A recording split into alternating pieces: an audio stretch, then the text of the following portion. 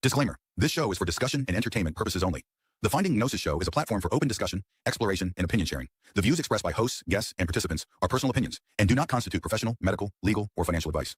All topics discussed are only intended to spark curiosity, entertain, and encourage independent thought. If any subject interests you, we strongly advise conducting your own thorough research using reliable and professional sources. Critical thinking and due diligence is key. Stay curious, stay informed, be well, be lucky, and don't be an arsehole.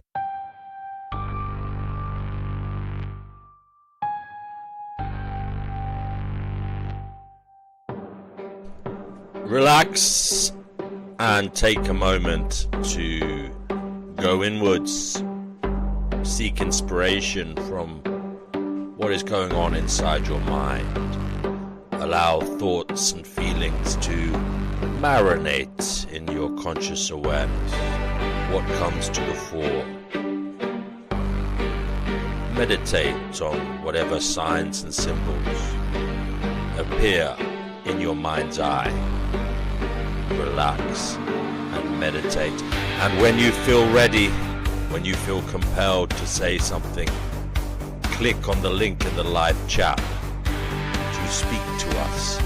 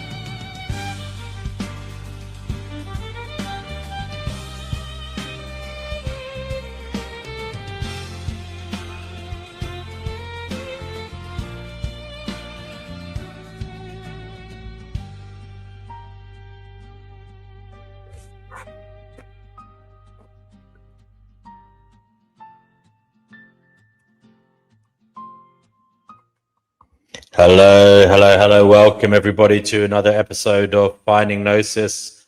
I thought I'd bring the show live again today. I'm doing a few things around the house, so I am hoping that people here will come on and take over the show, provide me with Gnosis and entertainment, and I will come on here and interject as and when. Maybe you can do the same. Maybe you're at work, maybe you're at home and you're wanting to get a few things done. Well, maybe you can put a headset on, potter around, and join in our quest for Gnosis. We have here already James. James, you're on the show. Hey, pussy, what's up, bitch? You're a coward. It's our little Queen Stephen. You Queen blocked. Stephen, you are live on the show. Blocked. Queen Stephen You're a from coward. Queen Stephen You're from a coward. Queen You Stephen blocked from me, coward. Team Evil. Pussy. Team Pussy No, you're himself. part of Team Evil. You're part of Team Evil. You woofter. You are. You're part of Team You Evil. are a little woofter. You sound like a pedo. What's wrong with you, coward? You sound like a What's wrong terribly with you? frustrated man. What's wrong with you? You are projecting, You're brother. a bitch. You need part some of Team Evil. psychotherapy, my friend. Take You're a your psycho. medicine I and know. go I to know bed. who you're with. Take your medicine and go to bed, You son. suck cocks, you fucking Take loser. your medicine and go to bed. You nigger. Queen I know Stephen, what you are, you fucking Queen pussy. Stephanie. Oh, I know what you are. I know who you hang with. Keep repeating James. yourself, coward. You're a coward. Queen Stephen is in You the blocked house. me. You're a Queen pussy. Stephen. I owned you the last time I was The here. man who coward. goes around calling himself a king. The only king You're this a man coward. is wanking. He's wanking. You're a pussy. Wanking to fantasy images No, of you're a himself loser. as a royalty. I own you. You blocked me. You're a coward. You are You're a bitch. king of the losers. You're a bitch. You are a are king of the loser. losers. You're a loser. You have narcissistic personality disorder, sir. Sure, I do. Yes, you sound you like do. a You know fucking you do. loser. You sound like a pedo. You've got more Sure you issues do. than you've got Listen more to you. issues than the National Geographic. Oh, you brother. got lots of issues. You've got more You're issues a fake. than the You're a National liar. Geographic. You're on Team You are Evil. one I know who fucked you are. up motherfucker. I know who you are, You motherfucker. really are completely batshit I know who fucking you crazy. side with. I know who feel you hang with. incredibly sorry for you. Team Evil loser. Come out of your basement and get some You're gonna be sunshine, sealed in brother. here, Life demon. isn't that bad, bro. Brother, Life isn't that bad. you're Get a out of your fucking basement. loser. Get out of your You're basement gonna be and get sealed some in sunshine. here. I don't live in a basement. Get out of the basement, You're Queen Stephanie.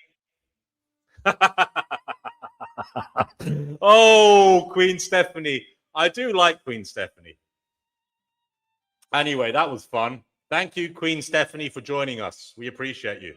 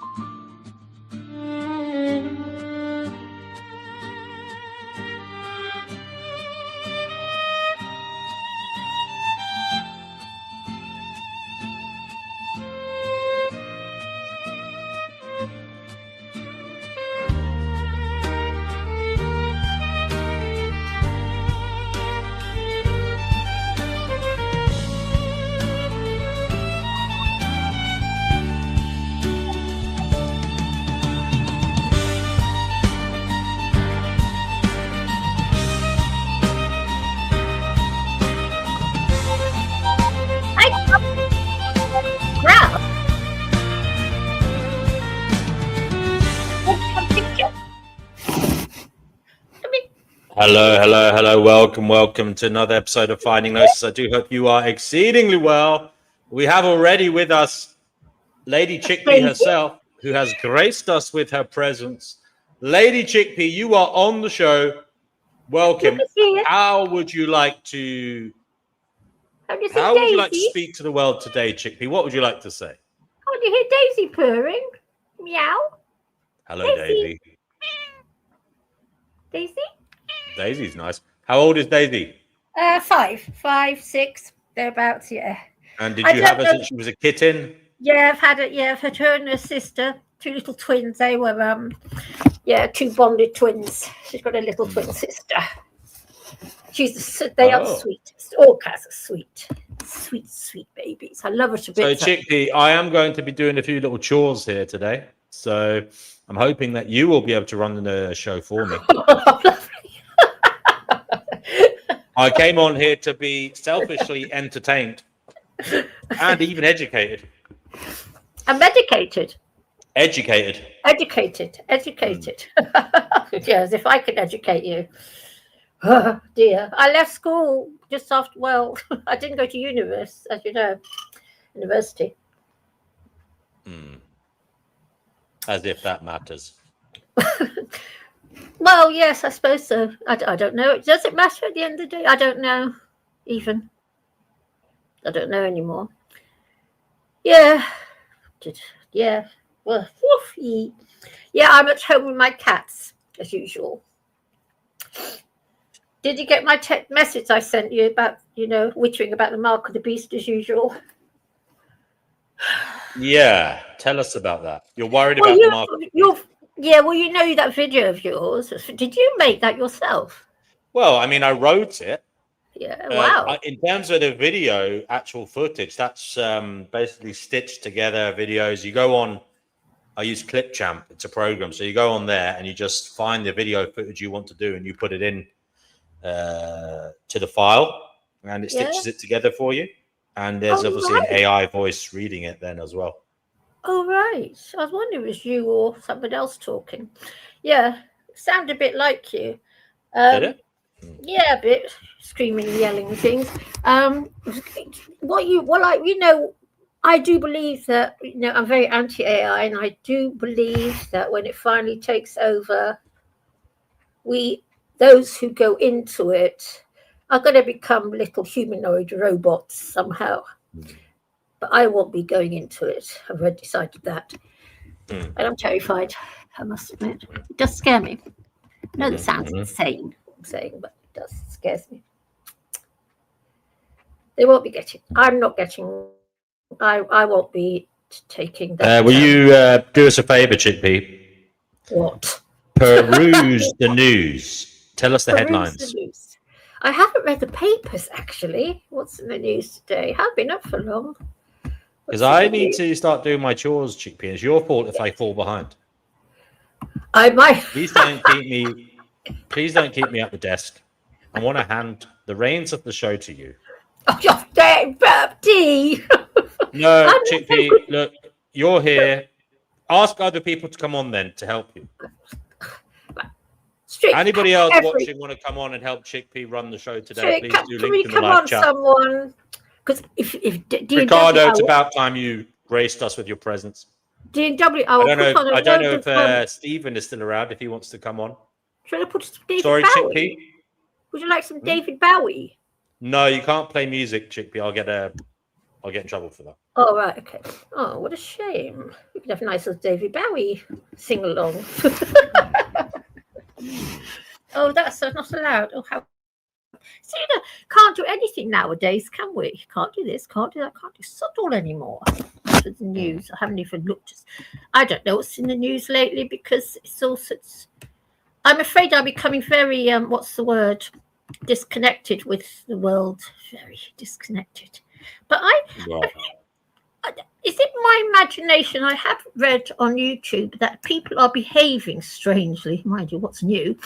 And that I don't know, because that Baba Vanga and some other psychic talked about the Great Silence, and that the streets would be empty and there'd be nobody around. But it does seem to be happening where I live. There's no one around. The streets are empty. Weird. Don't know what's happening. Must be the weather or something. Where's Max? He's busy at the moment. What's he doing? Eating. Oh, right. Yeah, mine have just been fed. You know that naughty little Dave of mine does? I put out his food for him, nice expensive fish. You know what little naughty little boy does? Sniffs it all for about a minute. Sniff, sniff, sniff, sniff to see if it's suitable to eat. He actually does this to me. Mm-hmm. He does, naughty little boy. Mm-hmm. Little thing. Oh, Sydney shark horror as 3 people are attacked in 2 days, including boys aged 11 and 12. The beaches are closed. Well, you know, the sharks are coming in. You know what? Shall I tell you something terrible? I don't blame the sharks, you know, because we're killing off all the fish. We are, as humans. I'm not surprised that the sharks are coming inland, and same with the orcas. I'm really not. I feel so sorry for them all. And I do. Because, you know, the ships are, the seas, 90% of the fish population's been killed off by us lot. You know that? I didn't know that. Yes, huge chunk of the fish population. Yeah. But anyway, these 2 sharks are starting to attack people. I'm not surprised because they've probably got nothing to eat. You know what I don't understand is why they don't just throw dead humans to the sharks. Well, why don't we? Show, I wouldn't mind. When I'm dead, they could throw my carcass to the sharks. But they might get the taste for human flesh and come back for more. Yeah, but so many of us die anyway, so they'd be really well fed, wouldn't they? I mean, something I just don't understand. You know, like cremation. Cremation uses up huge amounts of fossil fuels, and it creates quite a lot of pollution. Whereas really, I buried a dead cat. Did I tell you I buried a dead cat 3 years ago? And I buried it in a huge pot plant thing with a tree. I got my own. I forgot what the name of the tree is. And I had 2 of these trees, one with this body in and one without the body in. And you should see the way the tree with this dead cat in is growing. So we're obviously meant to bury our dead. That's quite evident. Now I've seen it with my own eyes. Yeah, I had to bury this cat. Fifi, her name was, and there's no men around anymore that I can just go to and ask for help. I used to just get one of the guys to help me build a grave. Right. So I have to now I had to bury her in a pot plant, not in a pot plant, in a tree that I had, a couple of trees I had. But you should see how quickly this tree is growing. So we are meant to bury our dead, not in great big lead-lined coffins. Sorry, am I depressing you talking about dead people? So you've buggered off already. It's no news.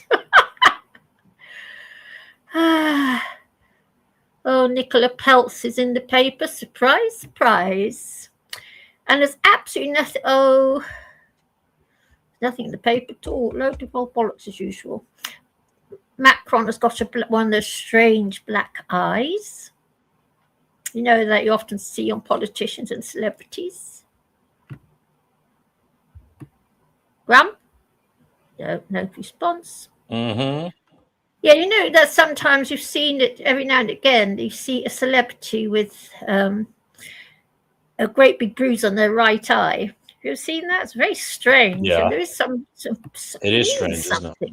Yes, even the Queen had it. The old Queenie years ago, even she had one. And they never cover it up with makeup, which would be easy to do. Oh, there's a rogue gladiator of orcas attacking boats in the Strait of Gibraltar, speaking in a unique language. That's been going on for a while, hasn't it? Poor orcas. I tell you what, us humans do to the animals makes me sick, you know. Absolutely sick of them. I'm not surprised animals are starting to fight back. Don't blame them. I really don't blame them. Yeah, this is in Gibraltar. Have you been to Gibraltar? No. No, I haven't, I must admit. One place I They never got little got to. Gibraltese monkeys, haven't they? Oh yeah, yeah. There's monkeys on the thingies. Yeah, they can be quite Yeah. cheeky as well, apparently. Mm. And they know that people come up to feed them and play with them. They really, yeah, they can be quite cheeky. Oh, Lily Bits at the zoo with Magic Markle. Oh dear. Papers. Chippy, did you have a nice sleep? I always have a nice sleep. I always have nice sleeps. Do you have nice sleeps? I do. Yeah, I don't get nightmares. I'm always happy in my sleeps. Being awake, that's my problem. Do you have dreams? Yeah, but when I do, I have lovely, lovely dreams, and they're always to do with cottages and antique furniture and swimming in warm water. You know, warm blue water, like used to get back in the 60s when water was still blue. Do you want to listen to the music and relax for a bit while I But while we wait for someone to come on? Listen to music, no, because you'll get a thingy, won't you? No. Oh, right, okay. Here you go. Listen to music. Oh, what are you going to play? Where is everyone? Why isn't it playing? Is it? Oh, dear. I hate slow music. I like rock music, D&W.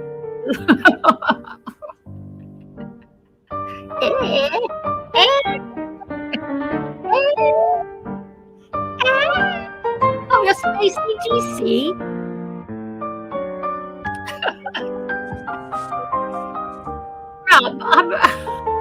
I'll be back in a few minutes. Oh, thank you very much.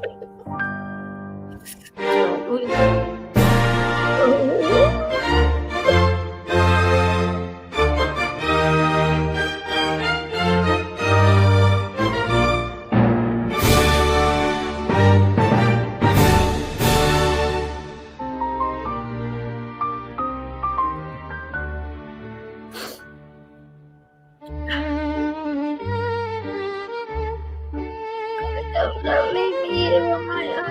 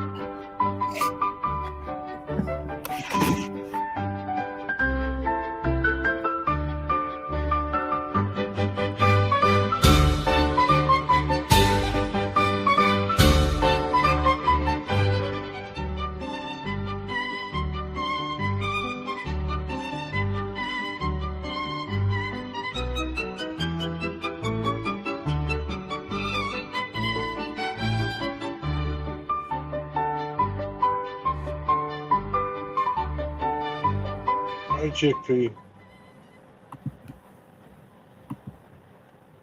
Hello, Chickpea. Cooey, D and W. Chickpea, can you hear me? Oh, D and W. Hello. Chickpea, can you hear me? Mm. Hello. D and Yes, W. I'm here. Oh, sorry. I had the sound. sorry. I had the sound turned off. So I didn't like that horrible music. Oh, I don't like his taste in music. How do you know I'm currently reading David Icke? Ooh. sorry, what about David Icke? Chickpea, it says on his screen, Chickpea is currently reading David Icke, and I am sitting here rummaging through David Icke. He's spying on me. Are you spying on me, D&W? How do you know I'm reading David Icke? Ooh, boof. You gotta remember, Sister Chickpea, we're all connected. Yes. We can all kind of, we can all figure out what we're all doing. You know, Yes. I don't know. The thing is, Chickpea, I've had people bring stuff up to me, and I'm Yeah. thinking, I'm like, why did they mention this when I just did it?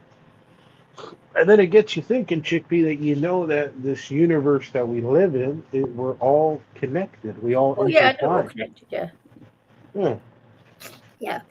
Mm. Yeah, I know. We're just a load of atoms all connected to something or other. Yeah, I know. Like I had, okay, like check this out, Chickpea. Yesterday, I was at this one job, Yeah. and the one guy goes, he's like, "Are you gonna do this to me?" Sorry, he's saying it out loud to me, right? He's like, "Are you gonna do this?" And I'm thinking in my head, I'm like, I didn't tell any of them I was gonna do it, but I was gonna do something on my break, Yeah. right? But it's just like, it's just crazy to how, like somehow I was able to use my mind and signal that out into the entire universe. Like, that's what I'm going to do on my break. And then he asked me, he's like, "Oh, are you going to do that on your break?" And I Oh, wasn't wow. surprised. No, but Chickpea, what I'm saying is, I would have been surprised, like, I would have been surprised like a year ago. But now I expect it. I'm like, yeah, I signaled that to the universe. I've Does he know? known, yeah. Does he I've know? had that happen to me and Brother Marcus. I had lost a photograph, believe it or not, and I was chatting to Brother Marcus, and he said to me, "Go and get that book by David Benatar, blah blah." So I went off to get it, and that photograph that I was looking was in the book where I'd lost it years ago. Literally weird. Yeah, No, is that see, weird? so you not at all. It's not weird at all because that's just I'm just telling you that the universe is connected like that. It really is. Weird. It was It's actually a strange thing, though. You know that I've been looking for this photograph for ages, absolutely well, where ages. did he tell you to look? Inside a book by David Benatar, and I've been Yeah, using it as a bookmark in this book I've been reading by David Benatar, and I put it on the shelf, forgotten about it because yeah. I've finished reading. And he said, "Go But and get that that's book."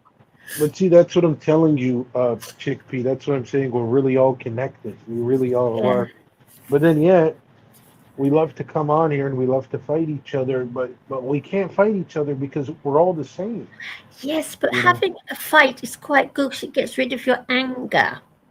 Oh, there's nothing wrong with that. I agree. I agree.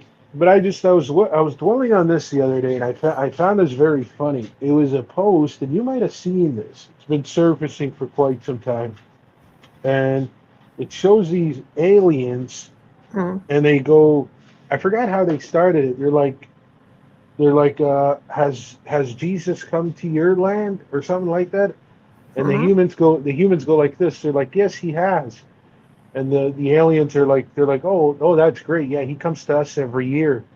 And the humans get confused. They're like, every year, huh? Right? And they're like, yeah, and we offer him chocolate. And the humans are like, chocolate and every year? And the aliens go like this to him, Chickpea. They're like, yeah, what did you guys offer him? And then it just gets everybody thinking. It's like, we didn't offer him anything, we killed him, Yes. right? But here's what I'm trying to say, right? You get everybody in the comments, acting tough and saying, yeah, the people from 2,000 years ago are messed up and they killed them. What they're not understanding is me, you, and anybody today. If this was 2,000 years ago, we would have did the exact same thing to Jesus. All of us, Yeah. every single one of us.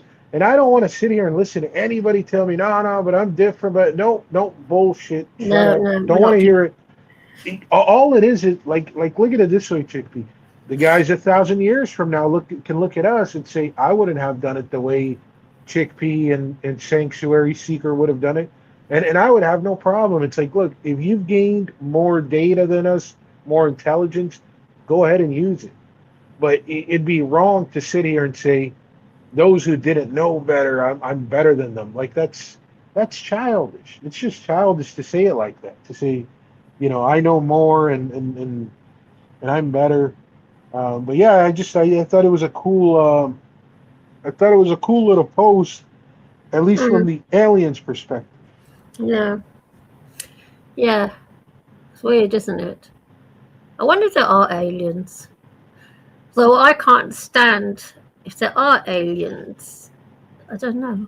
Sometimes I wish there were. It would give me something to brighten me up a little bit. I could think, There is okay. Okay, I don't like to call them that. I don't really call them aliens. I don't call them that word. There are, and the way it works is Chickpea. You have to remember, they literally got more power than us. So yeah, of course they have. what people don't understand is they don't need to really interact with us because Yeah. okay, like I'll put it to you this way, right? I know you love animals, right?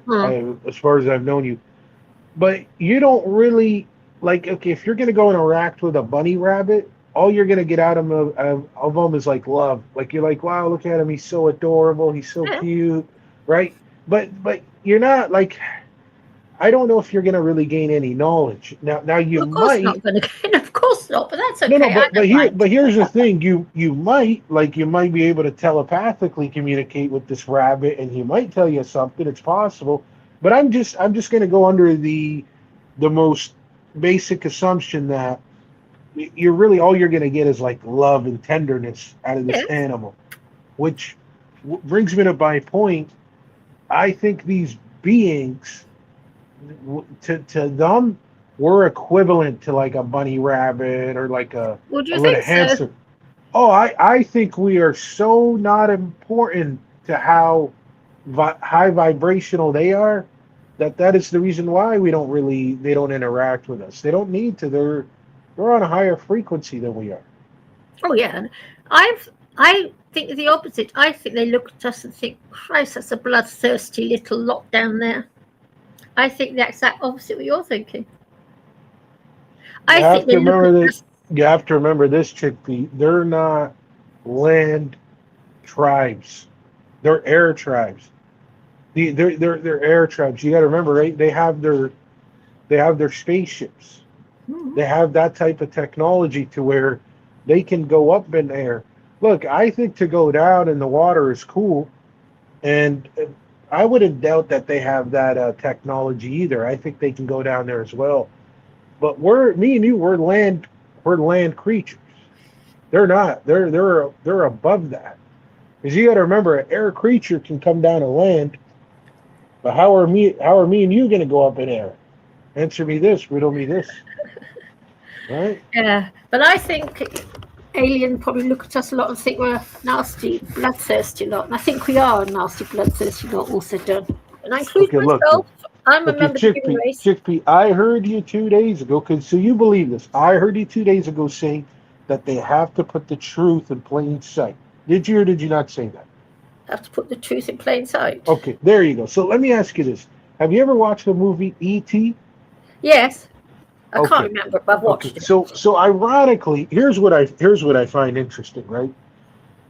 Ironically, in the movie, okay, so just pay attention to what I'm telling you, right? Why Yeah. is it in the movie? This is supposed to be a movie. It's all make pretend. It's all make Yes, believe. yeah, no, It's yeah. all just a joke, right? Well, Why yeah. is it in that movie they are adamant that okay, when this kid found E.T., right? They call him E.T. Yes. extra. Oh, yeah, that little thing, Yeah. yes.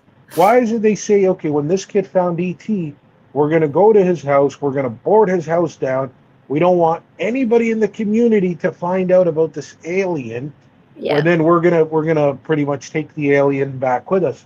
So what I'm getting at is, where did the directors of the movie come up with that idea? Like, did they just think of it, or is this the normal way of how things actually happen? Is that these aliens or ETs or whatever do at some point come down here accidentally, like by an accident, and when they find out about it, they keep it on the hush hush, because, like, where the fuck is the movie getting the idea from?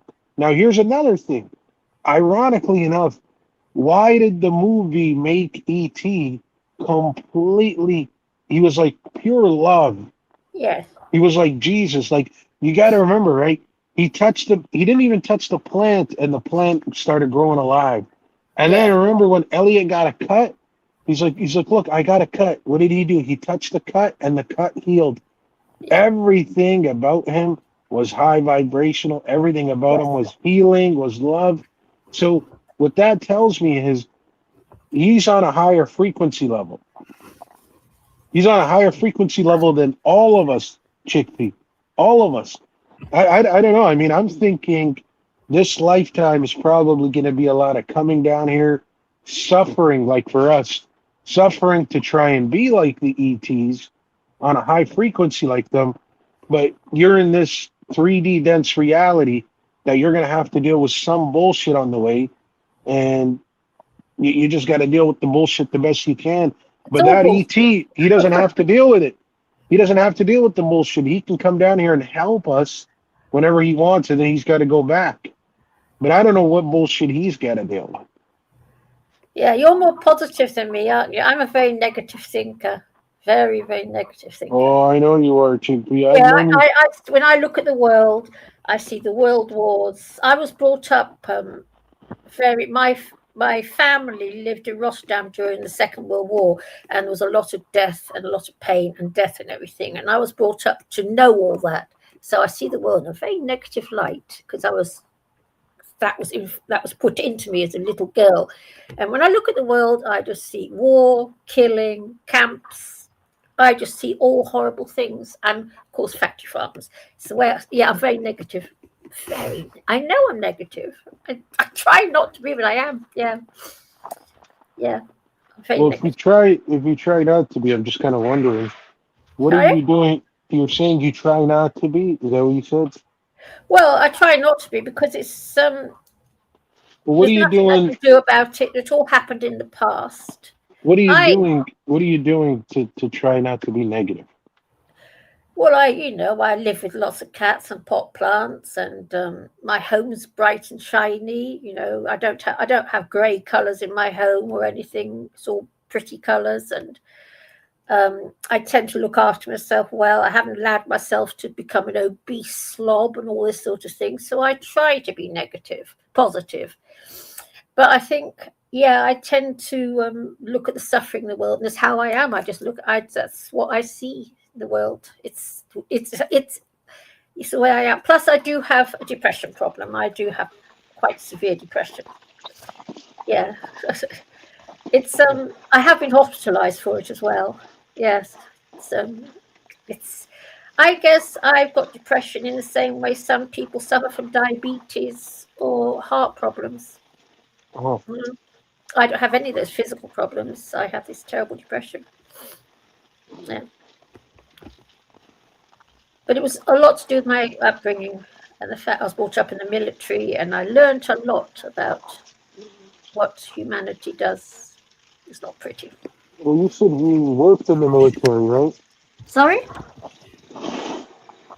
You said you worked in the military. Yeah, I was brought up in the military. I was brought up in the British Army, and I spent 3.25 years in the Navy as a Wren. Yeah.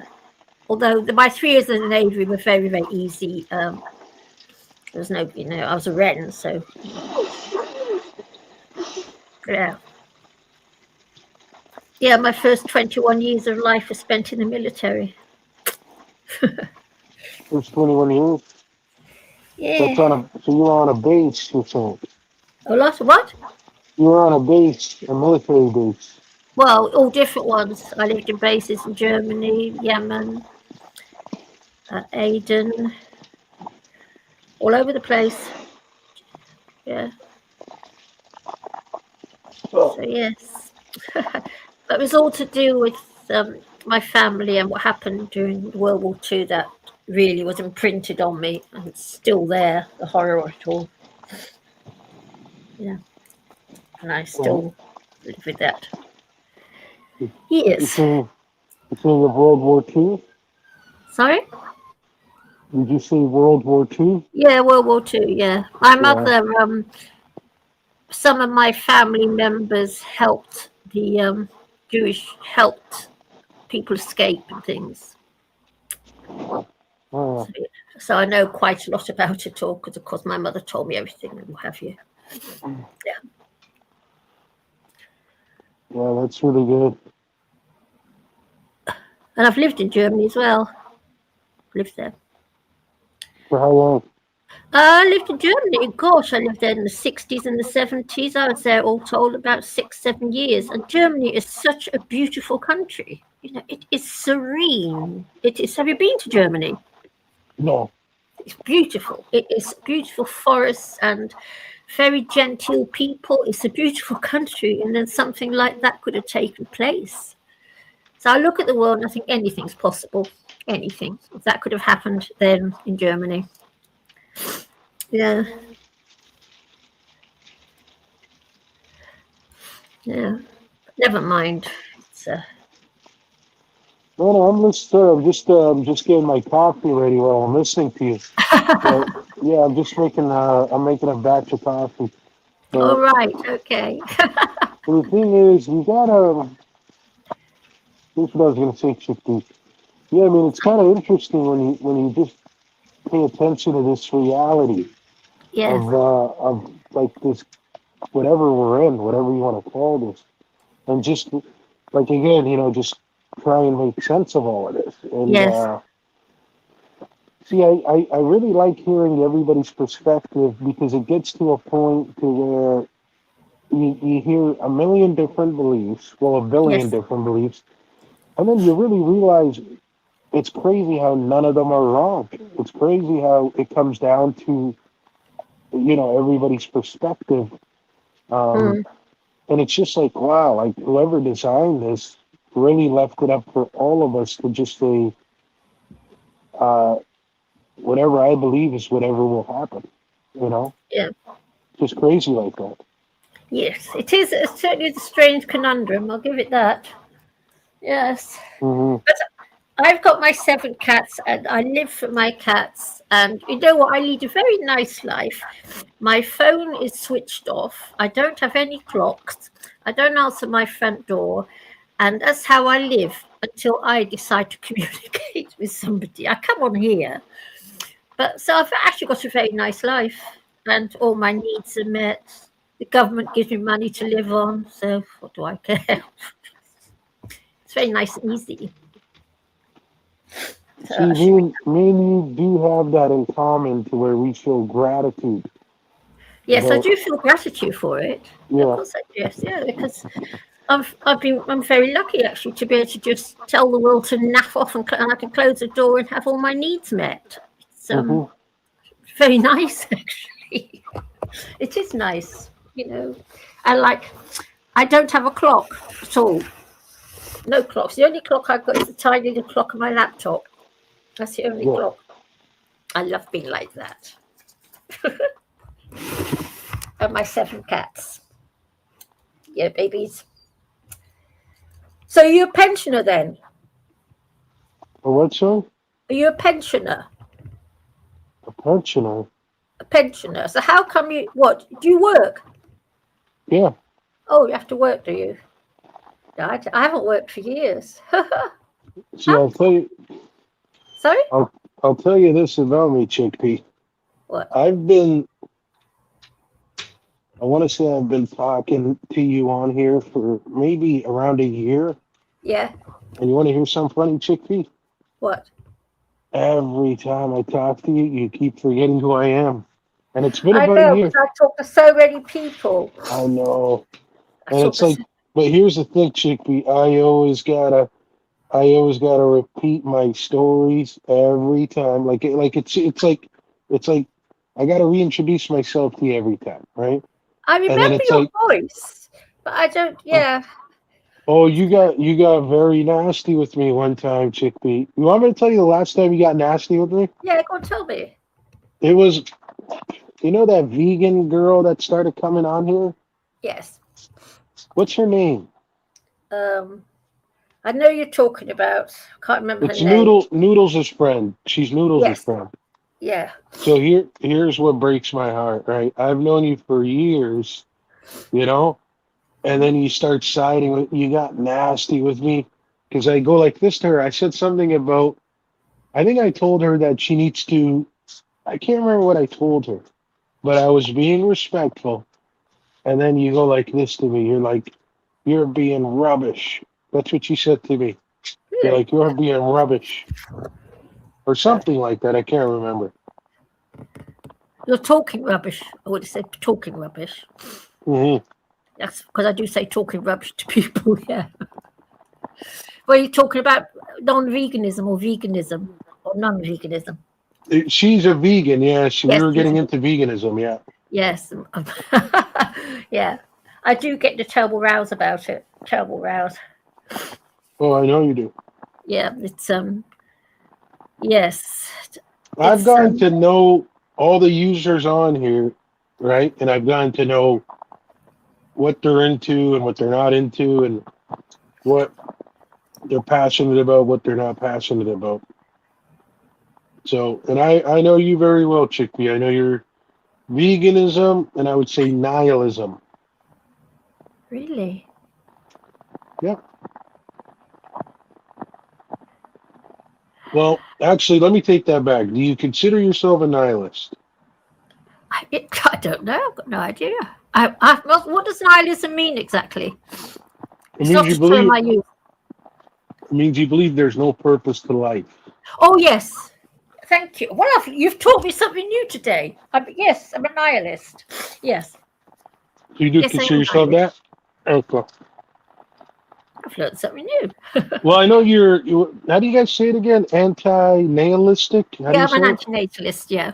Yeah, I know you're one of those. Yes, I'm one of those. Now, I'll tell you, I'm going to be honest with you. I've kind of grown out of that. I've grown Yes. out of that. Like I was that, but I've Yes. grown out of it. Oh, right. Now, I'm more into it since I've been coming here. I've grown more into it. Yeah. It's weird. So I've Oh, always yeah. been antinatalist. So as a little girl, very young already, I started all my nonsense. Yeah. And since I've coming here, I've become more thingied about it. Yeah, antinatalism. Oh, Yes. Yeah. yeah. I kind of, like, it's just funny meeting you guys and then hearing you guys talk about it. I'm like, wow, these guys are really cool because I can relate to that. Like, they're very, very careful when it comes to life. They don't want to just waste life. They want to make sure. So I consider that good. Like, I consider you guys being thoughtful. But I really just, with the way the universe has been working with me lately, Yeah. I know it's giving me signs that it's like, no, it's okay. Like you can reproduce and you'll make some of the best children.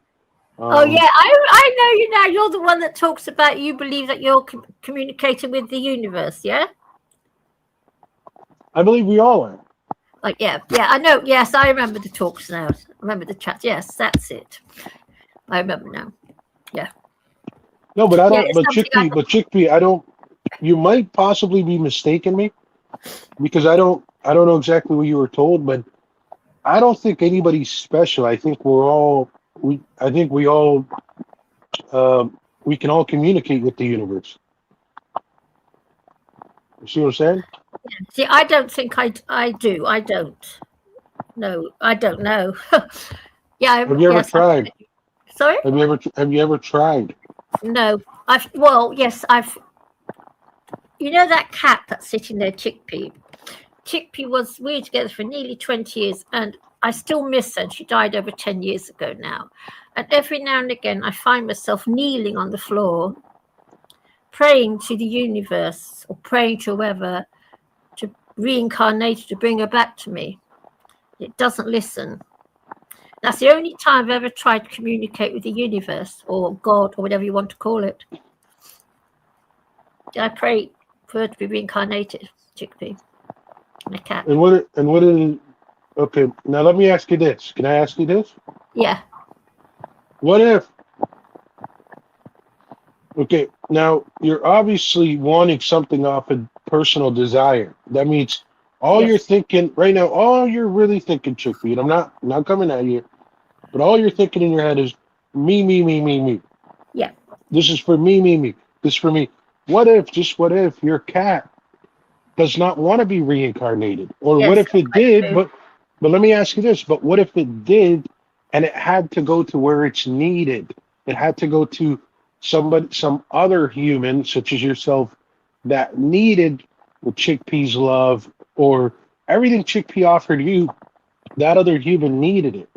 What if that's what's going on? And now here you are not understanding that because you had such a great experience with Chickpea that you want her back, but you're not understanding that the way you're thinking, right? The way you're viewing this is literally one perspective. And that Yes. there's many different perspectives that Chickpea not coming back to you is going to benefit the entire universe. Yes, you're right. That hadn't occurred to me. See, here's what I believe. I'm going to be honest with you, right? I'm going to just be honest with you. I'm not saying it's about you, but I really think if we all take the time to appreciate those in our present life in the present, I genuinely believe that when they are gone, literally all we're going to do is have a smile on our face because we're going to say, wow, it was awesome hanging out with them. But I genuinely believe if we miss them, I'm not saying it doesn't mean we didn't appreciate them. I'm not saying we didn't appreciate them. I'm not saying that at all. And it could just mean that they're really all we had and we didn't have more people or whatever.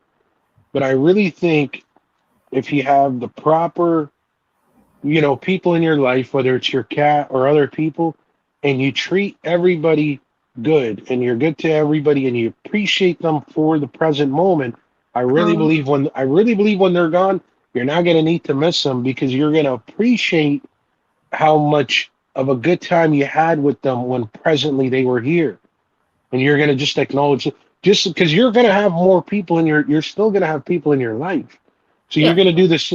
Like, it would be like, just God forbid if you passed, first of all, I will miss you because I do enjoy talking to you, Chickpea. But then on the panel, you have other people. You have 6 other people that you can enjoy the present time with, But every now and then it will come up. It's like, wow, Chickpea was so cool. I like talking to Chickpea. And that's okay. And that's okay, right? That's okay. But I'm just saying, right? I genuinely believe that, if as long as you just did right in the present moment, I don't think you should be really missing somebody a whole lot. But again, that's just my belief. Okay, let me make it very clear to anybody listening. I'm not in any way saying that that's the way it is. I'm not in any way telling Chickpea how to think. I'm just giving my opinion. That's all. Now, what you're saying actually makes perfect good sense because that love that has, I can give to my other cats instead. You're perfectly right. Yeah, exactly. And your other cats need it. And just look at it this way, Chickpea. Like, I know the universe really chose to give me a break. I want to say 4 years and 2 months ago when it specifically put in a specific group of people in my life. I didn't know it at the time that I needed them. I didn't know it. It took literally 2 years down the line where I started questioning it, and I'm like, wait a sec, something doesn't make sense here. I'm like, these people have been awesome to me, and I'm starting to grow in every aspect. And then I didn't think much of it. And then it wasn't until a year after that. So we're talking like a year and a half ago to where I was like, okay, I know the universe sent these people to my life to help me in every aspect. And I just knew the one person in it, I just said, look, if I never see this person again, just like how you miss Chickpea, I'm like, I know I'll miss them, but I'm like, I know that other people need to experience this person because this person is so awesome. And I'm like, I don't want to be like hogging them up and saying it's all to myself, right? But that kind of became my attitude where I said, look, I'm grateful for the present. I'm grateful as long as this person's going to be in my life. But when they are gone, like not death wise, but when they're gone, I got to go my own way. I'm not going to be sad about it because I'm going to say, wow, others are going to get a great experience now. Others are going to get to hang out with this really cool individual. So that kind of, again, I'm just telling you that's honest to God. I don't believe that's my interpretation. I believe I put these as downloads. I think these are downloads that come from a higher being, such as the universe. Oh yeah, yes. Yeah. Well, I've learned something new today. That's what I come here for. I'm hoping I learn something and don't make the same mistakes again. Yeah. Yeah, I mean, see, the best thing is, Chicken, you got to remember, right? Like, you're pretty much one of my favorite people on here, but we're Thank actually, you. oh, no problem, but we're actually opposites. Like, for example, right? You're a vegan. I'm Yes. not. I'm not a Yeah. vegan, and you know this. And then Yes. you're a anti nihilistic.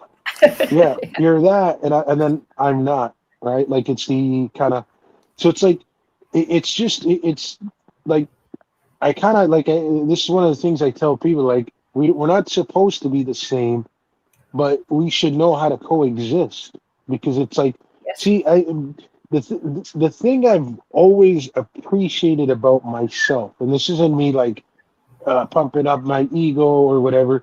First of all, I was as prideful as they came. I was such a show off. Everywhere I went, I used to have to show off. I used to have to up people. That's when I was like younger, right? So Yeah. I used to be like that. And then I learned, I was like, wow, no, what, like nobody likes a show off, man. And it's like, then I learned that that's not good. And then I learned there's actually hidden there's underlining issues of why somebody shows off. There's something missing. They feel like there's something missing in their life or whatever. And I don't, I'm not going to sit here and be my own psychologist at the moment, but I was, and I had to figure out where my issues were coming from. Now, anywho, what I'm trying to get at is the one thing I really can't appreciate about myself is I don't really have a belief. And I would say the only thing that I'd be like an activist for is humanity. That really we all just kind of do our part, you know what I mean? Do our part the best that we can and then just help one another. That would be my only cause. I'm not vegan. I'm not, pro this, pro that, anti this, anti that. Like the whole label things. Even even the word introvert. I don't really care to label myself as an introvert, and it even at times for me gets a little cringe because it's like it's like, man, am I doing that to really let people know that it's like, look, I'm an introvert because I need a lot of like free time to myself. I can't be around a lot. Am I saying it to say that, or am I saying it to kind of like be cool now and say, yeah, bro, I'm an introvert and blah blah blah? Because I think it's gone to that point. I think it's gone to that point to where we all just want to now, uh, like feel heard, or feel like we're a part of something. You know what I mean, Chickpea? Sorry, I've been babbling on, Chickpea. Sorry about that. That's fine. That's fine. Don't worry about it. I'm an introvert too. We've got something in common. You're an introvert? Yeah, I'm an introvert. Yes. People think I'm an extrovert because I look like an extrovert, but I'm not an extrovert. I do look like one, apparently. Oh, an No, extrovert? I'm a cat lady, and cat ladies tend to be introverts. Yes, yes, We they do. are. Yeah, we tend to be introverts. Yeah. I do tend to hide away, and I do tend to hide away a lot from people. And I'm not cut out for marriage because I need so much space to myself. You know. Yeah, yeah, I'll tell you this, Chickpea. There's a there's a girl that I just started talking to, and I think that's what she can appreciate. And it's kind of like weird. I don't really remember being or dating another introvert, Yeah. but I think the cool thing that well, as a man, I can't, as a man, there's a lot that I have to tolerate regardless. But I Yeah. can say for her, I think she can appreciate that. It's like, wow, this guy this guy gets it. Like this guy kind of gets everything, whatever. But yeah, I mean, it's been pretty cool. It's been pretty cool lately. So, but right now I'm a little busy, and she does live. She lives about like an hour away or whatever. All And right. but yeah, it's pretty cool right now. It's more just talking. So, Good. but Thank yeah, you. it's yeah, no, I appreciate that. Yeah, it's the cool thing is about being with an introvert. It's I just think it makes your life a lot easier because Makes like like this. because if you look at it this way, Chickpea, we tend to have like more self-awareness Mm. than other people. Like we'll know how to like be like, okay, I'm not gonna do this dumb thing because it's like I gotta have some self-awareness. Whereas if other people are probably not reading the room, they don't see how they're acting and whatnot. Mm. And again, I'm not saying one is better than the other, but yeah, I don't like it too chaotic. You know what I mean? I don't I like it don't- too chaotic. I like some, Yeah. yeah. Yeah, I like a lot of space. I can't. I was married for a couple of years. It didn't You were last for what, long. sorry? You were Sorry, I what? was married for 2 years, but I'm Oh, not yeah, I cut out. remember. Huh? No, I said, yeah, I remember. I remember you were telling me, yeah. Yeah, about 2 years we were married for. Yeah, as soon as the romantic lust thing wears off, because it does wear off, grim truth came into the equation. And Yeah. that was the end of that. But I'm So not you, cut out for marriage. I was better off as a mistress. I'm just not cut out for it. I'm so not. you were, you said you were married for 2 years? Only 2 years, yeah. We Wait, sorry, dated sir. for about, sorry? Sorry, did I hear that? Did you say 2 years or 32 2 years. years? Yeah, only 2 years married for. Oh, 2 years, 2 years. Okay, yeah. Was Yeah. that, I can't remember. Is that the only marriage you have? The only marriage I've had, yeah. Just a 2 year marriage when I was quite Okay. young. Oh, you were young. Yeah, I was in my 20s. Oh, yeah. My 20s. You know what they say now, right, Chickpea? Like at least in Western cultural, they say that in the 20s is when they kind of tell everybody to just go have fun in your 20s, Yes. and not Yes. focus on marriage, Yes. you know. Yes, I would have been far happier. Because I'm just not cut out for marriage. You live in this world, you must get married. You must get married. I'm just not cut out for it, and I'm not. Well, I'm gonna Reality. tell you this, right, Chickpea. I'm just gonna be honest with you, right? So, like as a man, I'll just come forward and say this, right? Like Yeah. just to really get it out there for everybody. So, some people say that they can get married or whatever, and it's like, okay, cool. Like, okay, like you can be with somebody, okay, cool. Yeah. But to me, I'm not gonna lie to you. I've had it. At least this is for a man. I'm gonna talk, right? And it's like first of all, I've never said anything bad about women because nobody should be saying anything bad about anybody. No. But I remember thinking to myself, I'm like, man, you know what? There's like a million, there's like billions of people, and I'm like, how do you know how to pick the right one? And I'm like, okay, like right now, I just want to I just want to have fun in life. Why don't I go be with this person? And then it's like, then it didn't work out, and it's like, wow, this person seems cool. So I get it. Like we're really going like person to person or whatever. At least in this day and age, and it's been like that literally since I've been a kid, right? I'm young, right? So it's what am I getting at is that to me, like, that is not that anybody should ever like be ashamed of or anything, because it's just that's really the society we're in. Is it's like there's like normally if you look at somebody nowadays, they're gonna have like 1,000 friends on Facebook, 1,000 friends on Instagram. So out of all of those, right, like it's like who do you really pick to be with? And unfortunately, some people will pick somebody to be with somebody, but the whole time they've had somebody else on their mind, right? Yes. And then It's like that. yeah, and then that can kind of cause problems. And I just really think it would be better for everybody if people were just honest and said, look, like I the spark isn't there, right? I want to be with this person or something. Mm. But no, the point I'm trying to get at is I don't have a problem when I hear somebody say, look, I want to just experience life and have fun in my 20s, and then I want to settle down when I'm 30. It's like I don't really see the problem with that, because you can really get into a big issue if if you get a partner at 30 who didn't really have the fun they wanted, or sorry, you get a partner in their 20s, marry them young, and then by the time they're 30, they're like, hey, look, I missed out on a lot of fun, and then that can kind of cause a problem then and there, right? So it's best to just let people kind of go their own path, I guess. It wasn't the fun. My husband wasn't a vegan like me, and of course that did cause Oh problems. no. Yeah, did not cause problems. Now I like a lot of space, and I'm better off just seeing a married guy once a week. And I am. It's sad, brutal reality, and I wish I'd known that about myself, that was the way I was, because I would have messed up a lot less. But of course, you mustn't see yourself like that as being a mistress, because it's sinful to be a mistress.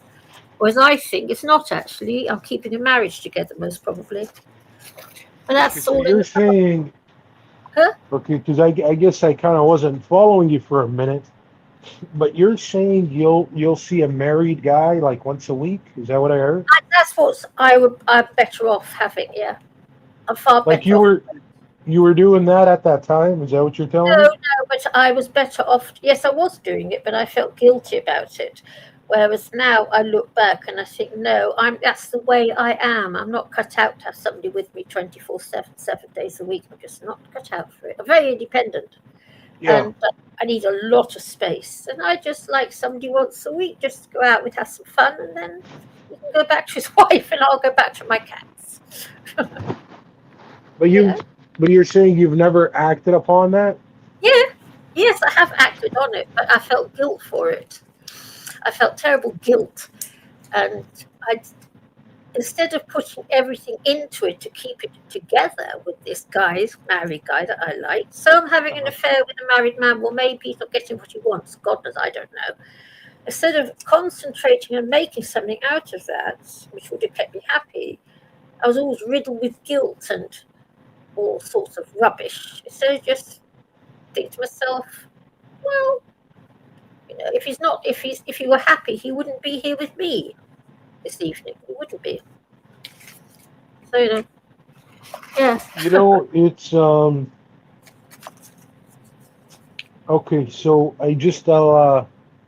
I heard everything you said. I'm not ignoring it. I just want to kind of add to it. Yes.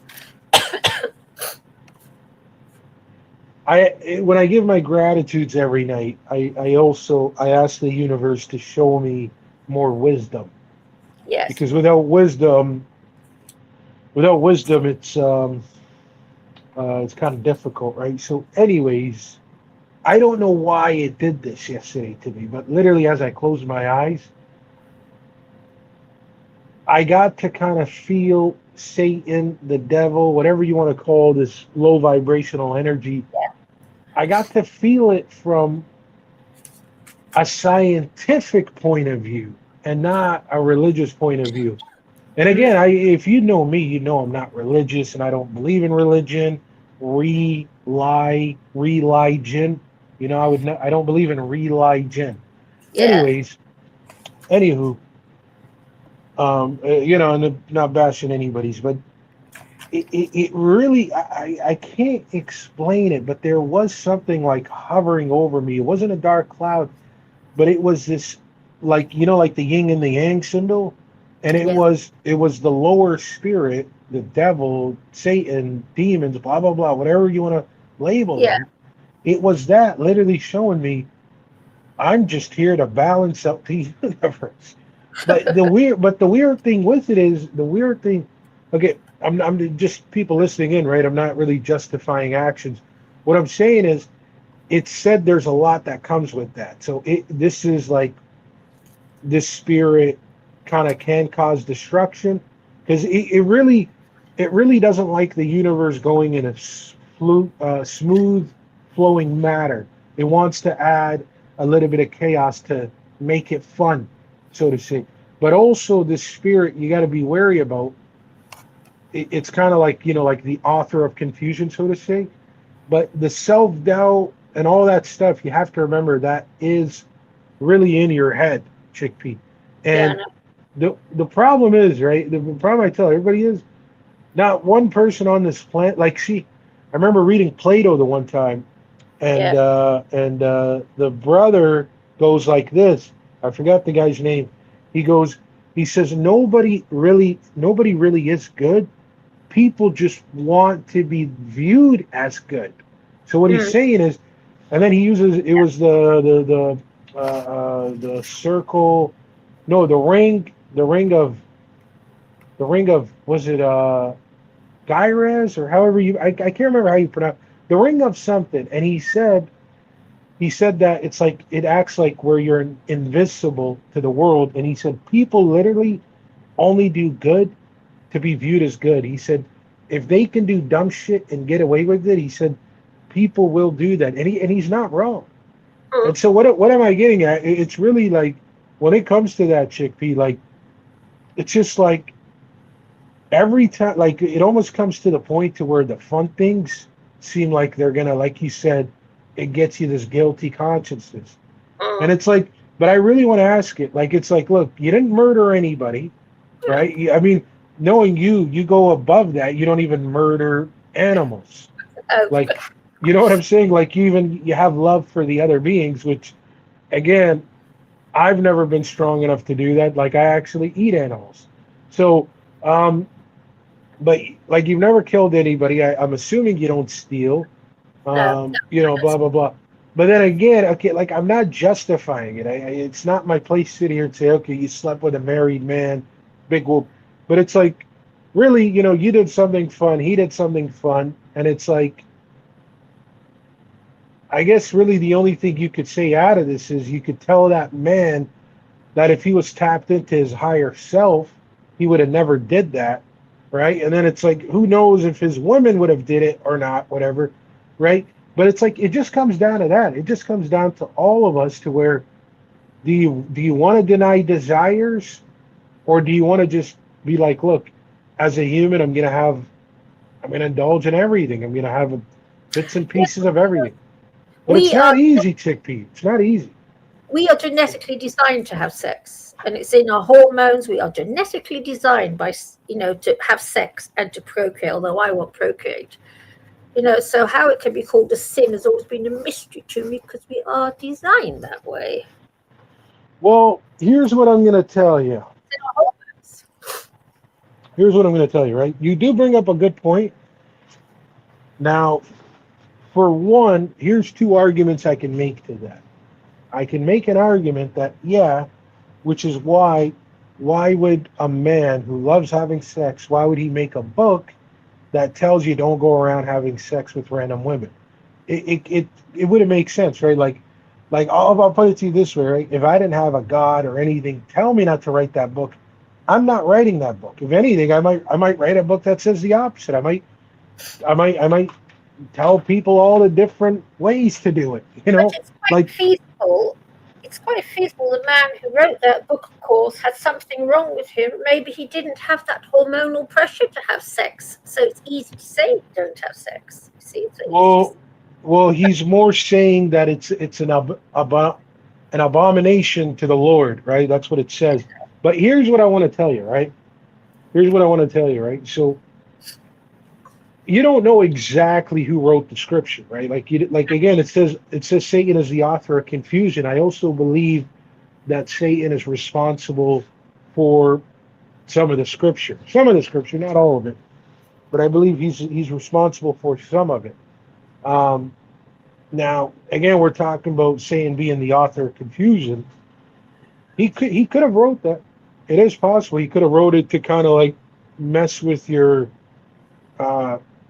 just mess with your thoughts to where, like you just said, it's normal for us to have sex, but then a book is telling you don't do it, and now Yes. you're kind of confused. Like, do I do it? Do I not do it? You know? You know what gets? Can I just interrupt? You know what gets about this whole thing is okay. Now, in the Bible, Noah has sex with his own daughters. You said what? Sorry. Noah had sex with his own daughters. Oh, they had No, he had sex.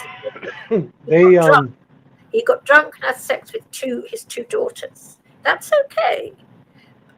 yeah, It's not okay.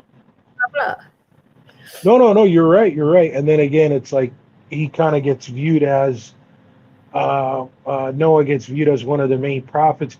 You got to remember, right? So Noah. Now, again, just so you know, I don't know if I read that. The only thing I remember for Noah was I remember he got drunk and both his sons saw him naked. That's what I remember. The one you're talking about, I'd have to go back and reread it.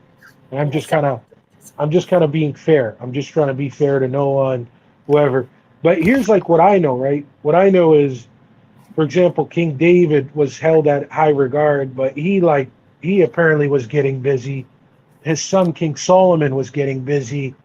Who else? Well, King Solomon apparently had, like, what was it again? Was it 700? Yeah, concubines. Yeah, I can't remember the number. It was a lot, though. It was a lot. He had like wives and mistresses and stuff. And but again, the thing is, okay, look, this is what I'm trying to get at, Chickpea, is from my understanding of the Bible, whether, like, for example, I kind of look at Noah's time as a reset. Like right now, they're saying we're going to have a reset. I think you believe in that, Chickpea, right? That we're going to have a reset. But I think this is a bad reset. The next one, oof. Yeah, but so the reset, like I believe, like Noah's time kind of hints towards a reset, to where God's like, all right, man, like I'm not happy with what you guys are doing. I'm going to flood the world, and I'm going to use Noah to kind of save it. So now, interestingly enough, right, if you're going to keep Noah, like, okay, just really, I want you to think of this, right? I want you to just kind of think of this. If you're going to keep a human around from that era, like, okay, what do you call it from reset to reset? Aversion. Yeah. Aversion, right? Kind of like the architect in the Matrix when he's like, believe me when I tell you, this is going to be the 6th time we've destroyed it, and we will destroy it again. So it's like, that generation, right? From one reset to another, we'll call it a generation, whatever, right? So the fact that he didn't want to just start a new Adam, like a new human, and say, okay, like you guys are the new the fact that he kept Noah, just think about it, Chickpea. Noah's not perfect. Noah would have the same bloodline as who? Who was the first sinner? Cain and Abel. Well, their dad, Adam. What? Their dad, Adam. Technically, Adam. Adam's like the first sinner. But the point I'm getting at is, and by the way, don't even get me started on how when you actually read Genesis, I can actually show you that Adam is actually not the first human, that it goes even before him. That's for another day. But that is for another day. Okay. I just want to focus on my point, because I do got to get going in a bit. I got to warm up the car. I don't know if you know, in Canada, it tends to snow. You know what? I'll tell you something about Canada. I must tell you something about Canada. I am in love with a cat, a tortoiseshell cat that lives in Canada. It's very true. Tell me all about it in a bit. I really want to get this point going. So it's interestingly enough, right? Because if, like I said, he could have cut off Noah with all those people then and there, right? Started a reset, Yes. started a brand new reset, Yes. and started a brand new Adam and be like, okay, I'm going to now construct it to where this Adam is not going to make the same mistake that the old Adam made. This guy's going to be perfect, better, whatever, blah, blah, blah. Right? But listen to this, Chickpea. He didn't do that. The all powerful, all knowing God of this universe chose to keep Noah, knowing that Noah would still have the bloodline of the very first sinner, Adam. What am I getting at here, Chickpea? He wanted the bloodline of Adam to keep going and going and going and going. Because then you get to the next reset after that. The next reset was what? I think it was like Sodom and Gomorrah time, right? Yeah. And then he saves it was Lot, Abraham, whatever. But and anyway, it's been years since I read the book, right? So I'd have to redo it. But then it's like, to my understanding, that's the second reset. You see what I'm saying? That's like the second reset. So now we're again, the word is that we're coming up on a reset. We're coming up on another one to where but see, it's interesting because people don't get it, right? Like, for example, when it says in the book, it says in the end times, children will be disobedient to their parents, right? And you can kind of see it now. Now it's actually funny. I get really even deeper into it.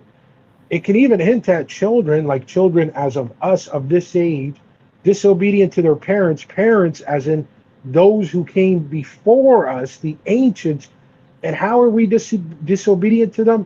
Well, we're not listening to some of the wisdom that they've left behind for us. We want to make our own wisdom, right? And you know, we're thinking that we're acting like know-it-alls. And then what is AI? AI is going to be the Antichrist. Yes, that's what I believe. See, no one agrees with me on here. No. AI is the Antichrist, and I'll tell you why. Right? Right now, okay, we're getting so programmed. Like, for example, I'm as guilty as any. I use ChatGPT all the time. I love it. It makes my life easier. It's like an assistant. But ChatGPT is so robotic.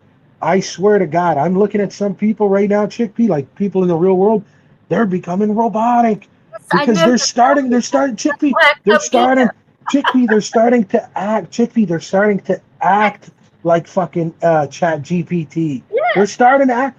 And then Chickpea, what happens is, first of all, if you read, if you know Robert Greene, right? Robert Greene, he wrote the 48 Laws of Power. He talks about, and I mean, others get into that too, but he talks about how people are not who they are. They literally just wear a mask. Yes. They're literally just wearing a mask. You know what I'm saying? They're putting on a mask. So now these same people who are putting on masks, who are not even their, like for example, right? Any circle you put people in, if you don't fit in with that circle, you're kicked out of there. And there are many people in many circles that are not who they are. They're doing what they can just to fucking fit in. Now, what's my point? If people are willing to fake it in the world, and I'm seeing it with my own eyes, they're already somehow picking up from like a ChatGPT personality and fitting in with that. This is where now people are going to start worshiping. Chickpea, they're going to start worshiping this ChatGPT, this AI, whatever. And that is the Antichrist. That goes against the Christ consciousness. I'll tell you something now, because people think I'm really gaga, and I get so many people giving me a hard time. I truly believe that the Antichrist is a corporation. It's some kind of corporation, because you know the corporation is a he, and he's man-made, and that the chip is the barcode. I think he'd write down it, and I really believe it. And I'll tell you something that I keep talking about on here. When that time comes, I take my cat to the vet, get nicely euthanized, and I'm just going to sit on the ground and starve to death and watch the show. And I'm terrified. I'm terrified. Absolutely petrified. Because I live in the middle of London. I'm terrified. Because I really believe it. Are you terrified of the reset? Is that what you're telling me? No, I'm terrified of what? No, I'm not scared of the reset because I won't be part of the reset. I won't be part of it. I will be dead by then because I'm not taking it up. Whatever's coming next, I'm not going to take it up. I've already decided years and years ago. No, I will. When AI starts to really take off and they start their nonsense with their artificial intelligence, blah de blahs, their little chips and their this, that, and the others, I won't be taking it. And I've got a horrible feeling I'm going to be a member of a minority group because when I discuss it with friends, they always say to me, "Oh, don't worry, God will take care of it." Well, I don't think God will take care of it. We're on our own. That's what I believe. But it's lovely to hear you say that you think the Antichrist, I believe it's a corporation. Yeah, really believe it. I mean, the thing is, okay, look, at the end of the day, it doesn't matter exactly what the Antichrist is. I mean, again, we're all going to give our beliefs. No, I think it's this. No, I think it's that. It's like, who gives a shit? The point is, it doesn't matter whether it's Chat GPT, AI, or some other shit. The point is, this thing is literally going to separate us from knowing who we are. It's going to separate you from knowing, like Psalms 82:6 says, "Ye are God's children, of the Most High." It's going to get you to forget that you are a God. I'm not. I tell you, I'm so scared. D&W thinks I'm crackers or something. I'm always talking about it. Yeah. But it's one of the reasons why I'm an antinatalist, because I've seen something weird coming up the pipeline for years. I've always seen something that's not quite right about our world. And now it's here on the doorstep. So to me, it's as clear as day. To me, it's as clear as day. Yes, computers are lovely. I love Google. I love my Chromebook. And I love barcodes. I could just buy whatever I like, just run it through a thing. But I think the ultimate is very pernicious.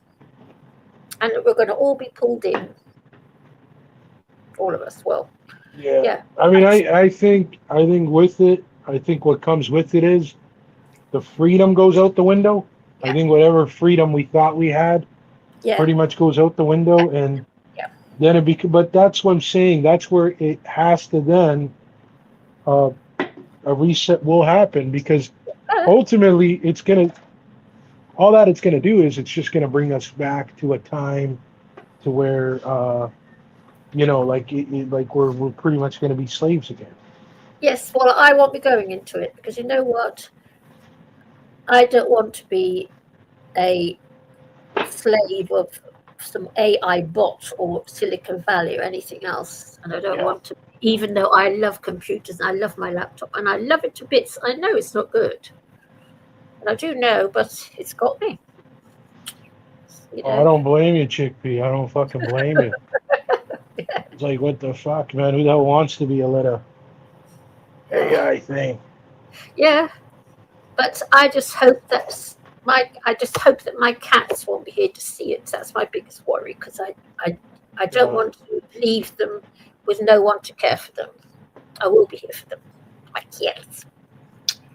But yeah, because I think, well, that mark on the hand, that's already happening in China. So it'll be in Oh, the mark in the hand is definitely happening. Thank you so much, Kate, because everybody scoffs at me. They all scoff at me. Well, the funny thing is, I'll tell you this, Chickpea, right? I have an iPhone, right? And I remember when I first had it, you get told about Apple Pay, and I remember, because I think just like you, and it's like at that time I'm like, Apple Pay? You mean this thing is gonna have all my credit cards and blah blah blah? And I'm like, I don't know how I feel about that. And then it's like I got a face screen to pay, so I didn't know how I felt, and I'm like, I ain't doing this. But I'm not gonna lie to you, right? I saw somebody doing it. Like I remember seeing one friend do it, and then another friend do it, like at a drive-through, and I just saw how convenient it is, and I'm like, you know what? I'm like, okay, you know what? It looks harmless. Let me try it. So then I did, and that was like years ago, and now I literally only pay with Apple Pay. Like, so it's right on your phone. It has all my credit cards, all my debit cards. It even has the point cards, like when you get gas and you get points. So I literally only use my card, like if a place doesn't have tap. If a place says you got to physically insert it, then I'll just take my wallet out, whatever. But otherwise, or if a place only takes cash. But Yes. otherwise, I'm literally just tapping. Like I literally remember tapping yesterday. So again, it starts off like that. That's how it's all Right? starting. It starts off like that, yeah. That's how it's starting. They will get us. Well, they won't be getting me, but I'm terrified.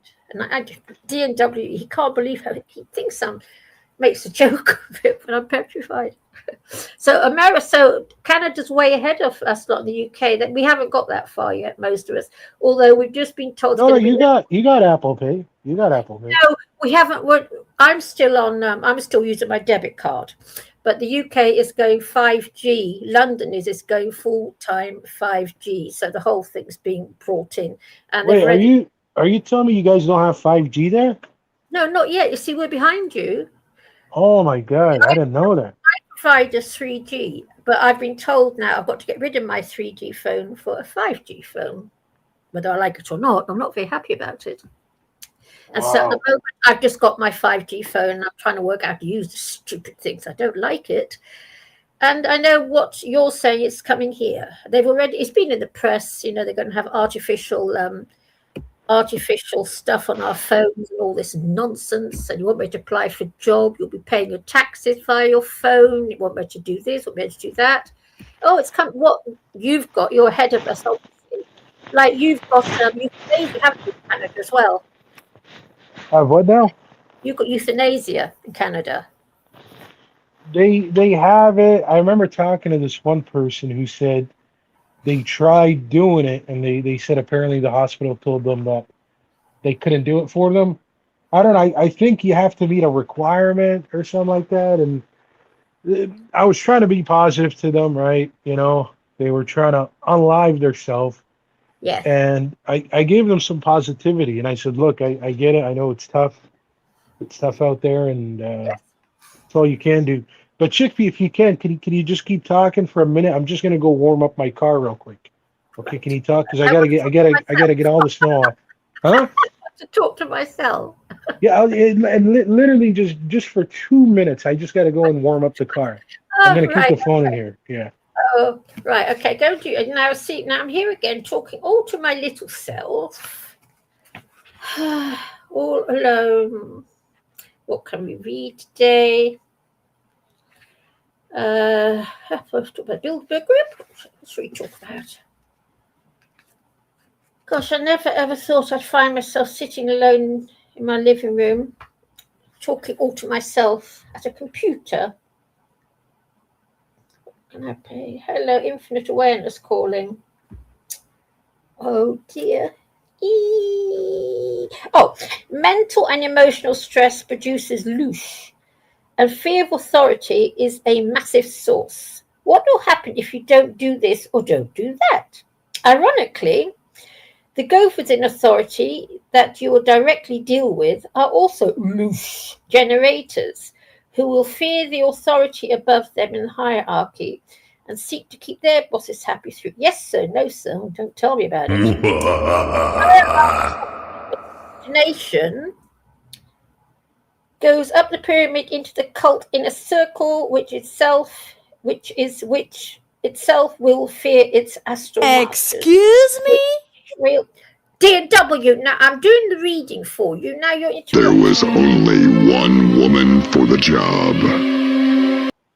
D&W.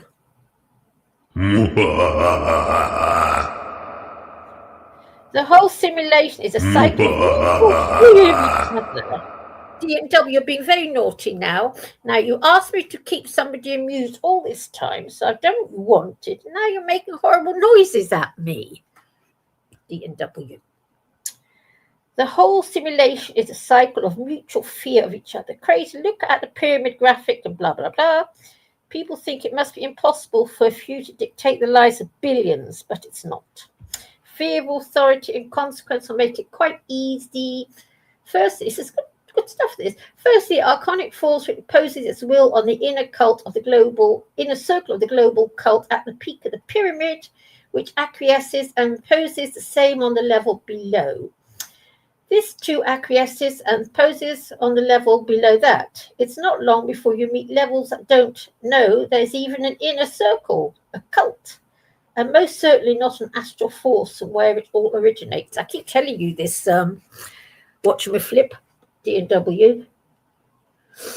They simply do what the level of the hierarchy above tells them to do. I don't know why we're being told to do this, but we better do it, or we'll be in trouble. Hello. Hello, Hello, Chaco. Chaco is in the chat. He says Chat GPT sadly often feels more alive than many humans. Yes, terrifying. I've stopped using it. I don't use it anymore. Chaco, do you want to come up, brother, if you're able to? D&W. Anybody else? I want to say congratulations, Chickpea. The Chickpea Variety Hour here on Finding Gnosis has been an immense amount of fun. And I really, really am enjoying it. You know what? I've actually been, I've mopped my whole apartment.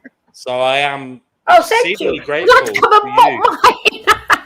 Would you like to come I not only mopped it once, I mopped it 3 times. If you'd like to come and do mine, would you like to come? Because the cats have been vomiting on the floor. Not cats vomiting at footballs. But I haven't finished my chores, Chickpea. I haven't finished my chores. So I am appreciating this. Yes. You know, I'm trying to catch up on things. And you are providing my entertainment and education. This is the Chickpea Variety Hour, live on Finding Gnosis. Do come on and join us. Yes. Join Chickpea as we explore reality, trying to find out what the fuck is going on here and what the hell we should be doing. Actually, D&W. Oh, you naughty little man. You naughty. Now, I've lost the page I was coming for because I was quite enjoying reading that. Where's it gone? You are being very naughty, actually, but I would say Escape the Matrix agrees with me on the whole thing with the Mark of the Beast. Something I know you don't agree on. So, but he does. So there. He also, he's got everything on his iPhone. Do you know that? D&W, you grumpy little shit. That, God, so I'm sitting here talking to myself. I hope a shrink never hears me doing this, because they'll be knocking on my door saying, "Come on, Lizziekins, it is time to come back to the ward." Oh dear. Where's it gone? Is there anybody there? Is there anybody there? Cooey. Hazel, are you here today, Hazel? Oh God, I've lost my page. God, I was enjoying that page. What have I done with it? Oh dear. Right. D&W. Yeah, I'm back now, Chickpea. What? You back? Yeah. I was reading a really nice thing in my David Icke book, actually. I've forgotten what. I can't find it. That naughty D&W popped in for a couple of minutes. Now he's cleared off again. Oh, did he? Yeah. He probably heard that I laughed, and then he just came to hold it down. He left me talking to myself. P.O.P. hold it down. What? I said P.O.P. hold it down. Escape the Matrix. Thank you, brother. You're doing exceedingly well. I am enjoying what you guys are talking about. Keep up the good work. I am doing some chores, trying to keep things clean, and so it's great to have this entertainment and education. Lovely stuff. Keep going. It's be facetious. I was saying Escape the Matrix. I must tell you, I'm in love with a cat that lives in Canada. She's there's this guy called Catman757, and he's in Canada somewhere, and he feeds a little colony of cats. He's lovely to watch, Catman757, and he's got the most beautiful tortoiseshell cat called Sweetie, and you should see her. She's adorable, and I'm completely in love with her. Of course, I'm in love with a cat who lives 5,000 miles away. Could only happen to me. What's her name? Sweetie. She's the most adorable little tortie. You would love her. She is gorgeous. And she's got a brother called Sensi, and they are two of the most gorgeous, gorgeous cats. They are beautiful cats, actually. Yeah. Yeah. I sent him a load of cash today to help with his cats. That's how bad it's all getting. Money to strange blokes on YouTube. Still, never mind. Nobody has. I love that cat. He's got this cat called Sweetie. Most adorable little girl. Yeah. Some sweet tea, huh? I've always been cat mad. From my earliest memories, I've always had a thing about cats. Love them. Oh yeah. Well, you know, I remember seeing this picture where it showed the cat's brain located like in the brain section, but then it has another one like in the stomach. Oh, really? Yeah. Oh, didn't know that. You know what? It literally could have just been some picture somebody made. Yeah, it Like must have been. It's probably like that's probably not how it works. Like I probably just saw a picture, didn't think nothing of it, and it got locked in my subconscious. Yes. But yeah, I remember where it just showed an X-ray of a cat, and it's got its brain where our brain is, but then it has another brain in its stomach. Probably, an anomaly of some kind. But I mean, all these, you know, all the parts in the body, they're really all intelligent, right? Like our entire body's intelligent. Yes. In yes, the way it functions. But I'll tell you something really weird about our bodies, okay? Because we're led to believe that our bodies are powered, that our brain is powered by our body. It's not actually, because I've had out-of-body experience. Did I tell you I had out-of-body experience under surgery? Did I tell you that? I don't know if you have. I don't think I have, actually. When I was 7 years old, I had to have some major surgery, and I had this out-of-body experience. And I came out of my body after the doctor stuck a needle in me, and I screamed and just came out, yelling and screeching, I suppose. And I was above my body, and my brain and my soul were with me, and I could see. I could see exactly what was going on, which proves that we can see and think and have a soul without having our meat bags. They work without them. What, you said our soul? Sorry? You said our soul? Our souls. Yes, my soul was with me. I've got a soul. I can feel I've got a soul. Yeah. Wait. Okay, so you had a near-death experience, you're saying? No, out of body. It wasn't a near-death experience. It was just an out-of-body experience. Sorry, out of body. Okay, was it by volunteer? Did you choose that, or did it happen on its own? I don't know. I just sort of came. I remember the doctor. I was terrified what was happening.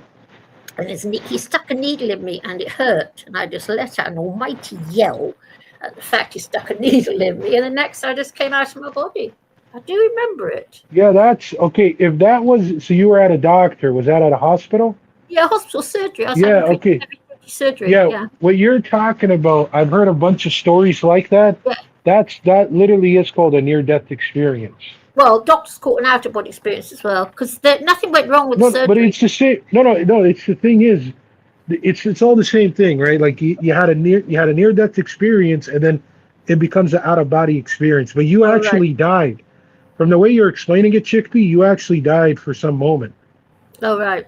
You died for a couple of minutes or something. You died, and then you came back to life. Oh right. Oh well. I wouldn't know. But anyway, I discovered our brains, and we have sight without a body. You don't need eyes to see. You can see without them when you're out of your body. So when you were can you kind of walk us through exactly how that experience was for you, Chickpea? Well, I mean, I was only 7 years old, so. Oh wow! My 7th year was very, very profound year. It was very busy, profound year. No, I just came out and I was floating above my body, and I could see the surgeons, the people around my body working on me. And I just floated about, and I didn't go back into my body until they'd finished working on it, and they were wheeling me down a corridor back to the ward, I suppose. And then I went back in. But I was a 7-year-old, so my brain was at age 7, basically, because my soul and my brain were functioning the same way. And I can remember it quite clearly. The memories are still there. We're functioning as they do when you're 7 years old. So I saw and reacted in a way a 7-year-old would react to me. So I didn't have any high duty thoughts or anything. I just found myself floating above my body in the surgery, in the operating room. Yeah. Yeah. And I've never told anybody till I started coming here, because if you tell people, it's don't be so stupid, don't be so stupid. Oh, So I've yeah. never told anyone ever. And yeah, it's an out-of-body experience. Yeah, but we are told that our brains produce what we think. And it's not that at all. We think without needing a brain, and we can see without needing eyes, and we can, which is what's also weird about it all.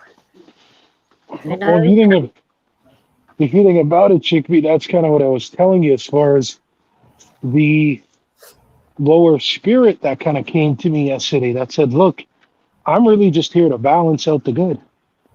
Because Yeah. really, without it, how do you know what's good? Think about it. Without evil, how do you know what's good? Think about it.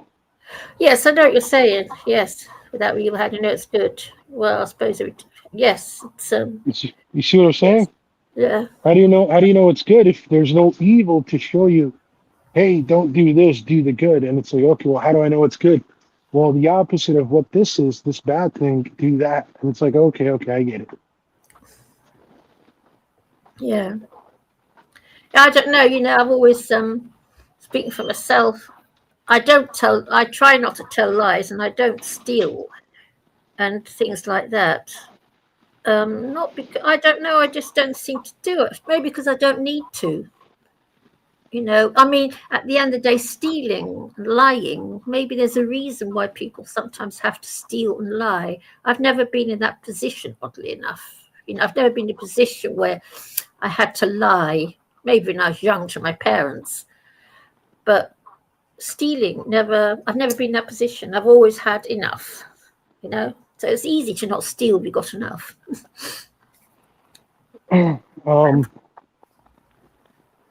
So I'm gonna give me 1 second here. Yeah, it's Yeah, I'm gonna I'll make tell myself. you what I had to Have you learn. read the Roadmap? Have you read David Icke's book? Which one are you talking about? The Roadmap. Roadmap, his last one. Hold on, let me disconnect from. Hold on. It's very heavy duty, actually. It's quite heavy reading. It's a heavy duty book. Okay, can you hear me? Chickpea, can you Yeah. hear me? Yeah. Yeah, I had to just disconnect from the Bluetooth in the car. Oh, right. That's what I was going to tell you, right? So what I've observed is this again. This is just my observation within the universe, and one of the universal laws. If you lie, the universe will lie to you. If you're dishonest, the universe will be dishonest to you. What we're not understanding is, and look, I really have to feel for human beings because, like, we'll lie in positions to where we're not powerful, and we have to lie to get far.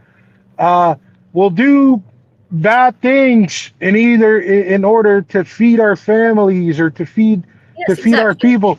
So really, humans are not, in my observation, they're not really going out of their way to just do evil or to do bad to do bad. Yes, we're But caught up in something really, really, really very Right. unsavory. But Yes. unfortunately, the way it works is you're gonna stick in that loop. Unfortunately, that's kind of the reality of it. That That's if you right. look, I'm not even gonna. I'm just gonna tell you how it is, right?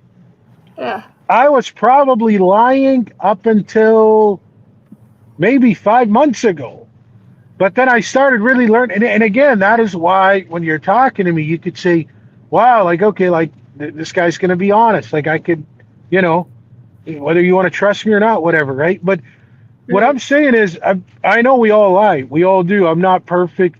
None of this. But I now know. So what I'm saying is, it's not that I'm good. Hear me out. It's not that I'm good. It's that I don't want to be punished by the universe. You get what I'm saying? And the way it works is the universe has no problem with that. It's with the way I've been getting downloads. It says, okay, so now you know that lying is not good. You know it's really, really bad.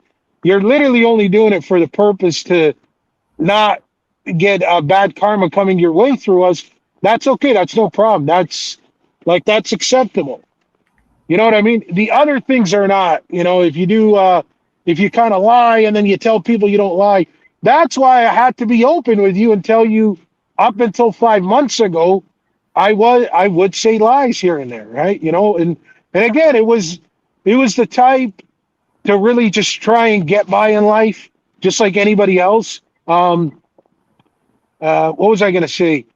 You know, because it's just the frequency, right? And I've been getting into what's her name? I think her name is Dolores. Is that her name? Yeah, I know. Yeah, Gnosis, yes.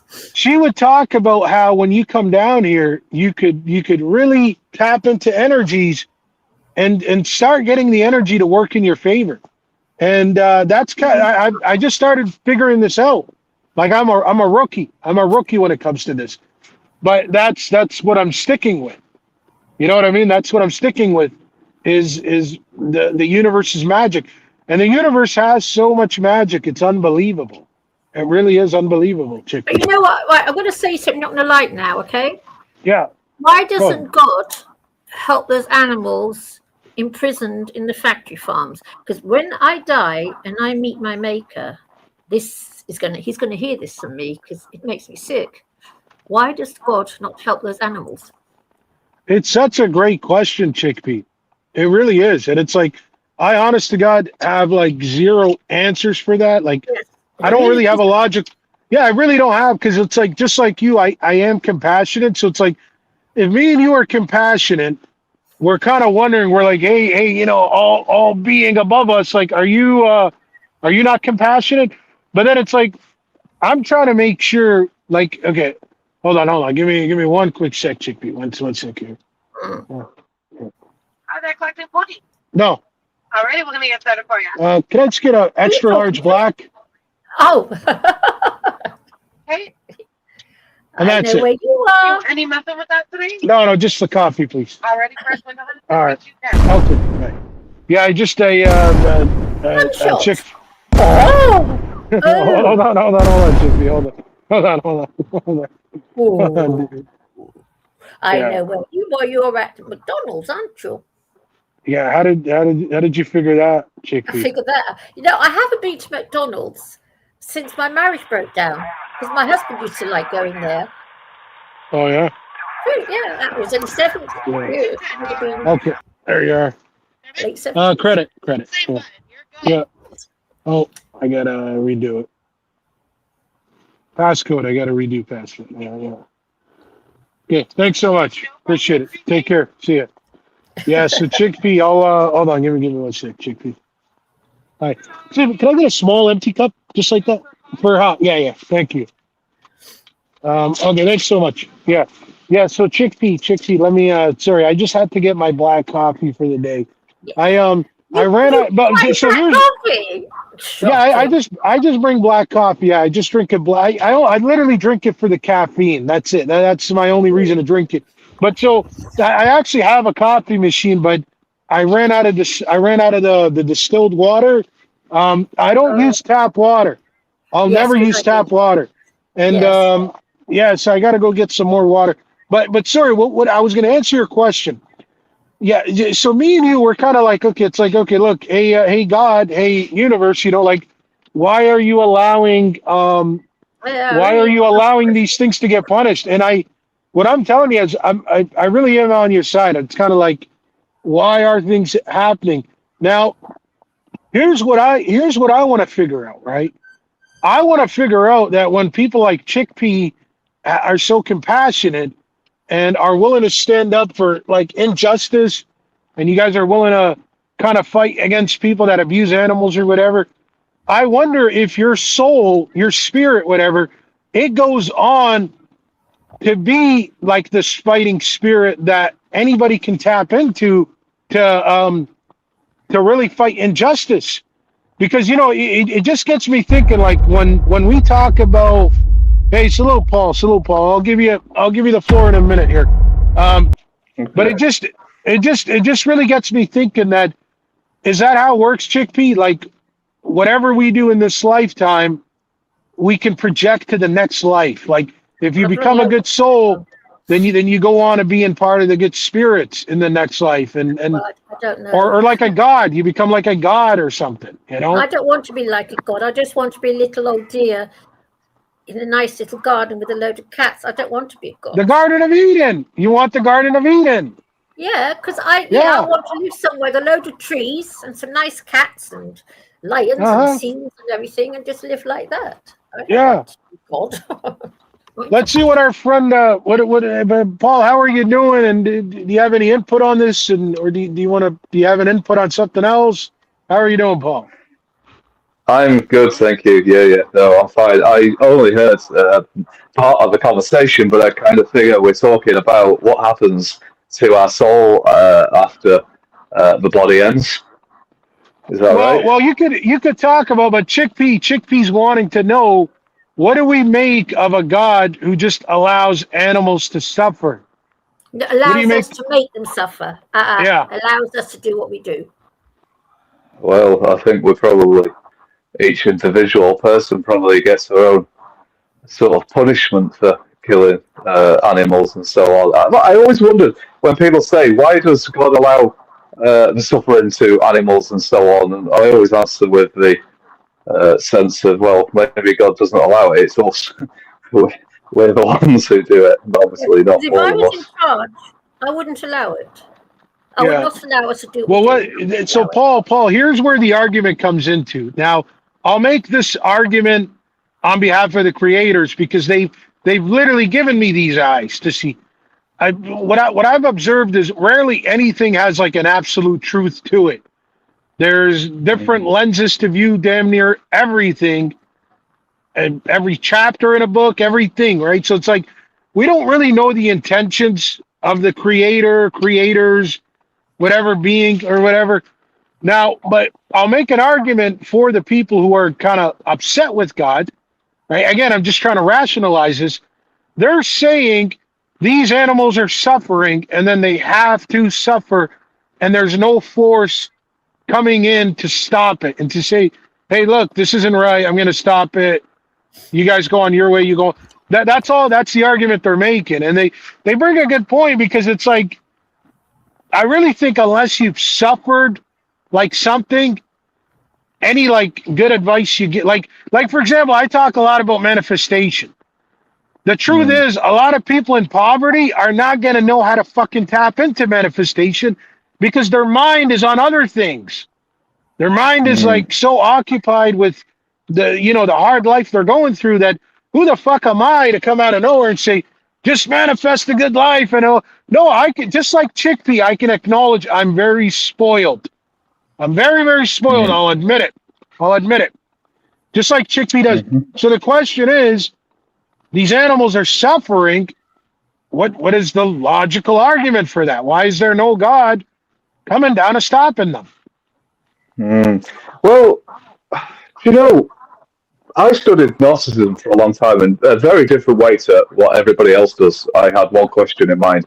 What exactly is it? Not how we behave or anything like that. What really is going on with the brain, with the mind, and so on? And one thing that I recognize after quite a long time of searching it is the people who are in the narcissism kind of spectrum, they shut out half of the brain.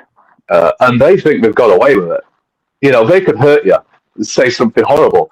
And to them, they think, oh, you know what? I'm not bothered.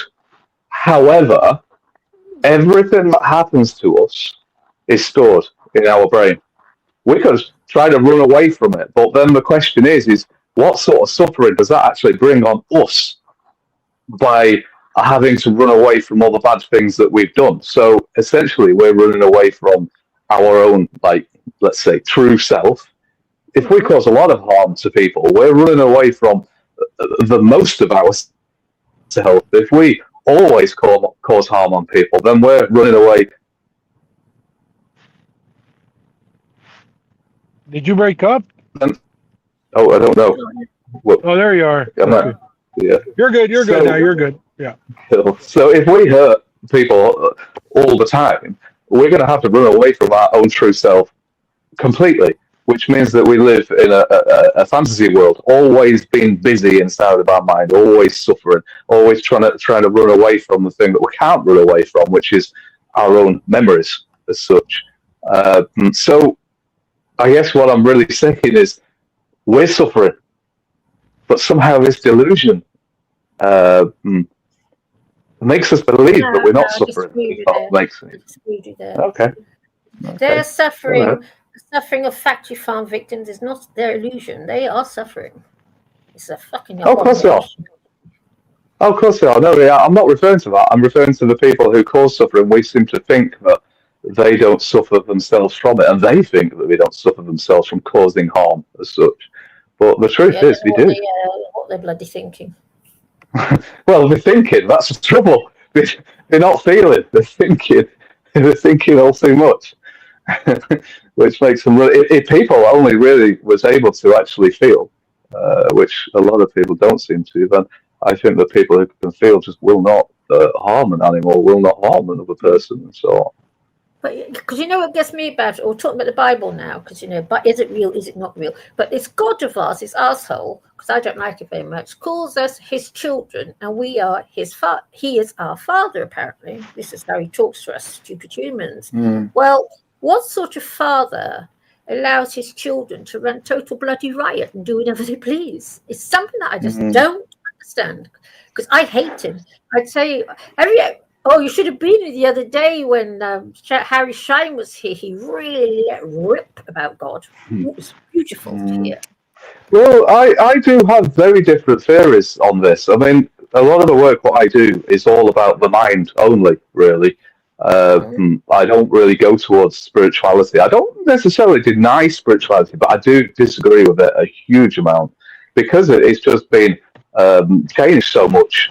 It's got so much weight behind it of misbeliefs and so on. And I also feel the same with God. If I was to describe what I look at God as being, is part of our own mind. The part of our mind that feels, not the part which thinks. So if you was to always think, then you're removing yourself from God. So in a sense, we could say we've got two minds. You've got one mind that thinks, which doesn't feel, and you've got one mind what feels and doesn't think. Now, if we're in touch with the mind what feels, I call that God, because at this point we're very close to the creation. But if we're wrapped up in our thinking mind, which is our condition, I believe that's where all the suffering comes from. So if we remove ourselves from this kind of modern chaos world as such, and maybe do a little bit more meditating and connect more what I would call to God, we wouldn't cause suffering, I believe. I'm just talking about, you know, what I read in the Bible. Is the asshole real or not? Sorry, I hate him, which is why I call him an asshole. Is the asshole real or not? You know, I don't. Yeah, that's why. You know. Do you mean God? Yes. When you say asshole, yeah. Yep, asshole. Yeah. Oh well, at least I hate him. I strongly. What? I strongly believe that God is you, but I'm not you God. without no, you without your conditioning. You without all the knowledge that we perceive. I mean, if you look at the Garden of Eden and such, you pick the fruit of knowledge, and you can simply do this in your mind. If you pick the side of your mind of knowledge, then you're creating evil as such. If you don't pick knowledge and just pick the feeling and seeing, and you're more connected to God, that might not make sense. Does that? Yeah. It's very difficult. I just don't know, but it never ceases to amaze me that this supposed arsehole that the Bible is full of actually allows, because I'm in Bible mode, I'm in David Dyke in Bible mode at the moment, trying to work something out. I just think, why does he allow it to happen? Because I tell you something, if I was in charge, I would not allow it. I would wipe the human race out rather than allow what goes on. Wipe all of us out, including myself. Yeah, I think the devil's got a better chance of wiping all us out. It seems like that's the way it's going at the moment, isn't it? So where are you? Are you in the UK? I am, yeah. Where are you? Near Blackpool. All right. Oh, my cat comes from Blackpool. Oh, okay. Whereabouts are you? I'll show you him. Here, Dave, you little buster boofer. I'll show you my little Dave, the bruiser boy. Gooey boops. There he is, a little bruiser. Oh, yeah. Yeah. Whereabouts are you from? Me, I come from Holland originally, but I live in London. Oh, okay. I've never been to London. Haven't you? You haven't missed much. No, I I'm know. looking to move actually, but it's very scary moving. Mm, I've been yeah, a living in my bit flat for busy. 32 years, huh? A bit busy in London for me. I like it. Yeah, I don't like no, I people. can't take much more. I don't like people, no. Well, no, that's not true, but I like people individually, but not en masse. I tend to, I'm okay with the individual. Well, when Yeah, I say I don't like people, I don't really refer it to so much. I don't like people, but it can be complicated and hard work sometimes. yeah, So en masse, I don't like people, yeah. I find nature to be a lot more peaceful. Yes, it is far nicer, and that's why I want to leave London, because I can't cope with it anymore. Mm. Yes, my cat. Yeah, he was a little house cat. He was originally living in whatchamaflip, where that female prison is here in London, and then his owners moved up to Blackpool. But basically, he was a very, very unhappy boy because he wanted to go outside, and somehow or other he came to me through the system last year on my birthday. I got him. My birthday last year. Hey, Dave. I got 7 of them. Oh, 7 cats. Yes. Oh, I like wow. cats. Yeah, I love them. They're my favourite life form. I love cats. Oh, okay. I knew someone was saying that she had 26 cats. Who? Someone, I didn't really know them that well, but I knew somebody who had 26 cats. Oh wow! Lucky them. If Yeah. I had the resources, I'd have that many. I would. Don't have the resources. Yeah, I love them. Yeah, I've got 7. But it's very, very hard to find property where you're allowed to have cats nowadays. It's all no pets allowed, no pets allowed. Even if you buy the place, still can't have a pet. How does that work? If you own your own place, you can't have cats? Yeah, that's how bad things are getting in this country. That's how bad. If you buy a leasehold property, they have every right to say you can or you can't. And even some freeholds, because the neighbours around you have decided there will be no cats, they've managed to get some weird thing that says it's to do with dogs originally. I think people have dogs, they don't look after their dogs properly, so the dogs bark and poop everywhere and can be a nuisance. So in order to get away, they make this rule, no pets allowed rule, because if they say no dogs allowed, then it's but there's cats living here, problem arises. Yeah, it's all to do with dogs. I think the noise from dogs, what's causing it, because of course the dog owners say, well, I'm not, if we're allowed to have cats here and parrots and God knows what else, why can't I have a dog? So the whole lot gets banned. Yeah. Well, we do that with everything, really. One person does something wrong, so we ban the whole lot and the whole country. Yeah. I do a lot of camping and hiking, and that's been banned as well, hasn't it? Because some people create problems, so that's it. We'll stop it for everybody. Everybody, yeah. It's terrible, isn't it? But they're doing it with cats. I can't, and I've actually come across a freehold property where they're not allowed. I mean, how mad can it get? Probably a lot more mad. Yeah, it's very upsetting because I can't find anywhere to move to for my cats. So I want to move to the coast. Yeah. You want to move to the coast? Yes, I saw Clapton or Isle of Wight, one of the two. Okay. I've been looking around, and doesn't look too bad. London's becoming too much for me now. I can't cope with it anymore. I just can't cope with it. No, I'd be the same.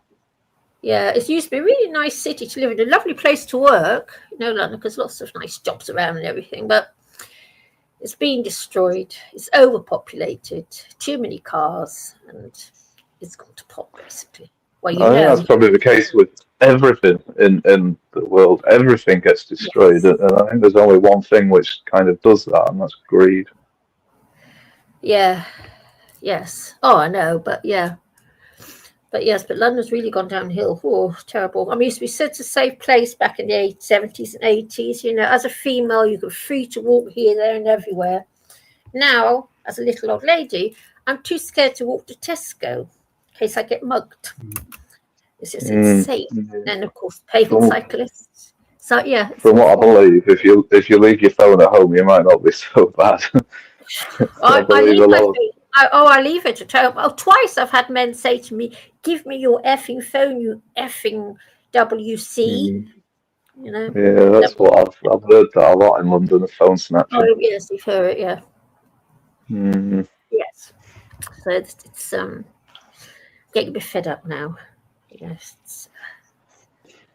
But it's a nice for cats where I live. It's very nice. They've got a nice big space to play in, and you know, nobody minds me having them. Yeah, you'd love it where I live. Why? I live in a woodlands. Wow, you lucky thing.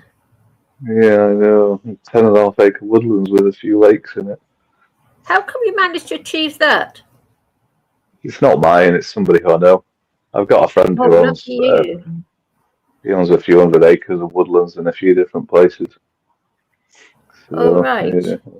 Does he own any woodland on the Isle of Wight? No, no, right, no. It's all around the Lake Districts and around Blackpool and the Lake Districts and so on.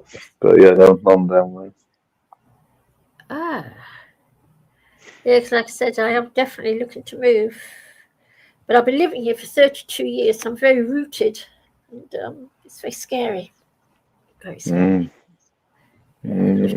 32 years. What are you scared of change? Well, I'm just, you know, I've been here for 32 years. I've got roots here. You know, I've got a lot to give up. I know everything around here. It's a big rent. Yeah, it's going to be a big rent, and it is. Yeah. Yeah. It's happened. I haven't seen you here before. I've only been on once before. All right. I got invited on here. Somebody, I don't know. Is he on here at the moment? The person who runs the channel. Who? The person who runs the channel, is it? I don't know about the channel. No. Yeah. He's left us on our own. He's been very naughty, using me as me as a mouthpiece. I can do all by myself. Hello, Paul. Good to see you here again, I'm brother. going to make a cup of tea now. I'm going to make myself a cup of tea. You're back. Paul is a personal favourite of mine, actually. It's great to have him here. He has an interesting channel, and he loves talking about, in some ways, consciousness, right, Paul? And what the layers of it, layers of experience, and what is. I do something rather unique, really. I don't know as many other people who kind of do it, because I reject most of the stuff what's kind of out there. I just simply talk about the mind. So I try to understand the mind first, and then see if I can relate it to something else, rather than like look at psychology and then relate it to the mind. Because I believe the whole key to it all is try and find the mind. But I don't know many people who kind of do that.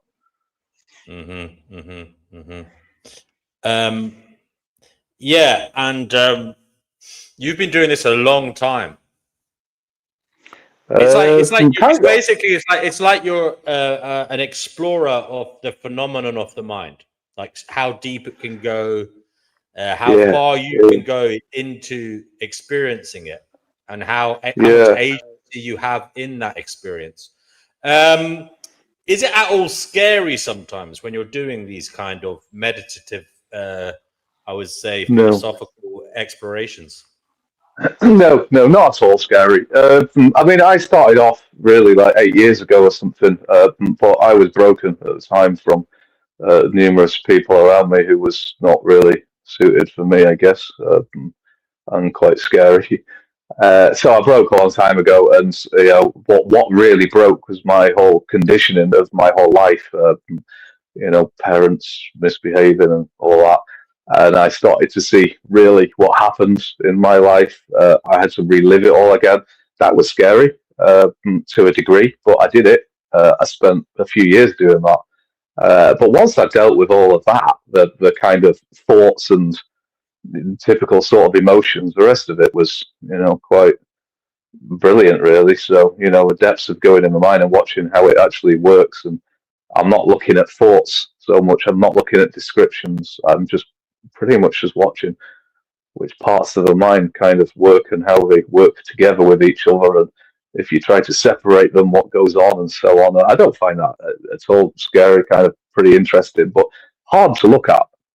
It takes a long time of staring at it before you start seeing any real kind of things that you can put together. I always say it like putting a jigsaw together. Once you finally put the final piece in, it's like, got it.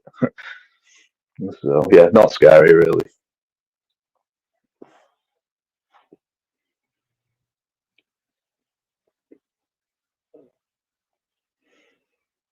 Sorry, I was muted there. I was talking away. Have you had any interesting thoughts, Paul, since we last spoke? It's been about a week. Yeah, it has. I don't really think that I have. I remember towards the end of the conversation what I thought was pretty interesting, actually, which I never really got to squeeze in, if I can squeeze it in now. Mm-hmm. I don't know whether you remember, towards the beginning of the conversation, we mentioned about trauma, and I suggested that what we kind of do with trauma is we focus on the most severe of the trauma and then don't even consider any of the rest of it. I remember this. We both were suggesting people should deal with their micro and mini traumas to make their life smoother and easier. Yeah, absolutely. I mean, you deal with the smaller ones, you might be a bit more experienced to deal with the bigger ones, but we just don't believe that they're even there because we're so told that trauma is something so severe that we just don't even consider, look at, or even think that the smaller ones are actually trauma, or even little things like shame. So we dismiss it. We just forget about it. And I brought another. Sorry, did someone else want to? Yeah. Speak. Oh, by the way, Paul, if you want, mate, you can bring this. If you look below, you should be able to put it live on your channel if you want to invite people from your channel to come on and talk to you. And it'll go live on your channel. Just so you know. Oh, will it? Oh, right, okay. Which part is that? I'm not going to do it this time. I might do it another time, but go on. Let me just see. It should be an option when you come in. It should be like it's set up to do that. So. Okay. Well, I'll look into it next time. Yeah, that might be an option. But yeah, when I was saying that we do that because it gives more voices to the conversation. Okay.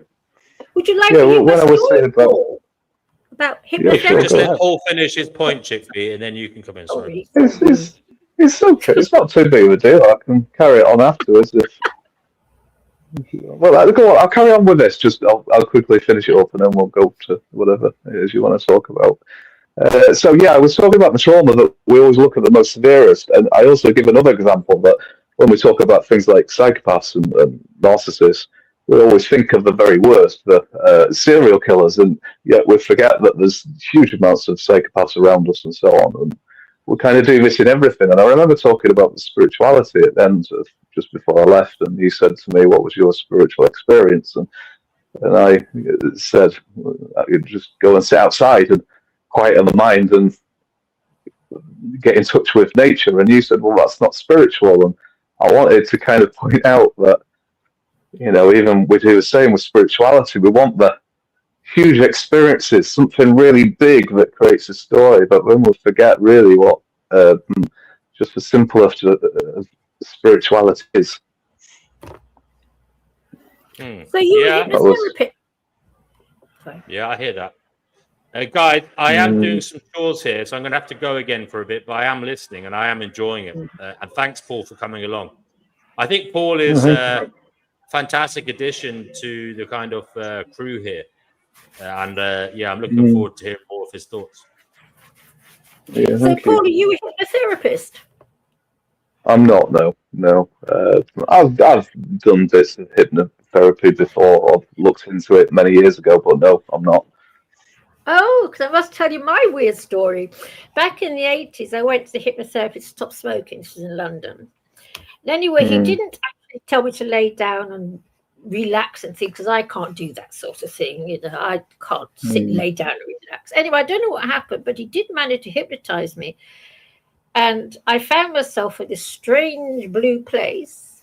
I witnessed my own conception, and I watched all the cells divide until it was a fully grown fetus. It was in a different time thing that, you know, was always, everything was different. And then something happened to the forehead, and I put my hand out and I marked it with a V to make everything better, and it did. And then I went into it. But my mother told me I was born with a big red V on my forehead. But I'll tell you something else weird. Also, with all this, all my childhood memories came flooding back to me, all stuff I'd blocked out, really traumatic things. I had a horrible childhood. And I ended up in hospital being ECT'd. It got so bad. That was my experience. It all makes sense from what you're saying there. Things like that can be quite dangerous, hypnotherapy. Also, that thing that they call Kundalini awakening in spirituality, it's also quite dangerous as well because it unlocks something. Now, this is something which I do work on myself quite a lot, and these are the biggest insights I've ever had. And things do change in the brain. And what I've recognized in this is that the brain, there are a few different areas that these blocks can happen in. They can happen, firstly, in the nervous system, which goes down to the body. We have a few different ones, so I'm just kind of picking on one of them. There's also a nervous system which connects to sides of our minds together, our brains. And with traumas and things, these certain areas of these nervous systems can block out, literally just inhibit, block that future state. Yes, mine did. Trouble is with hypnosis. Well, it's not you blocking anything out. You really don't actually have any control in it whatsoever. Pretty much, it's just, let's say, blocked out. Not that it's consciously in any shape or form happening. But what I recognised is there's certain types of insight that you can have where you symbolise things. So you're not really talking in words. It's like having a dream. The dream can be completely ridiculous, but it does symbolize something. Now, hypnotherapy can do it. Now, you told me that with this hypnotizing that you did, strange things were happening like that. Things separating apart, I think you said. Is that right? So in your hypnotizing. Yeah. In your hypnotizing, you said strange. Oh, can you hear me? Yeah, you keep coming, going. Well, no, what happened in hypnosis, I blocked all my childhood out, all the bad experiences, and they all came whooshing back into my brain. I couldn't cope, and I was actually feeling murderous. Sorry. You said in your hypnosis that you had a strange experience, but I think you said something about something separated, atoms separated, or something along that line. My fetus. Yeah, I actually witnessed my own conception. Saw all the cells growing, and then fetus, and I went into it. But my mother confirmed something that I did in that time. I put a mark on it with a V mark with my hand. My mother confirmed it. I was born with a V on my forehead. There's some kind of symbolizing in a sense. If you kind of relive events through symbolizing things, it could unlock parts of the nervous system which releases all old memories.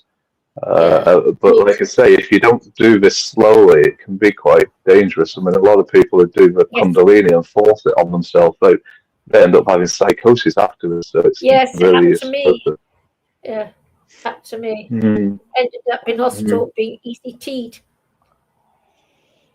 Yeah, well, I've been working with somebody now for about a year and a half who she's pretty much awake now. But quite a long time ago, she was saying to me, I don't want to go through all this. Can I not just be hypnotized and then switch it on? And I'm like, no, that would be very dangerous. Yeah. It did something weird to me, and I noticed I've never gone back to what I was. It's just completely changed me. Weird. But still, it's life, I guess. But yeah, I didn't enjoy having to deal with my horrible memories because I was feeling really murderous towards my mother. And they put me after they didn't section me. They said to me at the hospital, if you don't stay on your own accord, we will section you. Because I was saying I want to murder my mum. because of how she used to treat me. She wasn't very nice to me. And I was in hospital. I was under psychiatric care for 8 months, quite a long time. But they got it in the end. So that was a psychosis event. Yes, super psychosis. Yes. Yeah, we see when you look at really what psychosis actually is, or what's it called? Bipolar, is it? I'm not I think it's bipolar. bipolar, When isn't you get to, I'm not bipolarish. No. No, but it's erratic Bipolar's up and emotions, down, isn't it? Huh? It's erratic emotions, isn't it? Bipolar.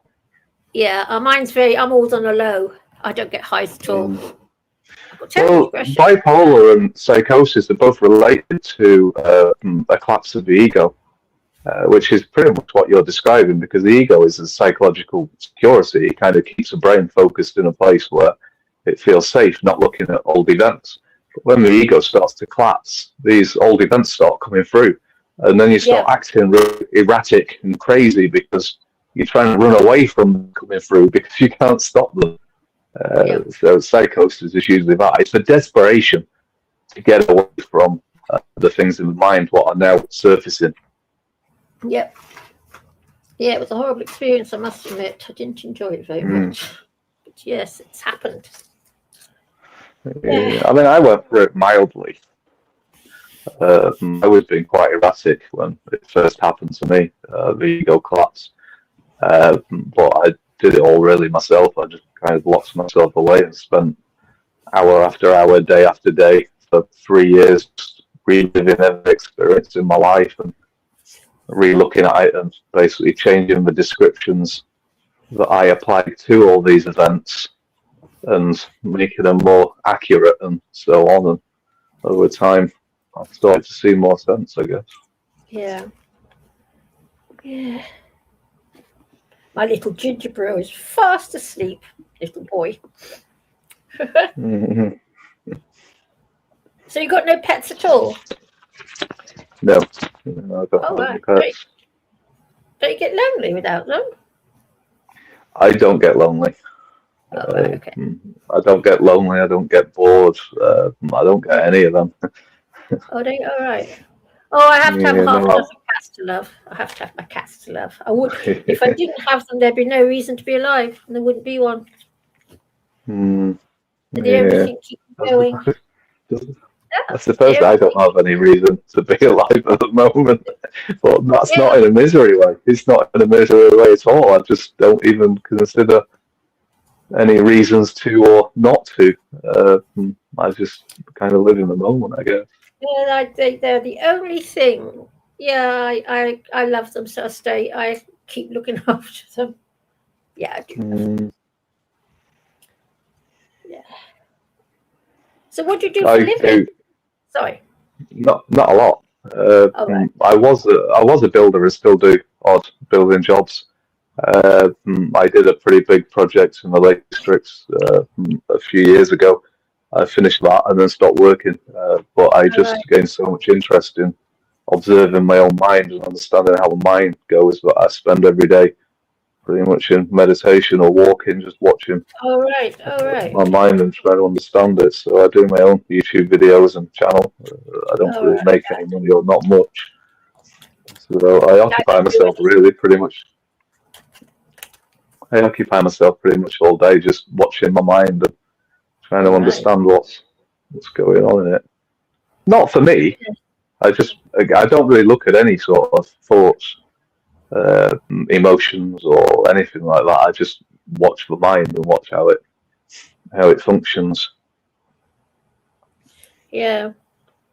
But actually, I'll tell you something about our minds, because we're always told that our brain and our mind are connected. But when I was 7 years old, I had an out-of-body experience under surgery. And when you're having an out-of-body experience, your brain and your eyes and your soul work just as it would when you're inside your body, I discovered. Yeah. I mean, if we look at what the mind is, it's like a material process of the brain. So the brain's material process creates the mind. We could kind of look at this as saying if I pull a good... Well, I mean, I'm only really giving my theory. I don't think the mind as such is in the brain, or at least, let's say, the awareness that receives the material process from the brain isn't in the brain. I think the mind kind of is in the brain, but the awareness isn't. No, I tell you, I truly believe that we are a brain, a mind trapped inside a meat bag. We're just meat bags, Well, prisoners. I think we've got to imply the nervous system into that, because I think that also is quite a huge part of it. The brain is just a computer. I don't think that it has anything to do with our awareness. The brain just creates the mind as such, and then our awareness picks up what the brain creates. But if that's so, how come when you have an out-of-body experience, and I was out of my body for quite a while, how come you still have a functioning brain and a functioning sight? Because sight works when you have an out-of-body experience. You see everything you would in the real world. Well, one side of our mind sees everything. It doesn't think. We've got two minds. One of them thinks and one of them feels and sees. I don't have a lot of faith in the out-of-body experiences. It's actually really, I've heard a lot of people who talk about it, and I'm not fully disagreeing with them totally. I've had one we do have one side of our mind which is massively powerful. Like I was saying, that the thinking mind, we really relate that to being about 5% of our consciousness. I mean, I believe the latest study says 4% of our consciousness.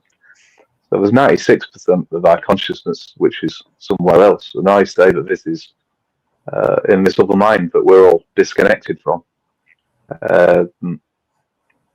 When you connect into that mind, it's very different. It's also very hard to explain as well. But all images, it's like in dreams, you go to sleep. What really goes to sleep is your thinking mind. That's why you can't talk in dreams. But all that imagery in your dreams is all happening in an instant. Inside of your seeing mind. And, I mean, although you think you see the dreams, you're not really seeing them. It's more a feeling, in fact. I just think that out-of-body experiences are more related to that side of the mind. And I think also when people die and go through that tunnel, I think that you're going through a tunnel of the nervous system into the mind that most people have lived the whole life in ignorance of. Oh, I believe it's something else, the tunnel. Yeah, I believe it's the Archons waiting at the end for us. Yeah, I'm a bit against a lot of stuff like that. I mean, I'm not going to cancel out and go absolutely no. But what I do with all of my work is I don't listen to anything really anybody says. I mean, I do, but if I don't understand it, I pop it on a shelf. I don't do anything with it. I just leave it there. So I try to find first how it works in my mind, or how something works in my mind, or how something in my mind is. And when I fully understand my mind, then I will try to integrate what somebody else says into it and say, well, I don't think that's right, or I do think that's right. So you don't believe the kind of light and the part, you don't believe, because I'm terrified. I don't know if DNW's told you, I'm one of these weirdos. I believe in the Archons and all that shit. And I truly believe that we get trapped by this tunnel of light and we're reincarnated back into this hellhole, into another meat bag for another 70 years. And my plan, it's one of the reasons I come here, my plan is to go into the dark. And I'm terrified of going into the dark, petrified. But yeah, I think we're all I think we're just little bags of loose, basically. That's what What do you mean by your plan is to go into the dark? Well, apparently, this is according to David Icke, you either go into the light, and people have come back from the light and talked about it, but no one's ever come back from the dark and talked about it. So David Icke always says go into the dark, which is terrifying, and I suspect that's what I'll be doing. I certainly won't be going into the light because I've heard what people said about it. I believe Does this relate in any way in the idea of maybe of going in the dark, meaning that you don't reincarnate back into this chaos? Yeah, because I don't want to come back. I just want oblivion. I don't want another life. I don't like it. Yeah, I mean the theory kind of goes that if you don't want to reincarnate, and you need to wake up in this life. And if you don't wake up in this life, then you're gonna reincarnate. I know you have to do certain. Yes, well, I suspect going into the dark is one of the things of waking up. You realise there's something else very strange going on. What's your idea of the spiritual world? I don't know. I've got a very, very low opinion of life.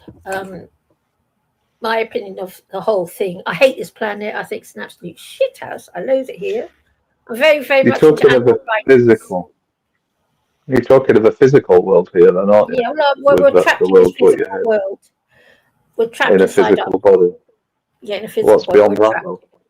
I don't know, because I'm trapped here. I don't know what's beyond it. I can't remember, because all your memories get wiped. I know there's something else by the fact that I learned that at the hypnotist. So I know there's something else. But as far as I'm concerned, I'm trapped in this shit house. And I hate this. I'm very much into animal rights, and I hate what we do to the animal kingdom. And I find it hard to live with. And all I want now is to just go into the dark and cease to be. There solves that little problem. I don't see any point in it all. What's this universe here for? I can't see any point in it even. I don't see the point. It's you. Maybe that's the idea of it, that there isn't a point and there's no point to find. Yeah, maybe we don't need to look for a point. I don't quite see the logic behind it all. I mean, the idea would go that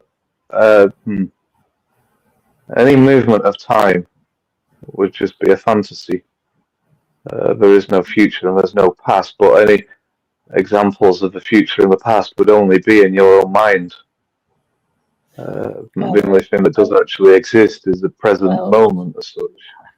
I don't believe that. I've read enough history books to know that there's definitely a history. No, it's some sort of horrible. I believe we are just little slaves, spirits trapped inside a meat bag, and I truly believe that by some nasty, archonic little asshole.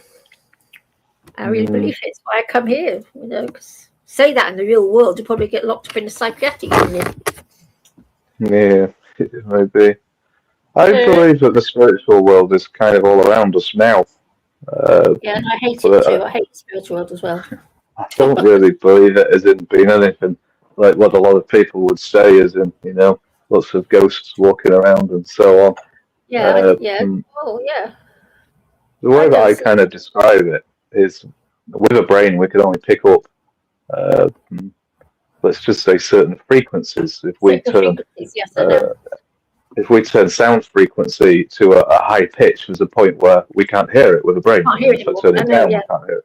Yes, I know. We'll also have the same with light as well. If you stretch the electromagnetic wave, then it'll go red and then disappear to our brain. We can't see it, but there's still something there. So what I'm suggesting there is anything with a brain, our brain constructs. We make an image of the outside in our brain as our own image of it. But let's look at a tree. I got to accept that tree that I'm looking at is my creation in my brain. But I also got to accept that even though it might not be a tree because my brain invented a tree, there has to be something still there in the first place. And I would say that would be the spirit world. The only trouble is my brain can only pick up a certain frequency of vibration so therefore I can't connect to it with the brain. It's only without a brain that I could see. But what it is actually beyond it, I don't really know. I mean, we can say it's energy. We'll be safe on that, but I don't know what else. Well, it's just a load of atoms vibrating at a certain rate. That's all we are. It's just a load of atoms. Well, even atoms is a creation in the mind as well. Is that still really what it's like? I mean, we dissolve atoms down to smaller particles of quarks, and then we dissolve the quarks down to so and so and so and carry on. I don't really know what they actually are. This I do know. We don't really know what the building blocks are. The point is even if we do connect to the spiritual world, which means that there's now no brain. The brain's dead. So I'm now connected to the spirit world. If the brain's dead, what is it that's carried over from me? Yes, your mind. What sort of awareness is what I'm saying. That's what I've said to you. Your mind exists outside your brain. It exists. I know stuff from the out of body experience. It exists outside the brain. I know so because it's happened to me. We don't need to be stuck inside. We don't need to. The physical brain is there just to keep our arms and legs moving and fire all the nerves so we feel pain and feel this, feel that, feel everything. But our actual brain and thoughts functions outside the body. I know so because I experienced it. You know, we're just meat bags stuck inside these things, and we're just here to breed and create more loose for our masters. Yes, I'm a great one in. I believe we have nasty masters. I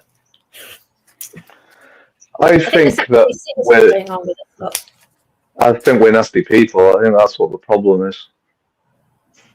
Yeah. Not. Well, I don't. What do you refer to as being masters? Do you mean like Parliament or masters? Well, we're living in a pyramid, aren't we? The financial pyramid. We're stuck in a pyramid that we can actually see. Then beyond that pyramid, there's another pyramid we don't even see anymore because it's way above our pyramid. We're just living in the physical pyramid. We just live in the physical pyramid that we can actually see. There's a pyramid above us that we can't see. We can't. So, are you referring the masters as being prime ministers, financial people? You're not referring to as being gods, or? Well, we have the masters we can see, i.e., the prime ministers and our lovely kings and all those and the bankers. There we can see them all. Then above them, there's something else. There's something above that we can't see because we can't see it. But I suspect that maybe right at the top, there are people who we don't know even exist, who can communicate with something above us, something we can't even see anymore, but it's just out of our thing. I believe it's just one great big bloody pyramid of manipulation. All of it. Pyramid of suffering. Anything so much on the physical world, I think, is created by mind, meaning thinking mind.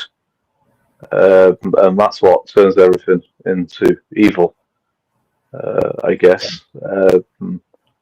I forgot what I was going to say then. I was going to say something beyond that. Well, beyond physical mind, thoughts and ideas and concepts and so on. I think that, there's not really anything that runs us. I don't really believe in the sense of, a God who's kind of manipulating things or changing things and so on. I think the world just runs on a feedback loop. I don't really know. I think the whole thing's a feedback loop. I mean, you look at everything really here, it seems obvious that all of it's a feedback loop as such. I mean, it just runs on itself. Energy turns into one other thing, that energy changes another thing, then that changes the original thing in the first place. I think it's just kind of all that. That's my interpretation of it. I don't think there's anything there really that actually has any control on changing anything. So we're all part of it. We're just sending it in the wrong direction. But don't you ever wonder how you came to be here anyway? And I'm talking about not the body you inhabit, but how you ever came into being. I used to think along that terms a long time ago, but the trouble is that ends up being a feedback loop again. Because then you say, well, there's God, and then you say, well, okay, so who invented God? And then you say, okay, well, it goes on and on. You had the right anyway. We're back in that same feedback loop. So then we could say that maybe it is just a feedback loop in the first place that's keeping things going. I think there's something very sinister going on, something interdimensional that we somehow got ensnared in. Because I don't know, there's something we're ensnared. I know from that time the hypnotherapist, I know for a fact that that blue place I was in was another dimension. It wasn't this dimension, obviously. Something weird happened to me, and I stumbled on something that I wasn't meant to stumble. I don't know. I just don't know. I mean, I don't disagree with that. I really do agree with it. But I would still say that you stumbled across the other mind, and the other mind is hugely powerful. In fact, I don't really think it has any separation, really, from, let's say, the universe. I think that that's quite directly connected to everything. But I still stand my ground in saying that what you connected to was still that mind, not something external. I'm afraid I'll stand my ground on that, but you can. I believed it happened. My mother confirmed. No, I believe it happened. Oh, I believe it did happen. No, I believe it did happen. I'm not kind of disagreeing with that. Yeah. Got me very strange. I tell me it cost me everything. I lost my home, my job, everything. I lost my whole life fell apart. I ended up bankrupt and in a psychiatric unit. It completely screwed me. Yeah. Totally screwed me.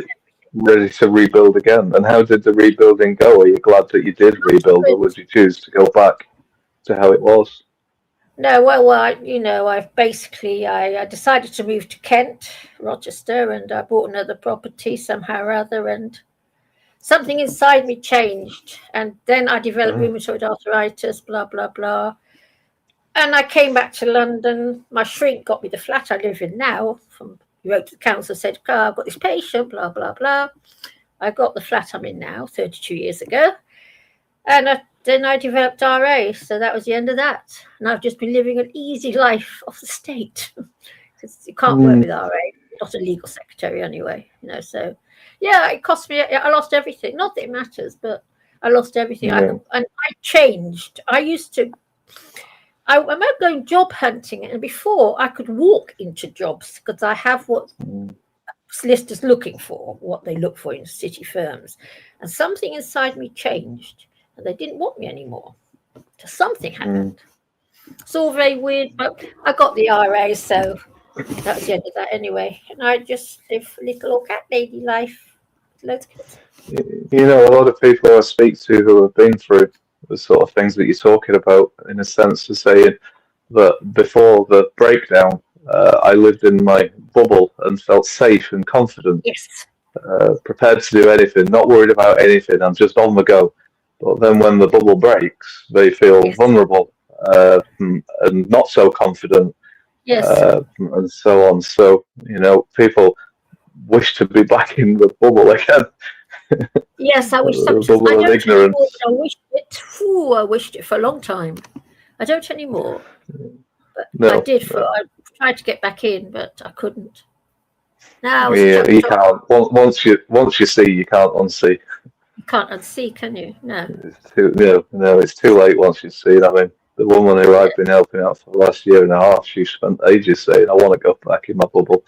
But she knew full well that she couldn't. Once you've seen, you can't unsee.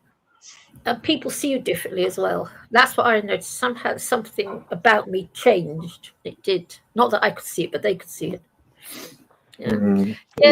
I know that people don't like me so much anymore. When I say people don't like me, I mainly mean the ignorant people, because I've become so wise to manipulations and how the mind works and so on, that they can't press the buttons anymore. I just stand there like a statue. And people don't like that. Yeah. But it is weird. It's all so strange. But I'll tell you something, when I get to meet whoever's responsible for my being here, I'm going to stab his eyes out. I keep telling D&W this. I'm going to get a knife or a sword. I'm going on a killing spree when I leave this planet. I am. So I'm so unhappy about it. Sounds like you've got a lot of aggression built up there. Yeah, I'm full of aggression, fortunately. Not for this world, it's for something else. I feel aggression. Yeah. Terrible aggression towards something. Yeah, very unhappy about something. And I'm Do you have any idea what that aggression is really focused towards? It's towards being in existence and being here. And I hate this planet. I think it's a dreadful place. And the fact that I'm just very unhappy about the whole shebang. And I haven't even had a bad life. I've had a better, easier life than most people have had. But I'm very angry about something. And I hate God. Do you ever watch? Were you here when Danny Shine was here the other night? You should have heard him rant about God. It was beautiful rant he gave about how much he hates God. You've just come back on. You've just come back on now. You said to me, "Have you ever watched?" And then you disappeared. Daddy Shine. He comes on here. You hear me? Yeah, I can hear you. Yeah. Daddy I Shine. haven't.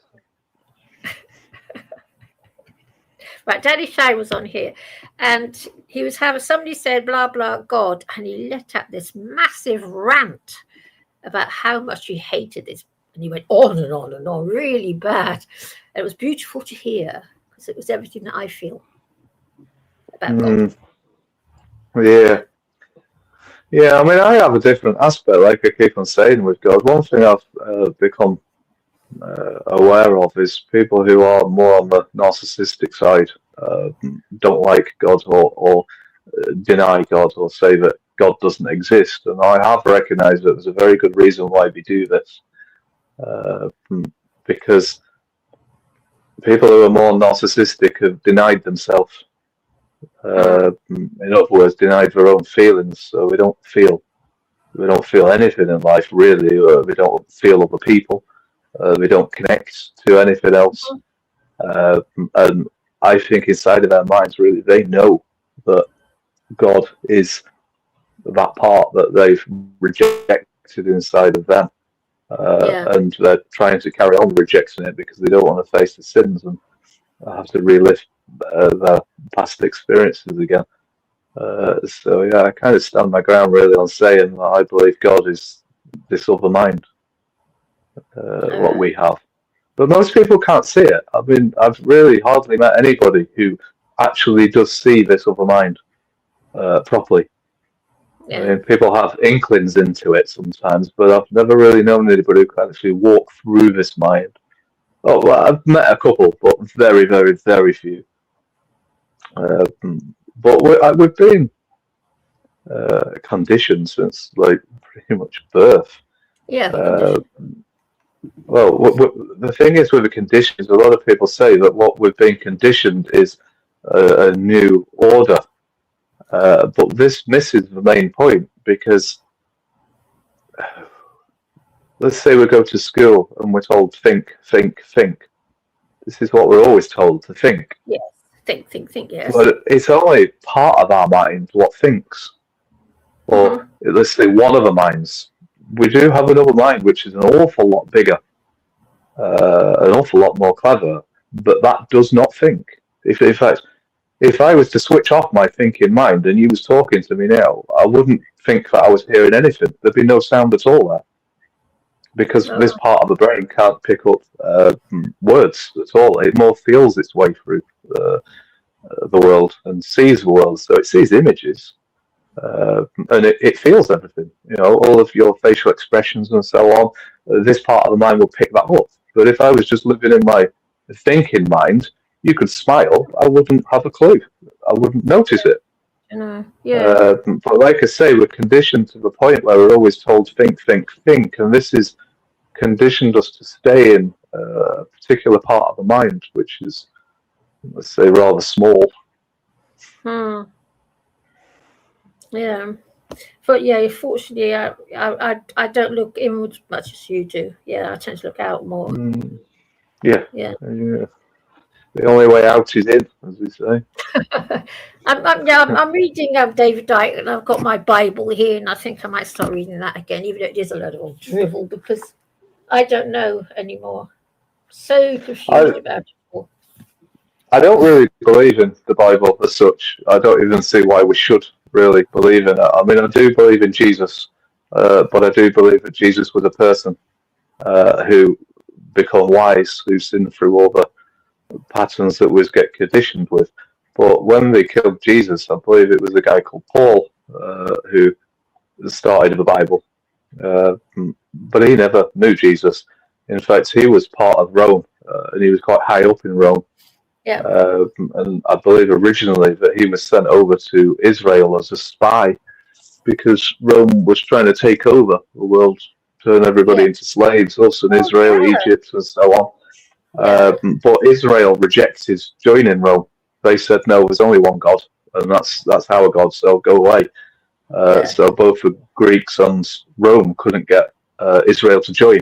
So they sent over Paul as a spy over to Israel to try and work out a deal with them. And I think that went along something of the lines of Israel said that, okay, we'll join as long as you keep Jesus, the story of Jesus and so on. So we kept the story of Jesus, and then Paul wrote the Bible afterwards. What's But your take Paul on was part of Rome. Sorry, Karen, sorry. It's all right, I'm done. You go ahead. Oh, what's your take on the astrological stuff about Jesus? You know, at the end of the Bible, I don't know if you've read it, but at the end of the Bible it says, really weird actually.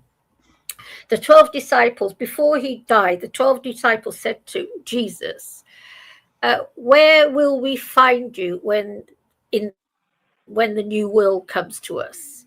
And he says to them, you will find me in the new city at the house of the man who carries the water, which is rather interesting because, of course, women carry water in those days, not men. That's the first anomaly in all.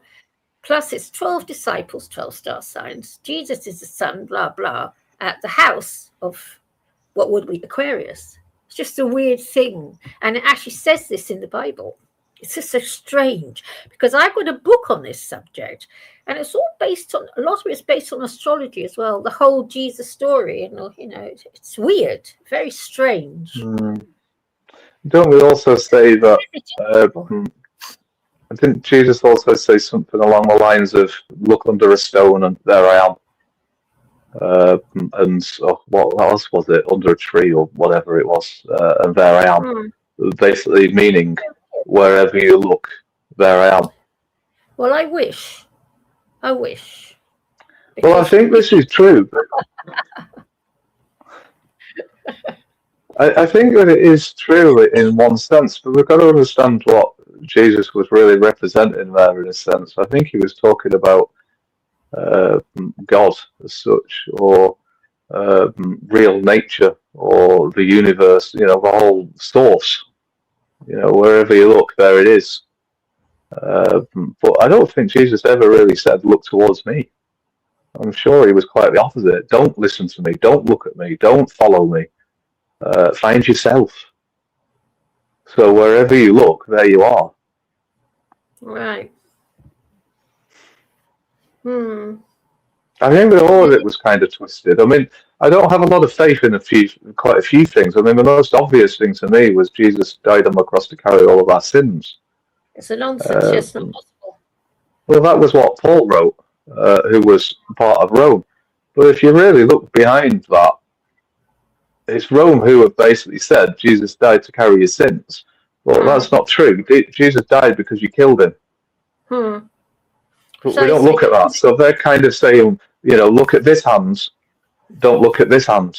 Yes, exactly. But that's life, isn't it? Because you know what gets you about the whole thing is as well, that the Romans made a lot of money out of this whole story. If you come to us, confess your sins, Jesus will forgive you if you pay us money. That was the whole story. And so they made a lot of money out of all that. Yeah, the thing is money isn't the key. I know a lot of people think that this whole thing revolves around money, and it doesn't. We believe it's all about money because the rich people make all the money, but behind the money, the real thing that we want, Rome or whoever else, is the power, and the power is having the story and making people believe it. So what really Rome had tried to do was to create a new world inside of a world which is already there.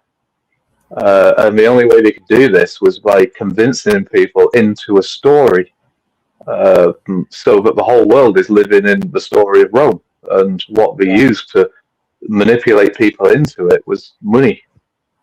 So, you know, I just don't really think that it really was all about money, but that's the one thing that keeps us all chasing the carrot in front of our eyes. You've got no choice, otherwise you can't eat. You have no choice but to chase money. Well, that's true in this sort of day and age, but you know, back in that sort of day, I suppose food was growing on trees and so on. So, well, you know, yeah, money. You know, people who say money doesn't buy happiness, money this, money that. I'm not so bloody sure actually, because having a few pennies in the bank is very nice indeed. It's great. Well, maybe we could settle on Maybe we What? could settle on saying that money doesn't buy happiness, but it does buy security in this world. Buys security and it buys comfort, and you feel safer, and you can escape if things get really bad. No, I think money is everything. That's the world we live in. And I think everything. You can afford the best medical treatment for your children, everything. Money's everything. That's the world we live in. It is. I mean, if I had loads of money, I could go and live in a nice manor house in the country somewhere and have a couple of servants to do my bidding. Would that make you happy? I'd be a lot happier than I am. Well, if I could, yeah, I would be a lot happier than I am now. Yes, well, yes. I don't know, would I? I don't. I think if I had a couple of donkeys to play with, I'd be very happy, yeah. I have no money. I never have money, never have had. I always live right on the edge of having no money. And I have no concern with it. Really don't have any concern. I'm not working at the moment. I hardly have any money whatsoever at the minute. In fact, if I don't do something soon, I'm going to be a little bit in trouble. But I'm not concerned. I'm not concerned at all. I sit pretty much in this moment all the time. And I just allow things to go. I mean, if I do run out of money, I'm going to have to get up off my backside and go and do something. But I don't worry at all about it. I don't worry about many things. Oh, I used to. I don't anymore, but I used to. There was a time, yeah. When, I guess, I mean, I used to. I totally agree. But it was all like a creation of inside of my mind. I would create stories of what could happen, what might happen, and so on and so on. And then I'm living in fear, not happy at all. But I suppose I really learned how to just stop that bit of the mind, totally stop it, which wanders. It really doesn't. That bit of my thinking mind, what says, well, what am I going to do tomorrow then, doesn't happen. Doesn't happen at all. Not even a single inkling of it. So I don't really, I mean, yeah, you could say, yeah, well, you could get in trouble and die next week, but I'm not concerned with that right now. Oh, yeah, I've got these silly cats to care for. I can't die next week. No, well, it's not really going to happen, but so you just don't concern yourself with it. Yeah, I suppose so, yeah. But I don't know, it's also so weird. And like the whole forgiveness thing, like we're told in the church that if you confess your sins to Jesus or to God, you'll be forgiven. And that really bugs me because in my mind, no one has the right to forgive a sin other than the person who the sin has been committed against. No one else has that right. And that really bugs me about humanity. That gets me mad. Doesn't it bug you? I find forgive to be a bit of an incorrect word, and I don't see that we should concern ourselves at all with the word forgiving. I think that really we should just concern ourselves with understanding, because once we understand, forgiveness comes automatically. But if we chase forgiving without understanding, you're never really going to forgive anyone ever. You're just convincing yourself that you forgive. But if you was like, I don't know, angry at me at the moment and upset me, but then later on you tell me, well, you know what was going on was I just lost my house and so on and so on. Then I go, oh, I understand. Forgiveness just comes. It just arrives at that point. What I'm saying about forgiveness is, Well, I know you're saying it with something that's kind of a sin, but I have a different aspect on sin than what a lot of people have. I don't believe that sin itself is from hurting somebody, although still hurting somebody is bad, or even lying to somebody. I think that the actual act of sin is lying to yourself as such. I hurt you, and then I don't want to face hurting you. So I make up excuses in my head. Well, you deserved it. If you didn't do this, then I wouldn't have done it. And I tell myself all this. Now, that means that I'm running away from the truth, what I did. So I'm not understanding it. I'm running away from it. But if I was actually to look at the fact that I just hurt you and how it hurt you and how it affected you, then I understand what I've done and I face it, and therefore the sin's gone away. We live in a world where Roman Catholics believe, and I think the Muslims believe it too in some weird sort of way, if you go to the priest and ask for forgiveness for your sins, that priest has the right to forgive you. Now, I don't think that is right. I think that is I totally agree. so It can't, wrong. It can't work. No, of course, it's just an half illusion. the planet believes it. Half the planet believes it. They all believe it. Yeah. Roman Catholics. That's what I'm saying. I can't see how that can be. Because everybody all wants to run away from the things that they've done. They do. If I can't run away from it in my own mind, maybe I'll go and see the priest and he'll forgive me, and then I won't have to look at all this suffering in my own mind that I've just caused. Yeah, and I think myself, what an idiotic thing to even believe, and I find it very dangerous that the human race believes it, that your sins can be forgiven by a third party. No, I don't believe that. Nobody can forgive the person I've sinned against. I agree. I totally agree with you. Correcting sins is very, very complicated. Although I do think that you can reasonably correct sins without being forgiven by the person who you sin to. Obviously, there's boundaries on this.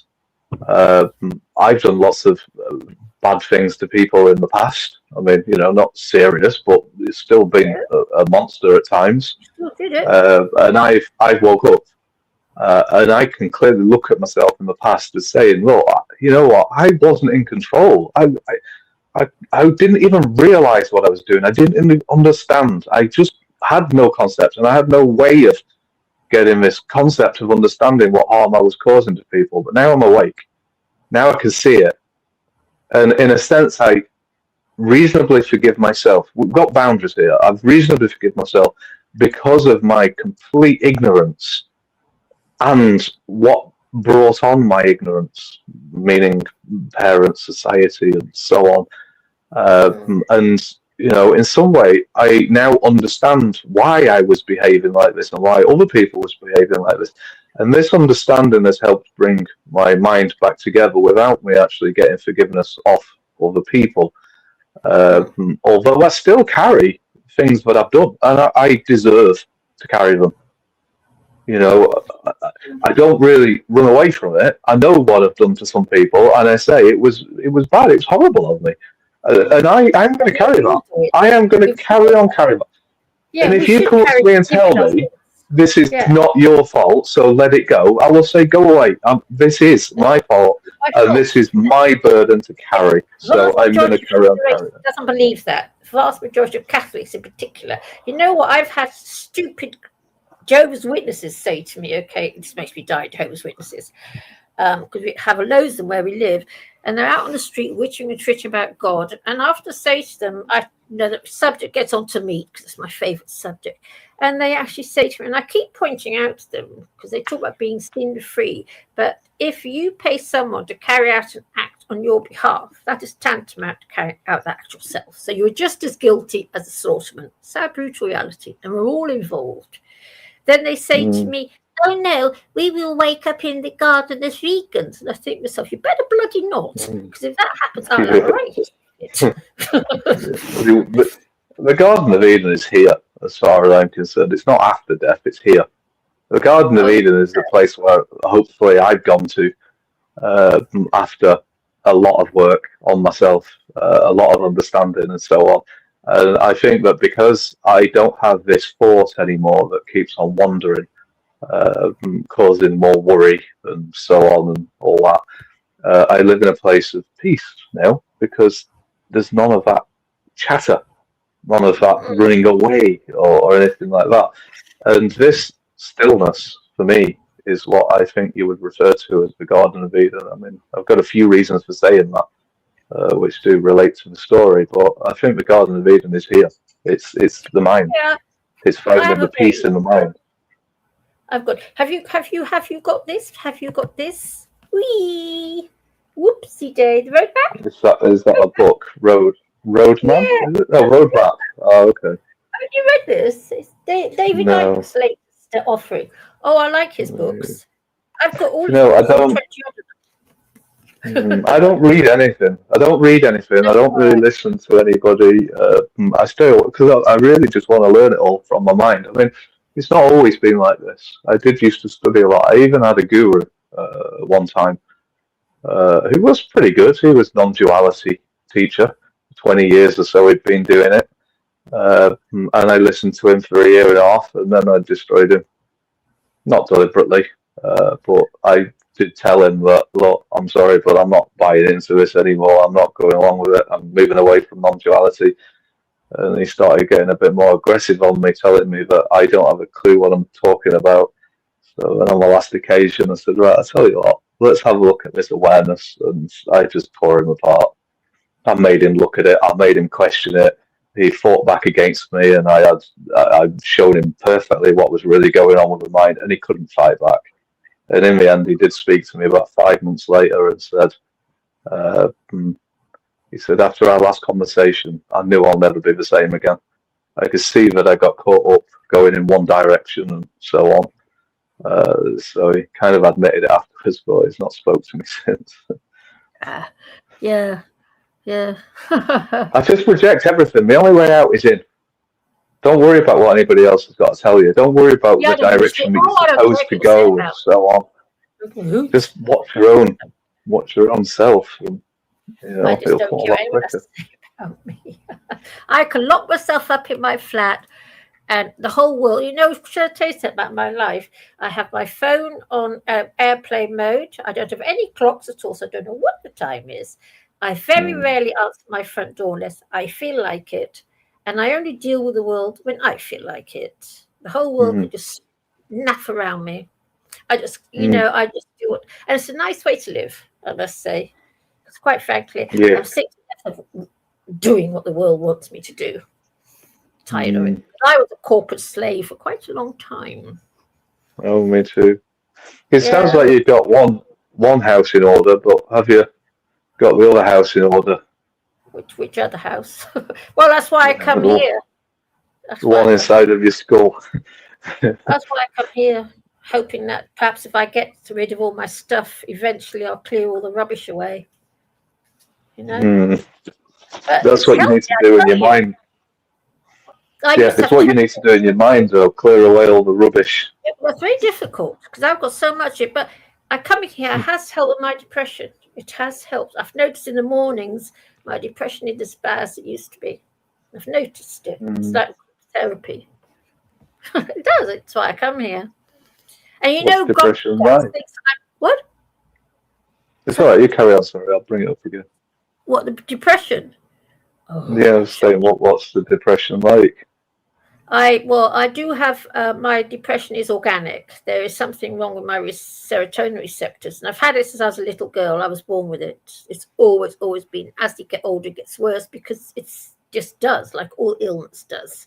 And I take serotonin supplements for it. Taking it. Are they serotonin real intake? Yes, they do work on me.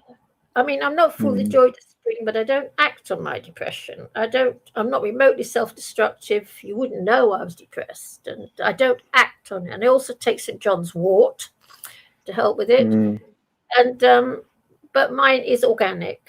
There's also other things too. I don't like this planet. I don't like being here. I don't. So telling yourself this all the time is probably adding to it. But telling yourself I don't like it here. Telling yourself that you hate the world and I don't. Yes, I'm not happy here. I don't like it. I don't know what we do in the animal kingdom. That it just pisses me off. It makes me utterly sick. I just find it so hard to live with. Can't deal with it. And I've always had this problem. I started when I was young. Yeah, it's something I'm not cut out to live in a planet that has such brutal practices. And I'm not a very nice person, but it's a bit brutal by my standards. You know, yeah, something I'm very opposed to, always have been. Yeah. Well, and I have terrible rows about it on here. Oh, dearie me. Don't know if I've had some dreadful rows. Yeah. I try not to talk about it. You know, there's a lot of people who I've met in the past, and I spent quite a few months looking into my own mind to try and work out exactly what was going on and why they go on this. There's a lot of people who would talk to me about conspiracy theories and such, and they would get themselves very fixed into it. You know, you could see that there was a huge amount of strength behind it as they're trying to tell me, you know, the world is flat and so on and so on. Oh God, not that long. I tried to work out what really is going on to these people, and it seemed pretty obvious to me that the ego, what they had, is becoming very weak. And rather than just letting go, just letting it go, they still try to cling on to an ego, but they try to replace it with new conspiracy theories and this and that, and they get stuck in a new pattern instead of just letting it go. And this is like what depression is as well, because when the ego starts to become weak, we don't really have much defense mechanism, so we're not trying to find more positive things, we're just trying to find anything to cling on to. And this is what is causing the depression as such, but if you just let it go. Yeah, I can't let the issue of animal rights go. I will not let it go. It's deeply embedded within me. It's the way I am. It's something I just disapprove of. I disapprove. I'm not anti people. I don't know. I'm a radical vegan, and I've been like that since I was little. It started very young. I was 7 years old and I started my nonsense. I was already aware of it then. I could see it. I was born with it, but then I think I've lived before anyway, as truth be known. I don't know. But I'm I'm very much animal rights activist. Yeah. I don't know if I've lived many of lives before. I get told this. I've no real evidence of it, but I don't exactly cut it out. I used to go to the monks quite a lot up in the temple in the Lake District. And I used to talk to them, and all the time they used to say to me, "You've lived many a life to get to where you are." And I'm like, "Oh, it doesn't feel like that to me. It feels like I've done it all in the last 6 years, as far as I'm concerned." No, it's all wiped from us. It's all wiped. Because I'll tell you something weird. When I was a little girl, 4 years old, I could already knit and crochet, even though no one had taught me. No one taught me to do it. My mother. I was super clever. Yeah. I was super clever when I was a young child as well. I was doing crazy things. Yeah, I knew stuff that I'd never been taught. And I did. And you hear children talking about a lot. And I believe those children. Why would they lie about it? When a child says, "Oh, in my last place, you were my mother," to some total stranger. Why would a child lie about that? I don't think they would. I've heard these stories before, and I'm also quite convinced by some of the stories what I heard. So I don't really throw it out the window totally, but I have no evidence as such. I've no pattern to put together to kind of say, okay, I get it. So and the way I like to work, unless I've got a complete pattern of it, then I tend really just to keep it on the side and say, I'm open. I'm not in it. I'm not out of it. I'm open, but I'm just going to leave it be until I can kind of come up with some pattern of what's going on. I have a theory on this because I believe that we are all victims of the archons and all that stuff out there, and our memories are deliberately wiped so that we don't know what's happening, because all the while we carry on breeding. That's why I'm an antinatalist. We keep providing the soul for them to recycle us into. And it's all to do with the soul and the recycling of the souls. All the while, none of us know it. We carry on breeding, and they keep recycling us. This is what I believe. It's not going to happen to me again. This is. I'm pretty sure that all memories are wiped. Really. Sorry? I don't even see why we need. I'm pretty sure that all memories are wiped. Yes, they're wiped. When we pass away, I mean, you know, if we do come into a new life, I do believe that they're all wiped. They're wiped. But I don't really believe the soul has been anything mystic. I believe that the soul is still physical. I do believe that the spirit. I do believe that the spirit would be more mystic. There's a reason why I divide them, because through my journey, I hit a certain point where I discovered something very remarkable, and it changed everything. It was discovering this other mind that I keep on talking about. Yeah. The shift what I had into that was unbelievable. It was a huge event what happened, really.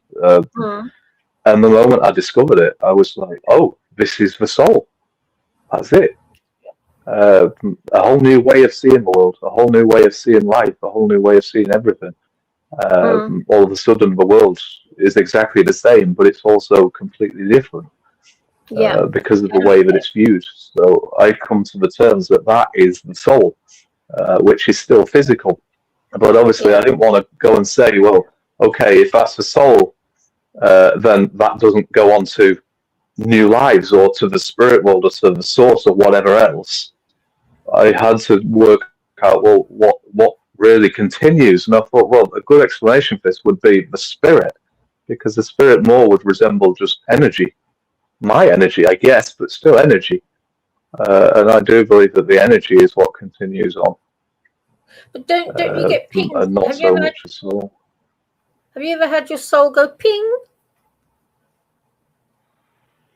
Ping? No, you'd have to give me a bit more of an explanation. I've had a lot of insights. I've had a lot of insights where I've gone, is that what you mean? Or well, so, ping. I've had it about 3 times in my life. It tends to happen when somebody gives me a kitten, because I'm kitten mad. And when when I see a kitten, it happened to me 5-6 years ago. I'm so overwhelmed by this kitten that my soul goes ping, just ping, and I can actually feel it myself by my heart. I can actually feel it. Okay. It's so strange. Okay. That's I'm so. I mean, I can certainly relate somewhat to that. Well, not really, but it sounds like what probably is happening there is I refer the soul as to being this other part of the brain, this other part of the mind, which is so much bigger. But I also believe that this part of the mind is connected to a nervous system, which for most of us is shut down what goes down into the body. I think psychology would call it a parasympathetic nervous system, or the Kundalini and spiritual. But that nervous system is connected to this other mind. And when we connect to this other mind, we start getting feelings in our body that we've never really felt before. And one thing that I recognise is we mostly feel it in the centre of the chest, this nervous system. Where you're pointing I do wonder if that's... I get it. Yeah, just slightly on one side, maybe to the right. Yes. But I do wonder if when people say that you need to find your heart, that they don't really mean the actual heart, that they mean this awareness in the nervous system here. Yeah, that's what I'm talking about. The ping. Mind pings. And I had it one time 6 years ago. It just went ping, and I really felt it. I have it for kids, but it just went ping, and it was so profound. I mean, I know I've got a soul. No one needs to tell me that. I know I've got a soul. I can feel it. I've always felt it. Pings. I mean, it may well be that nervous system which gets triggered off. Yeah. I assume that's what people call the heart. I don't know. I'm only kind of guessing on that. Yeah. Ping. I love kittens. If someone puts a kitten in my hands, ping. I'm afraid I was never really much of a cat person. What? I'm afraid I was never really much of a cat person. I was more of a dog person. Yeah, I'm a cat person, definitely. So you haven't got a dog? I have had a dog, but I haven't now. No, it was a few years ago. So you get lonely I don't feel lonely at all, not even in the tiniest little bit of a way. I don't feel bored. I don't feel any of them type of things, really. So, there's not a chance of me ever feeling lonely again. Or depression, I don't feel that either. Anxiety, I still do get. Yeah, I don't get anxiety, oddly enough, but terrible depression. Yeah, I get it bad. I've always had it. It's nothing new. So I've been ECT'd 9 times. That's how bad I get. Okay. 9. That's a lot. Yeah. Heck of a lot. Yeah, I mean, for me, Sorry? Go on, go ahead. You're right. When I was in the hospital, my psychiatrist took me to one side, and this was under a section I was under, not under the section, but under threat. And he took me to one side one day and he said, I want you to know that I know you are very, very depressed, but you are not mentally ill. You just see the world for what it truly is. That's what in a psychiatric unit being ECT'd. But he said, I wasn't mentally ill. I saw the world for what it is. Well, I don't think depression is mentally ill. Mentally sad, maybe. But I don't think mentally ill at all. I don't know, just saying what Shrink said to me. But I've always had problems with depression. It will never, I'll be depressed till the day I die. And I know I found that pretty much all mental illnesses, all personality disorders, OCD, ADHD, also anger, violence, I think all of them are held in one particular part of the mind, just one particular part, just a small part. Yeah. But it seems that it's the part which we're all trapped in, which is the ego, because all of them things reflect off of the ego as such. I mean, you look at somebody with OCD, they'll say, well, as long as I put these cups in the cupboard at the right order, then I'll be okay. Yes. And, you get people like narcissistic people. As long as I control this person, then I'll be okay.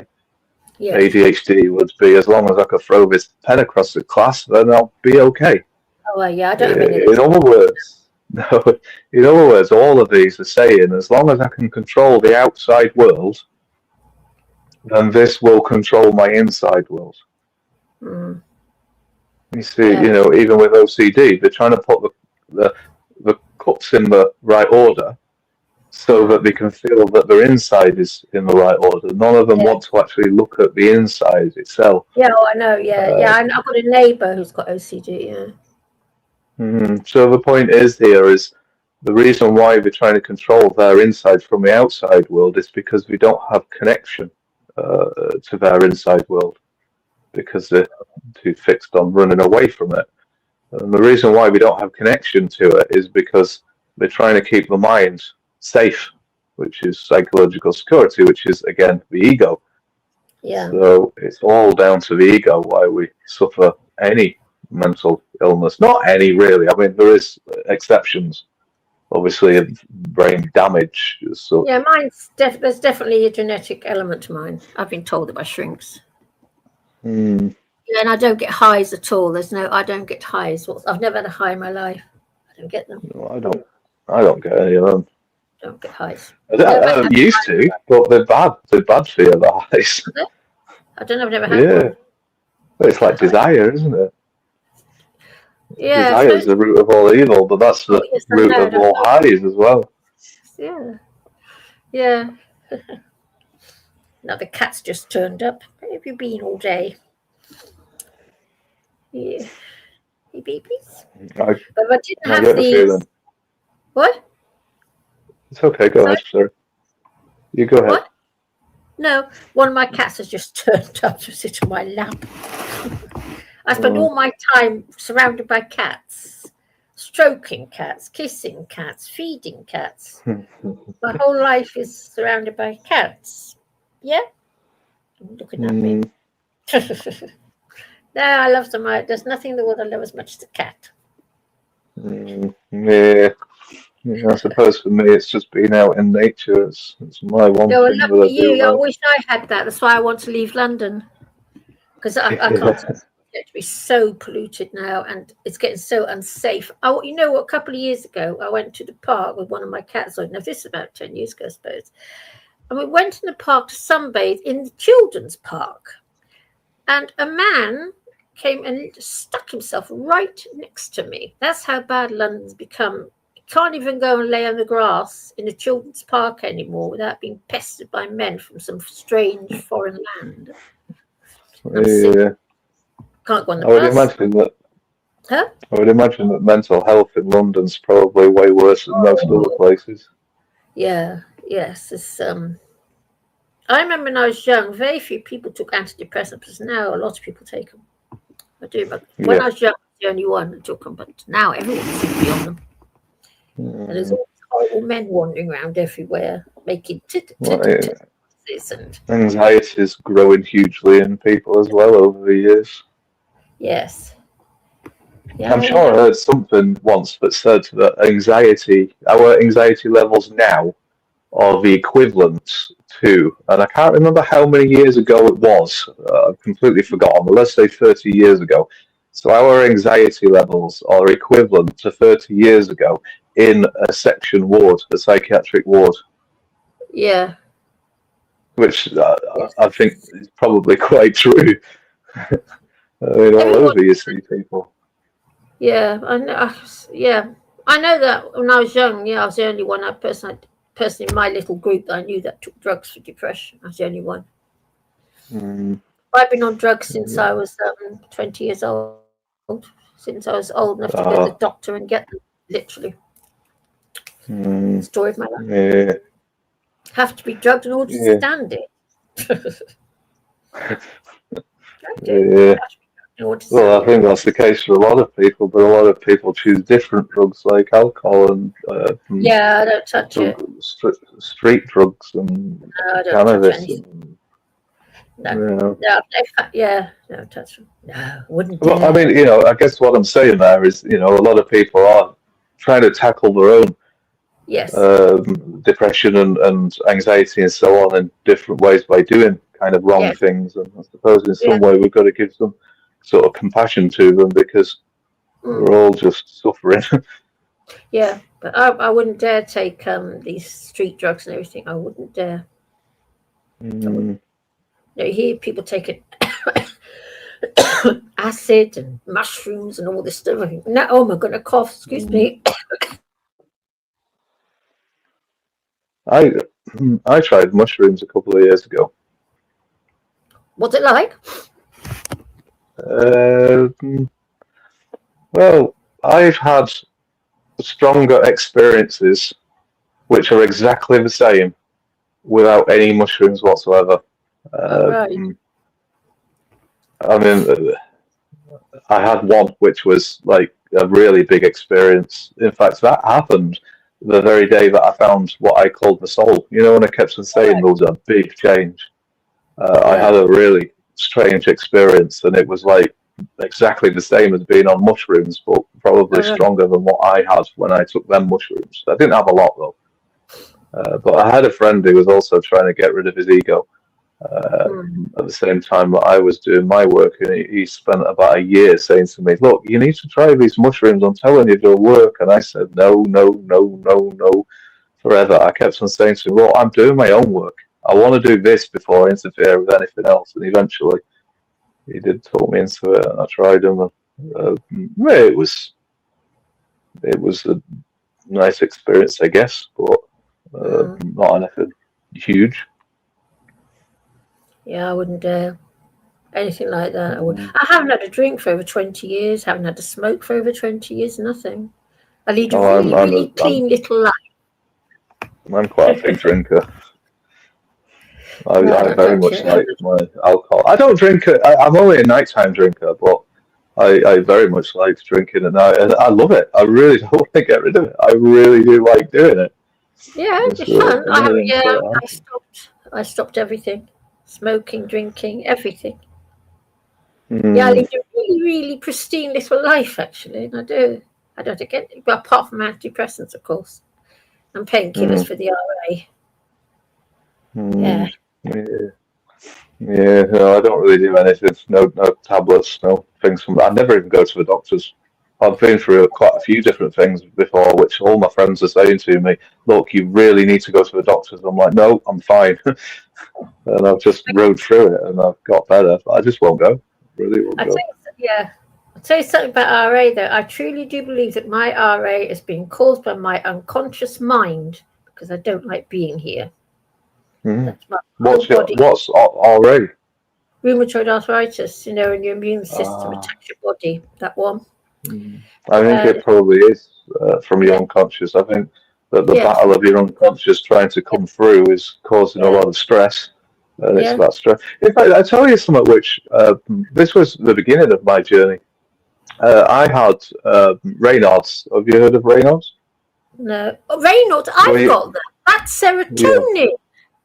No, it's not. No, I don't think it's serotonin. Where your fingers and toes go white. Yes. I'll tell you a strange story about Reynolds. I used to have terrible Reynolds when I was young. 32 years ago, I started taking Seroxat. It cleared up instantly, and Seroxat deals with serotonin problems. It's all to do with serotonin. And RA, if you take it right back to its beginning, is also to do with serotonin. So you've got Reynolds. Well, no, I don't anymore. Well, I do a bit, but hardly at all. Well, the story is with this is I had Raynaud's, but when I had it was at the time I was sort of breaking apart, and it came on pretty quickly, and I got Raynaud's. But then I started to get a bit better in my mind for a little while, and then I met the same person again, and then I broke to pieces again, and then the Raynaud's come back even worse, and I had it for quite a while. But then when I started on this journey, I started looking at my Raynaud's, but not at my Raynaud's, but I was looking at my whole body expressions. And over quite a long time, I started to recognize that there was a particular tension in my body, in the chest mainly, but also going through the rest of my body, which was like a type of fear. But the more that I looked at it, the more I recognized it was a particular type of fear. So I just kept on observing this fear, and slowly as I observed it took me about 6 months, but the fear started to disappear. And as the fear disappeared, the Raynaud's went away as well. But what Raynaud's really is in your, I don't know if it's arteries or veins or whatever, but you have these like gates in your arteries, and in the fight or flight, in fear, the idea of these gates is we close the arteries to your arms and to your legs so that all the blood can go to your important organs like your stomach and your brain to be able to deal with the situation. So to me, it made pretty good sense that the stress and fear was sending my body into a fight or flight mode, which was stopping the blood circulation from going to my arms and legs so much to try and bring it to the more important organs. But basically got rid of the fear and it went away. That's interesting, because when I started taking my Seroxat, one thing I noticed was that certain things were blocked out from me. Weird. I remember, because it does work on me, Seroxat. And I can remember certain things in life were just literally blocked out. I can remember that. I think to myself, oh, that's gone. Since I haven't had... Sorry, I haven't had Reynolds since I started taking Seroxat. It's gone. Weird. I would probably suspect that it's probably calmed down your stress and fear and worry. Oh God, yes, it's done that. Major depression is very, very stressful and scary. Yeah. What does it feel like in your head in depression? Horrible. It's a horror. I haven't had it for 32 years because I've been on Seroxat for 32 years. But it's a horrible feeling, because you were talking about anxiety, because I used to feel anxiety in those days. I don't anymore. I haven't felt anxiety for a long, long time. It's just a horrible feeling. Horrible. Yeah, I once spoken to somebody about this, something similar, and they described something, and I took it away with me and spent a little while looking into my own mind on it. And what they described was spaghetti brain. Does that mean anything to you?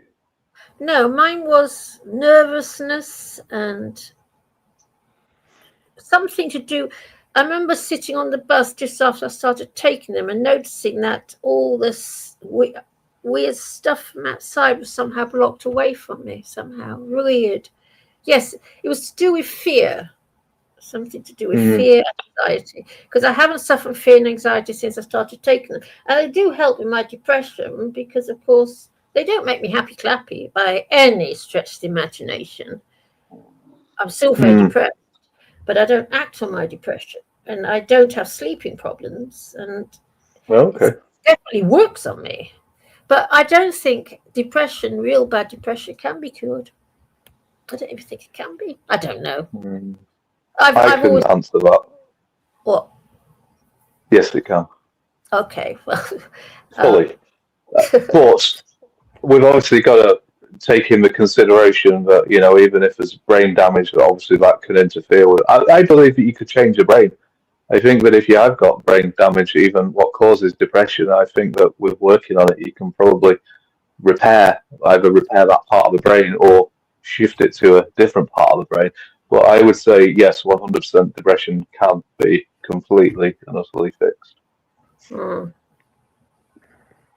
Yeah, I don't know. It's I've lived with it I've had it since I was young. I remember when I was 11 years old, I was sent off to boarding school, and I saw the difference in myself from the other girls, and I really saw it in the mornings.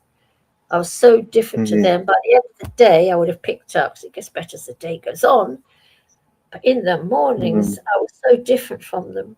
And I really felt it in myself. I really felt it already. But it's always been there. I'm just a depressed old bag.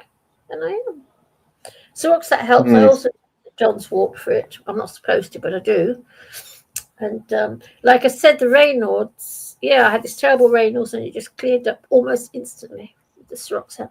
I take a very high dose, I take 60 mg, which is very high. Yeah. Well, like I said, I've been 9 times, so that's how depressed I get. Yeah, I mean, it still sounds like there's, a lot of that is also down to anxiety as well. Yeah. I mean, there's one thing with anxiety. You can have anxiety and not even know. You could have fear and not even know. Or, you don't know. So if it's all you know, you don't know. I mean, if you look at somebody who's like a narcissist or even a sociopath, psychologists say that they don't feel fear, but that's not true. It really isn't. They've got the worst fear. Sociopath has got more fear in them than you can ever imagine. In fact, you'd probably end yourself if you felt it, and many of them do. So, but when you look at them, they look like they're calm as a whistle. And they don't see the fear because they're so busy keeping themselves in the illusion that we don't see it. But the collapse of their ego would send them straight into seeing the fear, and then it'd be all hell breaking loose. So. Right. Yeah, I must admit, since being the Syroxat, I don't feel anxious or scared. That has dealt with it. I know from when I couldn't work out what it was that was changing within me or around me, but it did, yes. It does work on me. It definitely works, but I don't think I'm getting a big enough dose. I need about 1 gram a day, but they won't give it to me. They won't. Right. Give it to me. So I have to make do. I'm just a miserable old bag, basically. Yeah. It sounds like you want. It sounds like there's some sort of security in being miserable. Yeah. Well, I don't like this planet, and I don't like it. I don't think. What I'm saying is, being miserable to yourself somehow gives you some security in yourself. God knows, I don't even know anymore. I've lived with it for so long. So I'm 71 now. There was a woman who I spoke to a while ago for quite a long time, and when we first started speaking, I said to her, "You create your own suffering. You try to hurt yourself." I obviously did it in the right way and all that, and she said, "That sounds ridiculous. Why the hell would I try to hurt myself?" Anyway, I did wake her up quite a lot, and she says to me quite often, "I can't believe all that time I was deliberately trying to hurt myself." So now she clearly sees it. Wow. I mean, I believe a lot of us are like that. We deliberately try to hurt ourselves. Sometimes it's patterns what have been brought from our parents. So when your parents, from a very young age, are hurting you, and you're at that stage where you're trying to develop your own ego, then your ego starts creating itself of hurt. Yes. So for the ego to continue to survive, it's got to hurt you.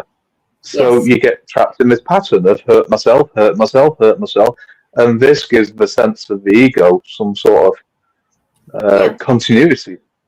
Yeah. Because I don't have my parents. I had horrible parents. I was very unlucky, really bad. And you know what? My mother, the violence, oh God. And my parents, and same my brother, we never got one single hug or kiss ever. Not once, ever. And it does screw you up. Couldn't Oh properly. yeah, no, I speak to a lot of people like this. Yeah, I'm Really? familiar with it myself, but yeah, I speak to other people, loads of people about it. Isn't it It's funny very, that very people common. have a child and they don't love it and kiss it and We hug it? don't I don't know. understand. I don't We know. don't know how to. I just don't understand how people can even, how that can be. And my parents, my stepfather and my mother, I never once saw them cuddled up on the sofa together, kissing and cuddling, not once. They used to sit on separate chairs. This was a newlywed couple, because they were newlyweds. They married when I was 6.5, 7-ish. But they never ever hugged their son, who was born, my brother Raymond. I never once saw him being played with, hugged, kissed, cuddled, nothing. Not once. It would have been the same for me. Yeah. Yeah, I know exactly what you mean. Like I said, I've spoken to loads of people like this, and it's been very similar for me as well.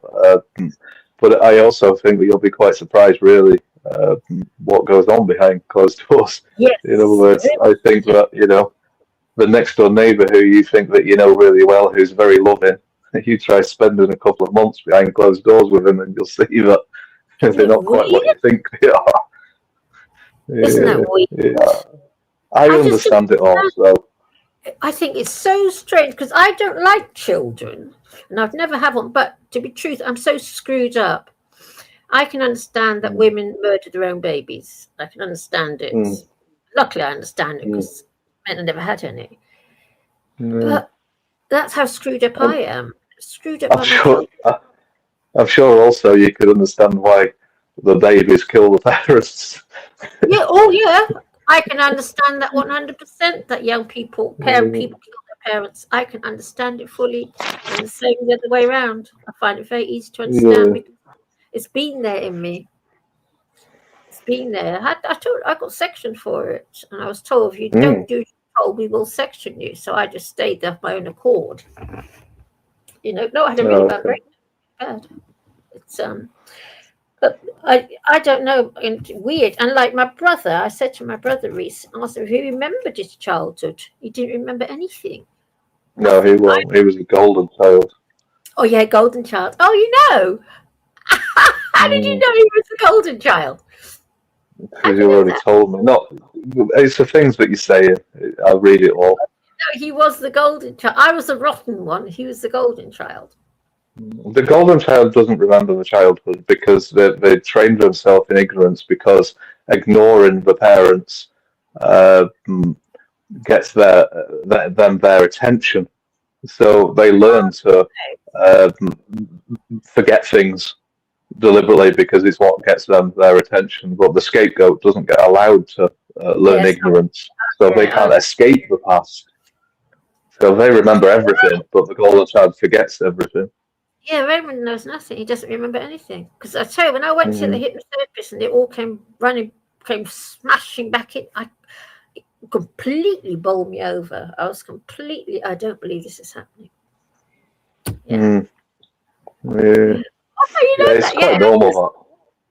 It's just a pattern. I learned it a long time ago when I was studying psychology for a long time, but that's just kind of the typical way that it goes. I mean, the thing is the golden child gets rewarded for right behavior. And this builds up their ego. It strengthens it. So, in other words, it strengthens their ignorance, because the ego is ignorance. It's fragmented. So it strengthens their ego, their fragmentation. So therefore, they forget everything. But the scapegoat doesn't get. It doesn't get the attention to build up the ego. So you've not gained a strong enough defense mechanism as the golden child. So therefore, you could see all of your past. You're trying to run away from it. The ego, what you've got, is trying to run away from it, but it's not doing a very good job because it's not being strengthened. Yeah. Wow. You said it totally. That's totally how it is. And I've only just forgiven since I started coming here. I have forgiven. I've let go. But it's only since I've been coming to DW's thingies. It's true. Yeah, well, the idea is forgiveness is a waste of time. Start to understand, and forgiveness will do what it wants to do. Yeah, but I've finally let go. I've just let it go. It happened. It's not my fault. Blah blah blah. But yeah, wow. Because I was definitely the scapegoat. Woo, was I the scapegoat? And you know what my mother did as well? Because I come from Holland, and my natural father's Dutch, and she poisoned my whole mind against my father, my country, everything. Completely fucked me up about it. Yeah, this is what narcissists do. It's a very normal sort of behavior. Isn't it? Oh gosh! Wow, she knows all this. You're the first person I've come across that actually knows all this. Yeah, I do know a lot. I spent a lot of years doing this with not just a lot of years, but I also had probably the biggest passion you've ever seen in anybody looking into this. So I've certainly soaked up Wow. quite a lot. I've learned all from my own journey as well, really. So I've kind of just watched it all happen, watched it all behave, and I understand how it happens and how it behaves and so on. So yeah. So do a lot of people talk about this thing, especially with this affection thing from parents? I just don't understand how parents can be like that. I mean, I'm so affectionate with my cats. I could tell you how we do it, but it won't go anywhere. It's a waste of time. It's a long journey to try and understand this because I just don't understand that people are like that with children. It's completely beyond my comprehension, and I don't even like children because I can't have children because I'm too screwed up anyway. I just don't understand. People are unaware of it. They're not aware of the things. You see, one thing that I learned with people, the most obvious one was jealousy. But there's a few people in the past who have been very jealous people. And they've come up to me out of the blue and they said, one thing I've never felt jealousy. And I'm sitting there thinking, oh, God. And quite a few people have done it. But this doesn't just go for jealousy. This also goes for all different emotions. The thing that we're most fearful of, we shut behind, and it happens in our shadow. So take, for example, a person who's quite hurt inside, and they're showing anger to everybody. But they don't know that they're showing anger because it's blocked off from them. So they can literally be stood in front of you going, what the hell do you think you're playing at? We're doing something like... And they do not see anger at all in it. So then the moment that you get angry back to them, then they say, wow, why are you being so angry? They didn't see, even though they are angry, and it's showing, and they really, really do not see it. But then when you're angry back, they start to think, why is the world so bitter? Why is everybody angry at me for no reason? I've got a friend who does that. So they don't see it. They really don't see it. So people who have shut away love, they've got no love to give anybody, but they don't know it. They don't know what it looks like, or many people think that love is to buy objects for people and so on. And, we're really all screwed up people. We are really fucked up, aren't we? Yes, I say so. Yeah, I mean, I'm so screwed up. I can understand that women throw babies out of windows, that they kill them, and that children kill their own parents. And I can also understand hit and runs, that somebody just nicks them down. I can understand it, which is why I don't drive, because I know it about myself. Yeah. I mean, you say that you're screwed up for thinking like that, but I mean, I've always had something very similar as well. I have compassion for murderers. And all people like that. Although everybody else doesn't share my belief, I understand that you cannot change evil without compassion. So, I understand it. Yeah. The only way that you can change evil is to get the person to see their own evil. And if you swear at them, shout at them, be angry at them, then they won't see their own evil, and therefore it'll continue. But if you could show compassion to people, even who are evil, it just might give them the ability just to see their own evil and make a change. And that's kind of the way I see it. Yeah. Yeah. It's weird because I know that, like that. Yeah, when you hear these horror stories of murder and things, I can understand it. Well, People I are know I'm hurting. capable myself, and I know I am. Not anymore. I'm not. That's all gone. It's gone in me because I had so much therapy, but it was there. Boy, it was there. Yeah, like in many people. I mean, a lot of people. In fact, a person who I've been speaking to for quite a long time, I did tell her that she was a monster. Not like in the way that most people say a monster, but I've said to her that you're like the rest of them. You're like all the other people. We're all suffering, and we're all monsters, and you're a monster too. And she was saying, I'm not a monster. I mean, I did it in the right way. She didn't really take Yeah. offense. I built a rapport into a certain place that I was able to speak freely. And I told her this, and I'd been telling her for ages that she's a monster. She's got a monster inside of her.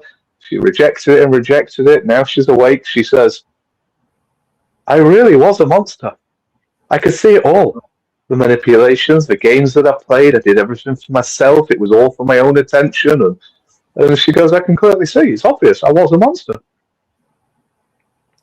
God. We're all monsters.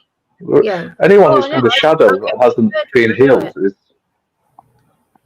Well, I have been capable of murder. I don't know anymore, but I find it so hard to understand that people do not give affection to their own children. I find that such a bloody mystery. I mean, I don't know why people have children anyway, because I don't know why they have them half the time, and I just don't even know. I'm glad that I had the foresight to not do it. Maybe they do it all for the wrong reasons. Yeah, I think they do. Attention, I think a lot of it's got to do with it. And of course, trapping a man. It's a great way to trap a man, isn't it? Getting pregnant. I think that happens a lot, but I think it also goes the other way around as well, though. That the men get the women pregnant so that the women don't leave. Do you think, isn't it awful to do that? Yeah. Something I don't do, something I wouldn't do. I would never take it that far. Yeah. Well, I just like young, I didn't want kids. I just does happen a lot. just live with my cats. Yeah, probably say it that way. Animals are better than people in many ways. Animals are far nicer than that. My 7 cats get on so well together. You wouldn't see 7 people sleeping together in one bed and being all happy with each other. It would never happen. And I also feed a flock of pigeons, and sparrows and crows come down to eat the food I put out. And these pigeons are so nice to the sparrows. You have to see it to believe it, how sweet they are. And same with the crows. They're such sweeties. None of the animals are mentally ill like us. I mean, that's what the problem is. We've not been disturbed with this crazy society. We're really fucked up, aren't we, actually? Yeah, we are very much so. We're all trying to find our way back home, though. Yeah. Some more than others. I want to just live. I don't know. All I ever wanted was a house with a bit of a garden, so I could. I don't know, but never happened. Get a bit back to nature. Yes, I'd be a lot happier. I would like to be a herbalist, but unfortunately, that's all life. It's been lovely chatting with this because you're saying things that, relate. Yeah, relate. Well, to be fair, I'm glad that you said that just then, and it's been lovely chatting because I was just waiting for a moment that I could say, well, unfortunately, I'm going to have to go. Lovely chatting to you. Yeah, I've learned a lot actually, and you've really comforted me with what was it you said? You said so much about what was it? Something you said to me. So it really related. Oh yeah, the whole thing with the golden child. Because when I talk about that, people say, "Don't be so stupid. Don't be so stupid." But it is true. Yeah, But the it's whole so thing, obvious. yeah, because I was the scapegoat, and my parents were such liars. They lied. Like they were such terrible liars, and they were even liars to each other. They weren't. I don't know what was going on there. The more that you wake up, the more you see lies. In fact, when you wake up fully, you see that not a single thing is true of anybody, really. Isn't it terrible? That's the world we live in. Weird. We're all on this journey, though, of the sort to live. What? We're all on this journey, and I suppose we don't see it until we see it, I guess. So we're ready to see it, let's So say, let's and tell then you we another start to weird see more. story about myself. Right. When I was 40 years old, I had what's called a radical hysterectomy, where I had the same op that cats get when they're sterilized. That op you give to cats, and cats, and basically they become little, totally void of sex and everything. I've had that op. And you know what? In this crazy sort of way, it's been the best thing ever happened to me, because now all that need has been taken away from me. Constant bloody need, that constant drive, and it's a real pain in the neck, actually. And I wish, we could have had it when I was 12. This op, so I would have been a solicitor instead of a secretary, and I would have earned more money. Because I tell you something, it didn't have to screw me up. Oof. But yeah, and people always scoff at me when I talk about it on here, that how can that be a positive thing? But actually, it's a really positive thing to be free from it. I think that's probably true. Yeah, I would agree with that. You're the first person that's agreed with me. No, I think it makes total sense on what you're saying. But anyway, I'm gonna have to go now. But I assume if somebody else come on now, maybe. Yes, and that naughty D&W's left me entertaining everybody. His show, I have to listen to. But it's been lovely talking to you, and I've really learnt a lot. So you're going out now? Thank you very much. I've got to go and wander up to the shops. Yeah, so. I go shopping. Got 6 o'clock. Yeah, I'm quite an early nighter as well. So for me, by this time, I normally like to be pretty settled down. Yeah. I'm going to settle down. A pity, Paul. I just wanted to bring up the whole doomsday revelation people that always want the end of the world and why they want that, and it's a common denominator with humans. Even chickpea studies revelations. So those it's not revelations I'm talking about. It's how the human brain wants the world to end, how the human brain wants complete chaos. How the humans want a complete disheveling of society, so we can go to the burnt down Walmart and get our granola bars, in a stack of burning, smoldering ash. It's just like that future that America wants, that we've been preaching with this BS end of the world stuff that everybody actually wants, because we don't want to be medicated for our problems. We don't want solutions for our problems. We just want to act it all out. We want to act it all out and have no policing. That's what people actually want in their mind, that always talk about revelations, that always talk the end is coming, they want the end to come. They want the meds to stop. They want the police to show up. Correct? Why people... I want my meds. Yeah, but I think people do want. There is none. That's what people are hoping for. They want complete chaos. They want. I think. Do you want chaos though, or do you want to end it? Is that which one are you saying? Have to get both. There's no restart without the chaos. I think it's true, and I think it happens in a lot more brains than most people admit. I mean, I don't know whereabouts you are in the world, but over here, nobody would really say that. So you don't know that people are thinking this, but I'm pretty sure that most people deep down in my brains are really wanting the final days. I don't really think that they'll think the same in the face of death.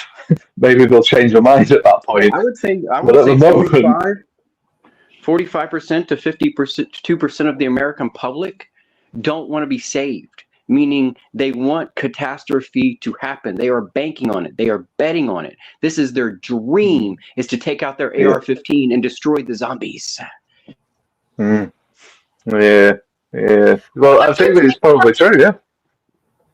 I'm going to make a cup of tea. Thank you very much, Paul. It's been lovely talking to you, and you've really helped me. Our society is angry about the coddling. Bye. Yeah, our society has been upset by the coddling. The coddling is what has driven people crazy. You get a prize even though you didn't win. When the guy that won doesn't get an extra prize anymore. The kid that does the best at the spelling bee, who cares? Because this other kid is more important than you because they got every answer wrong. We have to coddle them. We have to fill them full of medication their entire life now because they didn't win. We still need to make them happy with pharmaceuticals. Like, my society here is sick and tired of coddling. sick and tired. That's why you see it in the news. It's just like these people are so angry about the handouts, so angry about the coddling that they don't want anyone coddled. You know, I don't know what happened to them in their childhood, but someone told them guns and hunting were good. They pulled out a gun. They're excited about it. They love killing squirrels and deers and Bambi or whatever. Some people, it's good. If you eat what you kill and you eat every part of it, I see it, yes, as some kind of sport to learn, you know, when there is wild. But these people want it to be wild. They want it to be that bad that you have to go out and shoot something to eat. They don't. That's not our reality here. We have a Walmart and a corner store, you know, every 50 to 300 feet. There's no reason to have a long gun. What are you know? And it just doesn't make sense. And a short gun is obviously made for murder. We all want chaos. That's what we want. Anyway, I mean, your country has guns and my country doesn't. I'm not saying this is exactly what I want, but on and off, I've aligned myself with Doom. On and off, I've studied Revelations, and it seems like it's embedded now into people. They don't want to survive. They want to be forced to try to survive. And they want the downfall of it all. It's not that they don't like government. They don't like rules. They don't like anyone telling them what to do. And they want to forge it for themselves, and they want it to be, you know, might is right. Might is right, because they're sick and tired of the coddling. That's what you can see emanating from these people. That's why we're training kids out of high school with no police background, with no knowledge how to use a firearm, with no firearm safety. We're passing them out firearms to say, get rid of these immigrants for us. And it's just like that is the uncoddling happening right now. And they're shooting American citizens over, you know, removing our immigrants. This makes no sense in our society except for that fact that they want it. They don't want coddling. They don't want your mother to hold you after you're born. They want her to throw you into the wild and you to pick the berries, the poison ones, and either make it or you don't. And then they'll give you a gun. And if you can aim good enough, you'll eat. So you kind of say in there that the world is giving temptations to people that aren't good, I guess, but still giving them. I mean, here we are. We're seeing it on the news, meaning the news isn't everyone, but they're pushing that agenda of, you know, again, might makes right, might makes right. And when has that actually been the thing throughout history of might making right? It's not even in the Bible with Goliath. They hit him in the head with a rock. The battle's over. Even though the Philistines could have whooped his ass the whole time, all of them, oh, we'll just settle it between one-on-one, this short fellow with a rock and this 9-foot dude. Oh, the battle's done. Everybody go home. We don't want to go home. I think I've just worked out some of what you're saying. You're saying might makes right. Are you saying power might? Yeah, our Is that what you society mean? thinks. Yeah, our society is well armed. Okay, and that's what we think might makes right, and that is not actually true. That's what we've been brainwashed to think, as if society completely crumbles, that this will be a Mad Max scenario, and as many people as you can shoot, you own what you kill. And that is actually not true. The first people killed in a Mad Max scenario were the people waving around a gun, because the other people will be shooting from a secure location and killing the people that come up with a gun looking for you or your food. They will be the first that turn into the pavement. Yeah. It sounds like you live in a pretty bad place there. Here we don't really have guns, but I could only relate what you're saying to might. Between 2005 and 2020, I don't know if it's just the South same, but every boy that turns 18, 19, 20, his major gift is an AR-15, either to himself with his first long-term full-time job position, or his parents give him an AR-15. And it's just like, this is the society where I live, okay? And it's not, when I say that, it's not exactly the inner city, it's just how, you know, the males here in our society, because of video games and Call of Duty and Grand Theft Auto, might makes right. They need that AR-15. They need 2 pistols. They need a revolver. They need a Glock. And it's like, what are you using this stuff for? Absolutely nothing. They're waiting to murder people when the police are gone because might makes right. Yeah, I've met some people who before said things like, I could kill someone I mean, where I live here, it sounds very different to where you live because the idea of somebody saying that they could kill someone over here is very, very rare. But I think that a lot of people really do think that inside, deep inside, and I think it's a lot down to their anger, which is built up inside that they want to kind of let out. But it sounds like there's a lot of anger and pain where you live that people are wanting to express in some pretty horrible ways. But the media has spun people's minds out of control. That y'all were saying that the average person is like someone in an insane asylum 20 to 30 years ago. And that's where I'm saying this is not only are they that, they've been reprogrammed with this might makes right culture of violence is good. And I know you can't even get in a school fight anymore. That's not cool. But you can pull out your gun and everybody wants one too. And you want a purple one, you want a longer one, you want a bigger magazine, you want it, you want it, you want it, you want it. And that's like it's a token symbol now of our Americanhood is an AR-15. That's the number one common factor besides these video games that our men, our young youth have in common as your first gift to yourself with your full-time paid position is an AR-15. You know, I've only spoken to you for a few minutes on here, but I do not want to go to America. Definitely not anymore. It sounds really bad. I mean, I can see what you're saying. The media and everybody, I mean, we're all conditioned beings and we all soak up this condition, especially when it's been fed to us from childhood. And you're basically saying, what the hell is it we're feeding children here? To grow up like this, what for? Just to destroy ourselves? Because it seems that's what is exactly happening. There's an amount of anger in the young male youth to keep us a ready military, okay? But it's gotten out of control. We're beyond ready. We're killing each other. We're not killing an enemy. Yeah, I mean... They've got it so divided over political stuff that people think they're going to have a civil war and shoot at each other. I said that the other day. That's not going to happen. It's going to be all sabotage, and it's going to be people showing up in these big cities and causing disturbances, fights, and maybe 1 to 2 shootings. But there's not going to be 100 people on one side with guns and 1,000 people just, mauling each other. It's not going to work like that. There is no front line in this war. It is a dinner table war. It is a political opinion war. So the issue is way different here than what people think the news is saying, but the news is igniting the fires and fanning the flames of this stupidity of the culture of gun violence. Yeah, I mean... Do you remember the Iraq Fallujah stuff? When Iraq and Fallujah happened, okay, when they showed those prisoners being electrocuted with the hoods on, that was an advertisement. That was not a denouncement of violence. And our news is the same way. This is a job opportunity. If you want to go shoot somebody, this is the job you want to go shoot somebody. I don't think other people understand that this is a form of advertising, and they want the worst of the public and the most motivated to kill to take these jobs and go ahead and start killing people.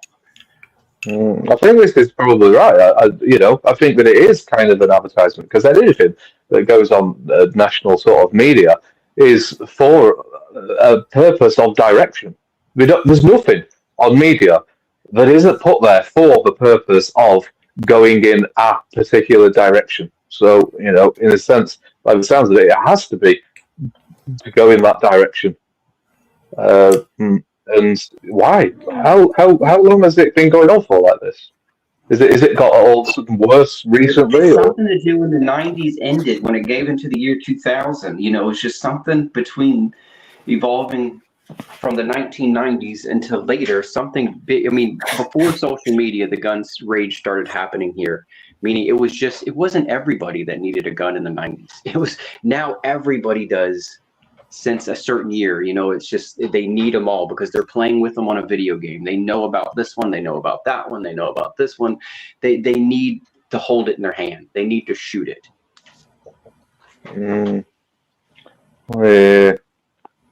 People follow like the latest fashion as well, don't they? I guess. what's been broadcast on TV as the latest fashion. And I suppose if you're fashioning guns, then people follow it blindly and create Look at fantasies. American movies. Look at American movies. We have pretty female models with 6 guns in our movies. Like, what is going on? You know what I'm saying? Like, the feminine energy is now to arm yourself. It's not to, knit. It's not to make a home. It's not to bake. It's to lock and load. It reminds me of something over here a good few years ago. I don't know if it's the same over there. Well, obviously, men are typical for using tools, hammers, screwdrivers, drills, and so on. And the people who made the tools wanted to try and get women in, so we started making pink hammers and pink screwdrivers and pink drills. So it brought the women into it. And what you're describing there is an advertisement to try and get women to use guns. That's why it's called programming. It's all a TV is. Yeah, I mean, we do call them programs, and they are programming. It's very much the same as words and spells as well, because a spell is what you cast on somebody, but you create a word by spelling, and that word casts the spell on people. Yeah, but TV that's the root of language. The TV is hypnotic. You do know, yes. Yeah, I don't want to language was vibrating syllables and sounds. It wasn't what we consider our language today with the phonetics. Oh, I know.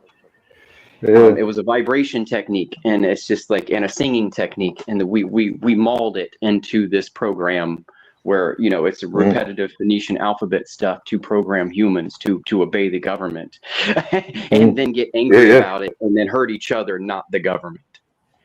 Well, in pagan times, we used to use symbols, didn't we? We probably did speak as well, but a lot of things were symbols. It was only when Rome took over that then they started using much more words and building new words, which built a new world and so on. I believe in paganism. The original symbol of the cross in paganism meant do not create an image and worship it.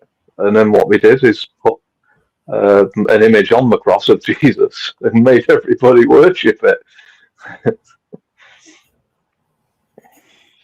Yeah, our church system is flawed because Jesus didn't have a church. Oh God, so we had to build one. We had to build your church system. Your church system over there is craziness. I've seen clips of the priests and everything over there, and they sound like the most narcissistic people I've seen. It's an arm of our politics over here. Our religion is an arm of our politics. It's a way to get people to vote a certain way and say the other side is sinful. So it's just like, well, what one side accepts people. Okay, that's the weird thing. And one side refuses to accept people. Which side do you think follows Jesus? It's so weird here. It's so weird. The people that refuse to accept people claim they follow Jesus. Okay, and then they want something done about it.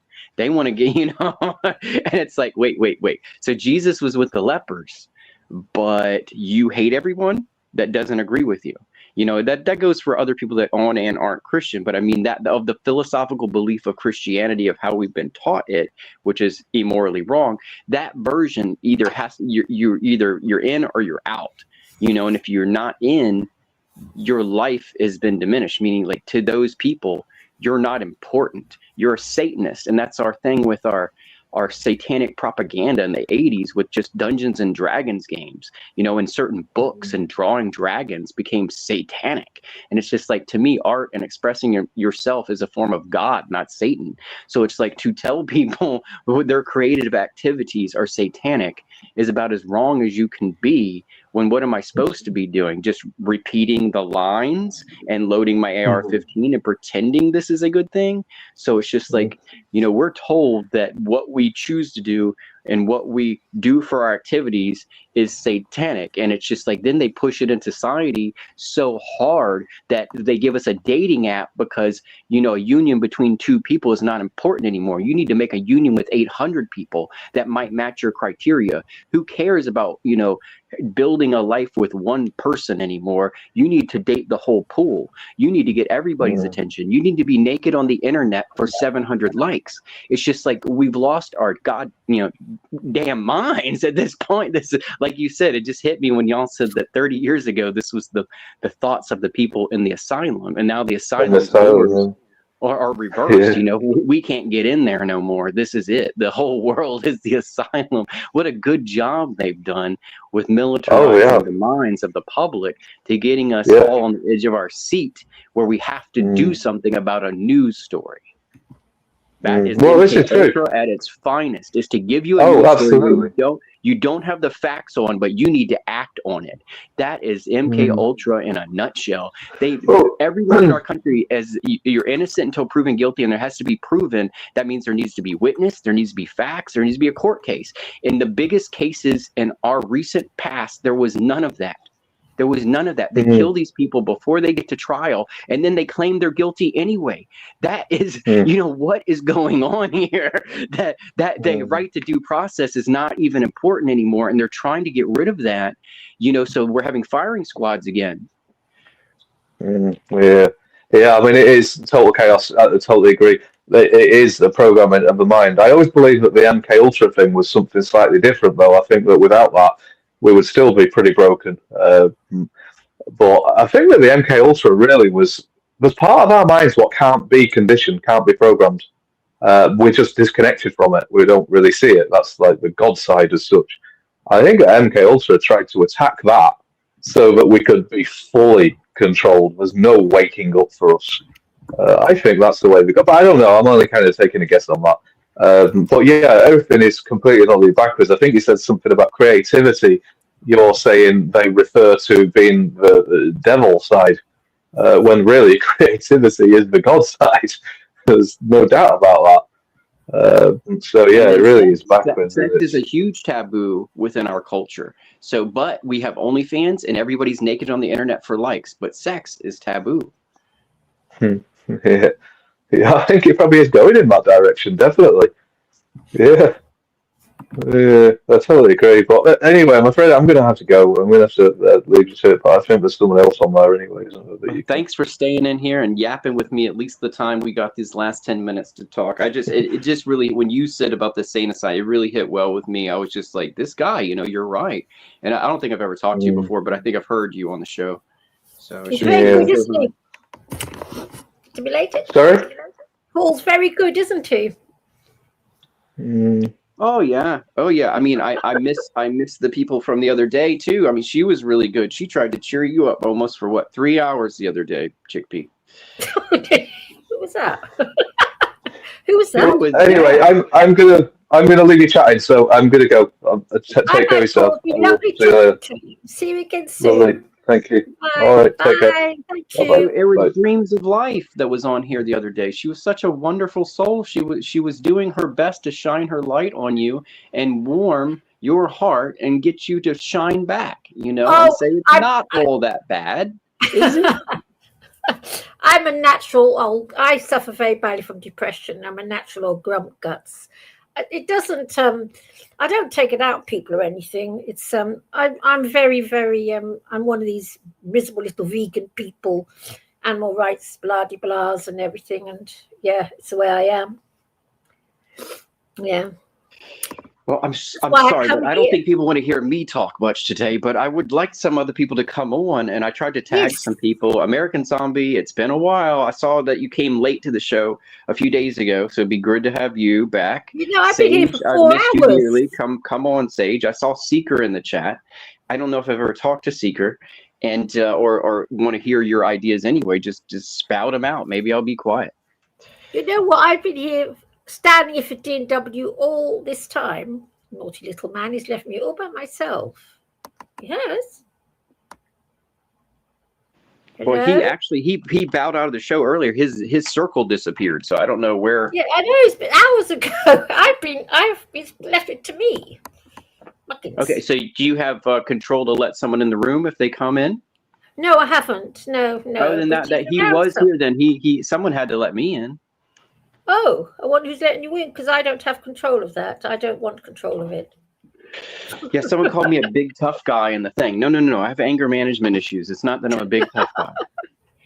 There's a big difference. It's a big difference. It's when you get triggered and you're like, I got to knock this out, you know, and then the girlfriend's like, no, and then everybody's screaming and that they know what you're about to do, and it's just like that's my issue. It's just like it's not a good idea. This guy broke into my girlfriend's house one time. Oh, no. This was when I didn't live with her, and she lived with her brother, and somebody climbed in the window and stole some things, and then I came over afterwards, and the brother said he knew who it was, and I'm like, who? And he was working at the time at one of our chain stores called Kmart, and I didn't waste any time. I walked to Kmart and grabbed him up at his work and pulled him over the counter of the checkout, and we never had a problem with dude again. Meaning, sometimes it's you have to stand up for yourself, and sometimes you're standing up for others, and sometimes you do need a pit bull so people do fear doing something. Yes, I could do the pit bull because I'm getting scared to walk outside anymore. But I'm a cat person. I know if I got several of my mates and my girlfriends and my friend circles, I was the dog they let off the leash to go solve problems. They're like, this person's giving you're our go-to of this, and it's like, okay, they let me off the leash, and then it's my issue. I have to deal with it, but I don't sit around and ponder. I just immediately do something.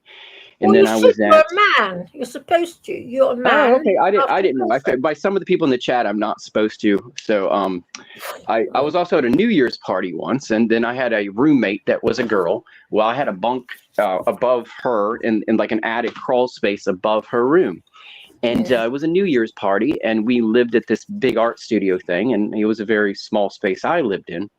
And she said a guy at the party was acting kind of off and violent, and he was throwing stuff and cussing at people, and it made her uncomfortable, and she just wanted to go lock herself in the room. And she said, will you please come with me? And that meant I had to leave the New Year's party. You know what I mean? To go just sit in a room with a friend that was my roommate. And she's a pretty girl. So, I mean, I just saw the fear in her eyes, and I'm like, okay, we got to go. But the guy had a crush on her that was getting ballistic at the party. And so I went with her into the room. We're just there. We're not making out. We're not doing anything. She's just actually kind of shivering and crying because her fear hit her of how this guy was acting at the party. And he had broken our television people were drinking. So he broke the television, he broke a coffee table. But none of the men were fearful of this guy because people were just acting up. It's just New Year's. People were getting wasted. But it upset her to the point she said, come to the back room with me. And she's like shivering and crying. And it's not like she wanted me to, start dating her because she was upset either. This wasn't manipulation, meaning she was actually struck with fear from this individual. And apparently this guy had a crush on her, and I guess she knew that too. I didn't know what was going on, except we're having a New Year's party, and now I'm not even part of the party. I'm sitting here hanging out with my friend who's crying, and the next thing we know, someone's banging on the door. It's the psycho guy. Oh, lovely. And he's like, open up, and he keeps banging on the door. He's like kicking it now.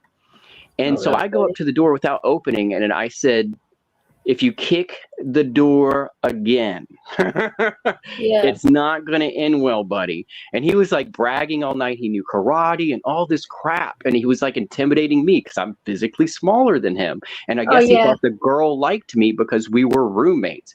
So I had already triggered him and didn't even know that. And I'm trying to make friends. I had no problems with this guy. But, his attitude, and he was scaring my roommate. So he actually punched the door and broke the wood. Also, and when he did that, I ran up to the door, meaning I was very close to it. I grabbed his hand through the hole he had punched it, pulled it all the way under my armpit as hard as I could pull it and lock it there. And then I opened the door and slammed him into the wall in the other direction. And then I bent his arm backwards, and I was just like, is this done? You know what I'm saying? I was like, are you done? And that was all it took. The bully was over, Mr. Karate expert. His arm was all twisted and mangled. He was wasted, and he was trying to be physically violent to a 90-pound woman, just to get her attention. And it's just like, sometimes you have to teach people a lesson. And it's not their job. It's not my job, but it ends up your job when the person that is being almost assaulted is not capable themselves of defending themselves. So it's just like, these are the situations I've been put into. This was in New York, by the way, at a party, at this art mansion thing we're all at. And like I said, I had the little crawl space above her room was my room. So we used the same door for our living quarters. So she just wanted me back there, and she didn't want to be alone, I guess, for the night. And I couldn't believe that guy eventually followed us back, probably thinking we're making love or something. And he's like banging on the door, like he's left out of whatever's happening. And I'm just trying to cheer her up and hopefully go back to the party. And again, I wasn't even mad at the guy until he started kicking the door. And I was like, what's going on? And this guy must have been triggered. He must have really had a big thing for her. And he must have been triggered again, thinking me and her had something. And, I had to physically hurt the dude without taking his eyeballs out or punching him in the face. It was just to pull on his arm and slam him backwards through into the wall from the door itself, and then pin him down there until he cried uncle. As I had his arm and was able to manipulate his other, limbs the way I wanted to make sure he's in pain until he cried uncle. And I had to party with the guy the rest of the evening because we were one group. We were an art studio. It was all working together, and it was just a trip. And then people remind each other, it's like, oh, I want you on my side if something goes wrong. And she thanked me. She was like, I've never seen anybody jump into action like that. She couldn't believe he punched through the door, and she couldn't believe the guy probably had 50 pounds on me, and I made him cry. Wow.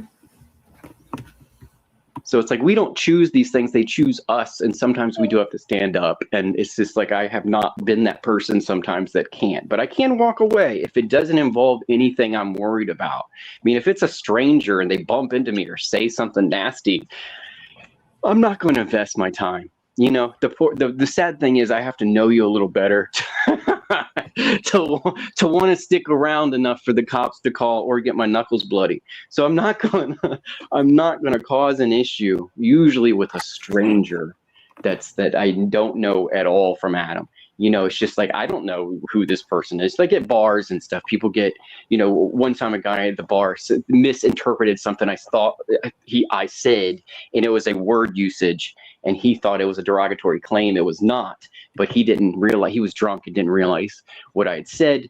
And that was fine, meaning I negotiated with him. And that's what I asked someone to come into the chat. I was like, teach me more negotiation skills so people don't get violent. I need help with that so I can talk people down, so no one needs to ever pull out a weapon or ever get punched. That would be superior. It would be nothing happening of violence and everyone getting along and eating some good baked goods as God intended. But yeah, somebody was saying I was like, I was a big tough guy, and I'm like, I'm actually a small dude. It's like, I don't want to give all that away, but yeah, I don't have a large stature. I'm not the biggest of my friends, not the biggest of my enemies. And yeah, I know when to you. Yeah, when someone's got, head and shoulders above me, I'm usually like, I'm out of here, So we have to pick and choose our fights. It's your fight to win or your fight to lose as a male, anytime you're in an altercation. And what I mean is, if you picked the fight yourself, that's your fight to lose. If you did not pick the fight, it's your fight to win. So the person causing the issue is the person that's the picked loser, meaning they think they're going to win, but they picked a fight with someone and they don't understand the outcome. But the person that decided to fight back, they already know the outcome. And that's how I see fights. If you start the fight, I already know the outcome. So it's just like, not you, but another person at a party gone wrong. And I was at a bar where one of my close friends was bartending, and it was his birthday. So it was a private party at the bar. And there was a lot of, uninvited-ish people there, and a mixture of Armenians and Russians that I didn't know. And we had a Russian bartender, and my friend wasn't Russian, and he's a DJ, and he's serving free drinks all night because it's his birthday. The bar was, we know people, so the bar, and he only wanted to make simple drinks, like cranberry vodka is what I ordered, and this other dude was like specifically wanted a different drink, and my friend was like, I'm not even working, I'm just bartending because it's my birthday, just passing out free drinks. So he asked the dude if he could make him something simpler, just a shot, and the guy actually got violent with him and grabbed his throat at the bar. And this is my friend on his birthday, at his birthday party. And again, this is another altercation I got into. The guys ended up getting kicked out of the bar. They came back with a baseball bat, and there ended up 8 to 9 people in a street fight outside, and I knocked out one dude and 2 others had to carry him to the hospital. So I got rid of 3, and then there was a fair fight going on because there wasn't so many people, and we were able to protect ourselves and lock the door and keep as many people as we needed at that party instead of the uninvited guests after that point. But the night had 3 or 4 fights in it, and the Russian gangsters ended up coming at the end of the night, and my friend was drunk and actually passed out at the back of the bar near where the bathrooms are. There's a little couch, and he had fallen asleep back there. These 2 Russian gangsters in suits entered the bar. They went around to the bathroom area, and I walked back there because I'm like, shit, my friend is fucking, he's passed out. And I was like, I don't know who these Russian-looking big men gangsters are. And when I walked back there towards the bathrooms, they look at me. The 2 gangsters walk right up to my friend, but they're staring at me. They said, is this your friend?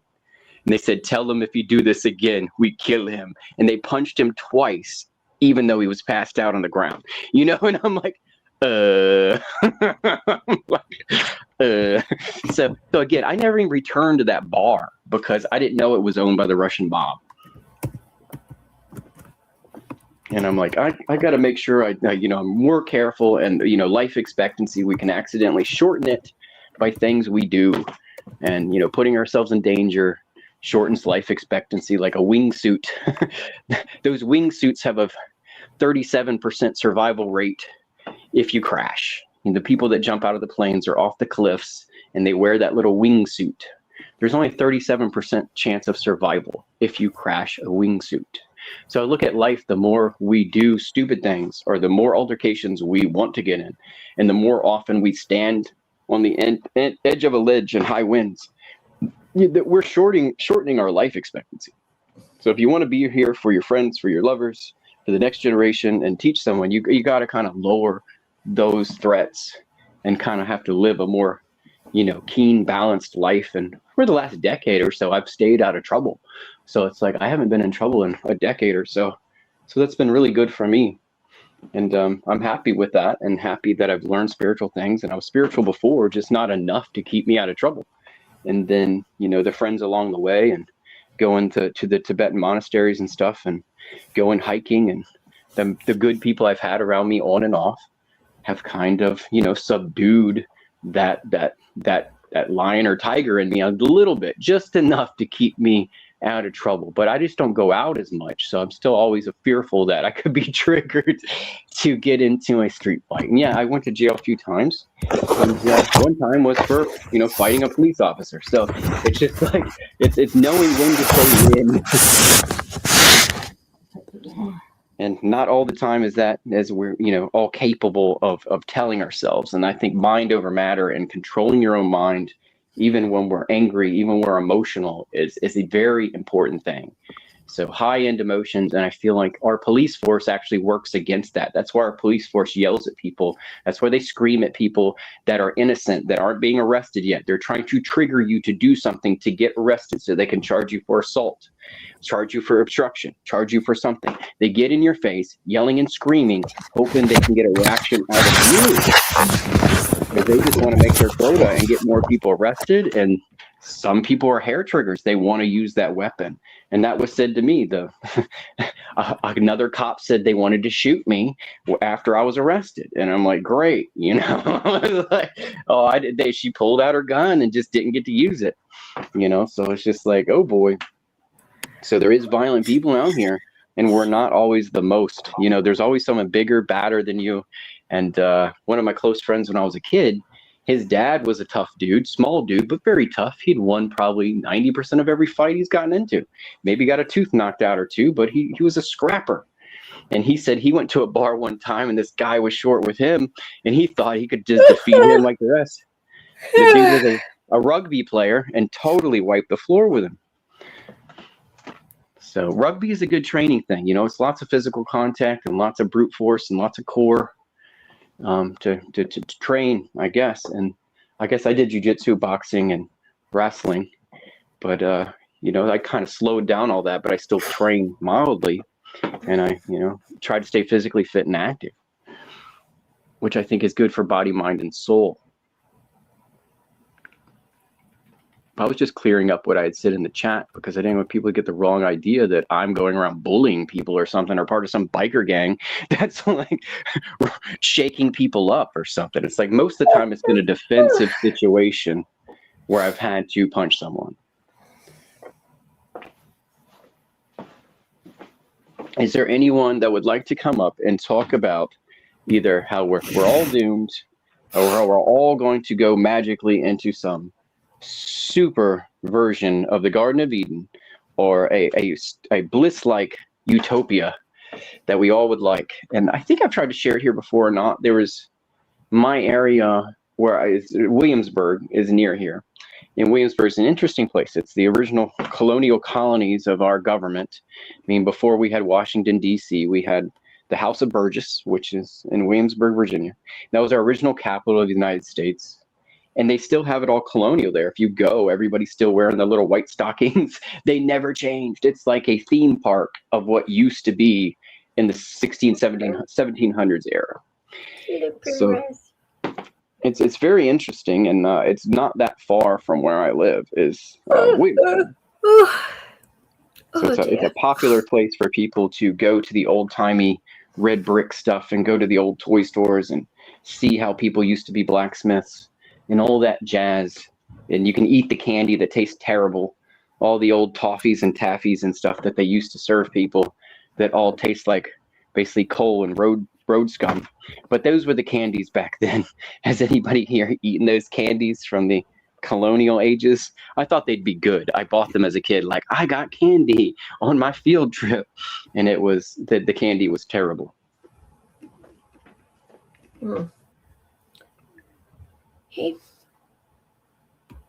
I don't think anybody's going to join in with all this prophecy. Yeah, I just came on. I think he was about to leave, and I was just saying hi, and I enjoyed what he had said and what y'all were talking about. And he had said that, you know, the average person is like someone that was in an asylum 30 years ago now with our psyche and our mindset. Is we're all ready to do something we shouldn't. We're all doing things with our vices, our addictions, our minds are scrambled. And, you know, we could do this on our own, but we prefer the media pulling us along with a popularity contest that has everyone angry, unimportant, and looking for some purpose. Yeah. Where D&W is, he's being very naughty this evening. What time is it there? Here it's 6:30. Yeah, I was just freed up some time myself, and I was just listening earlier, but some loud noises. I missed some stuff that y'all were talking about, and that was a nice chat all about depression. I love talking about that. As you know, I love talking about depression. Well, your cats don't make you depressed, and that makes me happy. Of course not. That's part of nature. Do you ever walk and just stare at the sun, kind of thing, or let it warm your face with your eyes closed? You know what? Here we're being constantly chemtrailed, so you can see the sky is weird. I live in the middle of a city. I am looking to move actually out of London.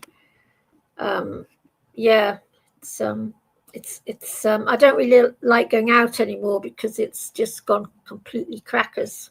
So I try not to go out too much because we've got men cycling on the pavement, men stealing our mobile phones, men coming up to you saying, "Get out my bleeping way, you bleeping see." So I tend not to go out too often anymore. I'm looking to move because of it. Yeah. Well, I liked what Dreams was saying the other day. Dreamers, she was she was talking about how it's all like a construct. So it's just like to watch Alex Jones and get angry at the news and get angry at the media, get angry is also a construct, meaning we are being programmed to what our likes and dislikes are on a very thin level.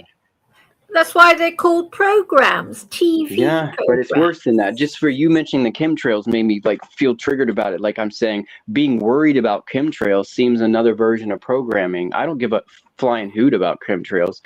But they happen. I don't really care. Doesn't it bother you that they're dropping chemicals on your head? Doesn't that bother you? And they're blocking out the sun. They are. It doesn't bother me at all. Doesn't bother you? Well, if it doesn't bother you, it's fair enough. I personally don't like it. Doesn't change my workout routine. I remember the days when I was young. Excuse me? Hello. Welcome, Truth Will Conquer.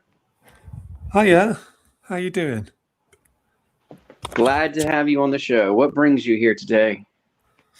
Well, I just want to say hello to Chickpea as well. Are you okay, Chickpea? Are you in the UK? Yeah, we spoke before. I'm Gary. Gary. Good Lord. Gary Garner. Where are you again? Where are you? I'm Midlands area. Well, Oxfordshire to be precise. Where in the UK are you? Huh? Oxfordshire. Oh, you lucky guy. I remember you now. Yeah. Yeah, Oxfordshire. Yeah. I remember you. Yes, you lucky thing living in Oxfordshire. So I'm looking to move out, and oh God, it's not easy. Anyway, guys, how are you guys doing? All right. Today's a good day. I just got a little bit of nerves. I'm out of weed, so I'm going to be ranting if I talk. So I'd rather not talk. I'd rather listen. Yeah. I've been talking for 5 hours now. Do you know that? I've been sitting here chattering for 5 whole hours. Well, truth be told, I did see Finding Gnosis come on, start the stream hours ago. Yes. And I was like, oh my God. I was quite shocked because he never usually puts the live up that early. Yeah. And I thought, I'll just pop down. I thought if I jump on then I won't get the stuff that I need to do today. So, yeah. I've been sitting here since. I mean, for 5 hours. Yeah, but I'm glad you're here, Chickpea, because it makes it easier for me to hop on. Does it? You're like the kind of matriarch, which you know. Cat mum. Yeah. But me the cats. Now I did see something in DNW's what is it? He said, make the most of it because we might not be here for too long. Oh, did he say that? Oh, I haven't read that yet. He didn't say it out of his own mouth, but I think I read somewhere. Oh, right. I was like, hey, please don't take this place away too soon. Yeah, because... He calls me an old grump. He calls me grumpy. Oh. He's made a little song up about me because I'm always moaning. Well, he says I'm a moaner. Do you know what? I did find it funny yesterday. I was listening in a little bit yesterday, and I see a certain friend of mine. Well, I say friend, more of an acquaintance, has managed to find himself a wrench in the chat, and he hasn't come up on panel yet. Oh, right. And this is like my second or third time up on panel. It's like, oh, I haven't got a wrench yet. Oh, yeah. Neither have I. I've been coming here for 10 months. Oh. But a lot of people make a lot of fuss about getting a wrench. I don't want one. It's like, oh dearie me, you really that fussed over getting a bloody spanner? The best thing you can do with a wrench here is share a link in the normal chat. There's not really other advantages. Most people aren't, unless you're a bot or a true troll just spamming. There's none of us try to block someone here. We're trying to see who you are and hope to let you in. And we want different opinions. We just don't all get along sometimes with different opinions. I don't like talking about myself, but I would regard myself as a very amiable kind of chap. Yeah. And so I listened to another stream, which I shan't mention, not yet anyway. And I'm not going to bitch about people behind their back. That's not me. But with the years that I've been listening to YouTube and the streams that I have been given a wrench, I'm used to people just sharing links. So that's what. But the chap that of another channel, he wasn't very happy with me sharing a link. He was like, Wow. "Hey, please don't until I've said it's okay to share a link," because he doesn't Oh my want goodness. people taken away from the stream, which is understandable. You know, you don't want people going from his stream to other channels, you know, because he's trying to build a kind of a listenership, All right. which is absolutely fair enough. I think sometimes people's kind of the tone of how they say things comes across as a bit patronizing sometimes. So I'm like, oh, okay then. You know what I mean? I think it's built in. That's a product of how our parents or our school teachers or whatever to get attention, or how we talked, and whether we had big, grown-ups in our life, or we had little sisters or big brothers. I think that's where the patronizing comes from. Either you never got a chance to do it, or that's how people talk to you. Yeah. Hmm. Yeah. But like, you got to find that balance, because like, as I say, I'm a very amiable chap, and it can be very, very easy for people to take advantage or just, be a bit disrespectful. But I'm trying to find my charger at the minute to my laptop, because it's Right. I've just turned it on and it says, "Oh, I'm going to switch off any minute." So Oh, great. here I we just had to go. buy a new one for mine, oddly enough. And I just had to buy myself a lovely, lovely 5G phone. I'm absolutely loving it. It's lovely. Oh, I've Great. just had to take my phone into a phone shop to get the microphone fixed. Oh, right. Yeah, I had to buy a new. Sorry. I still use a flip phone, you see. Yeah, you lucky you. But here in London, London's not going to be 3G for much longer, so you have to now have a 5G phone. Ah, yes, someone in the pub was telling me that yesterday. Oh, They're what a getting rid of, nightmare. the 3G towers.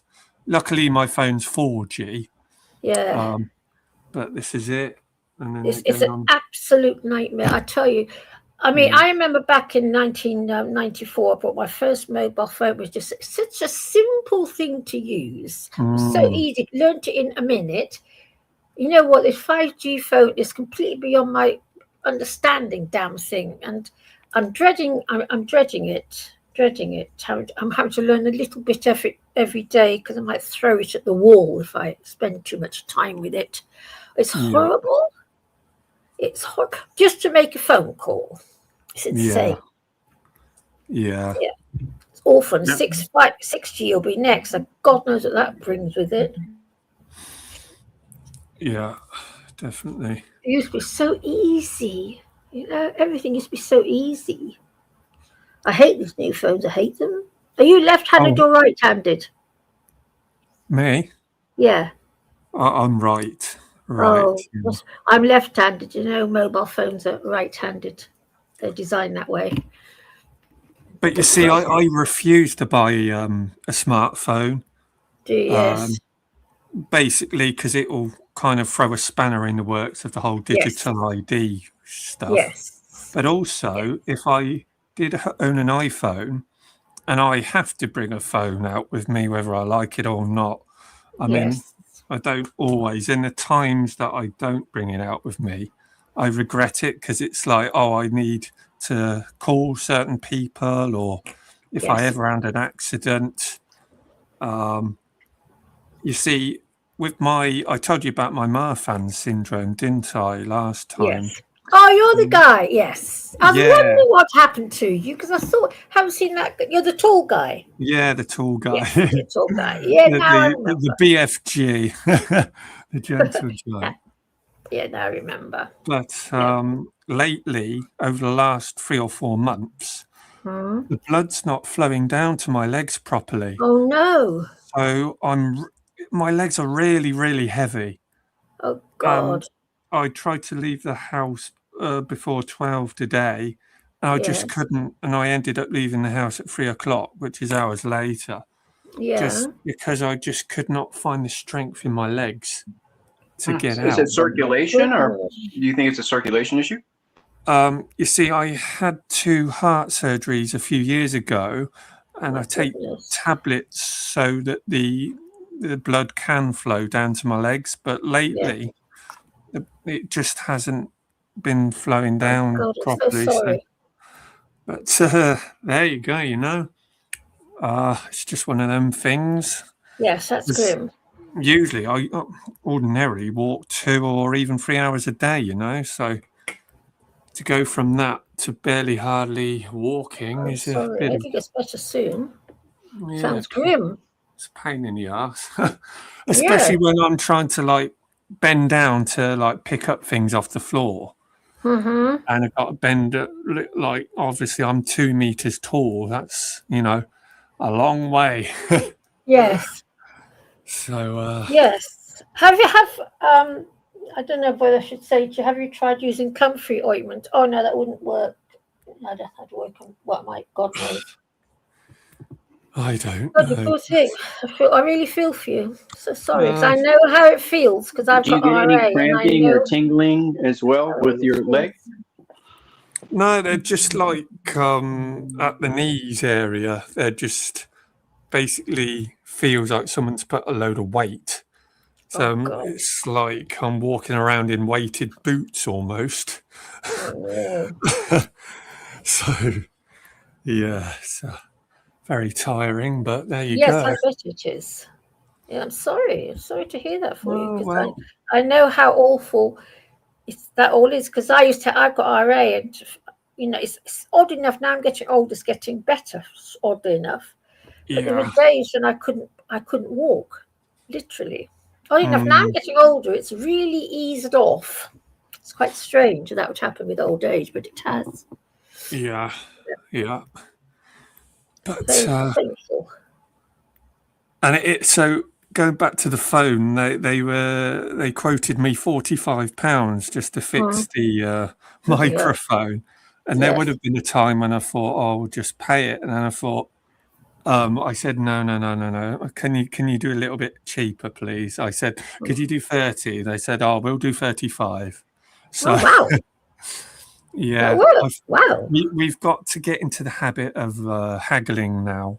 I Yes. really do think. Yes. I'm an antique vendor, so I'm used to the normal amount of haggling that we should be using. Right. Okay. But yeah, so that was that. And then I went into the pub because it was so cold and dark and it was rainy a bit today. So yeah, I took myself into the pub, wanted a hot chocolate yesterday and today, and they haven't got any hot chocolate in. Oh, great. So I just made do with a Coca-Cola. I mean, I do like a drink of beer, but I tend to try and... The cold, yes, cold weather significantly affects your blood by constricting blood vessels, raising blood pressure, slowing circulation to extremities, and making your blood thicker, increasing the risk of clots, heart attack, and strokes. So that's why your blood's not working properly, because of the cold. Maybe. No, it says it here, because I do know that, when you get cold, it causes blood to... But the thing is, right, I don't really feel the cold a lot. It doesn't matter. That doesn't matter. Your blood will feel it. Your blood feels the cold, even if you don't. Don't worry, your blood will feel it. And it does. It slows it. It'll slow the blood flow down.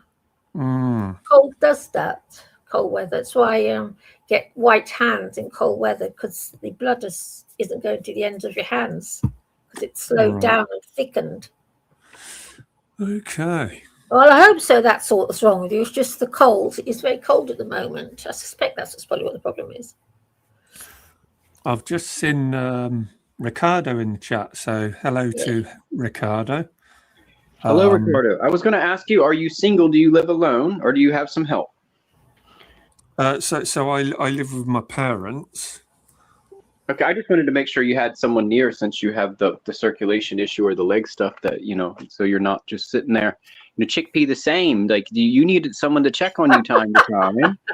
No, and it's not about age. This is about health. This is in general. It's like my friend didn't answer I'm the door. fine.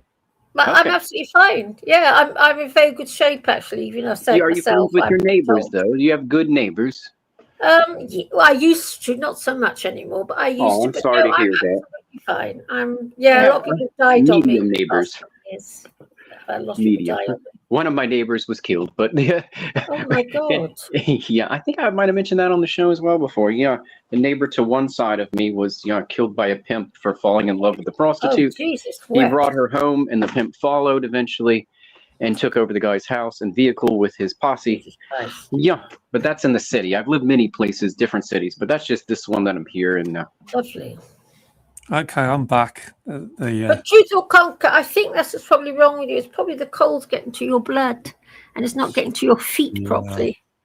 Yeah, I hope so. Well, I think so as well, because it's never lasted this long. Yeah, well, the weather is pretty cold. It's very cold at the moment. So I reckon, I should imagine. Well, I hope so. That's just the problem. It's just the cold. It is a very cold winter this year. And it is colder than normal.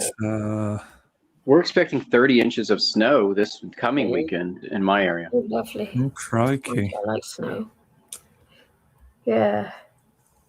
Can I ask what part of the states you're in? Simulated? Yeah, I'm in Virginia, the most military populated state in the United States. So Virginia's in the east, isn't it? Yeah, it's one of the original colonies, the first one, the Virgin Land, sent over for the Queen to find her tobacco. And we found it, we got it, we sent it back, and then we had a war. Right. No, but the war was over tea. The war was over tea. The tobacco was fine. I'd love to go to the States, Would you? Oh, yeah. Yeah. That's one country I've never wanted to go to. I've never been. You see, it's so vast. You don't get that vastness over here, do you? We are a tiny little pokey country. Yeah, I know. Yeah, I do know. Yes, at 7 and going over to America to find big clothes, that fit me properly. Oh, yes, of course. Yes, there's that. Earlier, you should go to Holland. Have you been to Holland? Yeah, Holland would be fantastic. You should go to Holland because the Dutch are the tallest people on the planet. You know that, don't you? Yeah. I suspect there's lots of guys your height in Holland because I come from Holland and I'm 5'7". Yeah, because one of the specialists I used to see, as a child, he was Dutch, and yes. So I was 6'7" already by the age of 15. Yeah. And he was probably 6'8", 6'9". Wow. Yeah, the Dutch guys are very tall. Yeah. I used to be, I used to get bullied for being tall when I was at school in England. Yeah. When I was only 5'7". Well, so does your height help your dating any? Oh, man. No, it doesn't. Because it does for American Zombies, so it'd be great to hear y'all trade dating stories since both of y'all are well over 6 feet.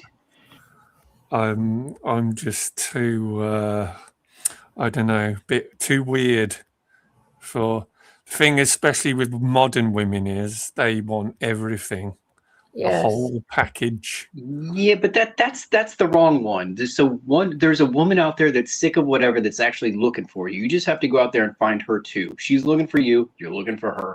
Not everybody's the friggin' same. Not everybody is going to be these people we see on the internet or the average person. And that's we got to stop, setting ourselves up with disaster like that and realizing there's someone for everyone. Yeah. I mean, I'm not even looking for women, So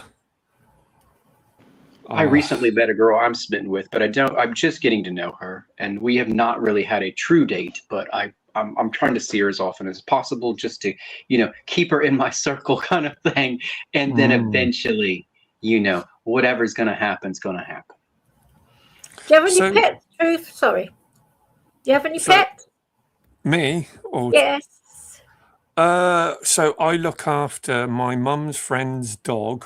Oh wow, yeah. Once a month. She's a Oh, rescue dog. Yeah. So she's a cross. What is it? Staffy and Terrier. Oh right. Oh, heavy duty. And she's adorable because when she comes over, she doesn't really bother too much with my parents. She's just my shadow. Yes. Yeah. Good So she's picked me, as her human. Oh, it's nice, isn't it? That's a compliment. Oh, it's gorgeous. It's especially when I'm walking out in nature in the fields with her. It's lovely. Lovely, isn't it? Yeah, I live with 7 cats, and I didn't have my cats. I don't know what I would do. I just don't know what I would do without them, and I don't. What places would y'all visit if y'all came to America? What interests y'all that y'all like? I think we have some beautiful like parks and waterfalls and mountainous hikes and stuff. I love hiking, and I'm not even a professional definitely hiker. like I just the deep love south. I'd go definitely like the deep south and as you say, you're in Virginia, so I'd go there. Louisiana, Kentucky. Kansas. A lot of people say Kansas is boring, which may be true, but I just like the vast open spaces and, I don't really need much. Yeah, I've got my own brain and imagination to kind of keep me occupied. We have an area in our country out west called the Big Empty. It's where nothing grows, and I've never been there, and so it's like we have Joshua Tree, and then a little north of there, and we have Death Valley, and in that area, to me, it pulls me. I don't know what it is about that area. I've never been, but I feel like Death Valley. I want to see that sometime, and then the old Hopi reservation stuff in New Mexico. Yeah. So simulated prophecy. That's an interesting name. So yeah, I don't think I've seen you on here before. Maybe you've. I go by different names. Yeah, that's the trouble with me because so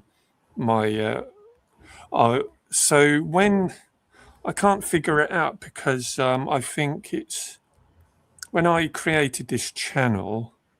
I created it through a Google account. So you've got a Google name and then a YouTube name.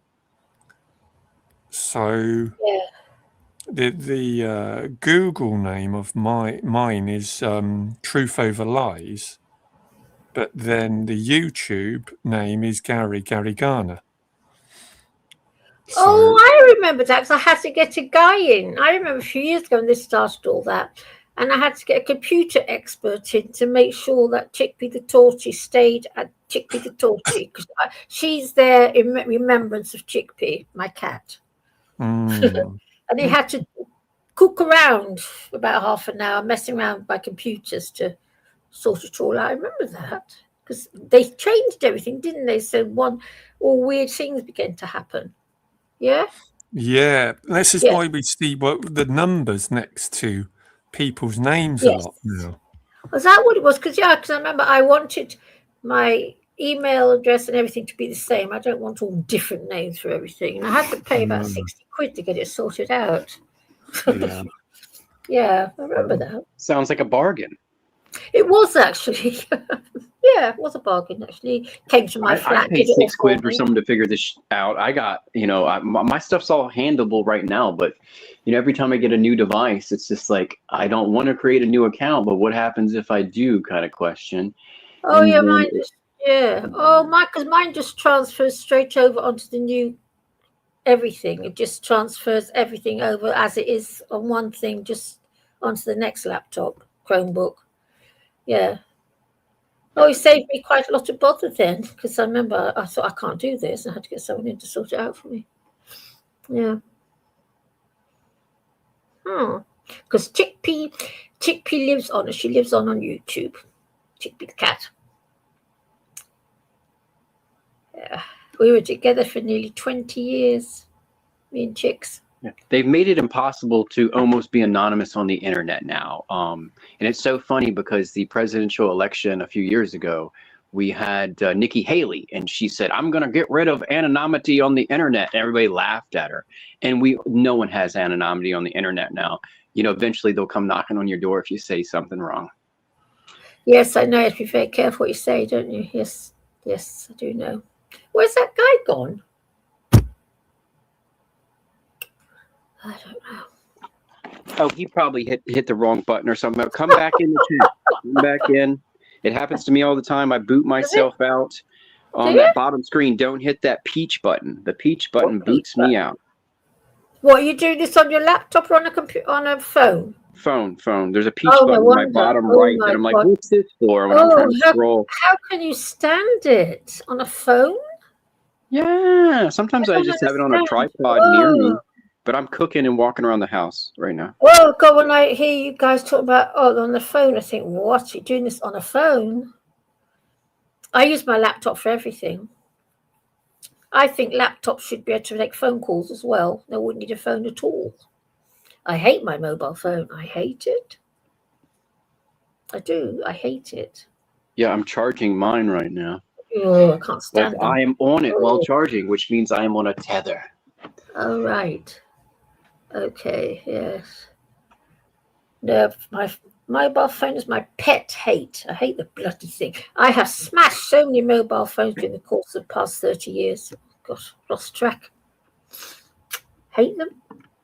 I hate going to a checkout and they're asking for my phone number. I'm like, I'm Yes, at the it is. bookstore. Yes, you don't need my phone number. I'm at the grocery. You don't need my phone number. Yeah, I'm like, I'm dreading why that would I day. give away my information to a cashier?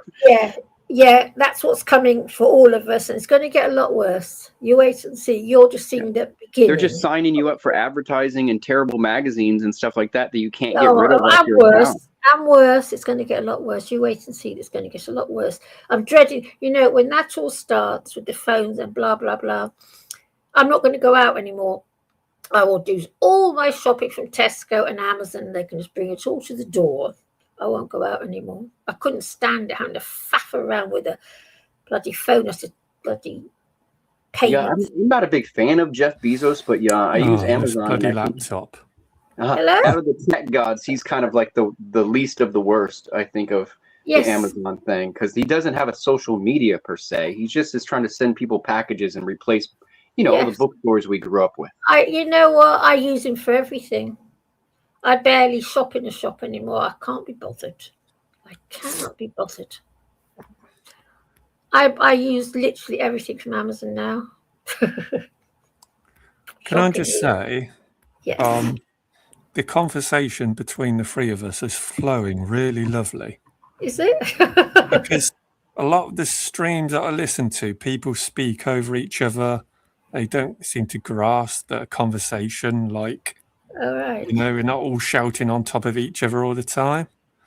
So, yeah. Oh, I didn't know that. This is the only place I come to. If you prefer that, I could change my mode. Change your mode?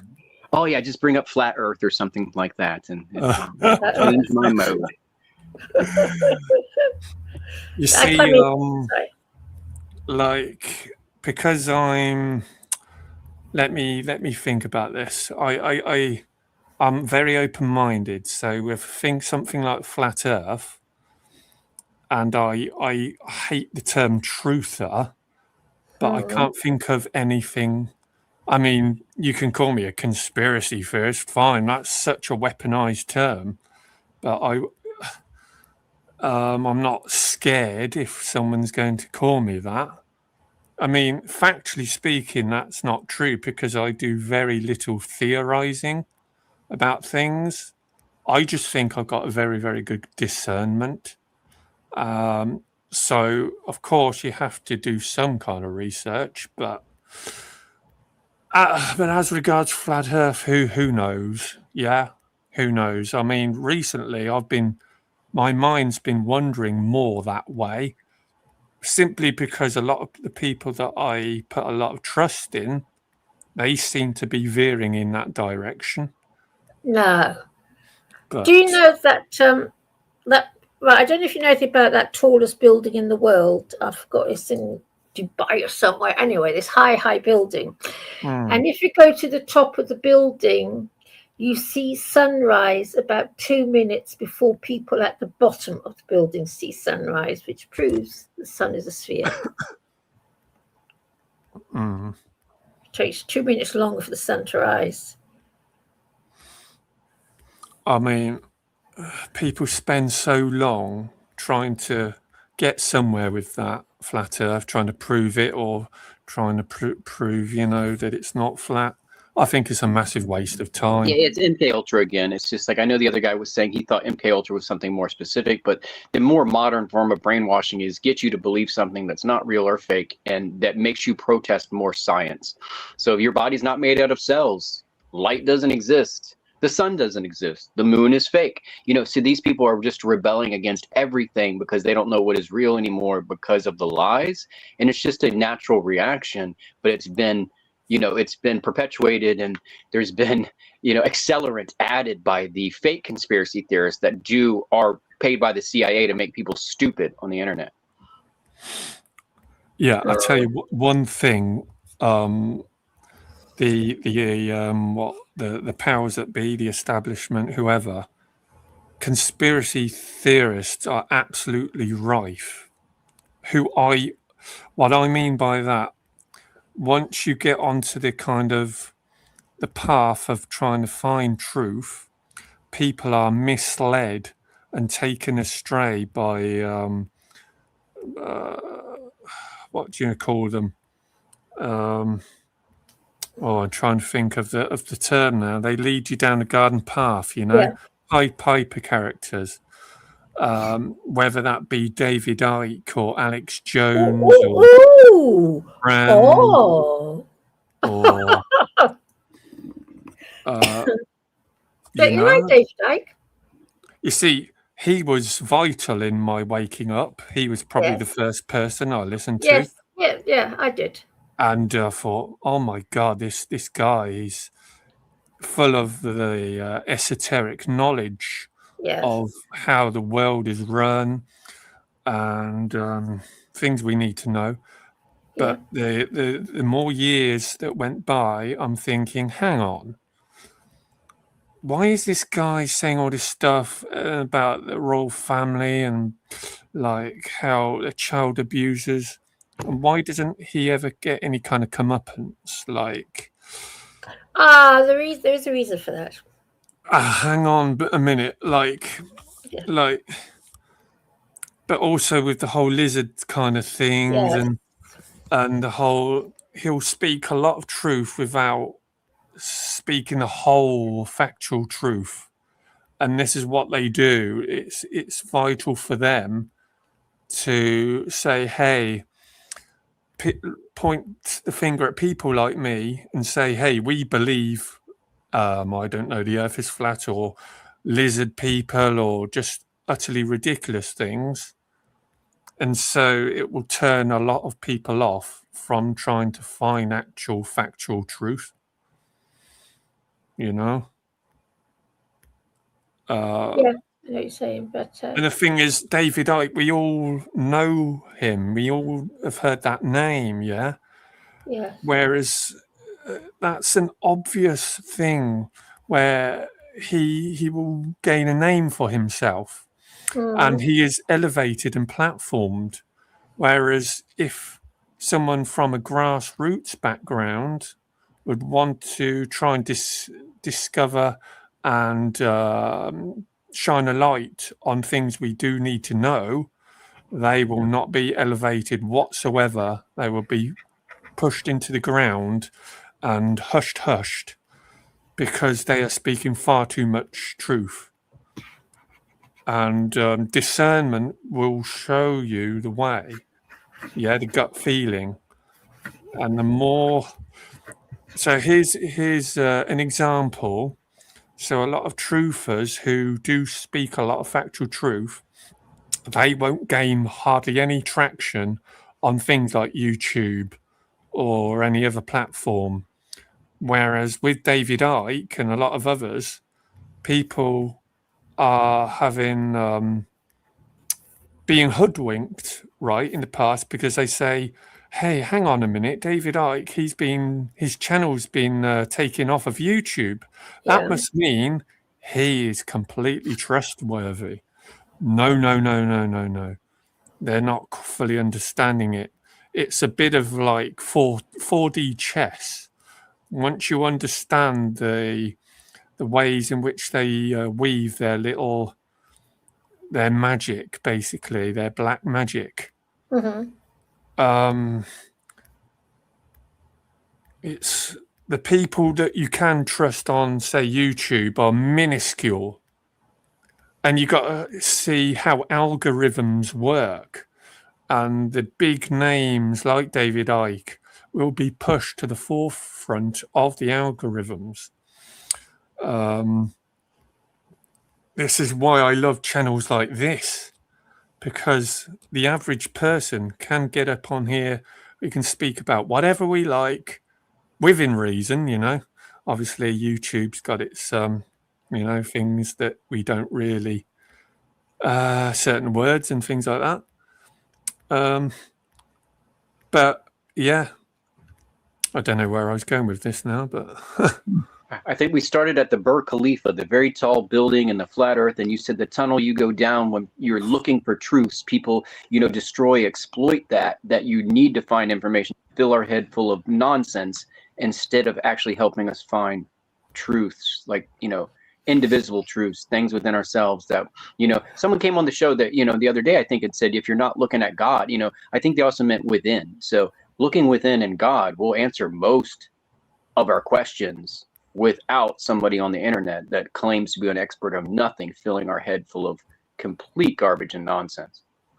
Not trying to be mean to David Icke. I actually, defended him the other day, meaning anybody that puts out a certain amount of content, they have to stay relevant. And staying relevant means you have to keep up with that task of saying more and more and more, selling more and more books, doing more and more. So you basically have to start adding some gobbledygook into your stuff, whatever's popular, whatever's happening now, whatever the public wants to hear about, that's what you're going to talk about. Even if you know little about it, you're going to add it to your, your conference, you're going to add it to your next video just to stay relevant.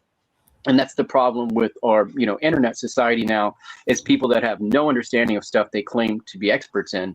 And they're, just like NASA in the chat, like, unless you've been to a NASA facility, graduated, high school, graduated college with physics, or understand trigonometry or beyond, they're not going to probably hire you at NASA if you think the Earth is flat and you can't even do an algebra equation. So don't worry what NASA's doing.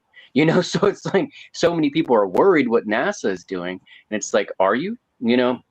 And to them, it's an insult to their intelligence that Mars is real, that the moon is real, that there isn't a dome over us is insulting to them because they've been pushed to those beliefs by the thing you were talking about, the extreme views of people that steal our thoughts when we think there's a bigger truth out here that we're missing. I just think people are so easily emotionally attached to their worldview. And for me personally, like, that's just not my personality. Ever since a young child, if I was told something by a teacher or an adult, if they say, well, this is 100% factual truth, and there's no way that it's ever any different. Okay, they might not have said it in those actual words, but I daydreamed a lot when I was a young child, and I was thinking, is this the whole complete story? Is there not? Maybe there is a different story that is actually more closer to the truth. And hey, presto! I mean, I didn't grow up with the internet. I mean, I'm probably one of the last. So I was born in the late 80s. So I didn't have regular internet access until my early to mid 20s. So I think that stood me in good stead, because children now, they're having smartphones in their hands from such a young age, and they're not developing their imagination. If you've got a lack of imagination, you can't imagine something outside of which we are all told. Okay, you could say, well, how about older generations then? They didn't grow up with internet access, which is very true. I'm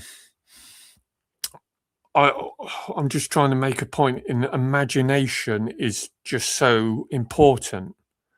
If we haven't got our own internal world, I can go out with a pen and paper, book, and just write and read and just be in my own little world for hours.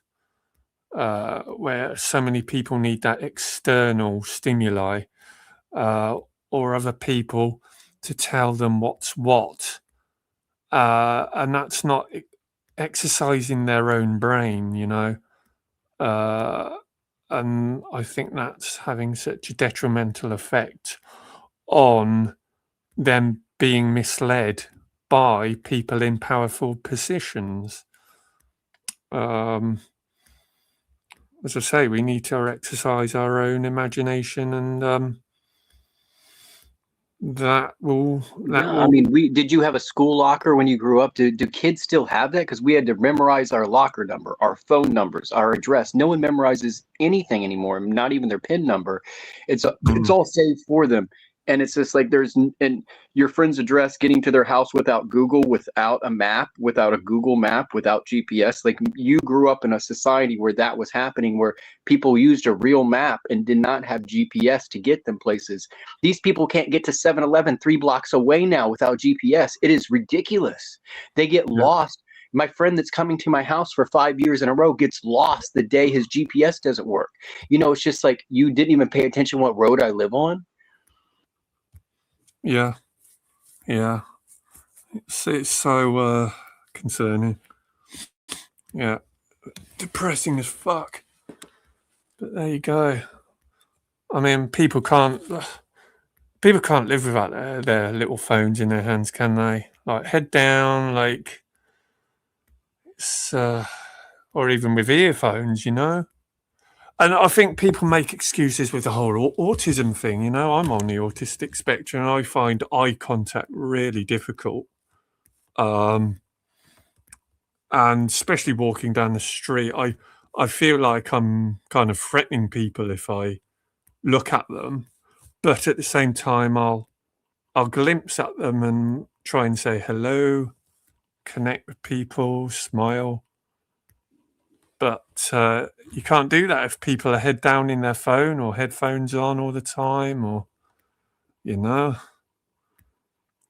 This is why the world is so depressed now, lack of connection. Yeah, you can't look people in the eye on a New York subway platform. But most other places in America, it's kind of okay to do eye contact. But the people you'll meet on a subway platform do not make eye contact, because that means they'll approach you, meaning they see you when you see them. And a lot of people are let out of mental facilities, and they're just waiting for a victim. Yeah. And that's where they wait, at the subway platforms. I don't know why this happens, but you'll see it on our news as people getting pushed into the subways. And what's happening is these people are not in a facility where they belong, and they're out here. And as soon as someone just, again, makes contact with them in some way, whether it's eye contact or brushes against them or whatever is going on, that this person gets triggered by that, and they want answers. They want that person to be their target.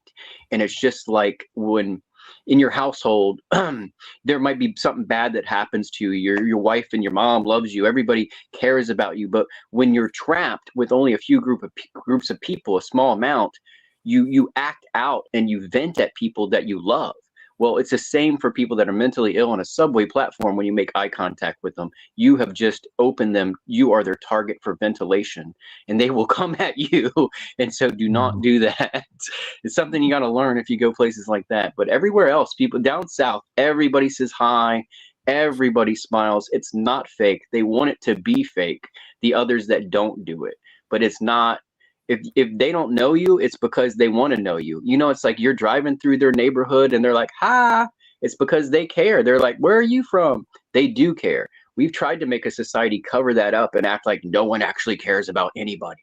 But down south, we've always cared. When someone new is in the neighborhood, everybody waves, everybody talks, and we want to know where you're moving in, how you're doing, you know, what school your kids go to. And people are just kind of warm like that. In the north, basically hardly anybody even talks to their neighbors unless they're drinking together or go to the same bar on the weekend. The amount of gaslighting and bullshit that goes on spoken about people in the south, making out they're all some kind of racist, backward, terrible kind of people. I mean, it's slightly similar in this country, but not quite to the same The extent. South are the people that will help when you're pulled on the side of the road. They'll fix your car for free. Okay, they don't want that going on anymore. They want people to make thousands of dollars to change one little broken turn signal. You know, it's just like we have people out here that, you know, especially the South is what I mean, that it's kind of like a community. You know, it's just like, and if it's drug riddled in your neighborhood, it's not going to be like that. But the ones that aren't completely drug riddled, it's like there is this sense of community, togetherness. If you see someone else having a problem, you might be able to help. If you see someone crying outside the store, you might make them better in some way or ask if you can do anything for them. But up north, it's not like that at all. From my experience, I lived in both, and it's just like it's dog eat dog up north, and down south there is this sense of mutual caring that doesn't exist anywhere else. And again, unless it's in some of our towns that have a bad meth and, you know, crack problems or fentanyl, whatever you want to call these things, the people are zombies, or they can only do what they want for themselves and they can't help anyone else. Well, what's the common denominator, very generally speaking, with people in the South? I think the common denominator is people are more connected to nature. And obviously, if you're more connected to nature, that's going to calm the soul, the spirit. And if you've just got surrounded by concrete, or if you're in the city, yeah, it's going to affect your mental health massively. It's two things, but it's not really our concrete. It's the amount of heat and cold, meaning when it's cold, people do things differently. When it's hot, people do things differently. So we have more heat in the South, so there's more time people can be outside and do things. And then in North, there's cold months, so it's just like if you're going to go do something, you're going to make it worthwhile. The South is more like they want their cheap beer, they want their dinner, and there's not much we want to do, like that big projects. We don't hit up our neighbors or our friends and be like, it's going to take 12 days and, you know, a bunch of us working together to do this, unless it's like building a fence. So it's just like those people, we're organized down south, but we're not organized in the way the north is, if that makes sense. So people don't want to leave their house in the north unless they're doing something specific, and that specific thing could be all showing up to the same thing to participate in a project. Projects are harder to start in the South because of people are just comfortable. They're so comfortable, they don't need to help you with your project. They'll help you when your car is broken down, but they're not going to help your project out. You're looking for actors or somebody to be in your thing. You're not going to find them in the South. You're going to find them in the North. Everybody wants to work in the North.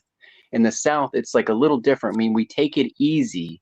So it's like the speed of life is the main difference between the North and the South in America. The North has a much faster speed of life. The South is much slower. That's intriguing, because obviously it's just a slightly slightly different in Britain anyway.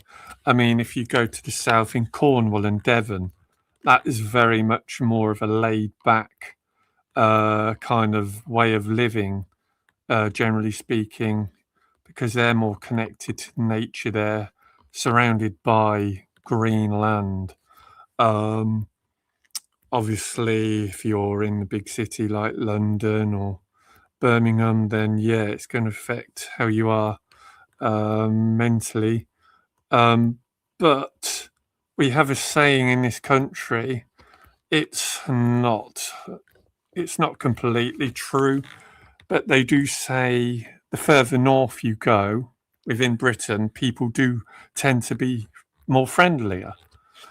I'm not so sure that is completely the case now.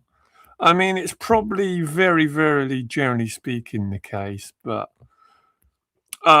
if you go up north to Scotland, say, or Yorkshire, people will definitely be more open to speaking to people they don't know. And they are more honest, and I do like honest people. Yeah, they're more straightforward, more blunt, especially in Yorkshire and in Scotland. But I suppose, yeah, you could say the southern counties of England, as Devon, Cornwall, and Somerset, they do. It's kind of an extremity. Up in the north, they're friendly. Down in the south here, they're friendly. In the Midlands and, say, London, not so much. And the South is also slightly more religious down here. The Bible Belt is what they used to call some states in the South. But Yeah. to me, it's not based on religion anymore. It's just that the South is a little gentler and kinder to strangers, meaning they say hello. And in the North, no one cares you exist. There's less eye contact in the bigger cities. And then the thing about whatever else I was saying about the Southern cultures, the speed of it, meaning you have less people at your checkout, kind of. Our cities aren't as big in the South. So it's just like, how much is that due to programming, though, and kind of societal norms? I think it's the retail jobs that most people get. It's all to do with retail work. Because I tell you this, I could not fit in to save my life. Obviously, being very tall as a child, and I tried to fit in somewhat, but it just wasn't happening. And so my height actually suits my personality, because I just stopped giving a damn, trying to fit in. Yeah, and I think that's been my strength, thankfully. I just think, I mean, on the odd occasion, I'll go on a train or go to a city. I do try and make some kind of eye contact with people or make them laugh or something, just to say, hey, we are human. It's like the unwritten law. Oh, I'm so glad I don't have to travel on a train to work, where everyone's like sardines and everyone's just looking down so awkwardly. And I'm thinking, what is the reason for this awkwardness? It doesn't have to be like this. We could all just be kind of talking and just making each other laugh while we can. Life's miserable enough as it is anyway, so why make it even more miserable when you're just, going around like robots on autopilot? Yeah. I mean, the insanity that we're here, what the odds we're here anyway in the first place? I mean, some people are trained, I think, by retail jobs and their parents working retail jobs. It helps train people for these personalities that we're talking about, of being warm and open, meaning like hello to everybody. I don't care who you are. Hello. It's just, how are you? And they actually mean it. People claim that people don't actually mean it. In the South, they kind of do. They want to know more about you. Now, if you purposely start a conversation with someone in the North, up there in New York City, there has to be for a specific reason, and it might be considered assault if you're don't have a reason to talk to somebody in a different way than down here, I guess south of Maryland. But we do talk to strangers in the South, and this originally was the Bible Belt, big Baptist communities in the South. But that doesn't describe everybody here. And then Florida doesn't really count. Florida is more of it's a retirement home, vacation spot, and then a fuzzy place for, taxes and whatever people do that they want to be in Florida for. There's cheap housing in Florida, and it's where people want to go retire somewhere warm. So Mm. between the cheap housing and retiring somewhere warm, Florida becomes a super popular place in our country. And it's also flat. There's no hills, so it's just like the storms hit it pretty bad, but there's beautiful palm trees. But I've got a lot of time for in inverted commas Bible bashers, or I do love Christians, and I'm not a Christian myself. I've got kind of one foot in the door of that, but I don't think I'll ever have both feet in the door. I just love, like, a lot of Americans are earnest, especially in the South. And in this country, there's nowhere near enough people who are, earnest. There's too much sarcasm. Yeah. I know they say in Britain, humour is very sarcastic. Well, yes, that's a great thing, but we don't have to be like that 24/7. As I say, people in the deep South in America, they truly, wholeheartedly believe what they believe, and they're not ashamed of it, and they love life because of it. And a lot of people in this country, they've just what's the saying? We've had the piss and vinegar taken out of us as a people, and it's willing as well. There's so many willingly miserable people in this country, and I'm thinking, one, you're not homeless, you're not starving, and even so, yeah, when I see homeless people, like, I find it so hard to walk by them. I do. I say hello to them, and that's another thing. It's. I just don't think. I think if people truly understood that we've only got one life, we might as well try and make it as pleasant as possible, even if it is pretty miserable. Yeah, it's the absurdity that we're here even at all in the first place. If people really understood that, then they'd think, hey, we can achieve so much.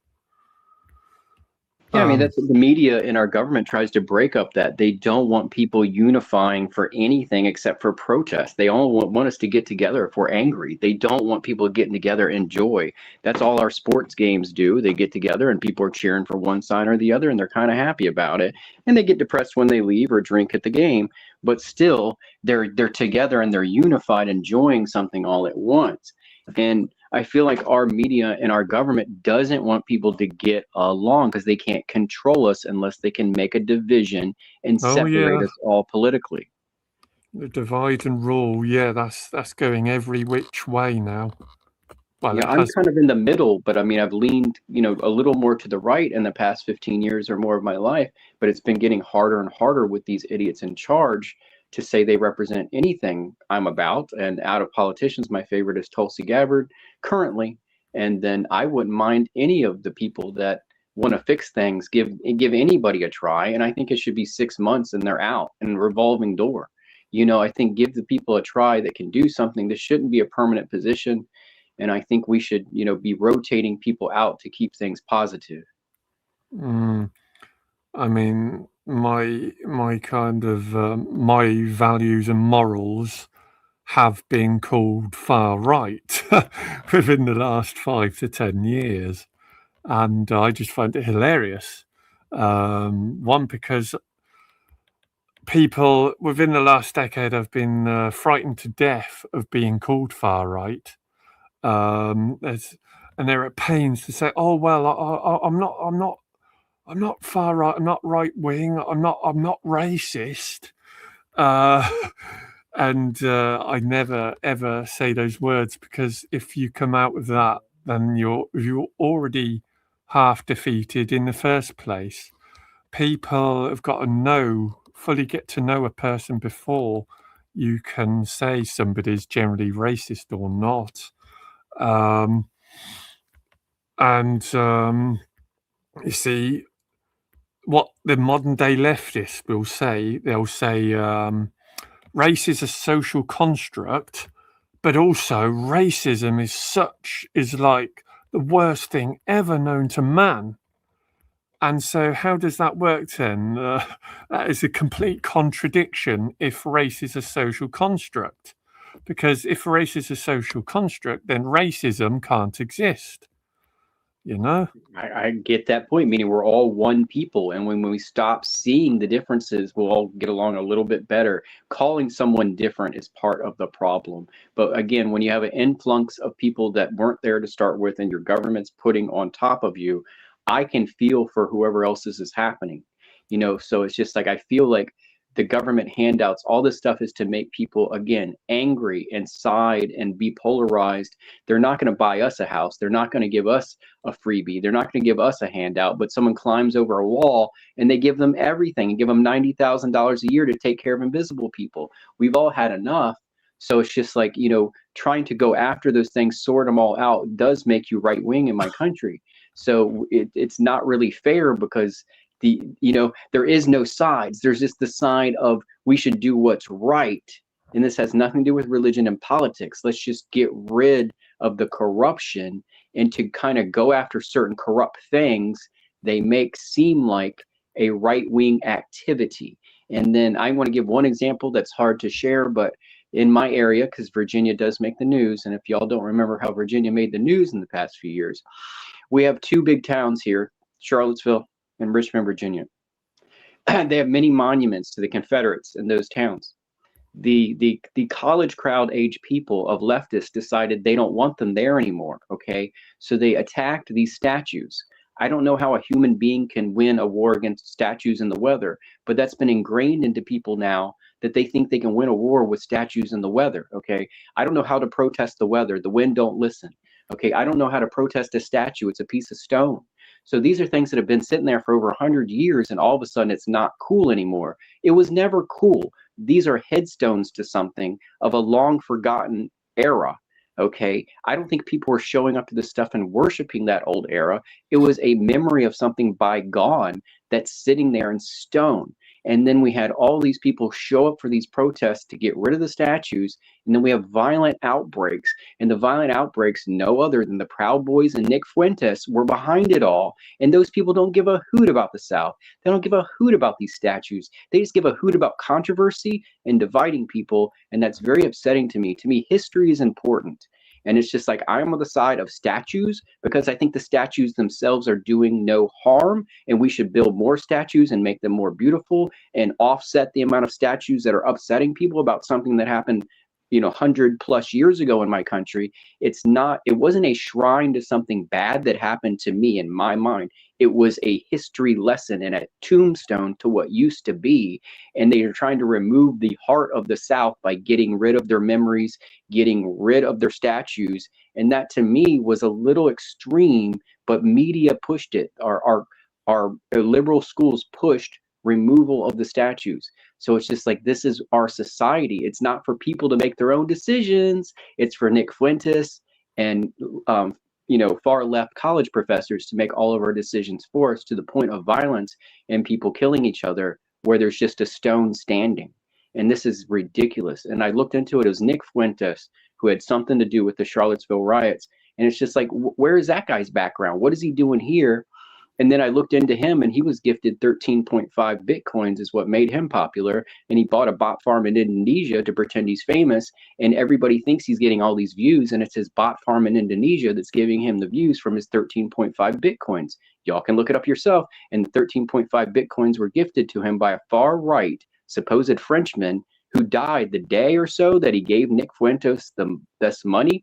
To me, that screams CIA. That screams other underground stuff happening to mess with our politics here.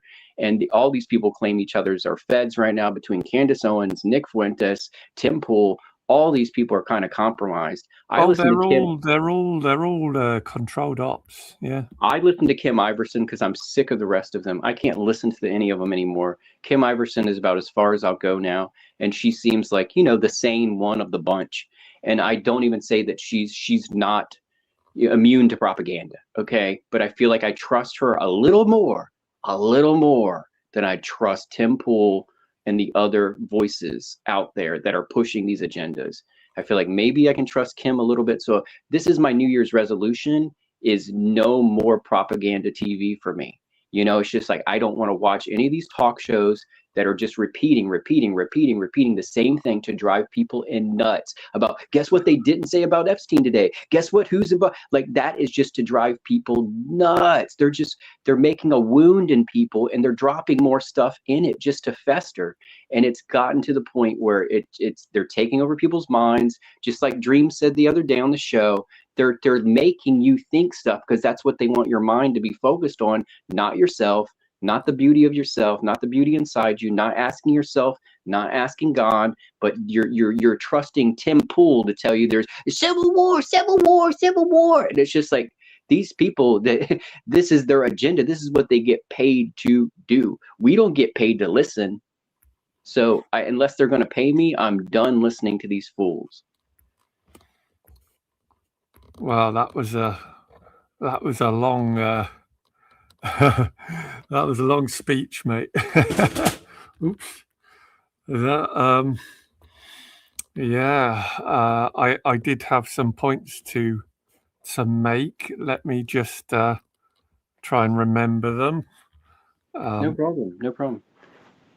But so yeah, I mean, go in. Good. Yeah. So your point on statues. So the thing is, history is so easily manipulated. So even if you're of the persuasion of, say, well, it's important we have these statues whether you like the person or not, because it will stand to remind people that we can't ever repeat this part of history again. So that's that argument. But the thing is, as I say, history is so easily manipulated that they can put a statue of anyone they like and manipulate history so much that, let's fast forward into history now, let's say, I don't know, 200, 300 years' time, and then they build a statue of, say, Jimmy Savile, and then they could say, oh, this guy's a hero, and the people of that future would buy into it. And anyone that would uncover the truth of Jimmy Savile, oh, well, they're just conspiracy theorists, you know?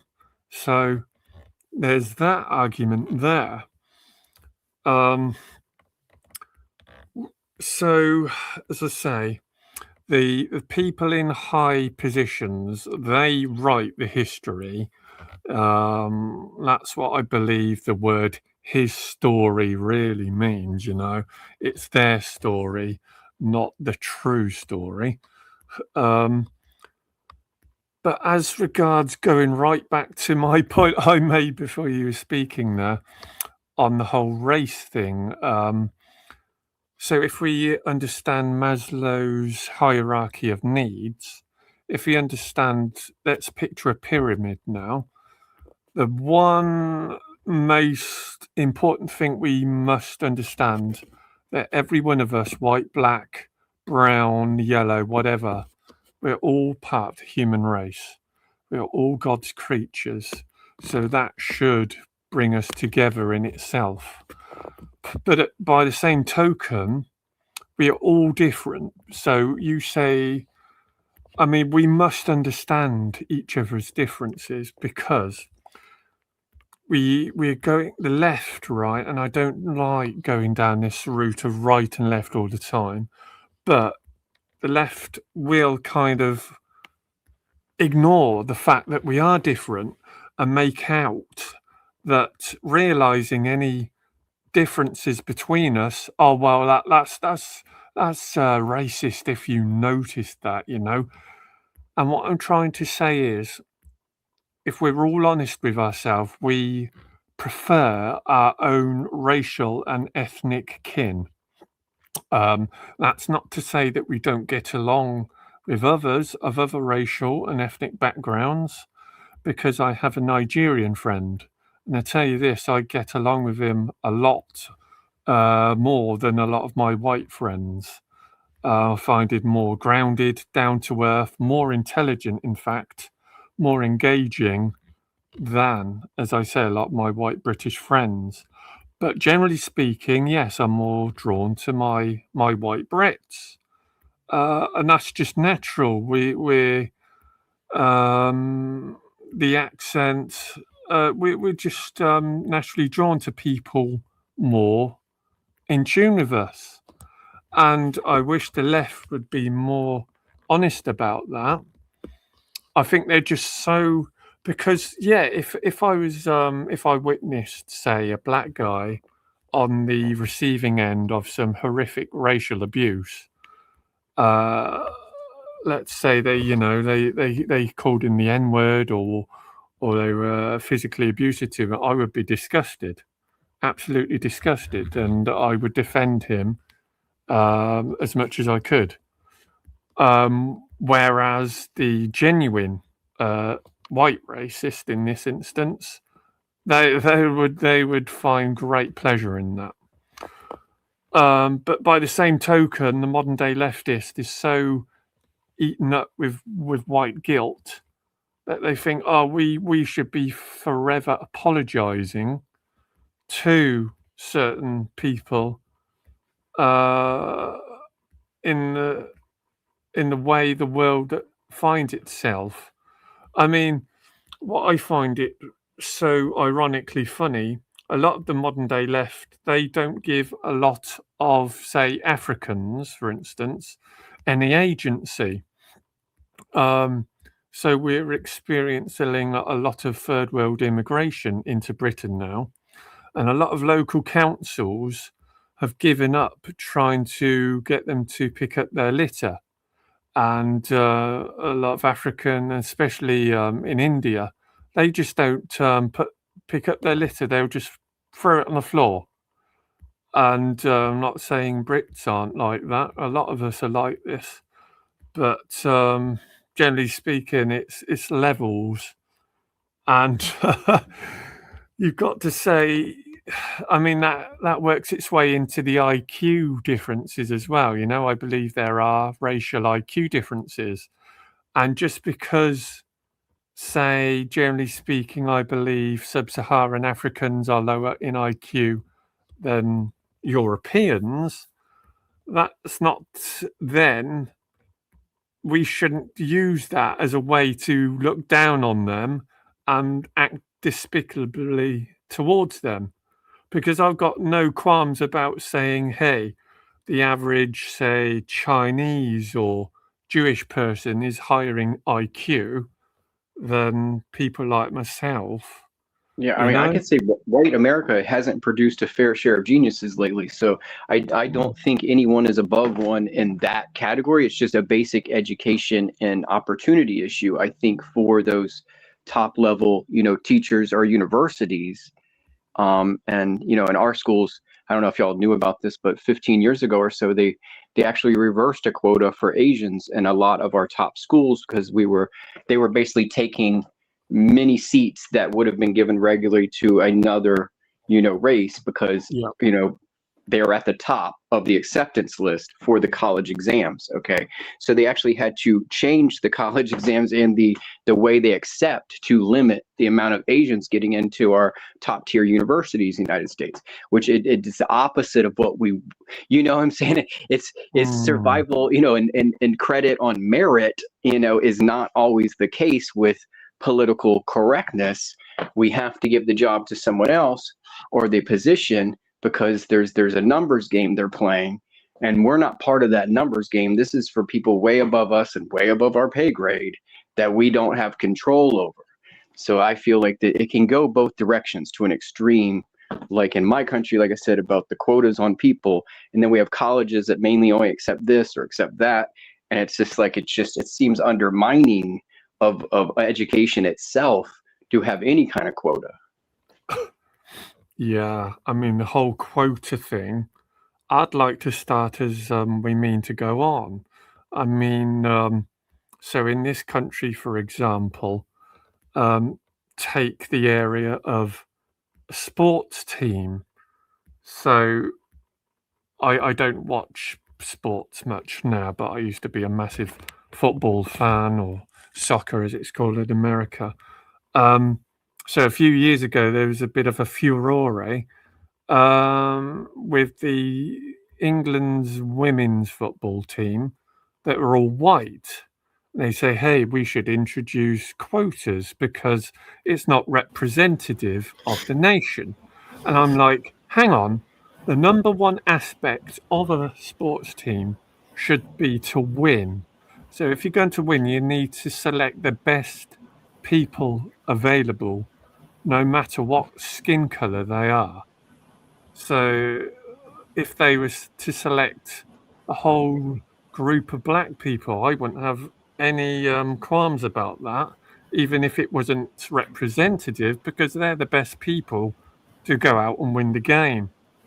And we wouldn't have heard anything if it was all black, but if they're all white, hey, that's racist, come and include some black people. Well, that's a spillover, I think, from the Western culture over here, because there is no celebration of one color's culture is kind of not allowed anymore on my side of the water. I don't know when your side is where we came from, where the settlers, where the pioneers that went across this country, sorting it all out from the 1700s, 1600s, 1800s. They were immigrants from Europe, and it's. Well, hello. There's a train. Oh, I love that noise. Yeah, maybe DNW's in the background. Hello, DNW. We lost Chickpea somehow, but maybe she had something to do. Maybe she got booted. Listen to so that. America is a nation of immigrants, and from back then, but we do not celebrate our culture. Does that make sense to you? Yeah. Okay, because it's politically incorrect to celebrate our culture. The first Cuddle culture your is set up the cats government. and have a cup of tea. Cheer up, Chickpea, smile, my dear, let the bad days flee. Put David Icke on, nod knowingly, then laugh it off conspiratorially. Dance in your favorite hat like that. Curl up tonight with your 7 cats. Cheer up, Chickpea, don't look so blue. Smile, my dear, the world needs you. Don't let the Archons get you down. They hate it when you laugh, they frown. Laugh till it echoes, dance round the flat. Fall asleep tangled in 7 warm cats. Cheer up, Chickpea. So I want to give one example of what I'm talking about. So I have a Scottish Mate, please, shush. Sorry. Let's just take a few seconds. 3, 2. that song, I've not heard that hilarious song before. I'm so glad DNW does this. It just breaks up, Yeah, that's great. That's fantastic. Yeah, as far as like surnames and where I come from, on my father's side, we're Scottish, so we have Scottish heritage, and Scottish heritage is the only place that's celebrated in my country as something called a Celtic festival. And now these things have been seen as white supremacy to go to one. So people that know me over the years, I went with my father every year growing up because he would pick out a new tie with a tartan on it and show me all the good stuff and get to listen to the bagpipes and all that jazz. And it was like a family thing. We would go, and I would just be happy that Dad is happy, and happy to spend time with Dad, and happy that he took me somewhere that everybody's smiling for a little while. And now it's frowned upon because it's considered some kind of Aryan nation, pastime in my country to go to a Celtic festival. So this is, the times have changed for us and what we're allowed to celebrate. They still exist, but again, you can receive some cancel culture for attending stuff like that, or being a band or whatever at them and stuff. You're promoting something that's not politically correct in our society. What I've heard and read, they used to say black people were the most easily manipulated, but I tell you what, white people, I think they're probably even easier to manipulate from what we've experienced recently. It's just utterly beyond words. I think they're the most addicted to media, so media controls them. Yeah, yeah. I mean, I don't know about most addicted to media. It's frightening actually. Like, because I used to speak to a chap in Uganda online, and I was thinking, hey, he's got a smartphone, and here's me. I haven't got a smartphone. It's not. I'm not saying I'm jealous of him having a but he's struggling to feed himself. And he was asking me to wire some money over to him to help feed him and his children and his orphanage over in Uganda. I'm thinking, yeah, you've built up my trust that I'd be happy to do that, but it's such a perverse world where you can own this smartphone with the technology in your hand, but you can't feed yourself. Well, yeah, it's a way to track your thoughts, track everything you do, and track you as a person, and follow you on media. So it's not really something that's an expense or I think a status quo. It's just a way for tracking the population and their thoughts, and to jail them for the ones when they speak out against something that they should be canceled for. It's a way for government oversight. Yeah.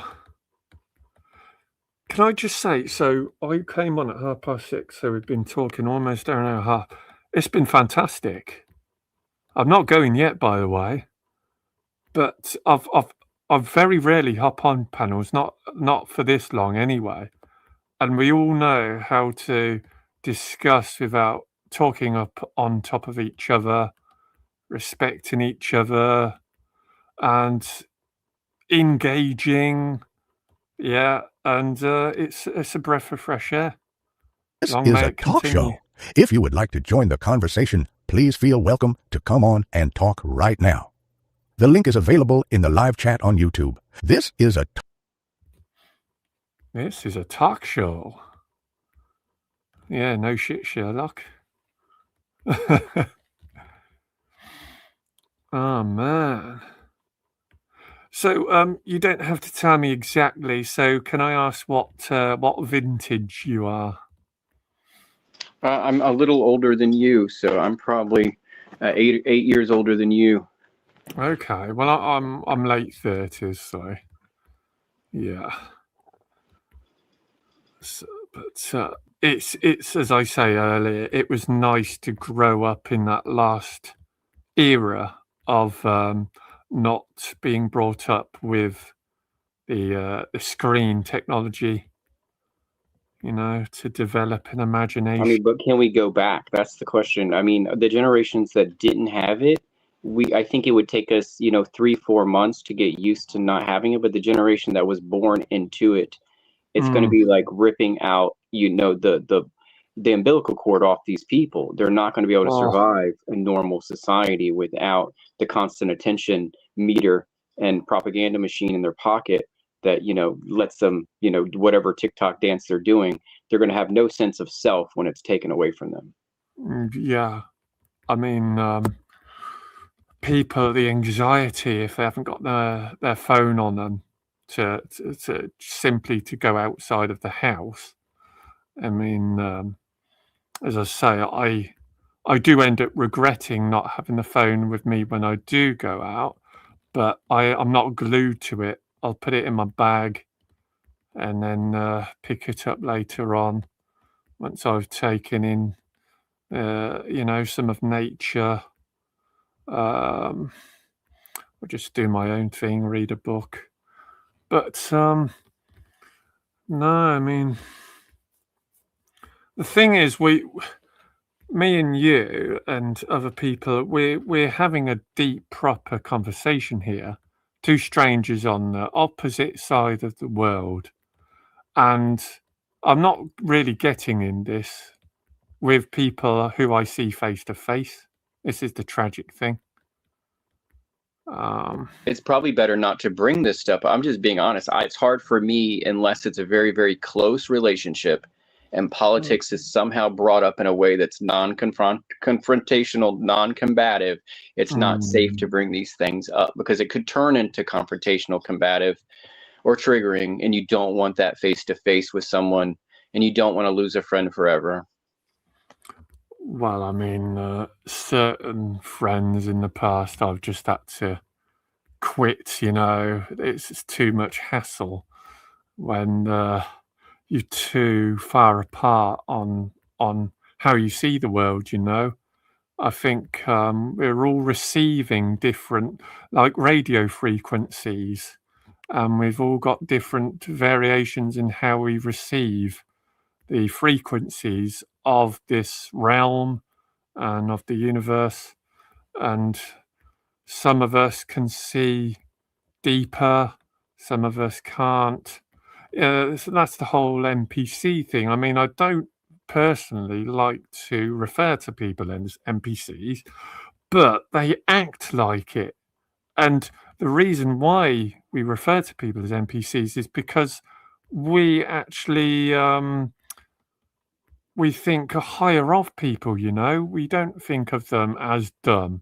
We're thinking, hey, come on, you've got it within you to think a bit deeper than you are.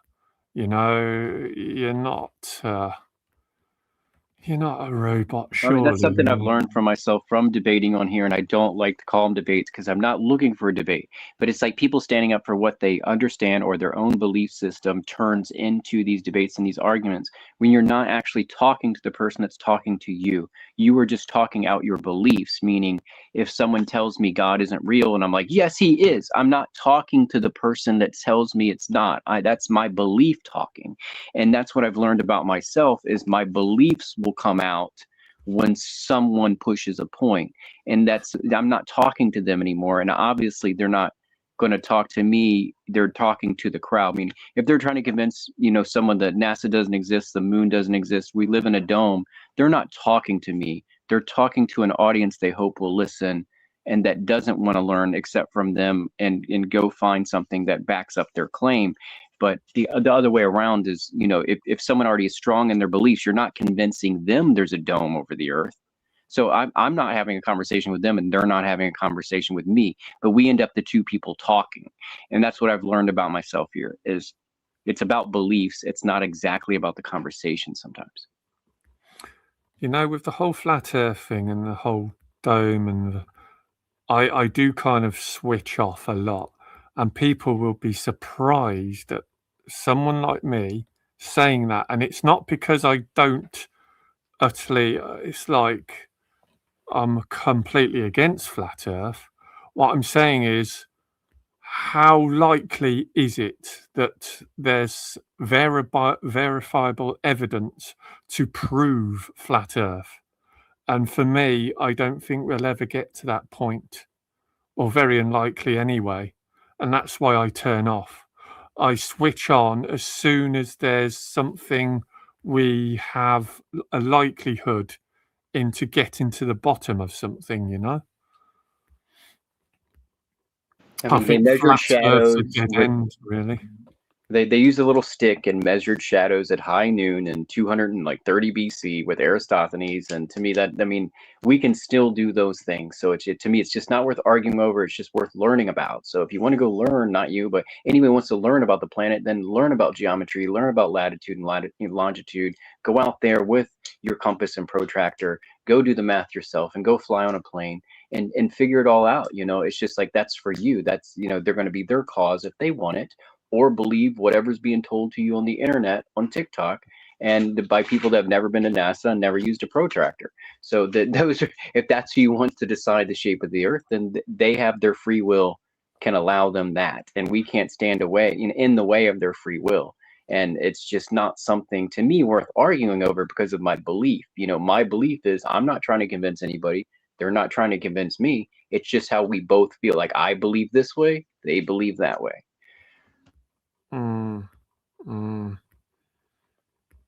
I'll tell you what, the number of subjects we could talk about is so varied.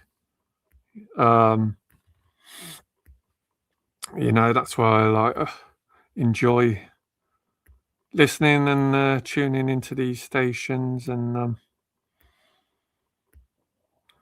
even if I can't always think something off the top of my head.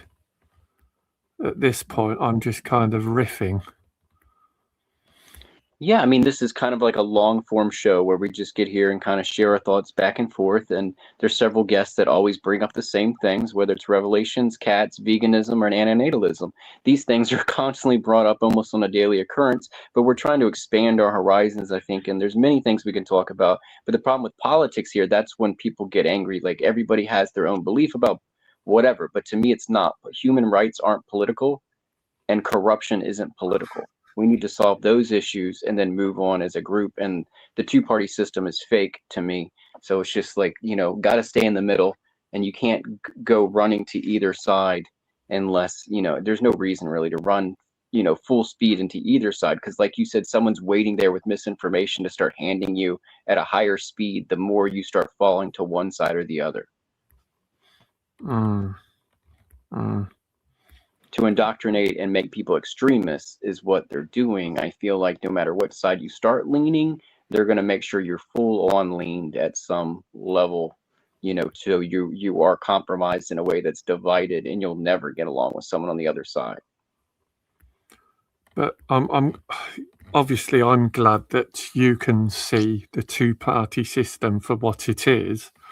I just wonder whether people are just so utterly attached to that idea that they will not see something out of that realm as we can see it for what it is, or whether they don't possess that ability to see it for what it is. I really don't. So I can't get into other people's minds and mind read, but yeah. On another note, if I can get up on this panel a bit more regularly, like I am now, and if the conversation's going to flow between me or you or whoever, I'll have to write some stuff down, and then never run out of things to talk about. I mean, make a couple notes or something. I don't usually write anything down for these shows. I do my own podcast stuff, and I do take some notes sometimes before going on air. But I usually like to shoot off the cuff. I feel a little more genuine shooting off the cuff. And then on my own shows, I might edit out the silent parts if I don't do a live. So it just seems a little more flowy. But I don't like having a script for myself. You see, like that's interesting that you've got your own podcast, but I for one tend to just go on the British run ones. Whether that makes me a little Englander, I don't know. I doubt it, because I'm very, very interested in countries around the world, and I just guess with the whole politics thing, and I just find other Brits obviously easier to connect with, because I mean I hardly follow politics as it is, but as regards some American politicians, I just don't have a clue who you're talking about, so. But I suppose that's for the best. Yeah, we got our fresh batch. They're in the oven, and they're either getting fired or put in jail at this point by either side. But the fresh batch is coming out, and there's my generation and the next generation are probably going to make big waves out here as far as politically, because it's not like anything else we've ever experienced for Generation X and the next one to be in full power over here. So when that happens, I think there will be a shuffle of stuff going on that people did not expect. But that it will be in a positive way eventually. It might ruffle a few feathers, but eventually things, I think, will get better. I think it might take 6 to 8 years, though. I'll tell you what one thing it saddens me is there's so much potential within mankind just going to waste. Like, people don't know how to use their brain, because we've intentionally been dumbed down, and we're just not using our faculties. And once we learn to use them as much as possible, maybe we can create something. But as I say, it's bread and circuses all day long, 24/7. If people are going to work, coming back, they do want that. I think people make excuses. They say things like, "Oh, I've been to work. I'm tired. I don't want to engage my brain." And I'm thinking it doesn't have to be deep. It can just be, even if you just sat there kind of in kind of daydreaming, you're still using your brain, just kind of letting your mind wander, and that's how great ideas come about, by letting your mind wander rather than looking for external stimuli all of the time. But you say you've got your own podcast, yeah, on YouTube? Yeah, just YouTube stuff. I started, I'm trying to think what year, 2019 or something. I started doing some stuff. I had a bunch of notes, and I had a comic book I was working on, and I thought that would be my media opportunity to bring it all to the public. And then some bigger news story happened where the top prisoner they had for this deep state corruption ended up dead in his cell. So it kind of took away my opportunity, because it was kind of going to be about that, but in my own way. But that story was hijacked by mainstream media because of what had happened in the cell. So there's no way I would have been able to talk about those issues and not been a needle in a haystack and lost in the algorithm. So I decided to just push forward and then do other things that I was interested in or talk about. And it ended up simulation theory. So I did a series of 8 to 10 short videos on simulation theory, just learning the ropes of, talking on air until, I started changing subjects and, open enough to do art. And then when AI came out, I, decided to use that too and learn those tools. So I'm not left behind on a learning curve.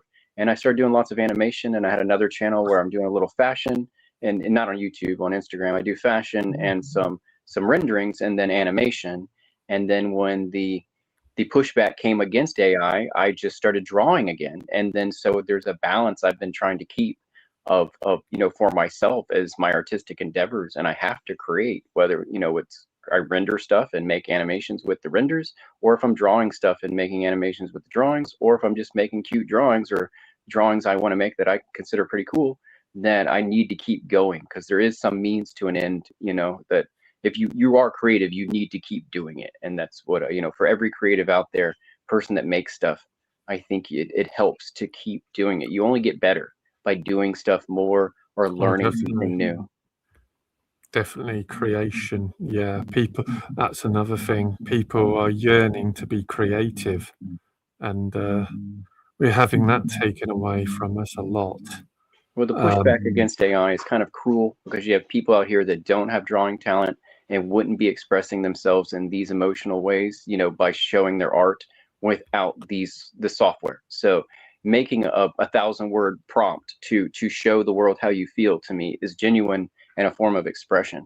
And I don't understand why people want to be mean to people that are only trying to express themselves. And I think through expression, we get to know the invisible. Like, say there's someone you've known for 8 to 10 years, and they've hardly told you, like, they've just been in your circle, you get along with them, but they're kind of super quiet.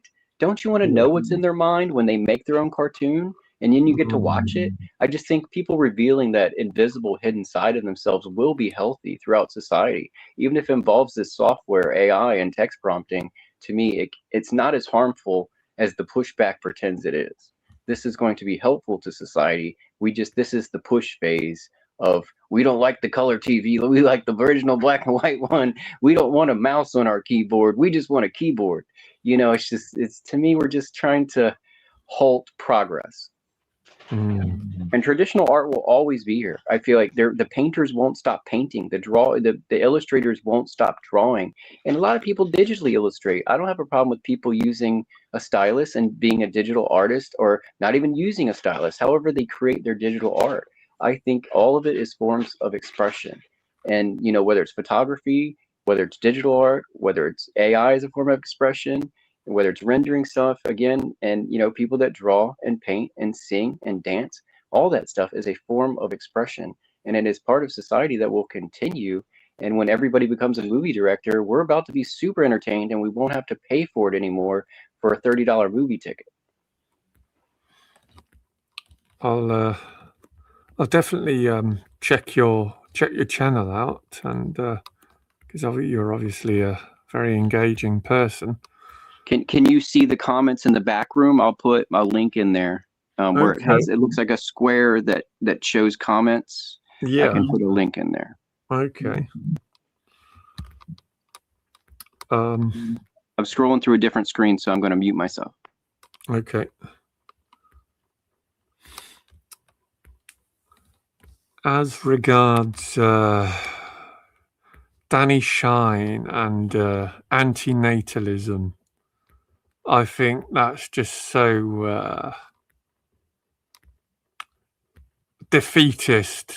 It's not really accepting reality, because people are always going to have that sex drive. People are always going to procreate.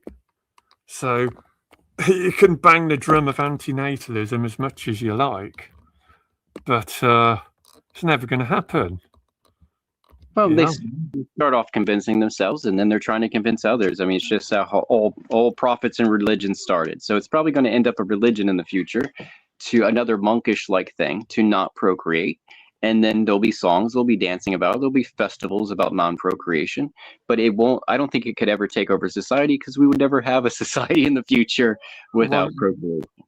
One thing I'll just say before we say hi to Truth Wizard. You see, Danny Shine and other people bring up life is so cruel. Yes, it is cruel, but we need to just accept that and make our way the best we can through it, because people are always going to have libido. Children will be born, and it's going to go. We can't just take things. I think Danny Shine, he has awesome points. So does Life Abolitionist and Noodles. So it's just, to me, they're trying to reduce the amount of suffering in the world, and the way they see it is don't eat animals and don't procreate. Therefore, that is your little part in reducing suffering. And I understand from their point of view that's they could take a bite out of the suffering if all people, or at least half the people, listen to them. That would reduce some suffering on Earth. So the amount of full suffering we'll go through might be lessened by more people kind of listening to, but if everybody did, we won't have a society in the future. So there's a balance there of keeping society going, but they also feel like mankind has only done harm to the Earth at some point. Some of these beliefs. So it's just like, would Earth be better without humans? Has been talked about on the show. Hello. And a lot of people say yes, that Earth would be better without humans. Hello, greetings, Truth Wizard. Tell us about yourself or why you're here today. I don't know. Finding Gnosis kept sending me some messages on my content and told me to get on the show. I know we're about almost 7 hours in. Is he around? Is he moderating? Or someone here moderating? If he let you in the chat, he must be somewhere around. He's, for some reason, his window is gone.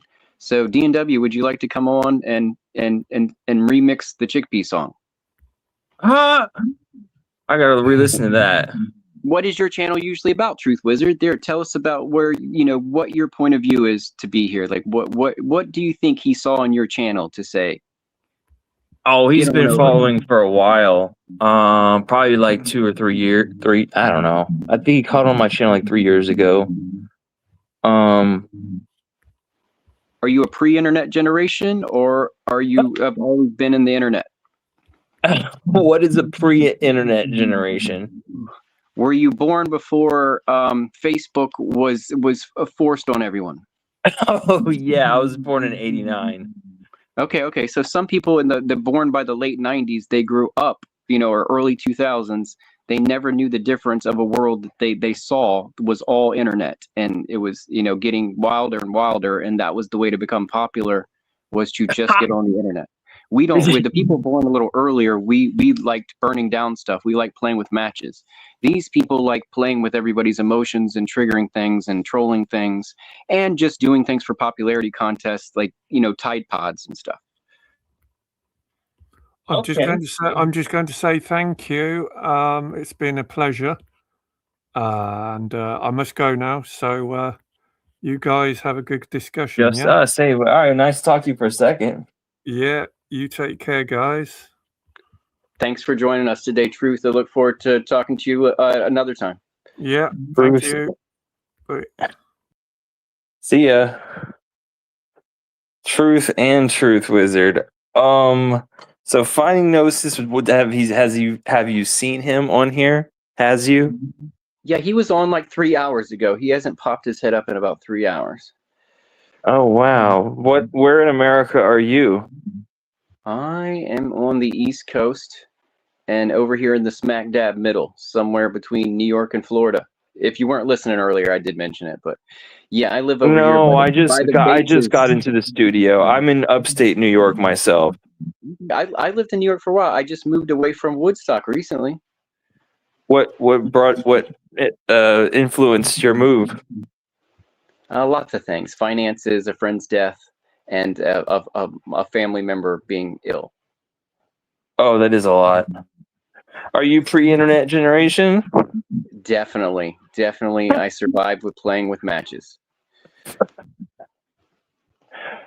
I caught the tail end of your conversation with Truth, and you mentioned the term future generations.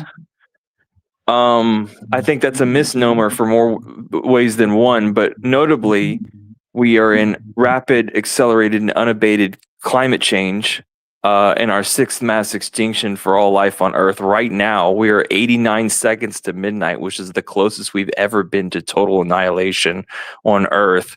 And we'll be breaching 2 degrees Celsius planetary average next decade because we're at 1.5 a decade early than the scientists thought. In that world, the world is completely unstable. Crop growing patterns are completely depleted in our normal fashion. Grain reduces by at least 20 to 30% due to drought, pests, and flood worldwide. Notably big like grains that supply billions of people with food, not to mention the coral reefs will be completely bleached, causing massive ecosystem destruction across all marine life, who also humans, billions of people rely off fish to eat, not to mention ocean acidification. So there are like so many scientific, I use peer-reviewed literature and concluded data and evidence to track a trajectory, a course, and make an over-under estimation of how and when humanity will no longer cease to live our industrial civilization. And it's looking like by 2040, conditions will probably be 3 degrees by then because of feedback loops. I've been studying this information for 9 years. That's what my channel's about. Human, even the people that are breeding will hate themselves. The people who are alive will wish they were dead. The world will be completely unmanageable, uncomfortable. It'll be basically Mad Max by 2050. And this is what the data and evidence suggests using the most real-time, up-to-date scientific instrumentation and greatest minds of Earth. In fact, 9 million scientists agree that 99.9% of them agree that human man-made climate is it's human caused, anthropogenic. So when you see these things about future generations, it's like, man, I question how out of touch you are with reality. I really do. That's my take. Okay. I mean, I'm not a science denier, just letting you know. So okay, I'm just catching you up. Then fair enough. I just wanted to catch you up to speed that I've been tracking this data for the past 9 years, and it is accelerated, gotten worse, and we aren't doing a goddamn thing about it at all. So, in fact, we're going in the opposite direction of what we should be doing fast. So just, the expectations on, I feel I'm not sure where you were promoting also, because I'm also an anti-natalist. I think even bringing anyone in, like I said, people are going to do it anyways, and I see it all the time. But they're just uninformed and clueless, because if they had even an ounce of common sense after the information that I present on my channel, they would immediately decline doing that activity. But alas, we're not. We live off feelings. We're a feelings based, society and individualism. So that knowledge is not an asset. So I get it. I've tossed around so many times about it, like you, and I wish. Can't do anything, man. Just acceptance. Yeah, we have Cougar Doomer come on sometimes, and he said it's the same. He says we're apocalyptic heading toward this. This is a don't look up scenario, and we're not seeing it coming. And it's just like we're driving right into the tornado, and we don't even have our high beams or windshield wipers working yet. Yes. We've had many intense conversations, him and I, and we both fundamentally completely agree that we're headed for even a beyond 12 degrees Celsius world by the end of this century. And it's going to be, it's right. We're flying completely blind into it. And I'm 37. I took geology in college and anthropology, and I was trying to be a journalist, but then I read the IPCC in 2016. He also, conversely, is a formerly trained scientist and has studied the data as well. So we have multiple people, different age groups studying. In my channel, I have 1,700 subs of people around the planet, literally around the planet, that study the same information. And all come to the same conclusions that him and I do, which is that prepare for survival situation in the next decade or two. So just forewarning to you on the East Coast, you're kind of in a good spot temperature, ambient temperature wise, but you can't really escape it because everywhere is going to be affected, and supply chains, which we will be severely damaged, like we experienced in COVID. It'll be like COVID supply chains problems, but everywhere for every item all the time, because everything is interconnected. We have global supply chains. So, that's the stick. So cool. Okay, you're aware then. I'm not trying to speak to you like a child or be lecturing. Seems to help, but it's going to be hard to grow those crops in the future. Exactly. Unless you had you have like an indoor, like temperature controlled, climate greenhouse, or you have a shitload of land so that if one crop fails, you have but then you'd have to be fighting off marauders and people trying to steal your stuff. I mean, it's just going to be balls to the wall crazy. So are potatoes the easiest thing to grow?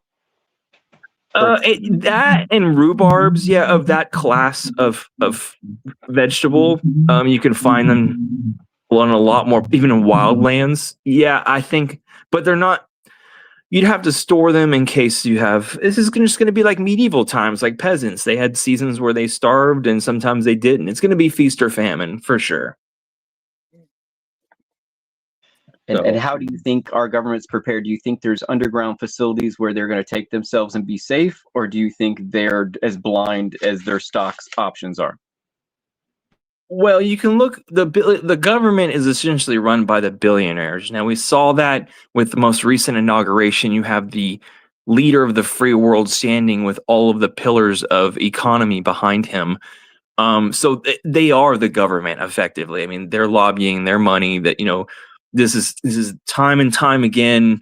Back then it was Rockefeller and Carnegie and blah, blah, blah. So making that pretense, yes. And we all know the billionaires are building bunkers this is like widely known now, like Zuckerberg, Musk, they all have their hideouts on Hawaii and Peter Thiel. They know this is coming. How exactly? Like the Jenga pieces fall? Like that's the real time movie we're living. But the variables in play are apparently enticing enough for them to go ahead and do that.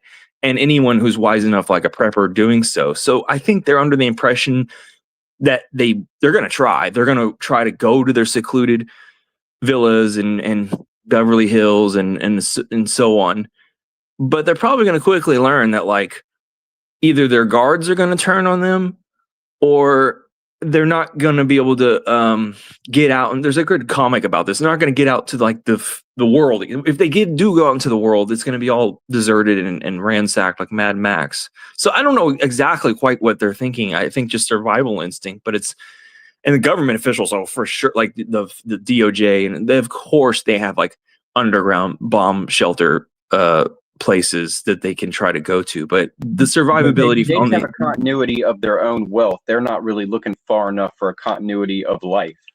That's it. They think that they'll just shave out a few more years, months, or whatever in these, and they very well might. But the world will be so uninhabitable. It'll be so intolerable to even go outside. You'll be either in wet bulb temperatures, you'll be freezing or hot. It's going to be so extremes, ups and downs, like a Jurassic World, that they won't cope for long. And vice versa, me too. I'm open about that. I live off grid in the forest here, and have a wood stove and spring-fed water system, and I just forage and hunt for my own food. I don't grow much. My neighbors do, but you sound prepared. I have been like a prepper for like 9.5 years, but moving around, I can't continue being like different states, different laws, different places I haven't been able to move everything with me each time and be as complete, as ready as I want to be. But I do have like, generators and some canned goods, but not enough canned goods to last, over 4 months probably. So, we're all in this together, but not really. It's something terrible, like is on the horizon, it seems, and it will last longer than 4 months, correct? It'll be indefinite. Carbon dioxide remains in the atmosphere for thousands, even tens of thousands of years. It will never dissipate. It will continuously cook us, the planet, until it reaches Venus. I mean, it'll be so. And then all surface level life, even if tardigrades survive, okay, but like all surface complex life that we're familiar with will go away. And there's no guarantee that, this is speaking like way far in the future, like we'll be dead, but like there's no guarantee. It's flipping coins whether complex life, if would even emerge again. It's an absolute extinction is the norm. Survival is the rule. Carl Sagan.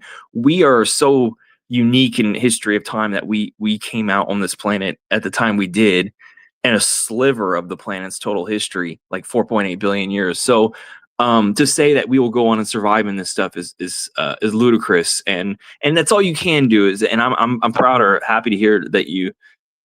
It is a pretty mainstream. If I would have said this stuff in 2010, you might look at me crazy, but most people are pretty aware that like the house of cards is falling, and we could see the end of the empire. I regularly tune into the prepper shows, and they're more about war and politics, but I'm thinking they should start talking about this issue as the main thing. They do. Canadian Prepper has. They all do. Kyle Kalinske, you can go back in there. They at one point or another, they've all hit this subject, because this is like a slow moving tidal wave that's going to like wipe the plate clean in the next decade or two. But absolutely near term, like the next couple of years, we have such enormous threats with nuclear treaties stalling or downright failing, AI being introduced, potential debt crisis with the U.S. and that I agree with Vosh. Even Vosh knows the climate crisis is a massive deal, but he thinks, and I agree with him, in the near term, if we U.S. not getting anyone to buy its debt, 40 trillion in debt, and suddenly it would be so destructive worldwide. It would cause millions of people to die of lack of food and funds. So yeah, I'm a multifaceted prep realist, looking at this from all angles. And so any conversation about antinatalism is like a adjacent to what I'm talking about. But people do what they do, and you sound pretty informed here. So if anybody else wants to come on, and whether they have a different perspective on this, or this sounds like something that rings true to you, we do have a lot of antinatalism, that does frequent our chats. I am not antinatalist, but that's just my own choice. Meaning I have never had children, and I originally thought I wouldn't, but I'm a little older than you. So I feel like, you only get so many chances to fall in love and start a family. So I feel like, it is a natural course of things, male and female.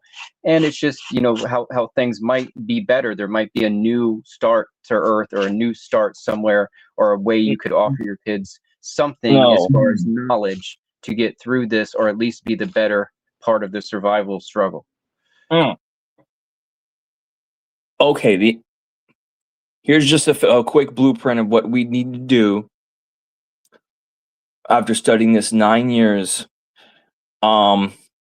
right now to ensure, kids, whatever, college, whatever, industrial civilization, all the things you imagine, we would need to build carbon capture plants on every single square block of this country and around the world, in every city. And each of these costs a couple $1 million, and they use enormous amounts of energy to literally like scrub, vacuum the air of carbon dioxide. They're not proven at scale. So we need to find a way to power them everywhere at once, all the time, running all year.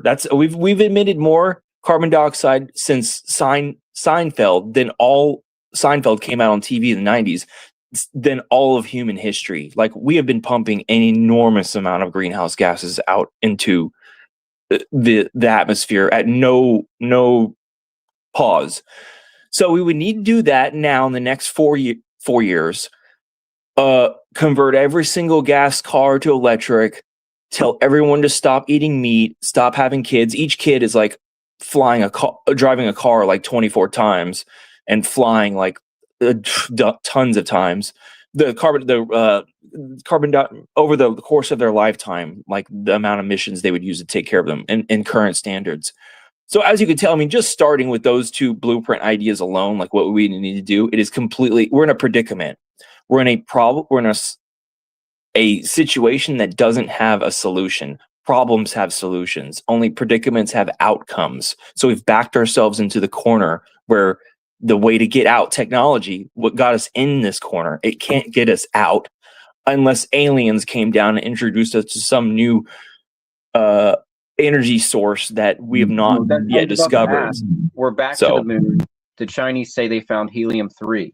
Do you think helium-3 could reduce our carbon footprint to power all this stuff that you're talking about?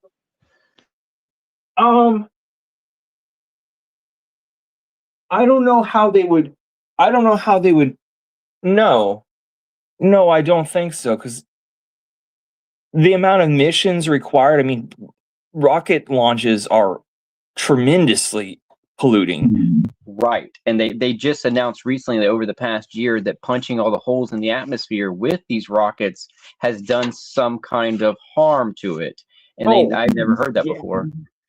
Well, yeah, you're performing a chemistry experiment on the Earth, regardless. That's not a part of its we're fucking with the natural cycles, Milankovitch cycles of interglacial periods. When you do that, like we just admitted all this carbon, and I mean, you just go look at the data. The data and evidence tells all. The temperature's rising, the solar radiance has stayed the same. It's just fluctuated slightly. So people say it's the sun. No, the sun has stayed relatively baseline in terms of its irradiance. So not to go off topic, but you're right. We're performing a massive scientific experiment, which we have no idea of the consequences, how any of this could affect delicate life systems, which perpetuate the whole ecosystem of pollinating insects, of larger mammals, who it's all a delicate web, and we're fucking with the experiment of Earth. Bad, really bad. The term is called overshoot. Technically, we're an overshoot of Earth's resources. So all these side effects, even political disruption and inequality, is all under the umbrella, a side effect of too many humans thinking that there's too many resources, but there's too few, and overabsorb. We're using 2.8 Earths at this point in time. We've already hit overshoot day, like you think earlier and earlier. Population numbers are a big criteria to what you're talking about then, but we can't stop it now. Even if we reduce the population to 500, this is already set in motion, correct? Right. That's the emphasis here that I'm making, is that we're in deep shit. Dr. David Suzuki, the Canadian animal biologist, like agrees. Like we're in deep shit. We're already set for like a 4 degrees Celsius world. If you just added up all the greenhouse gases and we're like, okay, unless we vacuum it out and we just sit here and do nothing for the next 10 to 20 years, we're headed for a 4-degree world. And effectively, the civilization is cooked at 3 degrees. There's global stability at 2 degrees, and 4 degrees is like unimaginable suffering, hell on earth, unsurvivable. So yeah, my emphasis is like we kicked the can too far for too long. And so now you're in a predicament. That's it. And just to live now and be a peaceful, find serenity in your life. You know, all the good What's things. the number? Okay, at a over 3 degree increase Celsius, what is the number one thing that's most dangerous to the people's survival? Is it the non-ability to have crops, or is it just torrential weather? What are you saying is going to happen when we get there? 3 degrees would imply that the entire, well, I think no, it's all those things. It's all these things combined. It's a decrease of the production of growing foods worldwide, crops worldwide due to disease, pest, and drought, and flooding and extreme weather. And it's not like oh, there's just going to be like it's an overlapping crisis. There might be, because of that, the permafrost will melt, and there may be a virus that's released that's been in store for billions of years that we haven't yet encountered or been experienced to yet, and can't develop a vaccine in time. That might be floating around. Meanwhile, Florida could get hit with like 3 Category 5 hurricanes back to back, because extreme weather will increase in frequency, duration, and intensity. And then a heat wave might occur. Oh, the Colorado River will go dry up. So there's 40 million people who live on that in the Southwest, who have absolutely nowhere to go. I mean, there's no way they could like just make water out of nothing and power their data centers and refine everything, food, refinery, crop growing. And then on top, see, it's a multi-layered, faceted problems. Everything happening at once. And then on top of all, I think the most dangerous, the most kicker is the wet bulb effect. Is the equator of the planet becoming so hot, it's uninhabitable. You go outside, even if you're healthy and young, below 30 years old and you're healthy, because of the humidity and heat combined, your insides will start cooking. Like you'll have organ failure just for being outside for an hour. So you have people that work around the equator. I'm talking about Ecuador, Bahamas, India, Pakistan, monsoons, Southeast Asia, like millions, billions of people live in the equator of this distance. This wet bulb effect will drive them effectively to not be active. They can't even go outside for 2 to 3 months out of the year without risking death. So they'll have no choice but to move north. And the north will already be marred by multiple concurring disasters at once. So it'll be just a clusterfucky situation of people scrambling everywhere for basic tenets of life. And I anticipate that is the world that we're entering in earnest by 2040, given the trajectory that we're on. So yeah, the answer is a poly crisis. Oh, and then the ports are flooded. Oh, and then the ports are flooded because all the shipping routes, canals going to deliver the goods for microwaves and semiconductors and all the things we need. They're flooded, and shoes. It'll be just billions of people moving around like hunter-gatherers trying to figure out a safe place to live. And those safe places will be like, in Montana, like secluded off communities and bunkers where Zuckerberg is, and you won't want to. There won't be a news channel. So yeah, if you're talking about future generations, I mean, you opened this conversation, or I caught on that. I'm like, dude, given what I just told you and what the science says, that there won't be that. There won't be it. I feel like there's always hope, and no one should give up hope. There could be something. There could be the Earth's electromagnetic field change, or something that adjusts our temperature. We don't know if we have a fail switch built into our system. And then you said even aliens might come and help. But I mean, I know you're being, satirical. Yeah, the hope is a delusion. It suggests that something good will happen without realistic, basic, or irrational. But it's no different than a delusion. It's a false belief that something that you're saying kill switch or something like. No, I'm just a realist. I'm taking the data, the best data we have available, up to date, and following through to its conclusion. And I'm not going to be that magical thinking to think, I say it as a joke, aliens. I mean, that at this point in time, that is the only solution we know, is aliens introducing us to some new energy source that we can carbon capture and change the minds of billions of people. I mean, it is a don't look up, like a worldwide experiment to make everyone to put acid in the water. I don't know, make everyone like live like Indians. Hypothetically, so if aliens are real at all, just hypothetically, and they at least are monitoring our system like you are, they could send a life raft, but that is something we can't count on, people, because this is friggin' reality. So how many years do you say we have left? I predict complete global. Well, it wasn't me. In fact, most recently in my video, I published Gemini. Here's the data set. I took Dr. James Hansen's latest findings, personal work, not funded by any corporation, government, or has a narrative or anything of that bullshit. It's him and his team doing with decades of experience. He's a lifetime. He's testified to Congress about the climate change. Lifetime of work. I took his data and then I used another scientist, Dr.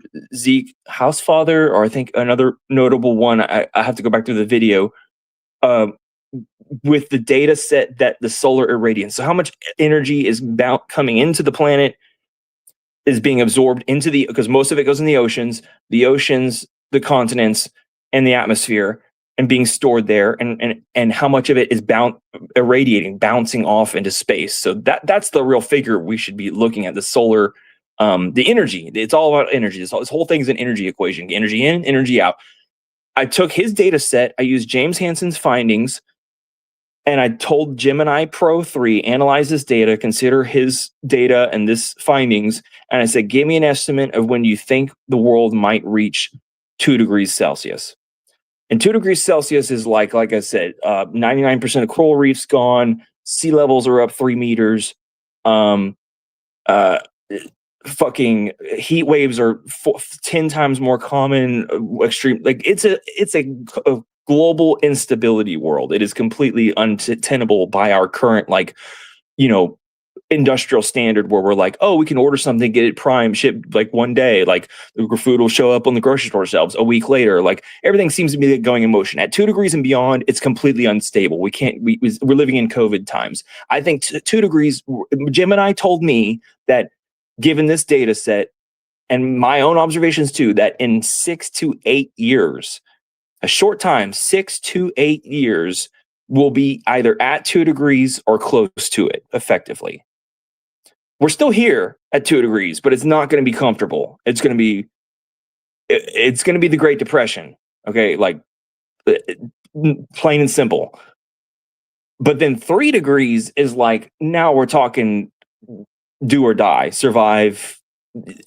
Every degree of rise is another 12% more water moisture. It's another multiple times factor of extreme weather events happening. So like 1.5 to 5 is like 4 times chance of having a heat wave every 10 years to 8 times every 5 years. So the frequency and duration increases with each even half degree and degree rise of temperature. So yeah, I would say by 2040, everyone will either be dead or wish they were dead, or are like in survival mode 24/7.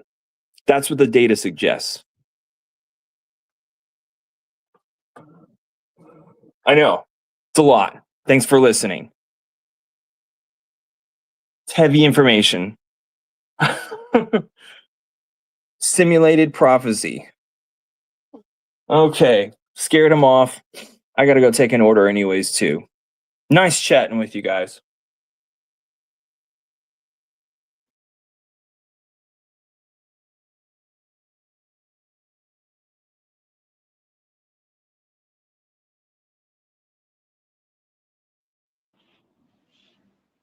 Hello.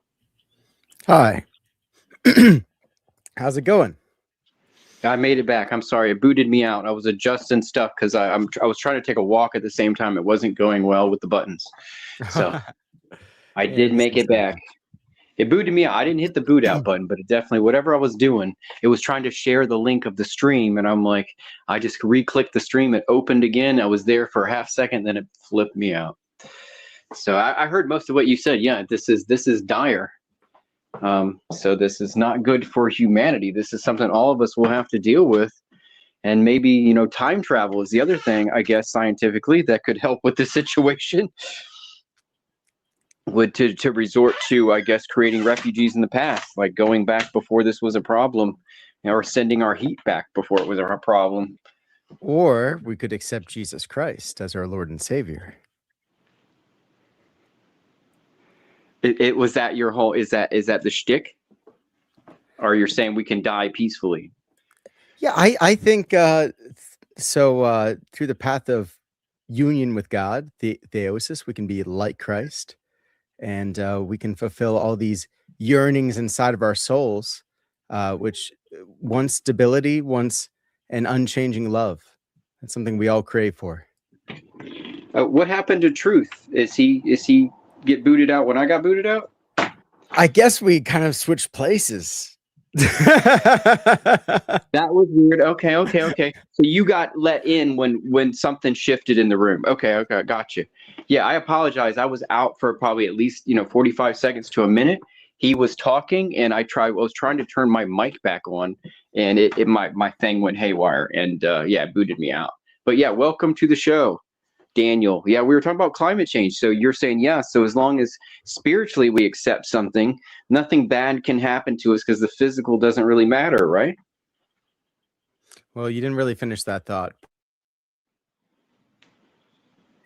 What do you mean? Is that my connection? But did your connection fail, or was it mine? For a minute there, everything mine did, I believe. Mine originally failed. All right. I think we're a solar storm is about to hit us, so who knows how long we've got. But in all seriousness, I only heard like the first part of what you said. You said something like, if you believe spiritually, then nothing bad can happen in the world, or something like that. No, nothing can happen to us physically as long as we spiritually, are sound and have our beliefs that the physical world is not the important one. It's how we feel spiritually. Oh, well, yeah, I would agree with that, actually. This is the flesh. This is just the atomic version, of the automated versions of our desires, our thoughts, and the weird stuff manifesting, when really we're those things without the body anyway. So we can leave this flesh curtain behind, and maybe we'll all be all right. No, I don't believe in that. That's like Gnostic. I'm an Orthodox. So we believe the body's good, and that Christ reconciled nature. He reconciled mankind with himself, but through us reconciles nature. So like, he blesses the waters, and he blesses all kinds of things. Like I have icons and all kinds of things we think can be holy because of God. It's just we hate the flesh. We love the body, but we hate the flesh. So we believe the body is good, and we should be good stewards, actually, of the planet. So in terms of climate change, from an Orthodox perspective, we should actually not be polluting the environment and causing that all these bad things to happen. It's a product of our sin. Our fallen nature causes us not to care. It's the age of reason, really. It just kind of eats itself alive. I blame all the age of enlightenment on all this, all these woes that we have.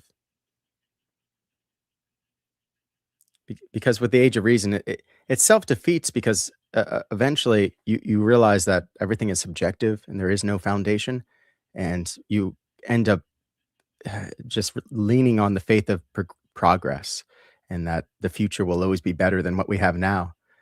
But in so doing, you have nothing anchoring your identity. Like running backwards through a train, it's going 50 miles an hour one direction, and you're trying to run the other direction at the same time, and who knows who's really going anywhere, except the train stays moving. I guess so. Exactly. Yeah. When does the train arrive at the station? When does it pass the other train? If one leaves at 10:10 going 55, and the other one's going 42, and they pass each other at 11 o'clock, when do they arrive at the station? All right. Those used to be the problems in school. Gotcha. But I just mean like our placement in history, like where do we put ourselves in history? And like the way that we think right now with our rational minds and the idea of progress is that in the future, they'll probably think all of our morals now are completely goofy,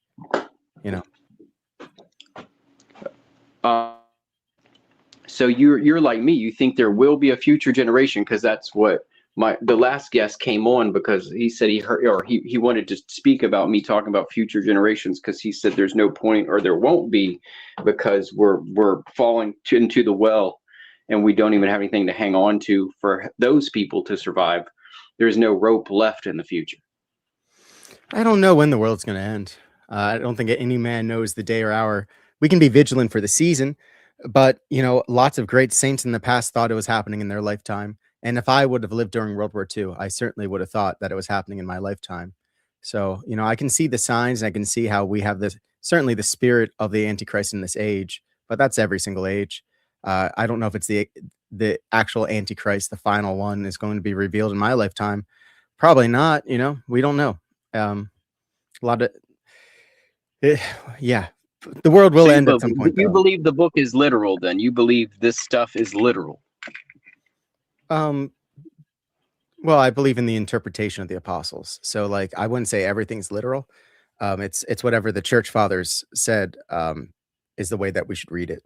So I base all of my understanding off of tradition. Yeah, I don't look at it literally, but I do like to look at it.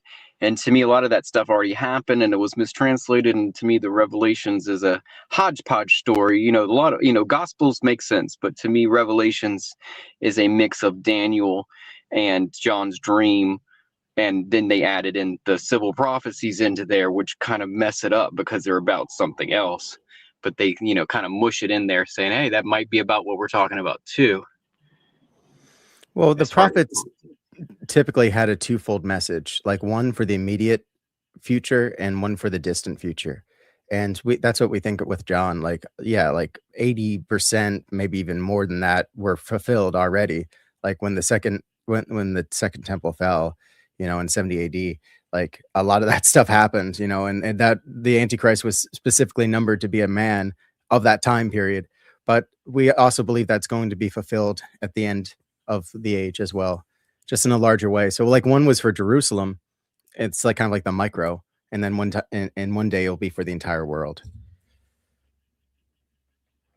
I recently posted about Philip K. Dick, his philosophy about when the Second Temple was destroyed, we're still in that Roman era. Like the time has not moved until the Third Temple. So when you predicted that, it seemed like part of that, thing that I read with Philip K. Dick recently. Well, he's been long past, but this was when he was coming up with the Valis story.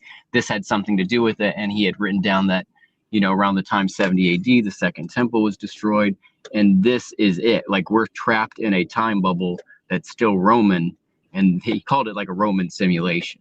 I didn't know if you've ever heard that. Philip K. Dick was a beautiful mind and writer. Like his writing is so good, but I think he also suffered from some mental illness. He believed that we lived in a simulation, and he also, I believed in things like the Mandela effect and stuff like that.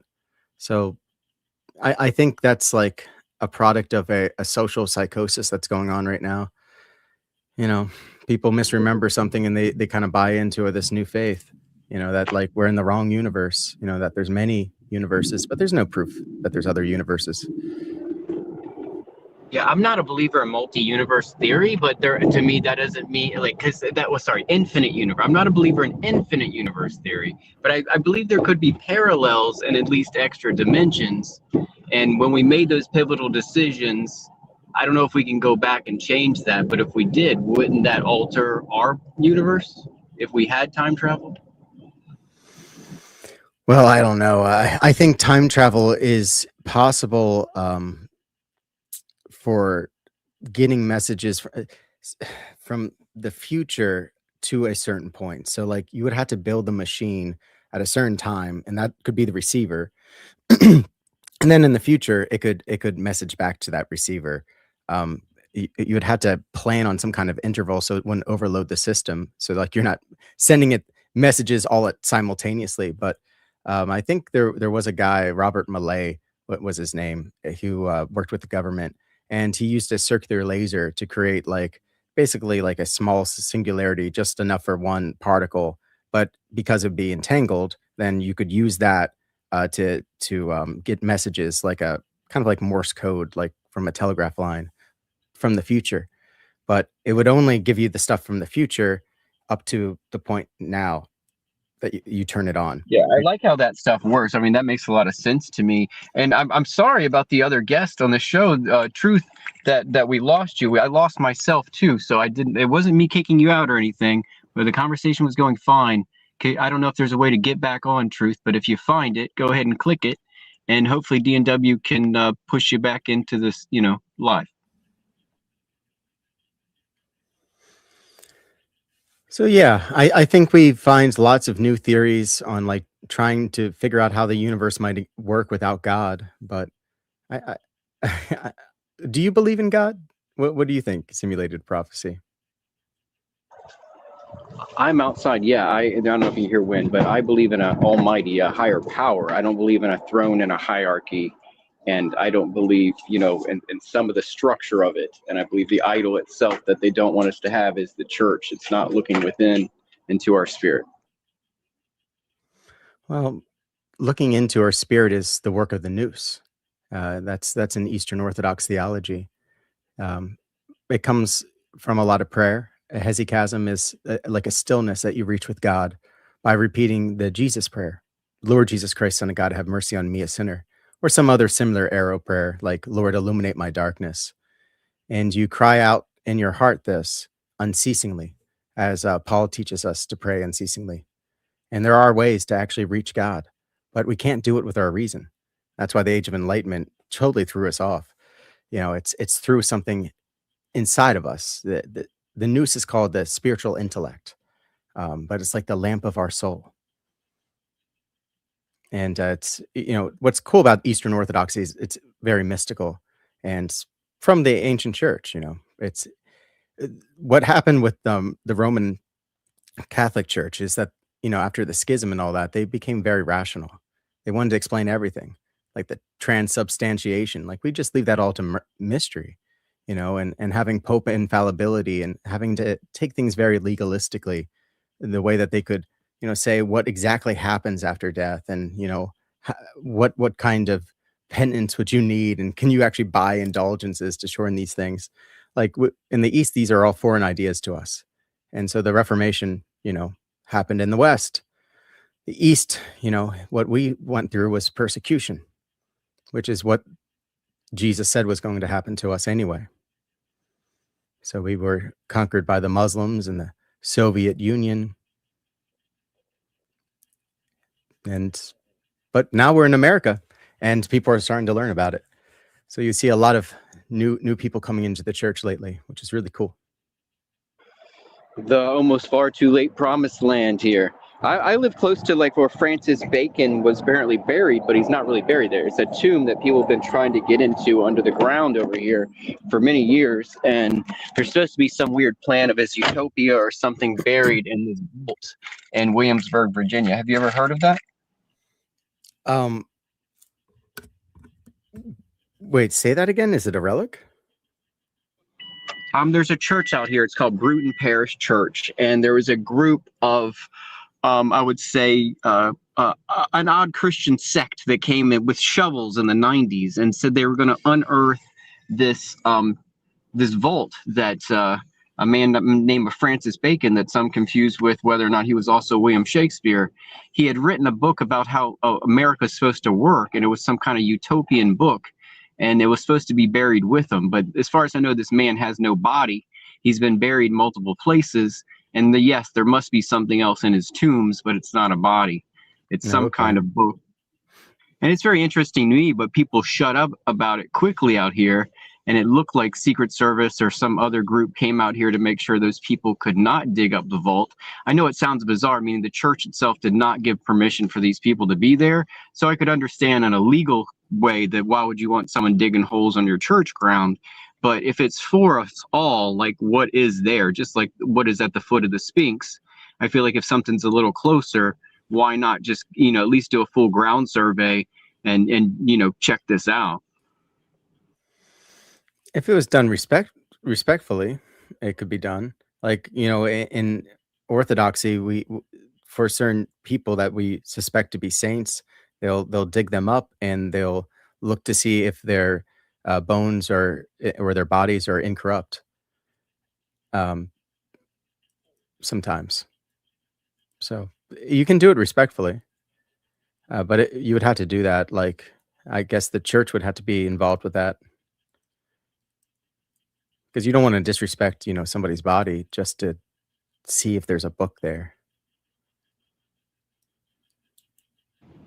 I don't disagree with that at all, but I just think respect. It's been many years since I'm saying they've had plenty of time to sort this out and figure out what's there, but it never made the news or they never talked about it again. It's kind of like they hid it from the public. You can find the old news story, but there's nothing else. Kind of like when they found weird stuff at the Grand Canyon and they made it disappear and no one knows what they're talking about anymore. Well, there's definitely a lot of deception in the world. And that's why we should flee from the world, be free from it. That people are enslaved to this world, but we could actually serve Christ. And paradoxically, that actually makes us free because a sinner is predictable. He has to listen to his passions. He has to listen to his hunger, his lust, his anger. You can predict how people are going to behave using these as variables. But somebody who's a holy man, they can do things the world would never expect. Things like lay down their life for their friends. And to truly care about others in a self-sacrificing way.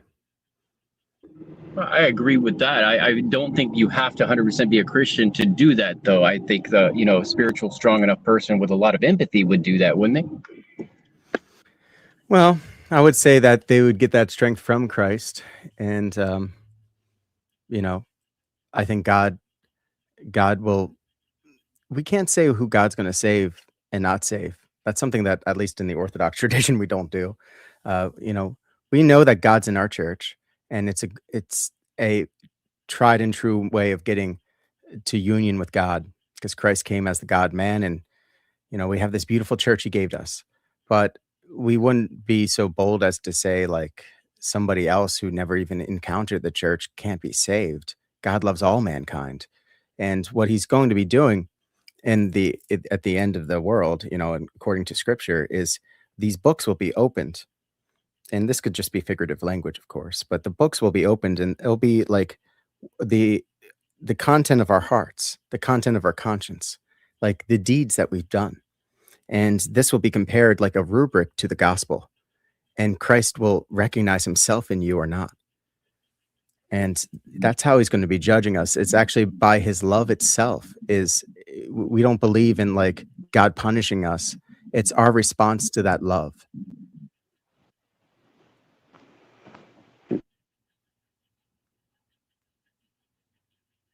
So God's love is like a fire, and we have like images from the. What's that? I think what you're saying makes good sense, and you have a sound mind. I'm not as religious. I'm more of just spiritual. I don't need a book.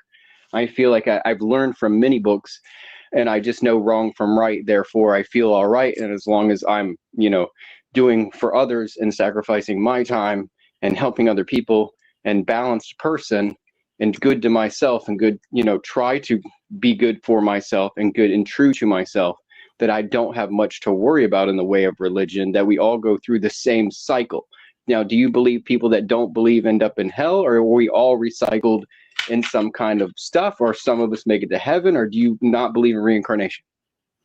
Well, I certainly don't believe in reincarnation. I think that hell is a state of being, but it feels like a place. And it's our response to God's love. So like God's love is like a burning fire. We have like the image of the three holy youths in the fire, in the furnace, and they weren't hurt because they were in God's love. We believe that to somebody who hates love, like think in the prodigal son parable, where like the son gets up and he returns to his father after squandering all of his inheritance. The brother who's jealous of his brother, and says, "Dad, why didn't you give me a fat calf? And why didn't I've always been with you? And this guy, he squandered all your wealth, and you're taking him back as a son." He hated that love. That's like the kind of person we're thinking about when we're talking about somebody who would be on the left-hand side. the person that would be like in the lake of fire.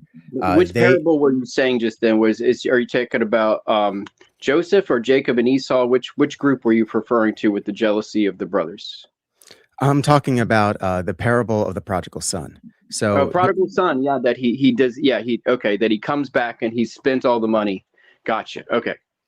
Yeah, and his brother gets upset that his father forgives him. He hates the love of his father. He hates that forgiveness.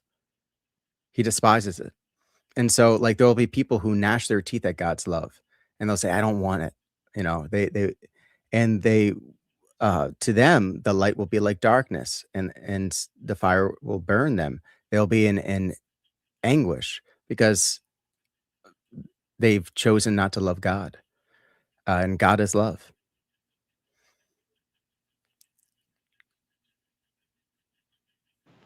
And that way I can't disagree. I believe love and God within someone could be the same thing. So therefore giving yourself to it, you're only going to emanate, a positive light or an energy that you can't, hopefully it won't bring you doom and gloom. But we're trying to get Sackcloth and Gnash Teeth back on here, Truthful Wanderer, to tell us about the weather. And because I did not mean to lose him or myself in there. And he popped back on and then he disappeared. So come back on, Truthful Wanderer. I'd like to hear you guys engage about this. And, maybe your thoughts on climate at all, if you've ever had any, Daniel. Yeah, I have some thoughts. I mean, are you interested in space weather at all? I mean, do you know about like geomagnetic storms? Certainly with I definitely stay up to date on that stuff. I'm subscribed to 4 or 5. Dr. Tabitha is the number one, I would say. And then there's some other people that know a little bit about it, but I would say and she I wish she was almost on more often, but yeah, I listen to the other ones and I'm not really into the solar crisis guy that always says Ben Davidson. micronova. Yeah, but yeah, he's yes, I don't want to suspicious say anybody. observers. He's my least favorite of the sun people, but yeah, I follow almost probably 4 or 5 sun people. Yeah. So I think that could play into our climate for sure. But I also think it's not a good idea to release as much CO2 as we do. And I think actually with CO2, I see it more as a problem for the oceans actually, because that's causing the acidification of the oceans. And I almost see that as a bigger crisis than the greenhouse gases. But, it also isn't good for the greenhouse effect. But I think there's probably more going on than just that. And I think the way that we fight climate change probably isn't the best. I think it's because corporate interests are in charge, Well, okay, our last guest mentioned, I think he said a 12% increase in humidity per degree or so of Celsius above what we're experiencing. Maybe I got that wrong. I thought I heard him say something about that. So that would mean, like he said, we're going 4 or 5 degrees. So we're talking, 48% or more, humidity daily. Is that all over Earth? That's why I had more questions to ask him. And if this has to do with, the icebergs melting, is there a possibility of a refreeze of the North or South Pole? And he said it would, most of this stuff will be happening so long, it'll be multiple lifetimes, or we'll never see the Earth heal itself. And that's why I just wanted to ask him a couple quick questions about that, or maybe even your thoughts on, do you think the Earth can heal itself when this goes down? I think if there's no more mankind, there's no more use for the Earth. It was made for us. So I think the end of the world will happen before that happens, because the prophecy has to be fulfilled. There has to be people around. So there's never going to be a time when Earth exists without humans.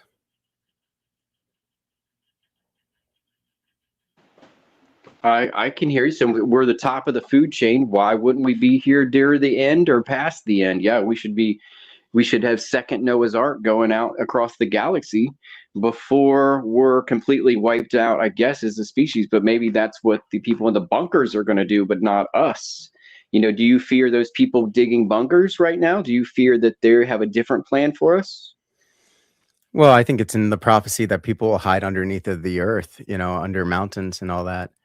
I think most of the reason why they have these bunkers is just because they understand the fragility of civilization. It's actually could fall apart really easily for like a number of reasons. There's probably like a top 20 list somewhere out there that they have. and they just do the mathematics, and they just figure, "Well, it's better to be safe." They have the money to do it. I don't necessarily think they're going to try to nuke everybody. I don't think they want to live in that world either. Do you think there's a model of civilization that will work better than we current have, like something in history that you're aware of, or something with a religious philosophy? What do you think needs to change for us to develop into a, you know, a better humanity, that our government systems align with our, you know, thoughts, empathy, future, and, you know, concern with our, you know, like you said, God is love. How do we make that part of our government? It'd be kind of cool if we had a Christian empire again. Um, Probably wouldn't work here in America because it's designed not to be a theocracy, but maybe in Byzantine, like, you know, that area over there, that would be cool. But yeah, honestly, I don't think there's a way to fix this world politically. When I was young in college, I actually came up with a manifesto called Librocracy, and I scrubbed it from the internet. But basically, the basic ideas of it was that it would be a direct democracy, but it'd be based off of merit, and it would be all education based. So people would learn, and once they get to a certain point, they can pass their citizenship examination, and then they would actually earn income by learning. And then once they get certain certifications for voting on certain things, they are paid to decide on things. And then you have these mass committees of intelligence, and it created a whole new way of people making money. There would still be a type of currency for trade, but these three currencies together can be interchanged, and it could work in a post-scarcity society where like AI takes care of most things. But I don't think that's ever going to happen either. I think AI is actually going to be like a huge part of our downfall. I don't think it's going to go very good for us.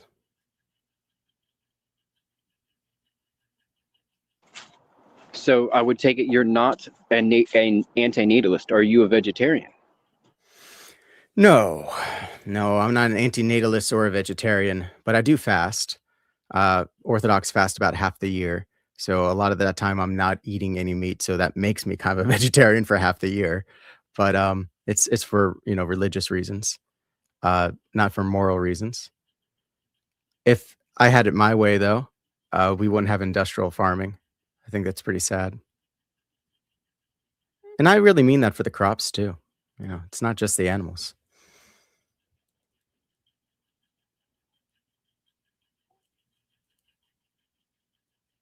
I ain't been home for a couple days. What was that? I'll be right back. I just had to do something else. Give me about 2 minutes. Yeah, you got it.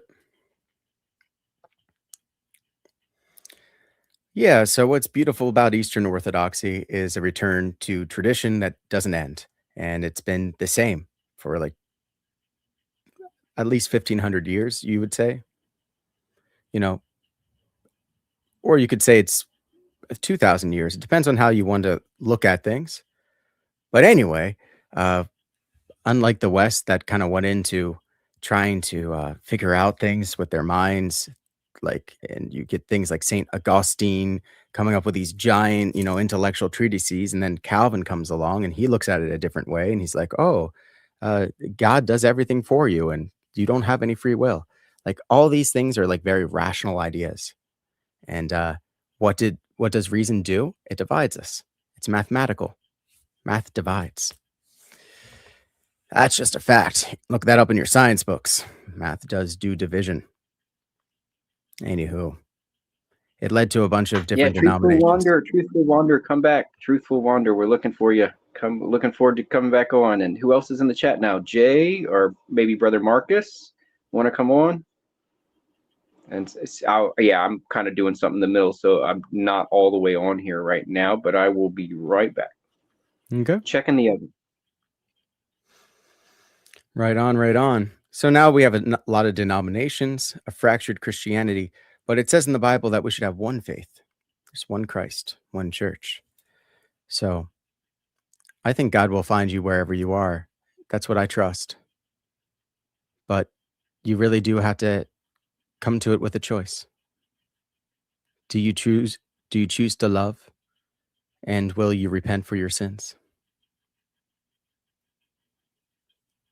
True repentance isn't just having the courage to weep for what you've done, but to have the courage to walk a new way, to get up off the ground, to stand up, and to face eastward and walk back to your Father's house. That's the prodigal son. Cougar Doomer, how are you? I'm good. How's everybody? Welcome, Cougar. Welcome, Cougar. Glad to have you back on. I guess you heard us rumbling. I heard some rumble. You're talking my talk.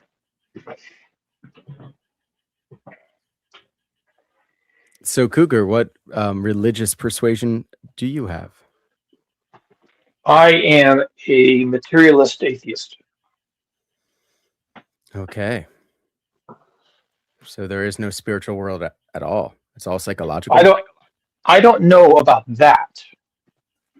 I don't have a spiritual mindset or spiritual world, but I understand that people do. And my background is sciences and engineering, so I am self-aware enough to recognize that I can't know everything, and that people definitely have some ideas on the topic. So I'm open and I'm listening.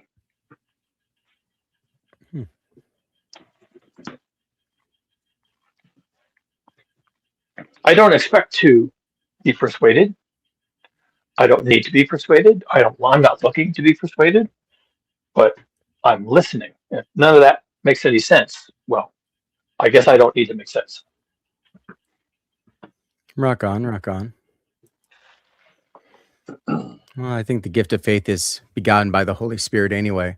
So you really kind of want to assent to it. I don't think you can really be proven the faith. I think trying to do that is commodifying something too precious for that. It's not to be sold. So I don't ever want to sell somebody on it necessarily by some kind of evidential track, although they're out there. Not really what I do.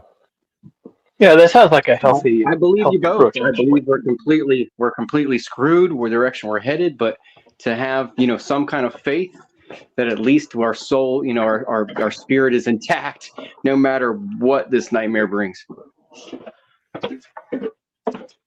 Yeah, well, it could be a problem, clearly.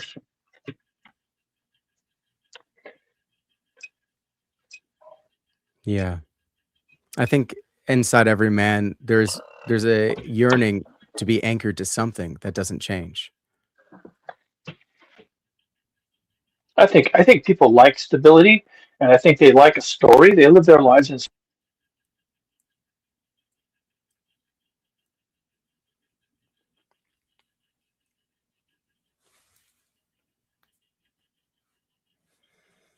I don't know if your mic cut off or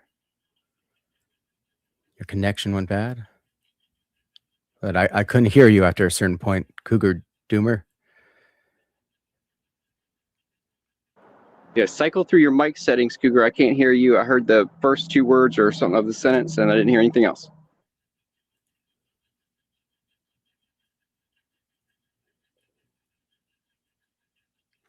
But yeah, I would say the fact that we have a yearning inside of our hearts isn't really an irrational type of proof, but it might make sense to a lot of people in their heart. It's like, why were we made this way? To have a yearning for something that we could never find in the material world. Everything about this world changes. It decays, it falls apart.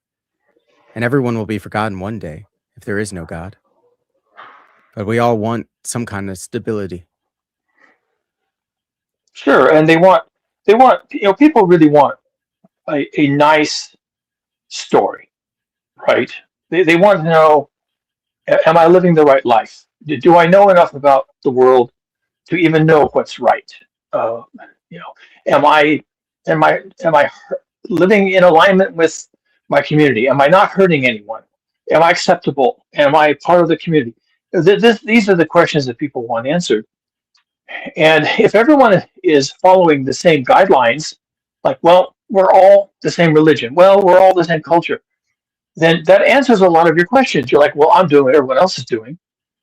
They approve of themselves. They approve of me. My problems are solved. And I think that's a perfectly legitimate pathway for people. I don't even have a problem with that. Yeah, what happens when they don't have that? Well, then they take responsibility for analyzing: am I doing the right thing? Am I part of the community? Am I making mistakes? And if you're comfortable taking responsibility for all that, then you can do it. And people have. And there's thousands, there's millions of different religions. And everybody who accepts a religion or a spiritual path, well, they have to make it their own, because God doesn't really talk to people. We don't hear voices in our heads that say, "Oh, that thing you just did, don't do that. Now go do something else. Oh, that's better." That's not the kind of conversation we have with God or with the universe. We have a feeling about this, a feeling about that. And so if you don't have a bunch of people who are telling you every single day, or at least once a week at church, yes, you're doing the right thing. Put a quarter in the basket and you just did the right thing. Then you have to figure it out on your own, which is a challenge. And some people accept that challenge. And so a lot of people don't. Most people don't. But a very few people do. And they seek to understand. They're what are they? They're the journeyers. They go on the journey, spiritual journeys, I guess. Well, it seems to me that everybody has to rely on something for their understanding of, I don't know, morality, like the normative rules. So maybe it doesn't come from religion, but it comes from the state. It comes from something, So it depends on who you're worshiping. Well, or it depends on your definition of morality. And this is an old argument that's gone around a long time. Morality could be defined, not that it is, but it could be defined as simply like the Hippocratic Oath, do no harm, or the Wiccan Rede, do as thou wilt shall be the whole of the law, or the threefold return. That's not the Weekend Read. That's the No, okay. That was a that's Aleister Crowley. Yeah, he's a bad guy. But the Wiccan Rede is the threefold law. Wicca was do no harm. Yeah, harm not. So I mean, there's lots of ways you could come up with guidelines. Or you can simply say, I'm not going to be a bad person. You had to subscribe to one of them. So what do you mean by a bad person? Who informed you what a bad person is? Well, your neighbors. You said your neighbors do? Your neighbors told you about this? Okay. Well, if your neighbors are telling you, they get the idea. Where did your neighbors get the idea? Well, I don't know. They're trying to be good neighbors too, I guess. Well, there's a first cause to everything, So like somewhere this idea developed and it came from some source and you're now adopting it as your own. Okay, so the ultimate source of all these things is group selection. It's like what worked to get us here. And in terms of group selection, which is somewhat controversial even in science, there is some evidence for it, but in this particular case, it works. The argument works really well, which is that groups that know how to cause the least amount of harm internally and also to support each other internally, those groups go on to create communities and cultures and religions and everything else. So if they don't have the ability to say, oh, these are good behaviors, and to select for those and to act on those, then you never get religions. Those groups go away. Yeah, so this is faith in progressivism. No, it's not faith in progressivism. It's just a kind of a prediction from group selection. Yeah, but but that's what you're hoping on. You're hoping on that as time goes on, that progressively they will get more and more moral. And so in the past, you would expect that their morals would be more brutish and barbaric, and today's morals are going to be more good, right? No. Even primitive animals have decent morals. Herd animals, wolf packs. This goes way back. It's not humans. Like we started out primitive. When what? Wolves and hyenas? I don't know if there's any evidence. Wolves and hyenas have rules. And we can have rules. We can have rules going back to when we were Miocene apes. So what are the rules that like hyenas have? Well, it's going to be, depending on the type of animal, it's going to vary, but it's going to be something like we have some sort of a hierarchy, we have some sort of sharing mechanisms, we have agreements to participate in either protecting the offspring or engaging in the hunt or making dens or defending the perimeter or sharing food. And the groups that don't have some basic rule-based structure, then they don't remain groups. And there's a lot of solitary predators. But if you have groups, which is what we are, then you have to have group dynamics. You're talking about behavioral patterns, though. Those aren't roles. You can't prove that Sure they they have are. roles. Sure they are. Sure they are. Sure they're well. Okay, behavioral patterns. Now Behavioral we have to be patterns, for careful sure. because some of the behaviors are learned. Yeah. We see learning all in behaviors learn, Cougar. That's the whole point of well, behaviors. no. Some behaviors are instinctual. Yeah, I guess maybe some are.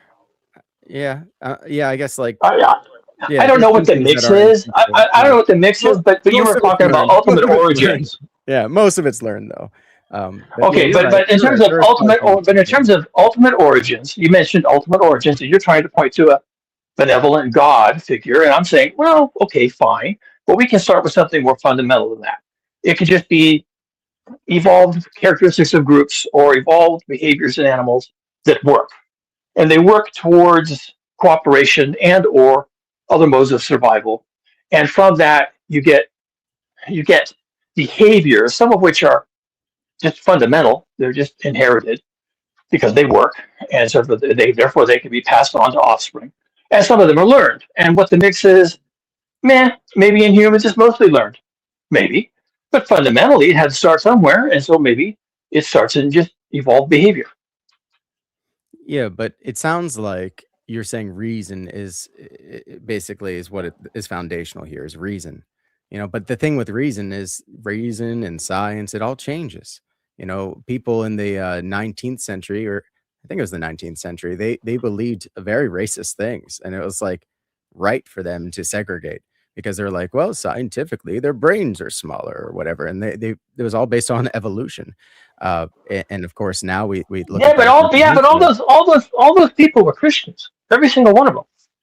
So I don't know where you're going to get the mix here. You're blaming science for racism and slavery, but Right. slavery is mentioned in the Bible. So I don't know where this stuff comes from. Evolutionary scientists like Darwin, he was an atheist. No, he wasn't. No, he was a Christian. He absolutely was. Oh, okay. He was not an atheist. He was an absolute Christian, and he was quite proud. Yeah. And he even said, "There are some problems with my theory that it doesn't really mesh with things, like where's the origin of morality and stuff like that." He was talking about evolution of characteristics like beak size and feathers and stuff like that. But he said, there's other things going on that my theories don't address, and we're going to have to find backgrounds for those. And so he was deep into his Christianity. He understood the internal conflict he was creating.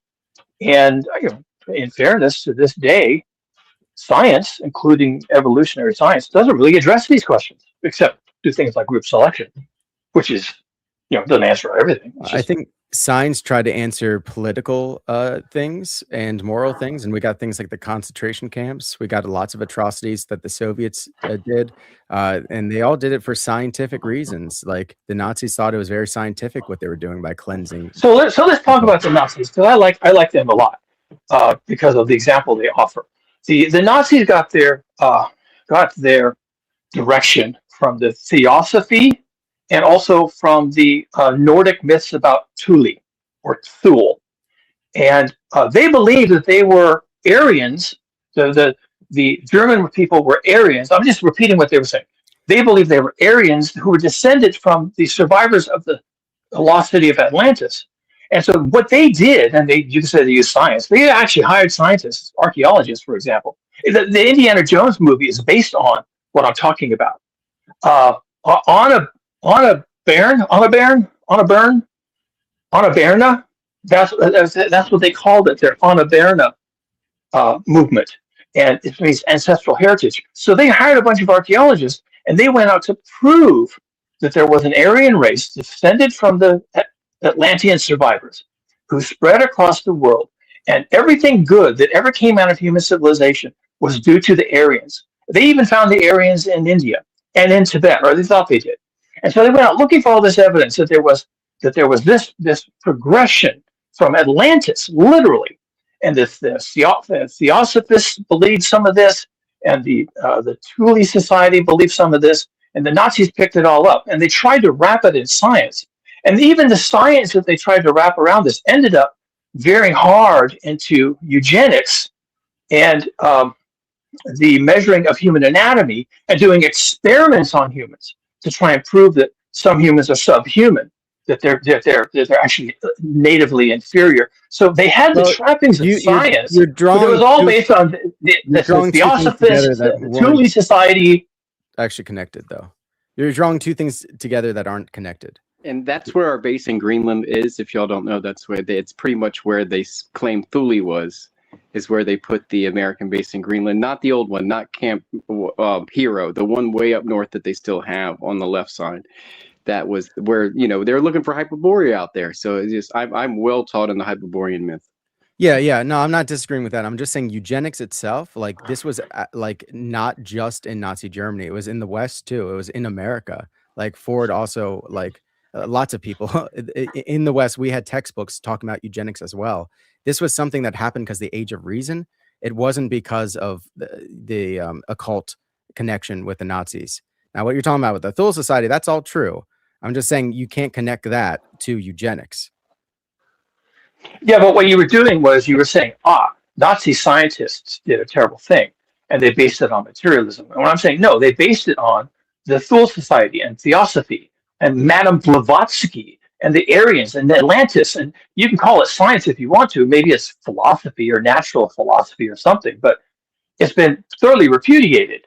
It's of no value to actual materialism. It's just something they did. Okay, but eugenics, again, has nothing to do with the Thule Society. I didn't say it did. I just said that that's what the Nazis were doing.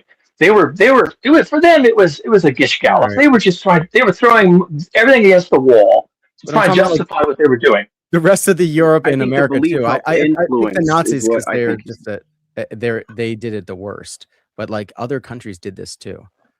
Yeah, that's why I'm not saying they didn't. I just picked on the Nazis because I saw a documentary about them last night. Yeah, I know, but my entire point is that the reason leads to things like eugenics. Oh, I don't care about eugenics. I'm not really that interested in it. It's just something they did. Yeah, but what I'm saying is that when we use science and reason, which is something that changes in time, if you use that as your basis for morality, it leads to atrocities. Okay, and things in the future, people will say we did it wrong now today because it's a sliding scale. There is no stability in using reason as our basis for morality. Our morality will have to change. Do you understand? Okay, so where are you going to get your morality then? What's your source? God. And you have conversations with God? So the way that we commune with God is very mystical, and it isn't necessarily how you're describing it, like where you have a conversation like I'm talking to you right now. But God actually can speak to me through the world. He can bring different people to me, and I can see God in my neighbor. So there is a way to see God, but it's something that happens internally. It's not through these base senses. There's some people, there's a lot of parables that talk about people who see and yet do not see, hear yet do not hear. This is talking about the difference between our base senses and our spiritual intellect. So there is a way to see God and to talk to God, but it's not exactly the way that you're thinking about it. I see God in math and my own writing, meaning in some way I'm not super Christian, meaning my belief, I've read the Bible, but I feel like my belief is mine on my own. I don't need to attend a church. I just feel like it's within me, and I don't attribute it to one brand or not. I feel like it's a direct relation with me and the divine, but it aligns a lot with what he is saying, what Daniel is saying, like God is love. So if it's just love to me, and I see it as a divine force, to me it matches almost up with some of his, the same philosophy. So in that, and also I do math and I have repeating patterns and stuff in my life, and I've seen messages to me that struck me, and I would not call myself schizophrenic. I'm not looking for these things. And it was bizarre sequences of events that I thought had a outside force intervening. And to me, it was godly, we'll say. Then I will translate that and say that the information in question was internally generated. Yeah, I mean, I think everyone has a spiritual relation within their self with whatever it is for them. So I feel like mine is only special to me. It's not, I can't make someone else believe what I believe, but that's my thought. I'm not trying to convert anyone, but I've seen, when he's been talking though, Daniel's been talking, I've actually in my mind's eye seen what he's talking about in my non-denominational way. That's made a little sense for me. Now, it doesn't help the temperature of the world raising, beyond 4 degrees Celsius, but there is something else to be gained with faith. That's okay, all. so if your morality is also internally generated, then how do you share a morality with anybody else? Through religion. Like religion, it comes from the Latin word religare, which means to rebind or to bind together, to bring people together. So we are all united under one faith. So we recite a common creed, and so all Orthodox. Okay, then your morality is not internally generated. No, it's from the apostolic tradition. It's from God. And you trust the apostles? I trust the Orthodox Church, the Eastern Orthodox Church, to be the true church. Okay, well that's the Eastern Orthodox. So that's the old Eastern Roman Empire. Constantine did a hat trick with the Roman Empire and got it all converted to Christianity. And then the Roman Empire broke apart. There was the Western Roman Empire and the Eastern Roman Empire, also called Byzantium. Mm-hmm. And the Eastern Christian religion, went on an excursion, and they came up with their Eastern Orthodoxy, which I guess exists to this day in some form. And the Western Roman Empire remained located in Rome and became what we call Catholicism. Did I get all that correct?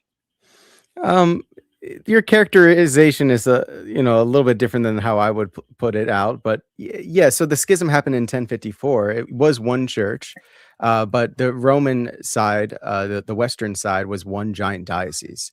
So like they had they had a preferred status, the first among equals. They helped out in a lot of councils to settle like disagreements. So they had a highly elevated position. But during certain times in history, they would try to actually like decree changes without holding a council at all. And we always resisted that. But when it came to 1054, this is when the Muslims started invading. And this is when the Pope said that we just happened to have a pretty bad Pope at that time from the Romans. And he was just like, look, you're going to accept the filioque, even though I know you guys disagree with this. And if you don't, then you're anathema. And, he actually had one of his emissaries go to this Hagia Sophia and deliver that to the patriarch. And so then they had a schism at that point. And then when we asked for help in the Fourth Crusade, they actually sacked Constantinople themselves. So that's where the bad blood happened between the West and the East. But since then, they've had a lot of theological development because they've sort of bought into the age of reason, just like the rest of the West did, while the East stayed mystical. And we stayed true to the tradition. And we didn't change our doctrine. That's cool. So Eastern mysticism, is that what it is? Well, it's Eastern Orthodoxy, but it is very mystical. Yeah. Well, what are the mystical elements of it? Well, we believe that God, as his essence, we can never know. And we believe that we can interact with his uncreated energies. And we believe this is something in all beinghood. We also believe that a person, truly to be a person, has to be in a loving relationship with somebody else. And that the Trinity teaches us how we can be in harmony with each other. Also, it's a state of being, the afterlife. It's whether or not we love God or not. Like we basically choose if we want to love God back, because we believe that's what true love is. And that's not to say that we can like earn our salvation or anything. We believe that grace happens simultaneously with our actions. So I'm not exactly sure where you want me to go with that answer. But what's mystical is probably maybe the Jesus prayer. We have a very strong monastic tradition, and even the laity are encouraged to enter hesychasm, which is like deep, silent, unceasing prayer. I don't know. I wasn't going anywhere. I'm literally just curious. I don't know much about Eastern Orthodoxy. Um, what you're describing a little bit sounds like Gnosis. Is that a fair? No, one of the biggest heresies were the Gnostics. Actually, that's yeah, Okay. we're against them.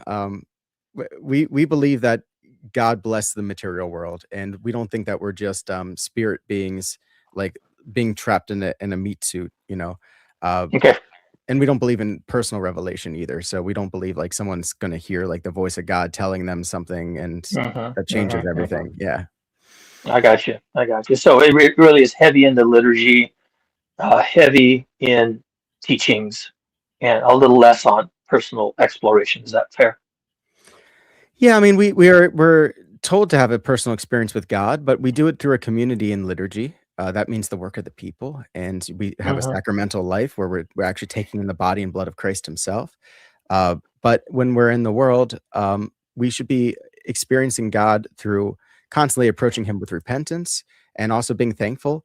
And we don't count ourselves to be worthy to get a sign from God. If it does happen, that's beautiful.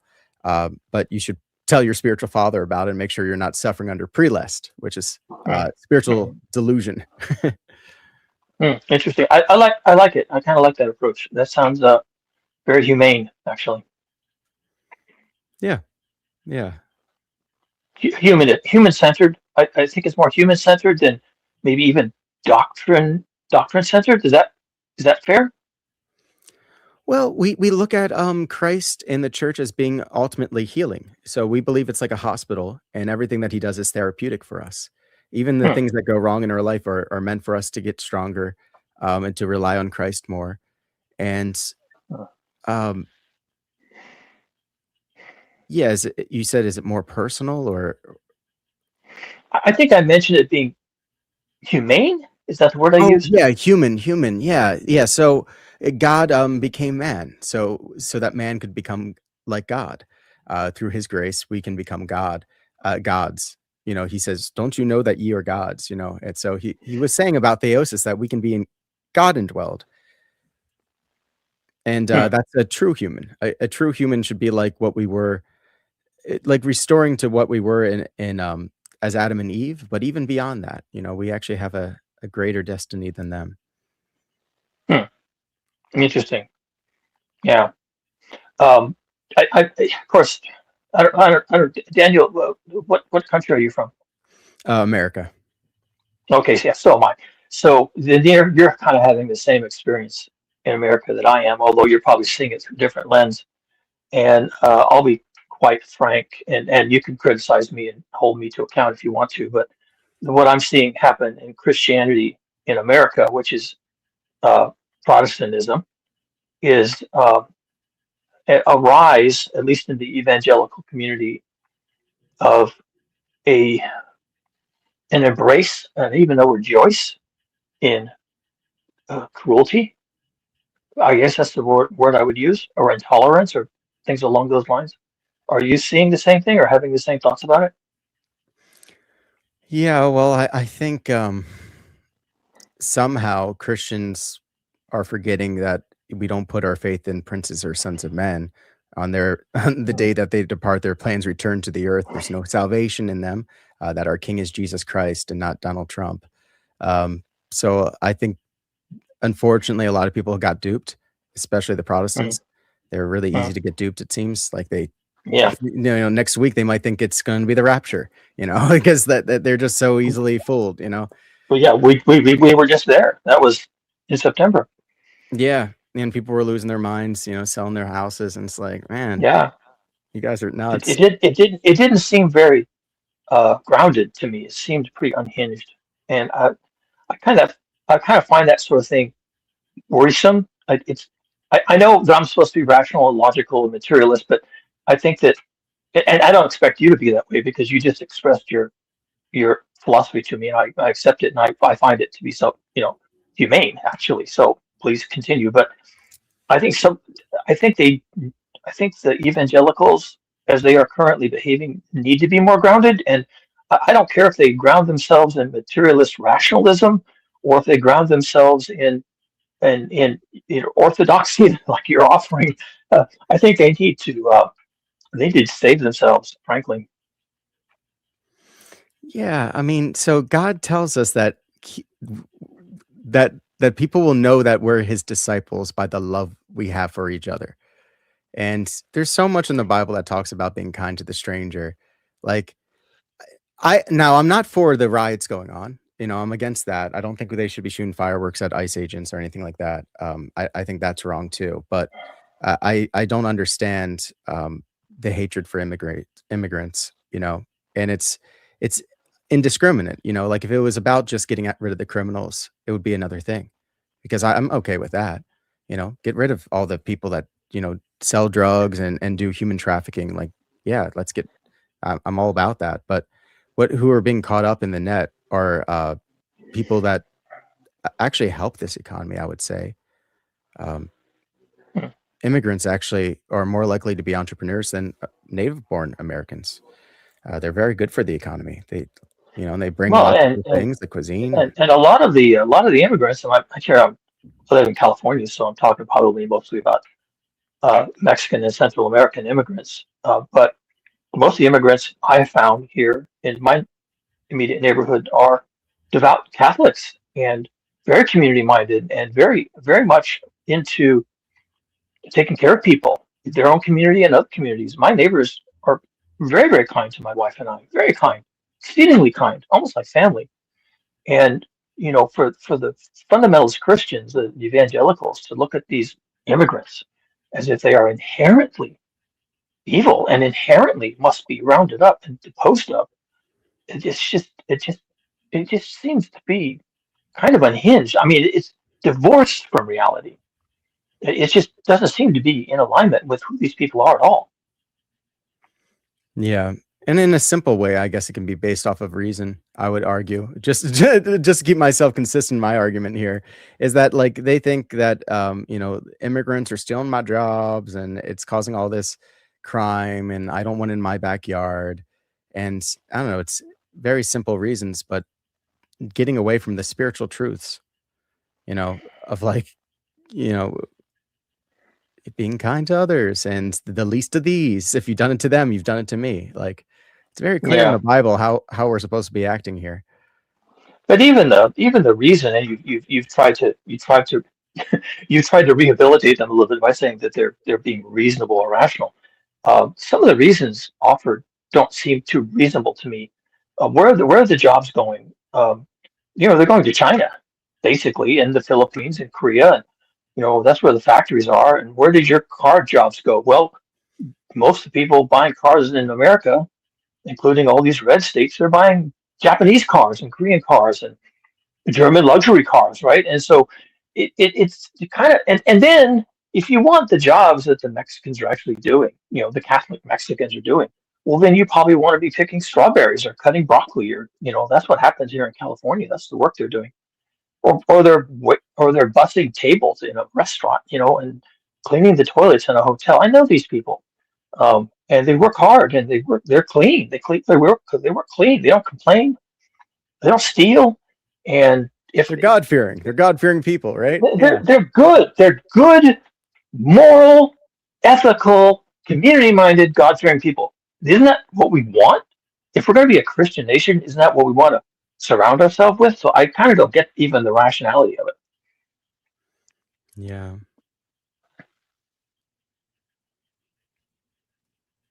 It's disturbing. And we started off talking about what's your basis of morality, and okay, so how about we just agree to be moral? And how about we just agree to start with something like, let's not persecute people. Let's not blame people for our sorrows. Let's not even blame people for sorrows that aren't even sorrows. Let's face it, you don't want to pick strawberries. So why do you care if someone's picking strawberries? Um, I think I would like a little more rationality. I would like a little more evidence-based behavior. You don't have to be a scientist. You don't have to be like me, an absolute apostate. But I mean, come on, it's not a bad place to start. Since we don't seem to have much of that. Well, I will say this: if they were to be rational about it, they would see AI as being the ultimate problem. That immigration is going to look like nothing Yeah, compared to digital immigration. yeah, especially in terms of things like jobs and culture wars and things like that. I mean, I'm completely in agreement, by the way, with what you just said. Oh, are you And against and AI too? It's really bad for the climate as well. yeah, there's a lot of overlap. Let me give you my background since we probably don't know each other. Although you can never tell who's on this channel. I'm my original background when I was younger was I was a biologist, so I have a master's degree in biology, and I did a lot of field work in biology. Some of it pretty high level, so I was working for the federal government. And but what I was really doing, including when I was in undergrad school, is I was working with computers, and I got really good with personal computers and with programming. And so about the time I was doing field work for the federal government, I also realized I had valuable skills that would pay better if I became a technologist. So I did. I quit doing biology when I was about 35, and I'm 66 now. And so I spent 30 years working in Silicon Valley in startups. So, like as I told other people here on the channel, when the topic comes up, basically I was in the room when all this got kicked off. I wasn't doing AI, but we were doing deep digging into data. We were collecting data. We were violating privacy. All these startups, they're all fucking around with everything, and I was there in the room. Was there any So, like machine learning at all? um, I didn't do machine learning. That was actually still pretty primitive. A lot of the AI advancements have occurred since, frankly, I retired. I've been retired for 6 or 7 years now, and so a lot has happened in the last 5 years. So I kind of missed out on that whole thing. As for your earlier comment about that's where the real pain is, I think that people don't really understand. You've just expressed a level of understanding of this that I find refreshing. Just your candor. Like, you got bigger problems, people. And yeah, absolutely, there are bigger problems. And hi, Liz. Turn the washer on. No, go right ahead. Actually, I'll just go outside. I'll be right back. I'm Yeah, gonna yeah, grab that's some fine. water. Yes, I'll just finish what I was saying, and that this is something that has snuck up on people, um, and I think they're going to be amazed, not in a good way, but I have to use that word, amazed and disappointed at how badly they are going to be treated by this new technology. I just don't think that people get it. I wouldn't expect them to. I don't think they're can be prepared for this. Are you talking about like the surveillance that's going to happen? All of it. Yeah. There's so much bad news in artificial intelligence. I mean, like I said, I was in the room when we were violating privacy and collecting data and analyzing data. Um, it wasn't machine learning as such, but it was uh, deep data analysis, which was kind of the beginning of the field, finding patterns, doing pattern analysis. And of course, it was all directed towards consumer behavior, right? We like to call it, consumer preferences, but it was just deep mining.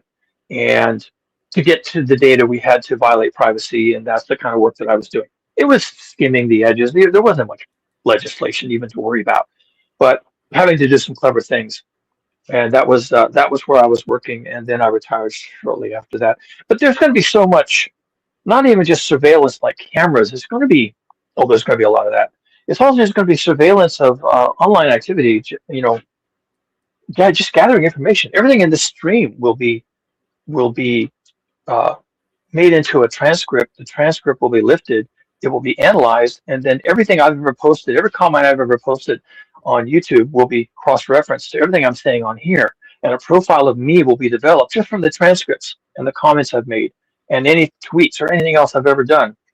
And it'll, so that's surveillance. There's no cameras involved. There's no chips embedded. There's no, Bill Gates involved with vaccines and chips or anything like that. It's just they have everything they need, and this stream is part of that. Everything I say on here, everything you say, everything we talk about, there's really no escape at this point. Yeah. And like I said, I was in the room when we made it so that nobody's going to escape. I was there, and that was 10 years ago.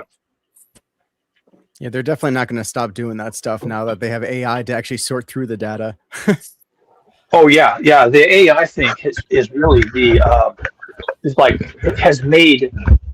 Well, it's enabled their wildest dreams of visibility. Hello guys. We got the rebellious meat puppet here. Welcome, sir. So wait. About anything and everything we've been chatting about. Someone came to my channel about 45 minutes ago and left a comment, and I clicked on the channel link, and it said, "Come join our live and tell us what you're about." So I like a good ambush, so I figured I'd jump in. I also got a message from D&W. He says, "Come on to my stream after you're done streaming." I was like, there's no way you're still going to be streaming by the time I'm done. But especially because I ate something afterwards. But you're still streaming, so I'm here. Yeah. Glory to God. Okay. Well, Daniel, you did comment recently saying that my poem was demonic. And I'm sorry about that. But I also said it was written beautifully. I did say that. Did you write that yourself? I did. It was about basically... It was questioning people's pomposity in terms of how they view artificial intelligence. I think that a lot of the way we use our brains isn't exactly smart. It isn't. In many ways, the artificial intelligence is well, it is. It's based on what we've done.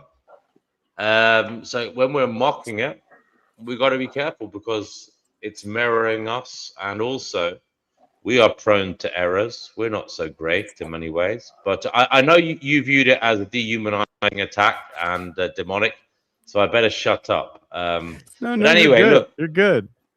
We have that's just how I felt at the time. We have rebellious meat puppet here. When you look at how human beings learn. Welcome. I've listened to. I'm just going to turn your microphone up, Rebellious. I've turned you right up because you're very low there. Sorry. You can't hear me? I've turned you right up. I've turned you up. So yeah, go ahead, Rebellious. Say what you want to say, and then tell us what you're about, what you believe in, what is this existence, etc. I just was going to say I've listened because I was curious about what this AI thing is, and I've learned a little bit about it because I work in tech and what large language models are, and the way that they learn is strangely and eerily similar in certain ways to the way that humans learn. Very much. Yeah, that's exactly what my poem was about, actually. That's what my poem was based on. It was somebody smarter than me, relevant to that sort of thing, freaking uber smart and all this stuff. And the way they laid it out, I was like, because I'm a guy that's been studying the human condition and how we learn and all of our vulnerabilities, weaknesses, and flaws that are being taken advantage of by all the evil that exists here. So I've approached it from a bit of a different angle. But anyway, I just totally lost my train of thought. Mid-sentence, sorry. AI is evil. No, that's okay. You were basically in agreement with me. You were saying the AI, people are mocking it, but you're saying in actual fact, it's operating in a similar manner to the human brain. Well, it's just the way it learns and processes data, then gets more information and then processes it more. I wish I could articulate it the way this person did, but it's like humans largely learn like that, and they almost tried to model AI off of the way that humans learn. I can take a shot at that since you kind of have it. You have got the basis of it. AI is not programmed. It is not written. It does not come directly from the human mind. It learns. It is grown like a plant or like a child, and it learns from the human mind. It's not a product of our mind, but it looks at our output in text and art, and it has learned from observing us, and it writes itself. We don't know how it works. We have no more visibility into how AI works than we have visibility into our own cognition, which is very poor. We don't even know where consciousness resides. We don't know how we process information. We know the parts of the brain that process information, but we don't know how the brain does that or how consciousness arises from that. It's all a mystery to us. And it turns out we know no more about how AI functions than we do about our own brains. Well, here's the thing. If we can't even find the seat of consciousness in humans, which I fully agree with you, we still struggle to figure out where the hell that is. I wonder why so many people are worried about AI becoming conscious. Because if we can't even work that out within ourselves, how the hell are we going to make something that's machine parts actually become conscious and become a thing that we can't even figure out where it is in us? Well, we may well do it, but the problem is we may not be able to realize we've done it. Well, look, even consciousness in humans is somewhat controversial. People, you can find people who will say, "Oh yeah, humans aren't conscious. We just label ourselves that way." The same way we label levels of ourselves. consciousness. The way we label ourselves wise and moral and a bunch of other things, and it's not necessarily evident from data that that's true. What we are is we have a theory of mind. A theory of mind means that you understand that someone else has a mind and that they have thoughts and that you can understand their mind or their ideas through conversation or other forms of exchange. Other animals seem to have a theory of mind. Dogs and cats seem to understand that we think and we think about them, and then they manipulate our thoughts. That's an indication of a theory of mind. And what we're looking for in AI is not necessarily consciousness, but a theory of mind. Does it know that we think? Does it know that it's up against another thinking entity, another consciousness, whatever consciousness is? And it's beginning to look like AI does have a theory of mind, although that's still highly controversial. Yeah. Right. Rebellious meat puppet. What are you rebelling against? Well, you said evil, right? Well, no, yeah, I mean that. I rage about that all the time, but the rebellious isn't towards meaningless and frivolous things. It's more the archetypal rebellion of Uranus, which, if you understand the zodiac, it's known as the planet of rebellion. And I'm an Aquarius, and Uranus rules. So it was a perfect archetypal thing. And then we're all kind of these meat puppets down here, because we do have strings, even though they're not physical, and they can be pulled. And in many ways, the human life is like that of a marionette on a string until the human becomes. Are you a hard determinist then? So do you believe in free will? Of course, I believe in free will. Until the human becomes conscious, many of us, most of us, until we become conscious and break through that barrier, are largely puppets on a string to forces, be them in the physical or the non-physical, that know more about humans than humans know about themselves, because most humans don't take the time to understand. I'm not faulting, it's just this is our state, and we need to rise to a level of knowledge and awareness to recognize where our biggest vulnerabilities are in a realm that's basically controlled by evil, and it's all on us. And the message that I have has not been a very popular one, because it points the mirror and the finger back at all of us individually to do more work to be a human being in this reality. And the evil that runs this world is kind of the dictator of that, not me. I'm just saying what I've determined. And this evil kind of requires that we step up our game as humans before the evil devours the whole friggin' world. And that means we got to get to higher levels. What is this evil? What is this force? I mean, do you have do you call it like the devil, the demiurge, Satan? Where is it coming from? You said it's coming from us.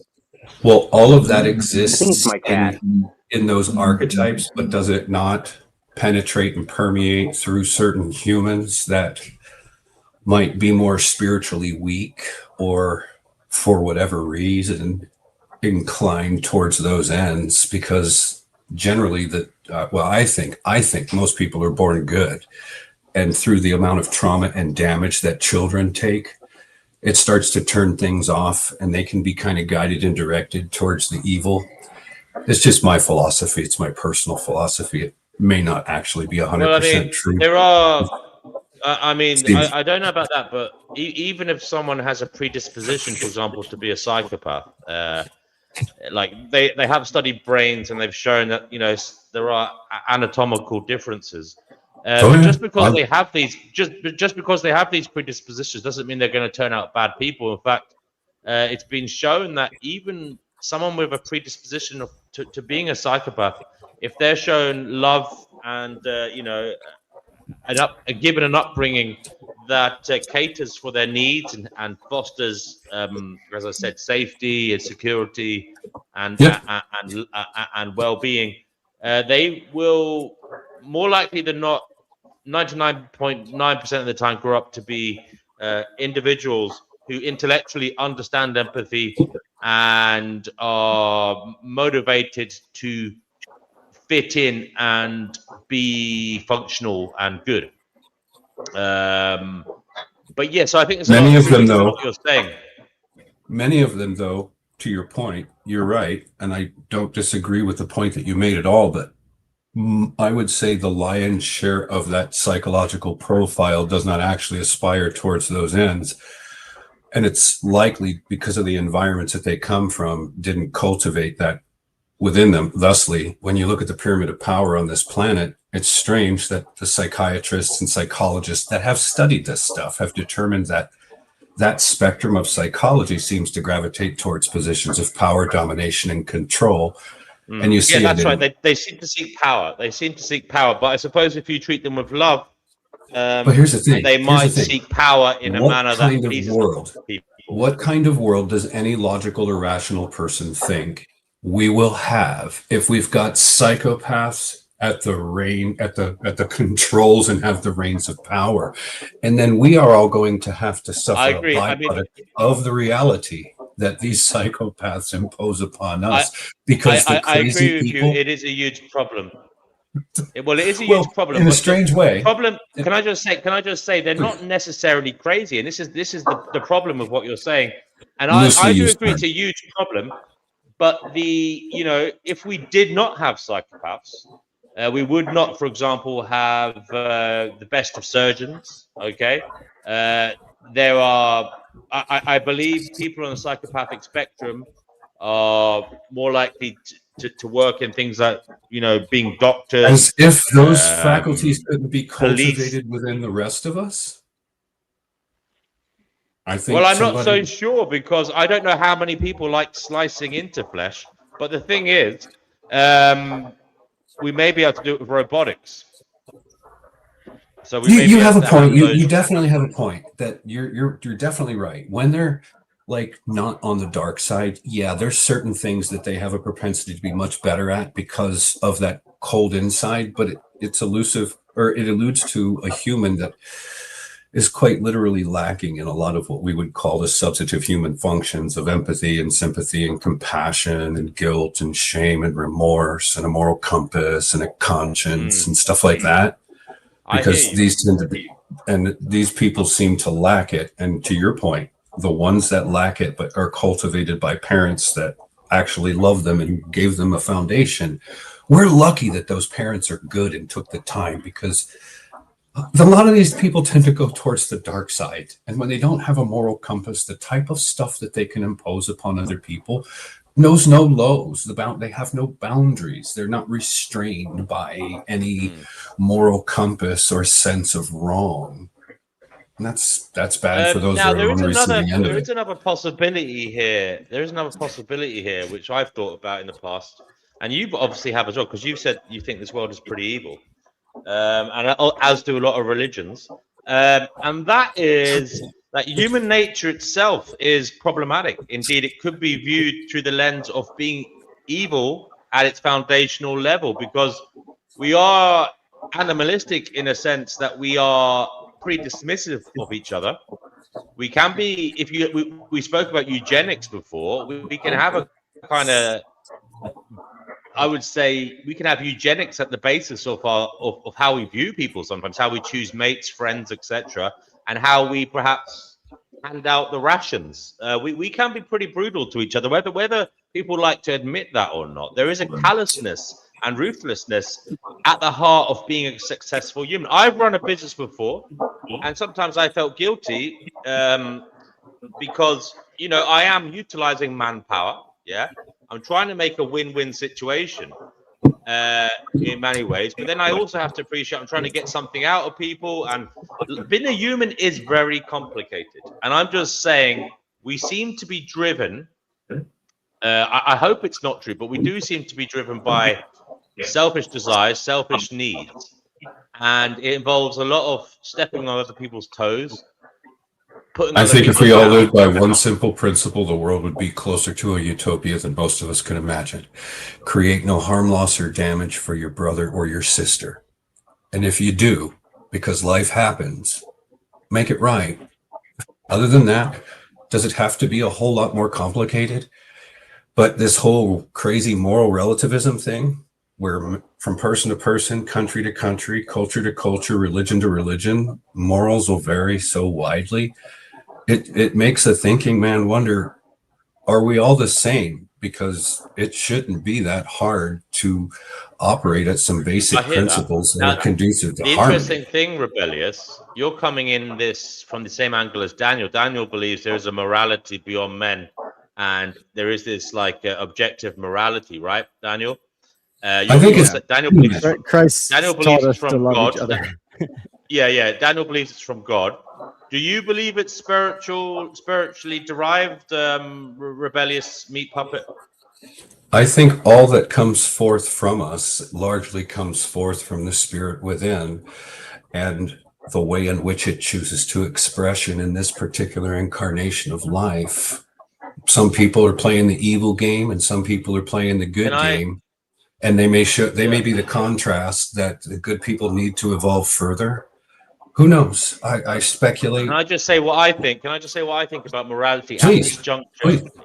Now, you might not like it, but I have thought about it, and I think what is morality is intrinsically linked to evolution and evolutionary psychology. Okay, and I think it's kind of fortuitous. It's fortuitous. We are just fortuitous as a species that certain moralities are accepted as in terms of the general consensus. But I think it's evolutionary.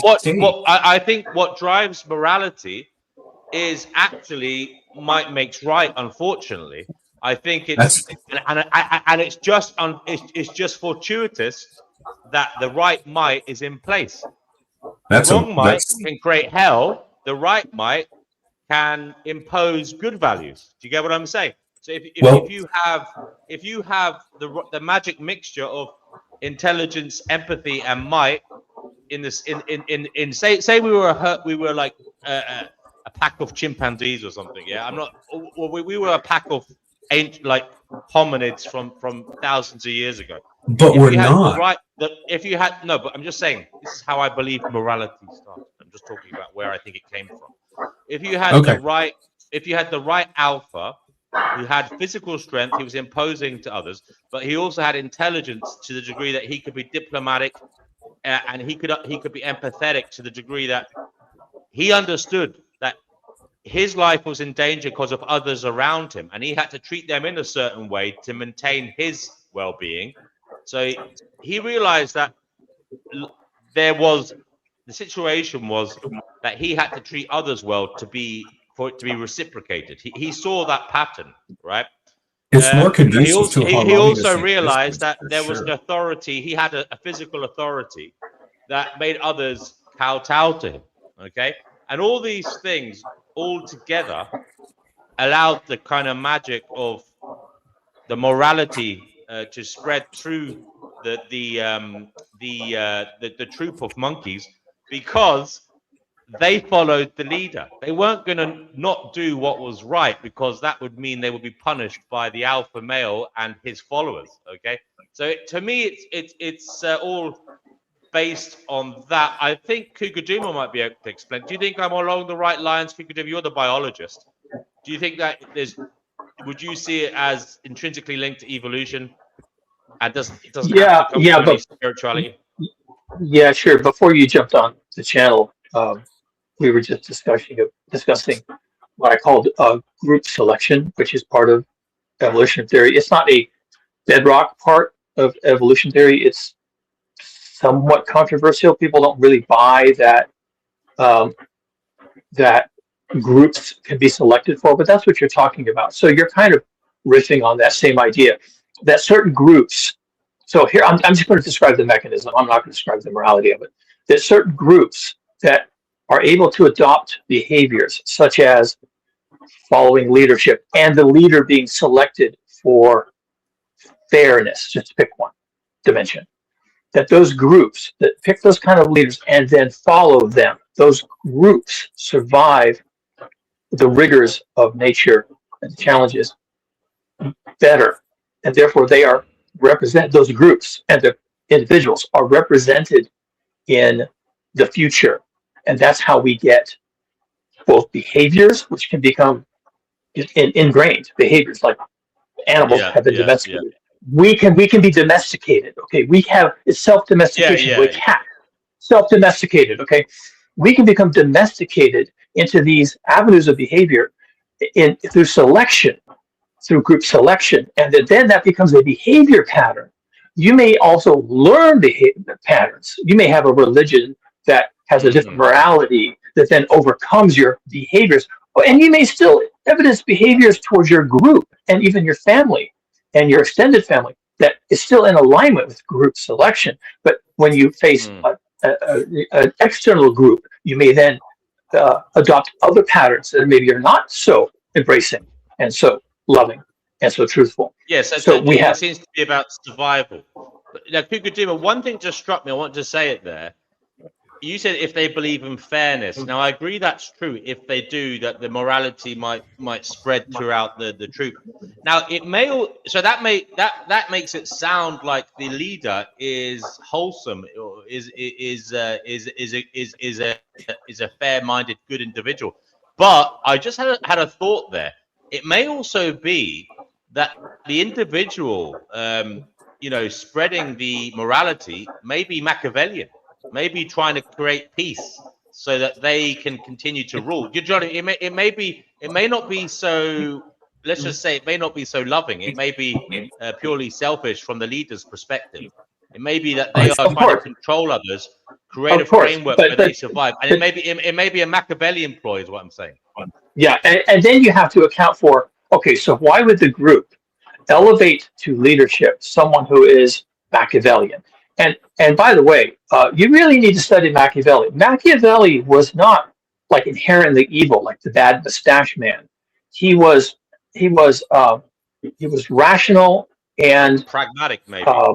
Pragmatic. Thank you. Yes, I was pulling a blank. He was pragmatic, and he was saying things like, people want a simple story. People, when they're when they're finding themselves in complexity, large groups, difficult times, hard decisions, they want simplicity because their brains lock up. And in this way, Machiavelli was actually talking about cognitive science.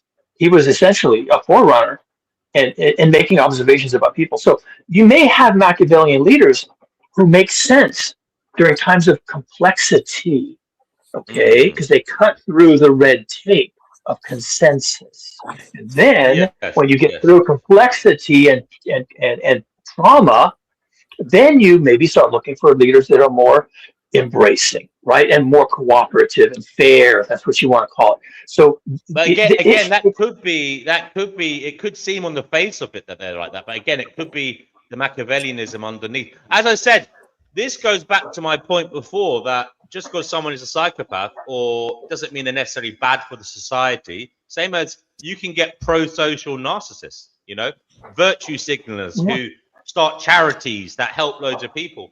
You can, and I'm sure it's the same in Machiavellianism. You can get people who go into politics they might not even know it themselves. They probably don't even know it themselves that they are trying to No, control of course people, not. and they're lying on a whim just to keep power. 'Cause they actually think there's something running in their head. They're doing it for a good reason. So they might not And, necessarily be doing it.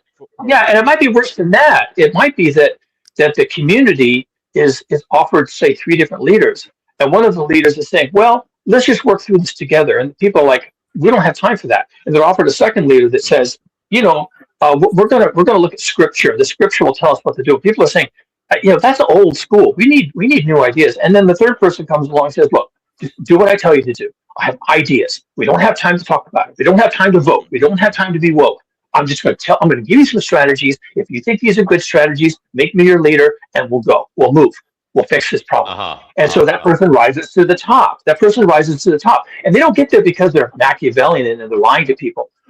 People want the lie. They want something to happen. They want it to happen now. They get there. And again, this goes back to my previous point, Kugaduma, that it is actually it's just a fortuitous state of affairs whether the right person gets there and the right morality gets preached, because it's all about time and place and what happens, isn't it? And what circumstances allow. And you could also say that morality and political morality, if we can combine two terms that don't seem to go together, that political practicality, maybe these things are subjective, and depending on the subject, meaning our situation, we veer one direction or another. And I know this is controversial. I think that's true. I think, unfortunately, whether people like to admit that's true, it depends on the receiver's psychology and circumstances, what they're willing to accept as right or wrong. And we can observe this. The German people. I'm picking on Germans today. I'm partially German, so I can do this. The German people were among the most rational and industrious people on earth, but they fell for Hitler. And then after Hitler, they repudiated Hitler. They said never again. So what's going on there? That's not objective reality. There's something going on there. This might speak to what I said earlier. And this is a very unsavory thing to say, but there might be a dark beast at the core of human nature that is tamed perhaps by experience, but it's there. It's tamed by experience. Like, it might be that part of growing up is to realize you can't behave in a certain way because certain things will happen to you. If you do, there will be consequences because there's always someone bigger and badder than you. And it may be that it could be an unfortunate reality that in a lot of people, there is a monster that is just behaving in a socially palatable way because they know they can't get away with their true monstrous nature. What do you think of that? That's right. Yeah, that's right. And it's even worse than that. It's worse than that. Just let me finish something real quick. Hold on. Can I just say, guys, I'm sorry for speeding up matters, but it is 25 past 10, and I'm really enjoying this. So what I want to do is give everyone a chance to speak. So make your points with as much clarity as possible, but also keep in mind we have to pass the baton to others to allow them to speak. So Kugaduma, go ahead. You said it is like that. Go ahead. Yeah, I can say something fairly brief. I think that the leaders we choose and even the morals that we evidence are contingent facts of history. I say that wishing that it was otherwise. I wish there was objective morality. I used to think that when I was younger. But as I have grown wiser, as I like to assume, I think now it is subjective and is a contingent facts of history. The genocide that the white people did against the Indians was necessary to them at the time. Would they do it now? I don't know. Now we're invading Greenland. So we wouldn't have thought of doing that 10 years ago. Why did the Germans invade Europe? Well, they wouldn't do that now. So what is going on here? And I think we have to really look at the times in which we find ourselves and recognize that there's a monster really in all of us. So, yeah, I would agree with you, Kugaduma. And I think that, a lot of things we don't do now is only because we've had technological advancement and the progress in civilization that has been. I've often said we've been built on the backs of the oppressed. We've been built on unfortunate things that have happened in the past. We're literally standing on a mountain of human shit and corpses. Now that is just our story. That is what humans. That's the arc of humanity. It's a contingent factor of history. Yes, there's been serious. I don't even want to call it, but in many ways, it has been collateral damage. And I know that's an unsavory thing to say to many people, but if we hadn't have caused so much horror to happen, we wouldn't be where we are today. I'm not saying it's good. I'm just saying that is reality. Yeah. I want to bring Daniel in. Daniel said something, and then obviously Rebellious, Meat Puppet, and JE as well, and Retro if you want to say something. Yeah, I don't think I think that human nature isn't completely what do the Calvinists call it? It's like irrevocably terrible or whatever he calls it. Total depravity. There we go. We don't believe in that. We believe that God made us to be image bearers, that we are made in the image of God and that we are to be like Christ. And what is wonderful about, Christianity is that it doesn't change like evolutionary morality. That will always change in time, and I don't think it's actually a linear progression. I think there are times when you get bad governments and good governments, and if it's not based off of tradition, it is a sliding scale, and people all yearn for stability. So what I wanted to say when you guys were talking about the alpha male is like, isn't it amazing that the alpha and omega, God himself, became man, and he humbled himself to the extent that he died an excruciating death, and he blessed us instead of cursing us, and he chose to reconcile mankind to God. And by what he did, by his life, we have our way, of love, of knowing how to love others, even if that means we sacrifice ourselves for them. Okay, but how is this related to the morality questions and points we were making? So that's the morality. The morality is in the 2 commandments that Christ gave to us: to love God with all your heart, soul, and body, and to love others as yourself, or as God loved us. So okay, we'll know. He said we'll be known by how we love our neighbors. So that's the morality. The morality doesn't change. It's always been the same. Even the Mosaic Law was pointing to this. You see, I do look. I think the problem is that's a beautiful sentiment, but then and Kugudima might come in here as well. I need his backup here as a biologist, and I consider him somewhat of an anthropologist as well. And that is, what will humans do when Mother Nature wreaks havoc on the planet and resources are, let's just say scarce? If men are put in a position where there's only so much food available to feed their family, what will they do to each other? I mean, and what does that say? I mean, does it not say that we are competitive animals put in a harsh position to compete against each other? And is that morally good? I don't know. I mean, is this? I suppose I'm asking you, Daniel. Is this a crucible for morality? This world we're in. I don't think this world is an amphitheater for supposed objective morality, as you put it. I think this world is a place that pits man against man in terrible conditions, that both sides will freely say this isn't good, this isn't fair, and I don't like what I'm doing. But are you saying it's good that men are pitted against each other and that they have to commit atrocity? Do you think that's good? I think that we live under the consequences of the fall because of disobedience, and we add to that ourselves by following the wills of our hearts instead of Christ. And you, as I said, Mother Nature. You're saying Mother Nature causes us to suffer because we fell. Yeah, it's a consequence of the fall that creation is against us because we're out of conformity with God. We need to be united to God to have grace, or grace allows us to be united to God. It's simultaneous. Okay, so are you saying that morality in such circumstances where resources become scarce due to an act of God, say, I don't know, a plague of locusts or an extremely hot summer that causes crops to fail, and if men are pitted against each other and go to as far as having to kill each other, do you think that's morally good? No, because you're describing What else could they do hold on, in I such can't. I circumstances? can't answer you, man. I'm saying in your description, you're describing choices that are made. You know, it's not that the world makes us do these things. It's that way that we respond to the world. If we would respond the way that Christ taught us, we wouldn't be doing those things. No. Well, look. That boat has sailed. Eve already ate the apple, yeah, and so did Adam. This is the world we live in now. I'm asking you now, if resources become scarce and there's only so much to go around, what is the morally good thing to do? This may well happen with climate. Cougar Duma says, you know, global heating is happening, and this may well happen quite soon.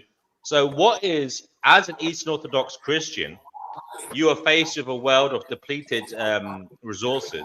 You one of your flock may have a family, and they're pitted, and there's other people in their village with a family, but there's only so much watermelon or, I don't know, apples to go round. What is the good thing to do? You share and you trust in God. Share and at some point, it will become the survival of the fittest. Well, then we'll die like martyrs, witnesses to our faith. It's so better to be in Christ. Okay, so Daniel, you're okay. This is interesting. So Daniel, you're saying the morally good thing to do in such circumstances would be to share the food, even if that means everybody will starve eventually. So is that what you're saying? Depends on your circumstances. Like if I had like my own family, I would probably put their safety first. In fact, I definitely would. But if I'm single, you know, I'm going to be trying to help out at a monastery or a church, and I'm going to be helping with growing food and maybe defending it against people who would try to, you know, just steal. But when people come to us in need, you give them food. That's what God taught us to do. Rebellious meat puppet, what would you like to say? Well, you guys keep talking about human nature, and I have a particular viewpoint on it because I've actually studied it a lot. And one of the biggest points I try to drive into those that listen to me is that humans, we're born, and it's a fairly objective fact, it's not really a point of opinion here, that humans are born blank. And just like the Jesuit priest Ignatius Loyola said 550 years ago, they knew this way back then. We're programmable. Give me a child till it's 7 years old, and I'll give you the man. I think he was referring to the point in which a child is born until age 7, but I think that really goes to around age 10, where the programmable. So we're born blank and we're born programmable. When you look at a baby, there's, unless it's of that minuscule percent where they're born primary psychopaths, when you look at a baby, their eyes are full of life and excitement and curiosity and all that good stuff. And if they're born into a healthy environment, the humans that they will become with the right cultivation is going to be largely good. The old adage, garbage in, garbage out. If you traumatize and abuse the hell out of a human child, that's the garbage in. Good luck finding a moral, upstanding human that's gone through that as a kid. They'll likely repeat the same process, starting a cycle of like really bad stuff. So human nature, I think, is as programmable as it gets. We're born blank, and I think we would lean more inherently towards good. And this world and all the all the evil in it tends to push us towards the more toxic side of the human expression, because there's so much trauma contained within the human mind. But that's just what I had to say about human nature. I want to explain something. I agree with you on much of that. But I will say one thing, and that is, it's hard to safeguard children, you know. And do you think that how do you build empathy in individuals without having them suffer? It's inherent. You think it's inherent? Okay. Suffering. Yeah, sorry, you did say that. Suffering. Can I just say one other thing? Hold on a second, dude. Suffering could very well help to increase one's empathy when they have suffered to a sufficient degree where they now understand what it's like. You've been there, done that, and then you go out into the world and see somebody else suffering in a similar or different way, and you're like, oh, fuck, I've been there. Excuse my French. If you guys don't talk to it, you're like, oh, I've been there. Yeah, I guess you're right. Empathy can probably, to an extent, be taught or increased through suffering, as much as I hate to admit it. Suffering is one hell of a tool to teaching humans things that, let's just say, most people need to know. I went through a level of suffering that I thought would be conducive to my end and didn't die. So I learned a lot from that process. But I suppose it depends on when you learn about suffering. I think that's the key. And I don't know what a good answer to that is, but I do believe as men, especially, we have to we have to understand that, you know, the world is a big bad world and Mother Nature can cause havoc and people die horribly, etc., etc. And we have to try and do something about that. We have to, you know, try and protect people. So yeah, you can't. You have to be somehow introduced to suffering, and I believe you have to understand what hurting is to some degree to understand how important it is to try and rectify or you know, just rectify other people and help them avoid it, you know. Suffering can be an agent of growth, but it can also be an agent of destruction. It depends on what level of life you're actually at when said suffering gets injected into your life the way it usually is, because most of us don't go out seek usually injection from the outside.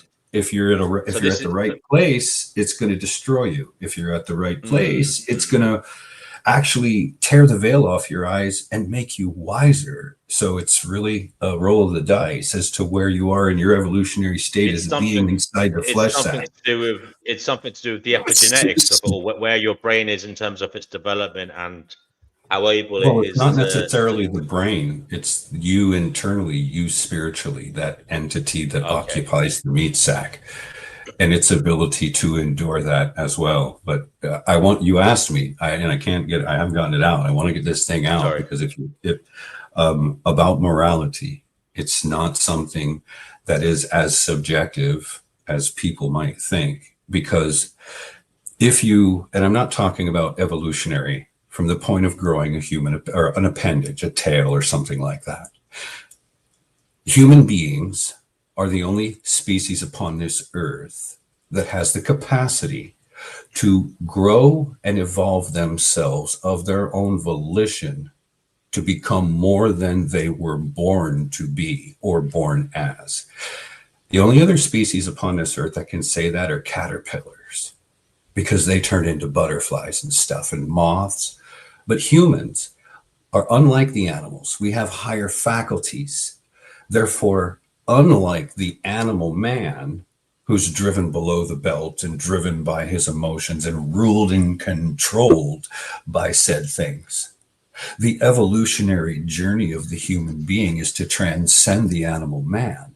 And one of the transcending modalities is morality, because you've seen a human without morality, they behave much like bipedal animals. So that doesn't separate us from the animals a whole lot, other than we're walking upright. So, and how? Hold on, come on, dude. Let me finish. Like, there's a lot to say. When you've got bipedal animals that are capable of intelligence, that are sentient, the dividing line becomes morality to a large extent, because it's the path towards the evolution of the inner being. And that is, how do they treat each other? That's not an animalistic thing per se. So you go from the animal state to a moral state with ethics, and then you transcend morals and ethics into virtues. That is a path of consciousness evolution. It's not for everybody. I mean, out of 8 billion people, maybe 0.5% are on that journey of life, but maybe they've incarnated through this cycle of samsara 400 or 500 times already, and they're like ready to find their way out of here. But morality is one of those substances, if you will, of the evolution of a sentient species capable of the level of intelligence that we are. And if we're geared towards evil, it's going to be a devolutionary tract. And look at the place that we're in today. If we're geared towards being moral, almost done, like 2 more sentences, moral or ethical beings, that's going to be conducive to harmony, growth, development of everybody or most people. Where evil wants to hold everybody down but them so that they can rise and screw everybody else, it's not conducive to a lot of growth and evolution or development in the ways of what you would call good, that which is conducive to growth. And even though things that grow die, something else always comes back, and it's this constant cycle. I'm just going to say one more thing before I pass. That was really well said, Rebellious Meat Puppet. Before I ask JE for his input, something just came to mind. Maybe Cougar Duma can back me up here. But then, if you think of it as a biologist, there seems to be, if you want the survival of a species long term, it seems a bad strategy from the perspective of nature for everybody to be thinking the same.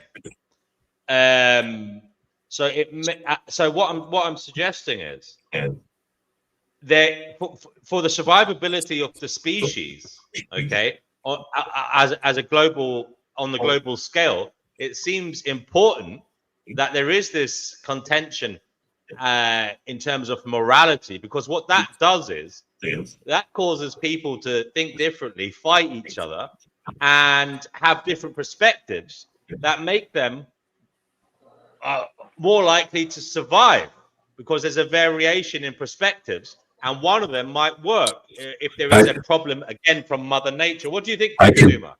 I think there's some big flaws in that, because where you see cultures that are homogenous, that's where they have grown the most. And they don't think like a hive mind, but they think with similar goals, and they move as a unit in certain respects towards those ends. When you have people all mixed together, all doing different things, you got chaos.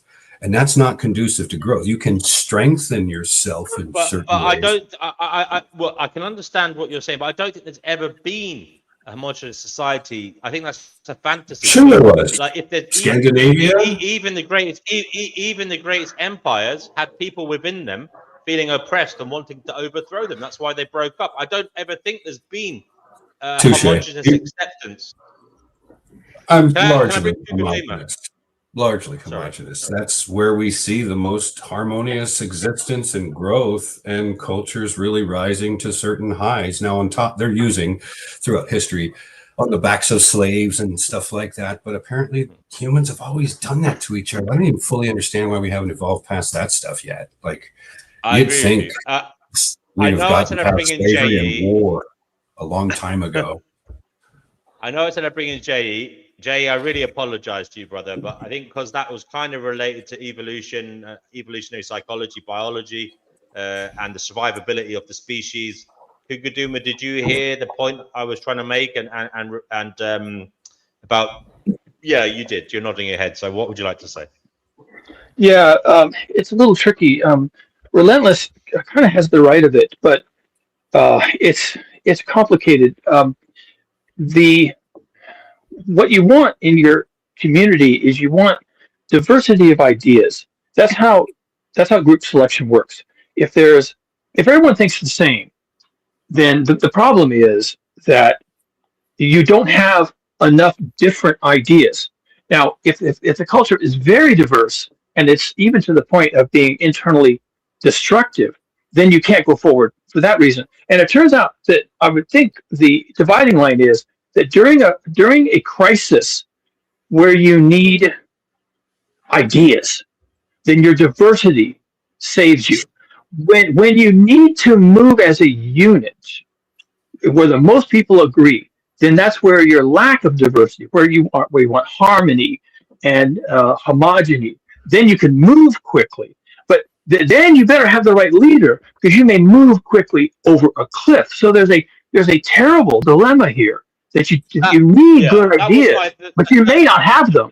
That is that is the point I was trying to make, that there are, like, if you like, sleeper forces. They may not be the kind of mainstream ideas, but this variation in the population will, it's nothing, it might not even be anything to do with the ideology. It may be that there are entities within the species who have a gripe and are willing to fight about it, are willing to compete. And again, it's that competition that ensures the survivability of the species. I know it's an unsavory thought, but do you get what I'm saying, Kugo? Well, we really had this happen though. Martin Luther, think whatever you like about Martin Luther, he came up with a way of organizing belief and Christianity that was a departure from the Catholic Church. But what he was doing and what he did was he was listening to the merchant class, who had been told for centuries that they're not going to get through the eye of a needle. And he came up with an alternative, which is that you don't need that. You just need to be in alignment with Scripture. And if you're in alignment with Scripture, then you can do whatever you want in business. And that gave us, I mean, the Protestants basically unleashed the merchant class. Now, that may be a controversial take on the whole thing, but that is my take on it. So here's a situation where, I mean, that's probably brutal of me, but I am a savage, okay? So that's what I bring to this channel, is savagery. So if Martin Luther unleashed the merchant class to fully develop without fear of excommunication capitalism, then was that a good thing or a bad thing? That's kind of my point. Also, guys, we're in a KP like 8 point something right now. We're passing KP 8. So if the internet gets a little strange, it's because we're in a very strong geomagnetic storm right now. They did not think. Yeah, I've been waiting for that to land. We'll see what happens, boys. Yeah. But materialism is here to do. So I think the journey of man is to transcend this animal state into this higher level of consciousness, because that's where you get the higher level being that's capable of an awful lot more stuff than this animal man stuff that most of us seem to have existed in or been locked into for most of our life. And that's a journey of consciousness. And it's been real hard to get that point through to people, because my name's not Jesus and I'm not a prophet, that life's a game of consciousness, and getting people to see the animal man and understand that model, and that we should transcend it. And if you look at the Vedic model of the chakras, they have the 7 chakras. Well, the lower 3 is the animal man, strength, or meaning strength or might makes right, procreation, gotta get mine, all the animalistic stuff. And I lived there for 32 years of my life until I woke up and started seeing that there's like higher levels to this stuff. And then you get to upper 4 chakras, where you've got higher mind, heart-based intelligence, and the crown, which is the connection to the divine, if that's, a thing. Good luck getting humans to see that and agreeing with that, and not being a prophet or a Jesus figure, because materialism seems to have everybody by the shorties, for lack of a less interesting, tactless way of saying that. Rebellious meat puppet. I'm going to ask you a question now, but don't answer it yet. You seem, what you just said there, good luck with humans, materiality is a problem, and you do see the huge problems in this world, but you have also spoken about samsara and spirituality. So this question isn't to be answered now, because I want to bring vegan equilibrium in, just if it can be stewing in your mind, because I know you'll provide a good answer. But should we even be here? That's the question. Should we even be bringing people here if it's that bad? That's a question for you to answer. Vegan equilibrium, what would you like to say? I think that genetics plays a big role in how someone develops and their personality. And I don't agree with that whole blank slate thing. I think that it's genetics is a big determining factor, but that also nurture is a determining factor, and they go hand in hand. Like a psychopath that is brought up in a upper class community in a good home or whatever, they might become a cop or a firefighter, a politician, or something where those skills, their psychopathic skills, if you could put it that way, can be put to good use, and it doesn't, they may still follow some of society's morality, or they may still be a shitty person in that regard, but they're doing something a little more altruistic, say, and then it's possible that like a psychopath in the same person brought up in the circumstance of a shitty neighborhood, rundown, area, bad schools, a lot of, gang activity or whatever. They might just become a gang leader, they might,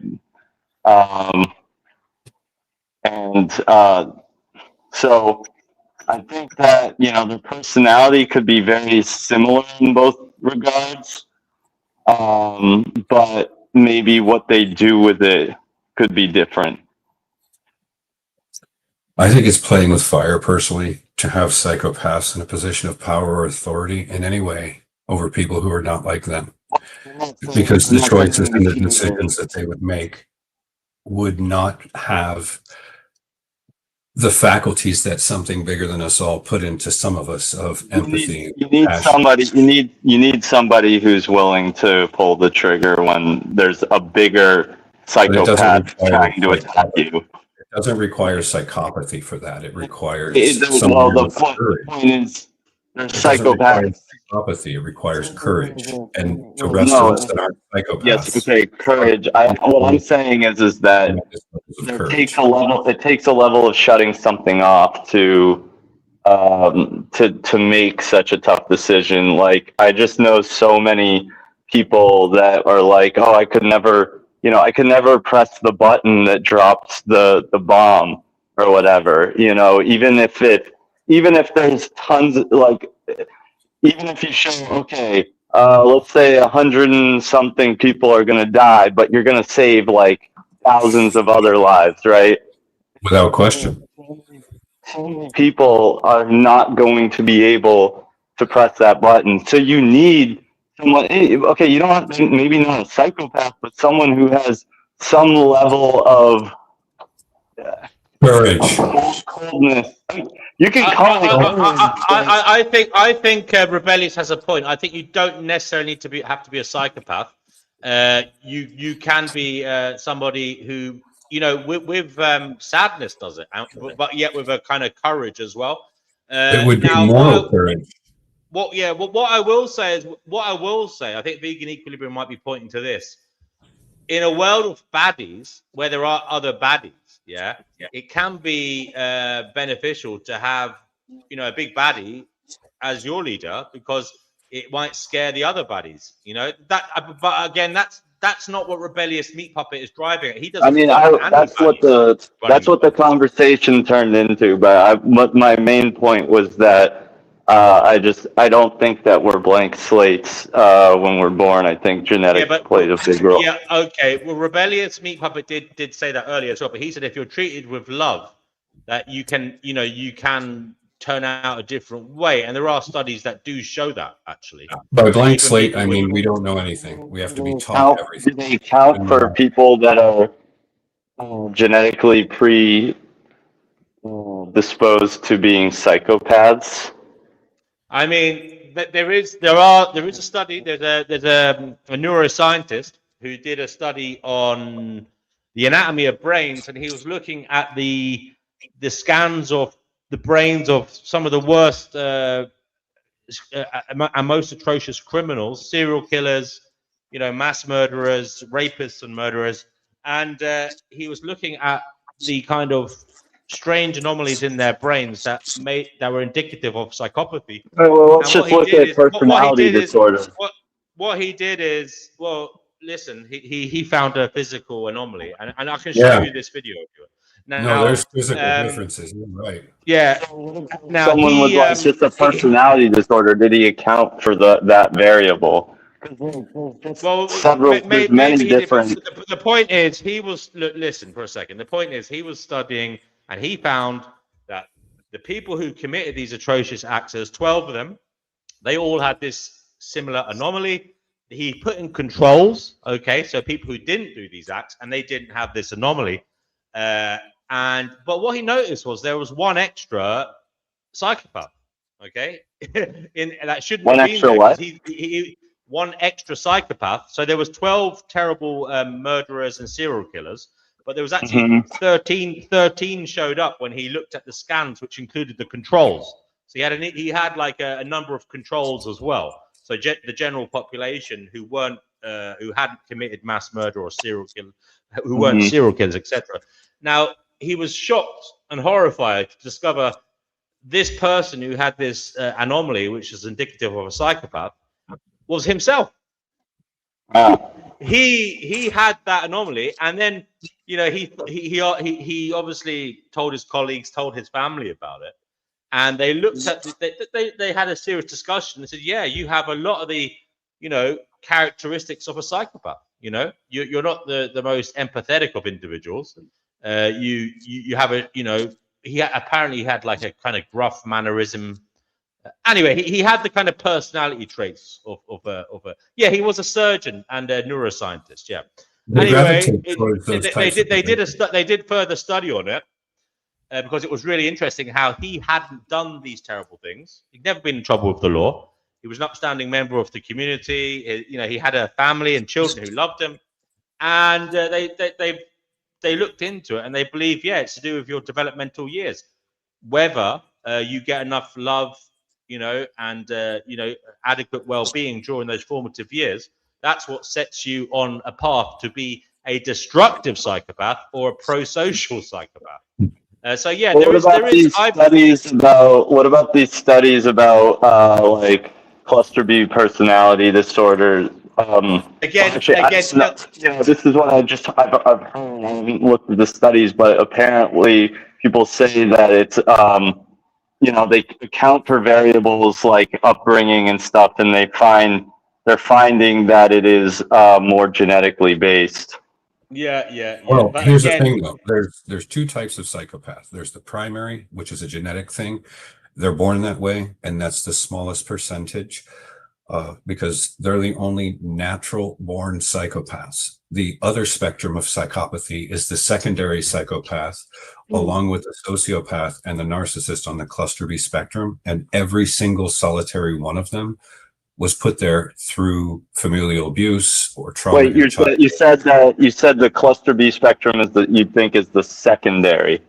Yes. No, I don't think it is. What I'm saying is that they're saying things like borderline and NPD and stuff like that are actually genetic, and that it's not necessarily trauma based. Like they could look at some of these people, and there might even be claims of trauma, but that the actual history doesn't check out or something like that. That's interesting. I'd like to see those studies. Yeah, I don't know. I haven't seen them. Anecdotally, the people I've met with these conditions have, a lot of the women I've met who've had borderline have been abused sexually or something like that. They claim you're not born this way. It's a byproduct. I'm not discrediting their claims. I'm saying obviously some people might lie, but I'm just saying they may not be borderline. They might be psychopaths. If they're lying. Then here's the thing, though, is like the nature of a lot of the cluster B stuff is the cognitive distortions of reality and victimizing themselves to such a degree where they might turn certain things into certain experiences they've had into a trauma thing when it was, maybe if it wasn't. So it's really hard to know. I agree with you. It's extremely hard. And the thing is, this goes back to this. I'm trying to say, if you're gonna rely if you're going to rely on self-reporting, I mean, the whole point of these people is that they're not reliable. So that's not a good way to study. Now, the cluster B people can be, it's very difficult, but they can be cured. Now, Supposedly the dialectical therapy. I'm talking about borderlines. I don't know about psychopaths, but borderlines can be See, cured. like that, so that's like the Apparently, the latest. dialectical Can you be therapy. quiet for a second? Please be quiet while I'm talking. Just don't talk over me. The latest view is that narcissistic personality disorder, which is a horrible one, there is a belief that they can even be cured, but it's extremely difficult. And what happens is part of the therapy process is to make them borderline. So before they become completely cured, they move down to a state of dysregulation, and they become a borderline for a period. So they become highly emotionally sensitive, and they might do those problematic behaviors that you said. But in many ways, it may be an improvement on being a toxic narcissist. Now, the reason I'm saying these people can be cured, because that's one end of their life arc. They can be cured in maybe late adulthood. I don't know when it happens. Who's curing them? Well, therapists apparently. You can look up Sam Vaknin. Sam Vaknin is I know who he is, and I've listened to most of what he talks about because the statistics are in the low single digits of anybody. No. I'm not saying it's panacea. I'm saying apparently it can be done. I'm not saying it is being done. I'm saying apparently it can be done. I'm not saying it's been done across the board. You know what I think the determining factor is? That percentage that do find grow and heal a little bit or become better is something inside them wanted to, and that's the challenge of getting people in the cluster B is once they want to, there's hope, but if they don't want to or see themselves as damaged, good luck getting through to them until again this might go back to your point, Rebellious, and that is maybe these ones that want to be cured were the ones that were treated with love and affection in their childhood. Maybe they were the ones, even though they had this genetic predisposition, maybe they had a little, there was a little light in their head that remembered, love and wholesomeness and peace, But they generally come to that realization because they've inflicted enough pain in their own lives or other people's, and it's come back on them, where they began to think at that level and look at themselves. Until that process takes place, there's really not a lot of hope for helping them or fixing them. You can't fix somebody who doesn't believe they're quote unquote broken. It's challenging because then you'll go through all kinds of barriers trying to get through to them. Pride, ego, arrogance, denial, the barrier of their own I think belief. that's mainly the narcissists who don't believe they're broken, But yeah, I think borderlines generally would think they were broken, wouldn't they? Yeah, but the thing is, none of these people fit neatly into the box of borderline or narcissist or anything. It's really, there's so much overlap that it's you can basically lean more towards they're just it's better to just say cluster B with leaning more towards borderline tendencies or leaning more towards narcissistic tendencies. Let me ask you a question. Do you think that borderlines are cluster B? Well, wait a minute. I'm sorry. I take that back. I know some of the documentation I've read kind of lumps them in, but one of the key traits of these cluster B people is a lack of empathy, sympathy, and compassion, guilt, shame, and remorse. And I've known a few borderlines in my day that actually had enough of that stuff that they weren't really lost to us. They were just on an emotional fucking roller coaster, and they needed to do some self-regulating. Cluster B is just a group of traits, and the reason they break they separate things out is because yes, you just have to basically have 5 of 9 of a trait combination, and those traits come from that cluster B, from that B cluster of personality traits. So yeah, and a borderline person is going to be generally more empathetic than a narcissistic person. But Right. So they're not like living demons. They're not. But They're challenging. there's so much overlap between there can be so much overlap. They can slip into narcissistic tendencies, or narcissists can slip into borderline tendencies, or they can slip into antisocial tendencies or histrionic tendencies. You know, that's the thing. That's the tricky part about the cluster B analysis. It is a complete mindfuck, and you know, but let's get back to what we were talking about. Now, Rebellious seems to think there is some hope. Okay, but before we get to that point, I did ask him a question about what he views this world as. Is because you did mention Buddhism, samsara, etc. Is this some kind of testing ground? Is this a bad place? Are we in one of the depths of hell and we have to transcend? Like, what is this place spiritually? Because you believe in all that, right? Well, for me, it's a little bit more than a belief. I'm kind of somewhere in the middle of a belief and knowing.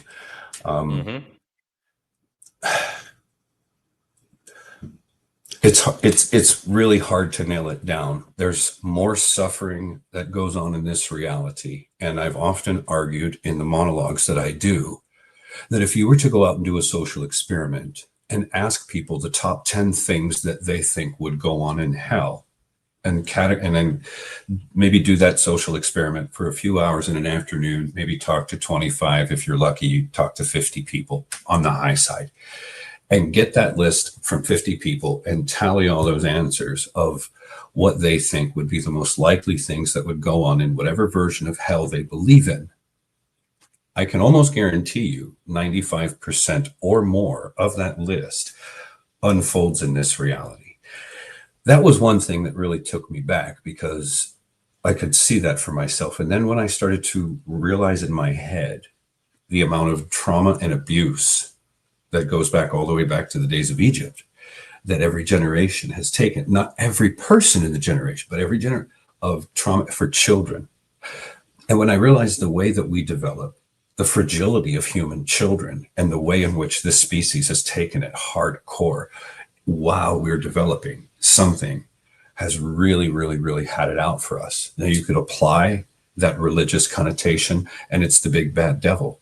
You could apply a couple of other frameworks, if you will, of what might be going on here. Some people call it a loosh farm.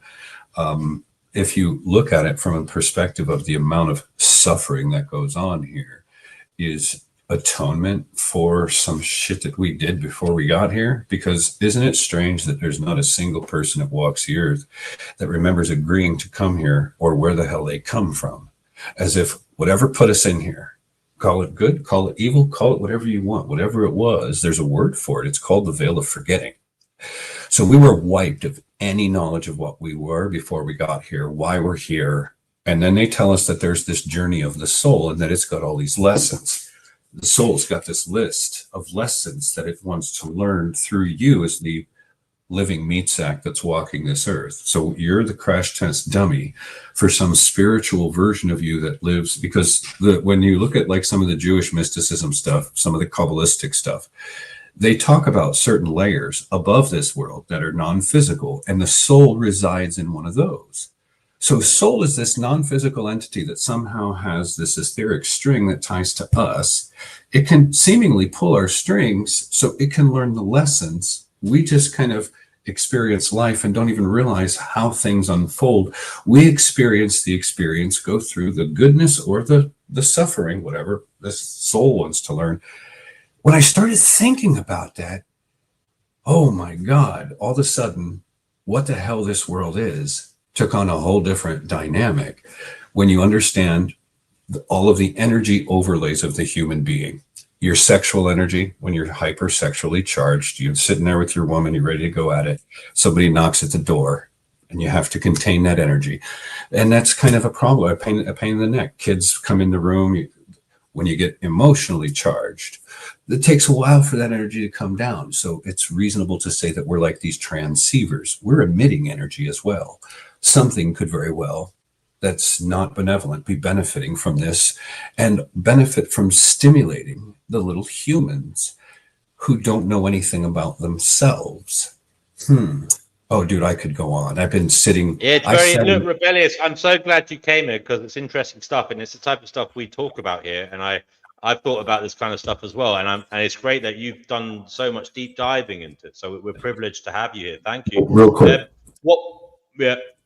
I spent 6 solid years, of which a year and a half of it was was literally like purgatory, and then another year and a half of it was not a lot better, but it wasn't quite purgatory. So about 3 years of like a living hell, of a total of what's known as a dark night of the soul. St. John of the Cross apparently termed that experience somewhere in the 1500s. It's the darkest experience you'll ever go through. I wasn't a dark side person and still not, but something set upon me. And I'm telling you, dude, when you're sitting there basting in the darkness and hate and all this stuff, because that's part of this dark experience. It's like you got a demon hooked to your hip, like a Siamese twin. Dude, I'm telling you, it was the most painful experience I ever thought a human could go through without being dead from a psychological perspective. But it taught me things that I did not walk around this earth knowing this shit before this stuff happened. So now that it's over, I kind of got a little wisdom out of it, and I want to try to teach humans some things that we should probably know about being human in a fucking, excuse my French, I'm going to have bombs. It's okay, you're allowed to swear. In a world where we've got to try to live and at least experience some equilibrium and moniker of happiness and fulfillment. If we don't shift our strategy of how we're doing human, the evil's just going to keep doing to us what the hell it's been doing to us for 5, 6, 7,000 years. If we change our strategy just a little bit, all of a sudden we become beast system proof in a monumental way that we are not now. And that kind of jumps us up a little bit on the evolutionary tree of consciousness. We're a lot different. Oh, okay. Quick question. I'm sorry. I can talk. AI is coming. It's here, and they say it's taken over our jobs. It's going to be doing everything, and it's going to be surpassing human ability. Where does that leave us in terms of your view of humanity and what we should be doing, etc., when there is this AI kind of power that is greater than us? I have the answer. I have an answer, or maybe not the answer. It leaves us to tap back into the creator or the creativity within the human mind. That's what it does. And everything we experience and have in this world is because of the creativity of the minds of human beings. Now that we've reached this place, it's going to drive us back to that level of creativity once again.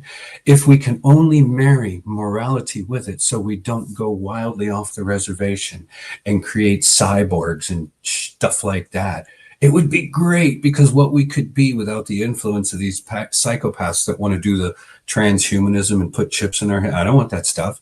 This is all the machinations of psychopathic minds that want to impose this stuff on people that would like to evolve normally and do their own spiritual evolution, communicate with what they call the divine, and grow in that type of way rather than this psychopathically driven AI infused, because they're going to use that level of power, technological power, for evil ends. There's no doubt about it. Wait, what's wrong with cyborgs? World. It will probably What's wrong with cyborgs? Of our civilization, this freaking AI thing, with the way that these people have no conscience, more compass. What the hell do you think they're going to do with that level of power? You don't put that level of power in the hands of psychopaths, because you're going to destroy the world. But what's wrong with cyborgs?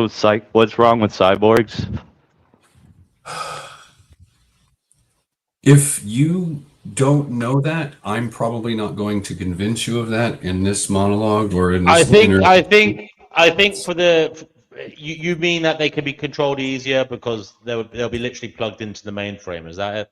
There's a lot of that.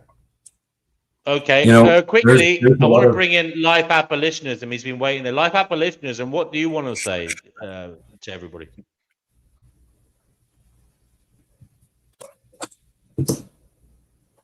Well, he's not even there. So as you were, gentlemen. I just like, I mean, but like a cyborg in a vacuum is not a bad thing, right?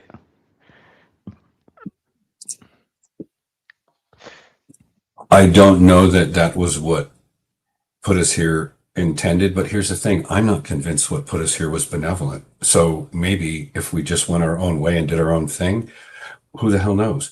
But I don't see that leading us in a direction of evolution, because these meat vessels are only one stage of the evolution of whatever the hell's inside of us, the spirit. I want to introduce you to Kugaduma here, who talks a lot about climate change, but he terms it global heating. Now he reckons we're cooked. He's done the studies. Has this What been about the factored willful into? manipulation of what about the willful manipulation of our environment by military-like forces that have access to the chemicals and the technology to continue to manipulate it to make us think that this is happening, and they can create change. I mean, You what mean do you like think the chemtrails all over the planet have been you for the mean like last? half weather modification and such? Now I want to That Kugaduma, sounds are you there? conspiratorial. Yeah, of And course then it they does. got art. Just can I just say, I don't necessarily agree with that, but just because something sounds conspiratorial doesn't mean it's not true. You know, Most we still have to, conspiracies are true. well, we still have to consider it. You know, fairly. Well, Kugaduma, would you like to release the beast that is your knowledge or your study of global heating onto rebellious meat puppet, and real quick, so he can factor into his consideration of Mars? a conspiracy is just multiple people conspiring to do a thing, and usually it's a bad thing because and that's all. And a lot of them are very true in this reality. Not necessarily completely true, but there's components of them, or we wouldn't be talking about them. Somebody knew about it and put it out there for a reason. Anyway.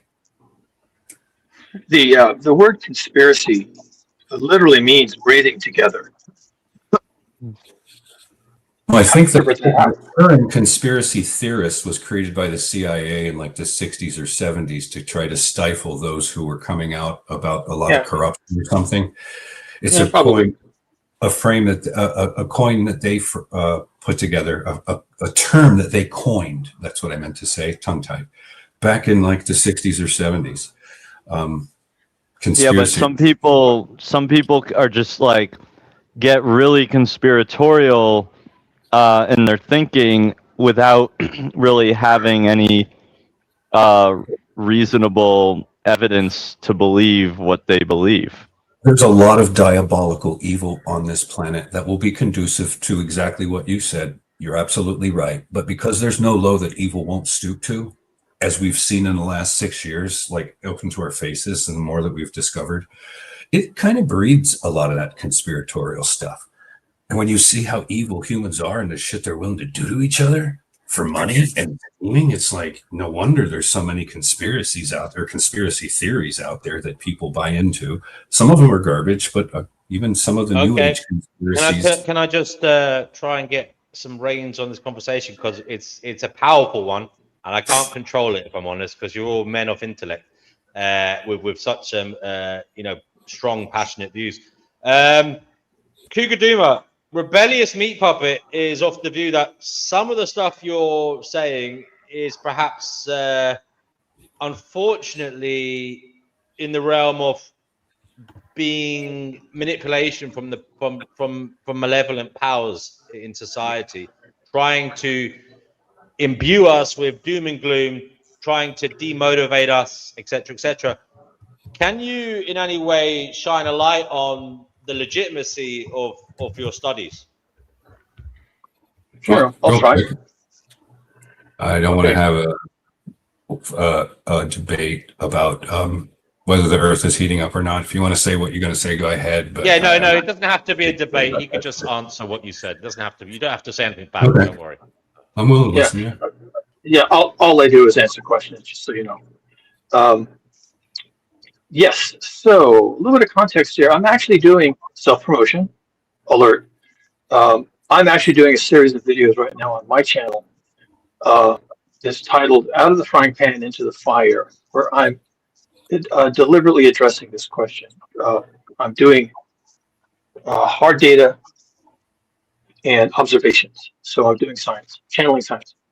And the third video, which I am supposed to be doing today, I'm approaching it slowly, is where is this taking us?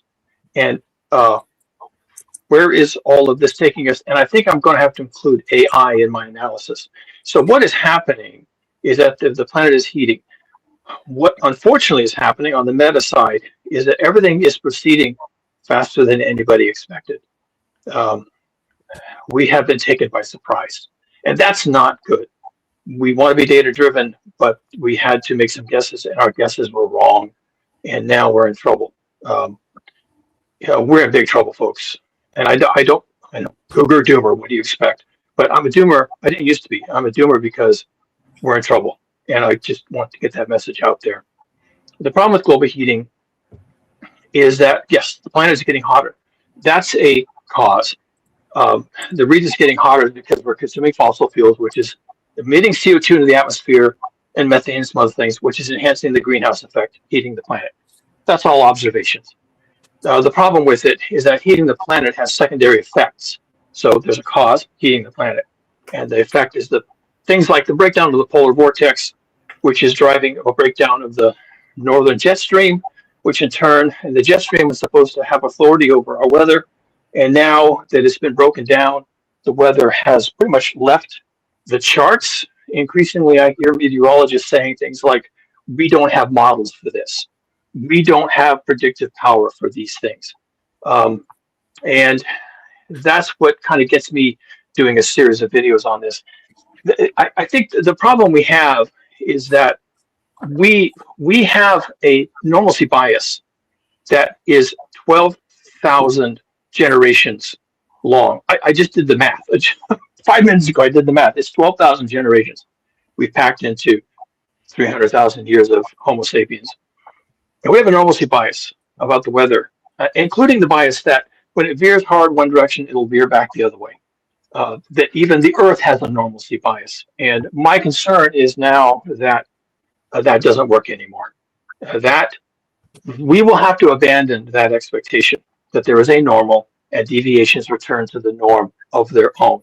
That is now out the window. We've been having cold snaps here in the US, cold snaps followed by record heat, followed by record cold, followed by record heat on about a weekly basis for 2 solid months. And this is evidence of the breakdown of the North Polar jet stream. It is a wreck, and it no longer has authority over the weather. The weather is now going to be chaotic and emergent, and we don't know where we're going. And we are on a journey now because of global heating. We are going someplace that no one expected us to do. Well, maybe in the long run, everyone talked about sea level rise and a bunch of other things like that.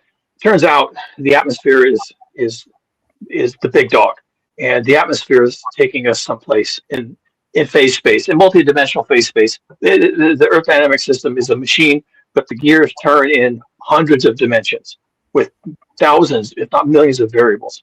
So this is a multivariable analysis. Nobody can do it. We don't have the data. We barely understand how the system works, and yet already it's on the move. So we're kind of screwed. Okay. Yes, I'm a doomer. I don't know what to tell you. To clarify Okay, brother. one thing, with what he was saying, I don't doubt any of what he just said. What I think is more plausible is that it's not a natural state. The state that he's talking about, I fully agree with. I think it's been engineered. I think evil people have been doing this and trying to set this up. It's really hard to quantify, but when you see the 10 or 15 or 20 years of chemtrails and there's barium, strontium, and aluminum and the things that they're doing, men have been up there doing something. And I think we're experiencing the long term or the effects of what they've been doing over the long term that culminates in the stuff that you're talking about. I just think it's engineered. That's all, not natural. Well, guess what? It could be engineered. And on some basis, it is. You are correct. We did this. And this is collective we. This isn't the CIA or the North Koreans. This is us. We all collectively did this. And is it engineering? Sure. Yeah. Did anyone set out with the with the Machiavellian idea of disturbing the planetary system so they could take control and raise authoritarian regimes all across the world? No, probably not. But You we can did do this. that if you control energy at a mass scale. Yeah, it's actually a strategy. If you want to control things at a mass scale, controlling energy and food, it's one of the ways you do it. And they've got an iron grip on oil. Look at what Trump's willing to do for oil, just to give you a sense. So to your point, yeah, they do care about Yeah, energy. we did do this, and we did this for energy, and we did this for power. We did this for economic growth. We did this for jobs. We did this for driving and flying and moving goods and moving money and having jobs. We did this for the reasons we know we did everything, and we did this. And yes, it was engineered, and yes, we're still doing it. And I can point to evidence that we're still doing it. I can even point to evidence that we're never going to stop. We're never going to stop. And that's why I'm having to do these 3 videos I'm doing. Guys, just want to bring in Life Abolitionism, who said his microphone is at last working. Life Abolitionism, what would you like to say to the panel? Well, I don't really have much to say about what they're talking about now, but a few minutes ago they were talking about, I don't know, I guess our existence and all that. And I really wanted to bring in Schopenhauer because he basically said the same thing, we're the will and its representation. So basically, we're all one. What is happening to one person is happening to everyone. It's an illusion to think that you are an individual, but it doesn't necessarily mean that we are immortal or that we have souls, we're going to be reborn. And the Kabbalah basically says the same thing, which my friend had me study the Kabbalah because he couldn't figure it out. And it took me probably about 2 weeks to figure out what the overreaching message is. The Kabbalah also says that we are all one. But he took it as, literally meaning that we're immortal. But no, I figured it out. What it is that we are all one. So if you delude yourself to think that you're an individual, then you're basically going to die. But if you see yourself as being part of the one, then you become immortal because you stop thinking yourself as being separate from everything else. But it doesn't literally mean that you're immortal. Like, there's really no basis. And I really wanted to talk about that in my book, but I couldn't fit it in. But that whole, and like the soul, like the immortal soul, that comes from, it's numerical, that the number 0 is infinite. And so because you can't get something from nothing, that basically proves that we must also be infinite. No, what it proves is that the only thing that is infinite is so nothingness is infinite, but you can't make that same extrapolation for existence.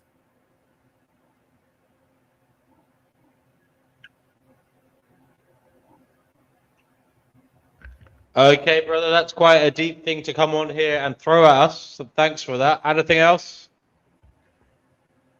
I don't know if you want me to talk about AI, but there's really not much that I can say about it. I think we're pretty much. Well, what do you think of what the other topics the guys are talking about here? So basically, we need to somehow deal with the fact that we live in a psychoarchy, a world where psychopaths seem to be running the shop. And that's basically one of the things we were talking about. And how do you think we should go about that? If you think it's something we should be worried about. There's things that can be done about it, but unfortunately, most people are not going to do anything. Like, it's the whole personality type. I took that personality type and I guess I forget what it's called, but I'm basically an architect. What is that called? But basically, I think like those people, but I'm not. But I think about it differently because I'm more like, my mindset is not to exploit people; it's to help people. But I do, like, most people are not like architects. Like they think they try to benefit from the system. They're not really trying to like change the system. They don't think that they have any power to do anything. So even if you were to present them with actual solutions, they're not going to do anything about it. Well, hold on a second. Is this not crying in the face? You're saying they have power, but then didn't you a while ago say that people aren't individuals? but they're deluded to think that they are individuals, so they don't necessarily care about what's happening. Can to you somebody explain else. why they aren't individuals? That's what Oleg wants to know, Dimitri. It's from a metaphysical standpoint, according to Schopenhauer, that we all come from the same source. We're all part of the one, and so we're a representation. So we're individuals in terms of representation, but we come from the same source. So, I mean, there's different theories about this, about how if I get it. We're all one. I know. I've heard it before. Yes, in some ways, I do agree. Now we have social experimentalists on the show. Can I clarify something? Yep. We're all individuated units of consciousness with our own free will and agency, and how one could equate us to all being one because we're all connected. How are we connected? Through the space in between. And that's why they wanted us all separated by 6 feet when they wanted that. But that kind of theory makes us all one because we're all connected by the space in between. That's a real thing, the metaphysics of this reality, all that stuff that goes on in the space that we can't see. That's where we're connected. I don't think we're all one. Well, you see, we may not be all one, but we're working in one system. Well, through that substrate that connects us all, I guess maybe you could say we're all one in a strange kind of way. We're one massive system. I agree with you. We're isolated nodes of consciousness within one system. Now, the question: you believe we have free will? Okay, I'm not so sure about that. We have the will to choose. Let me just make a quick comment. I believe we have certain parameters of possibility, but it's not up to us what you're born into with abilities, and you're presented with circumstances that force you into one decision or another, and that you have the free will to transcend at any point along the way. Okay, brother. Well, listen, we have a social experimentalist here. What would you like to say, sir? You're muted.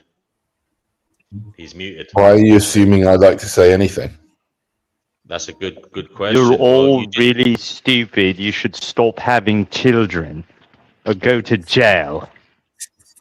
Well, I mean, for a start, that sounded like some kind of old geriatric German. I don't know what you're trying to say here. Well, he probably does have German ancestry. I was going to say Danny's people don't necessarily like Germans, so you want to be careful using that accent. He probably changed his name from like Scheinberg or Scheinheimer or something.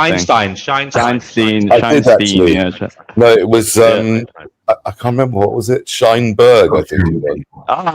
Right, I got it right. First try. No, I don't know if it was Schein. It was definitely I think it's Scheinstein. Anyway, whatever it was, that was. No, I do have something to say in response. There was to a name before that name as well. That's the one we're interested in. I think I can repair my the rift that I have with vegan equilibrium. We had a rift? I didn't know you had a rift. Sort of. I didn't think we had a rift. No, because you kind of like, I kind of like partially regard you as a traitor to the cause. You've turned what cause? The cause of the most important cause there is. See, this is why this is getting dangerous. Hold on. The abolition of suffering.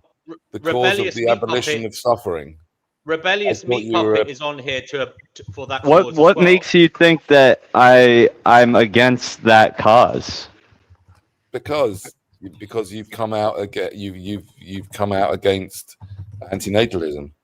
No, what I've said is I don't know. I actually don't know that it's necessarily the right move for the abolition of suffering. Like I haven't seen enough evidence, and I've been given like some good pushback about it actually being the way the way to lead us towards the abolition of suffering.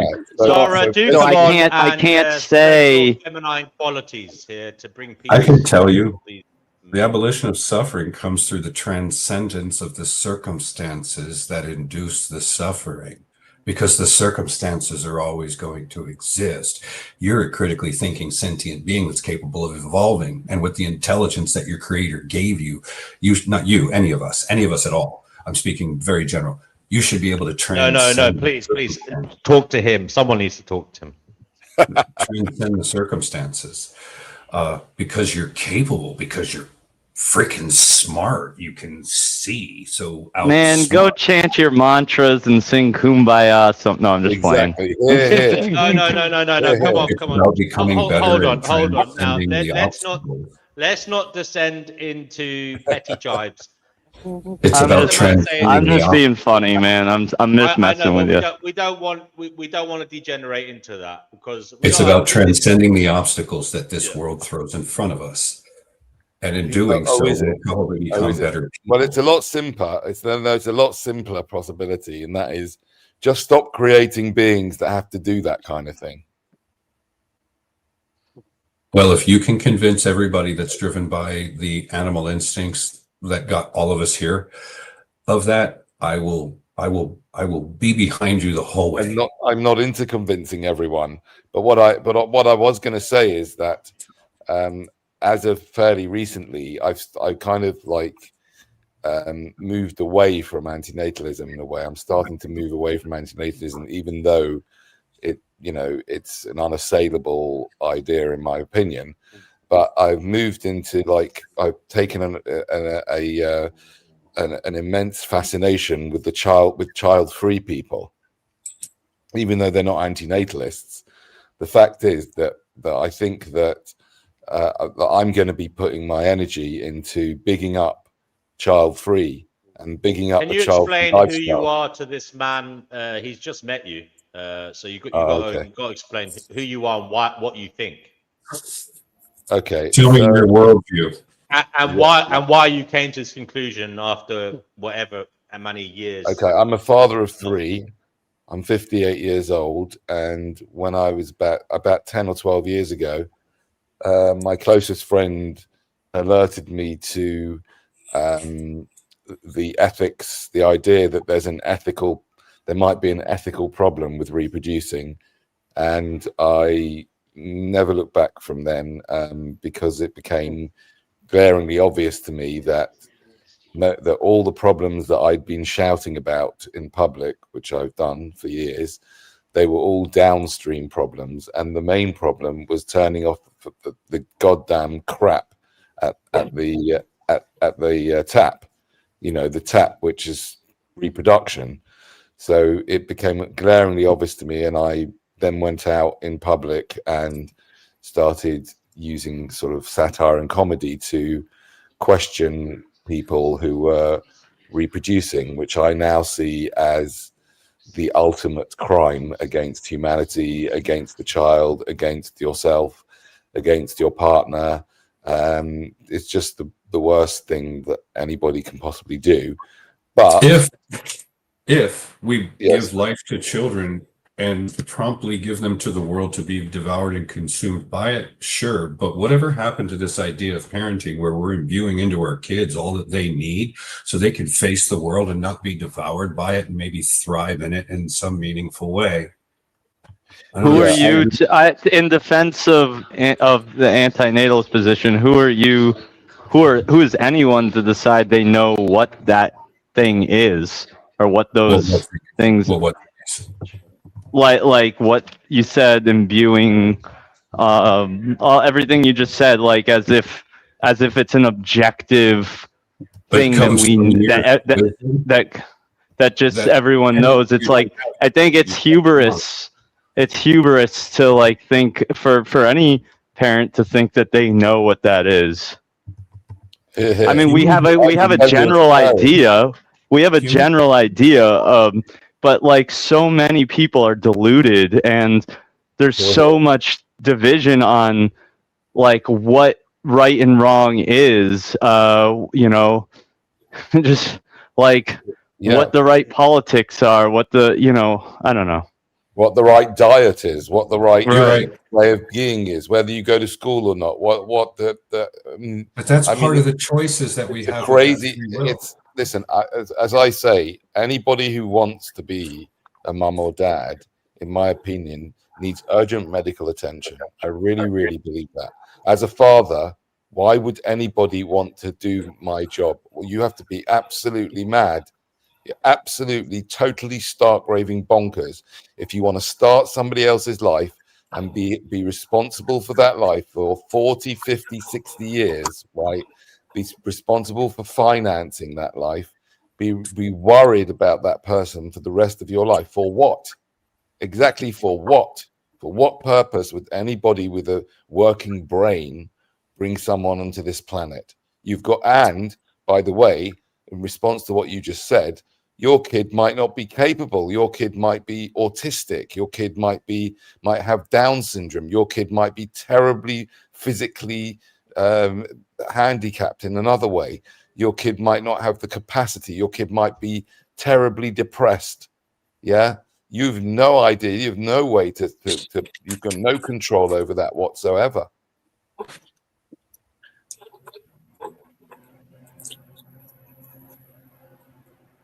I'm almost 54 and I never had kids. Well done. You're a great man. And I'll tell you something, seriously. One of the things I was doing today in London with my megaphone, I just had a little break in the local place here. And I was saying to the people that people like you are the angels. People who are child-free by choice are literally the angels. And I've been following them on social media, and it is just the most wonderful thing to see. Mainly women, beautiful women of all ages, right? Just beautiful people, the angels who've managed to overcome, especially the women, but there's men as well, who've managed to overcome that thing that's in their own DNA, and they're living amazing lives. Many Can of I them ask you a question? Yes, sure.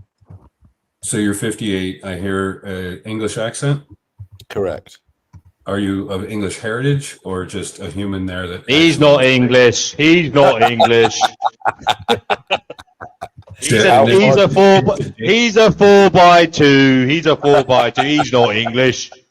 How dare he say he's English? Listen, I don't know how far back you want to go, though. How far, when you say English heritage, how far back? He is born here, you know. Well, let me put it to you this way. I'm Anglo-Saxon. Do you look like me at all?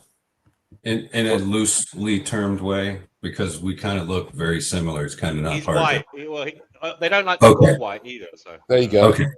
That's what I look like. So all I'm suggesting is, as you can see, the effort to really reduce the population of the Western world, it's going to lead to the greatest and best race that has ever existed upon this earth being wiped from it slowly, if this mindset is persistent.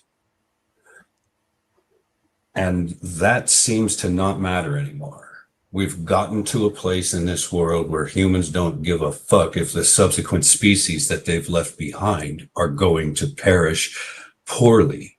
And the only way they're not going to, if those that give them life take the responsibility that's necessary to imbue them with whatever that parent believes, knows is necessary. But that's just my opinion looking at the human species. I'm not judging anybody, because everybody does things in different ways. It's the results. It's the results that are being produced that we can all look upon the earth and see the condition of people and kind of get a good sense of how they got that way. It starts at home. Garbage in, garbage out.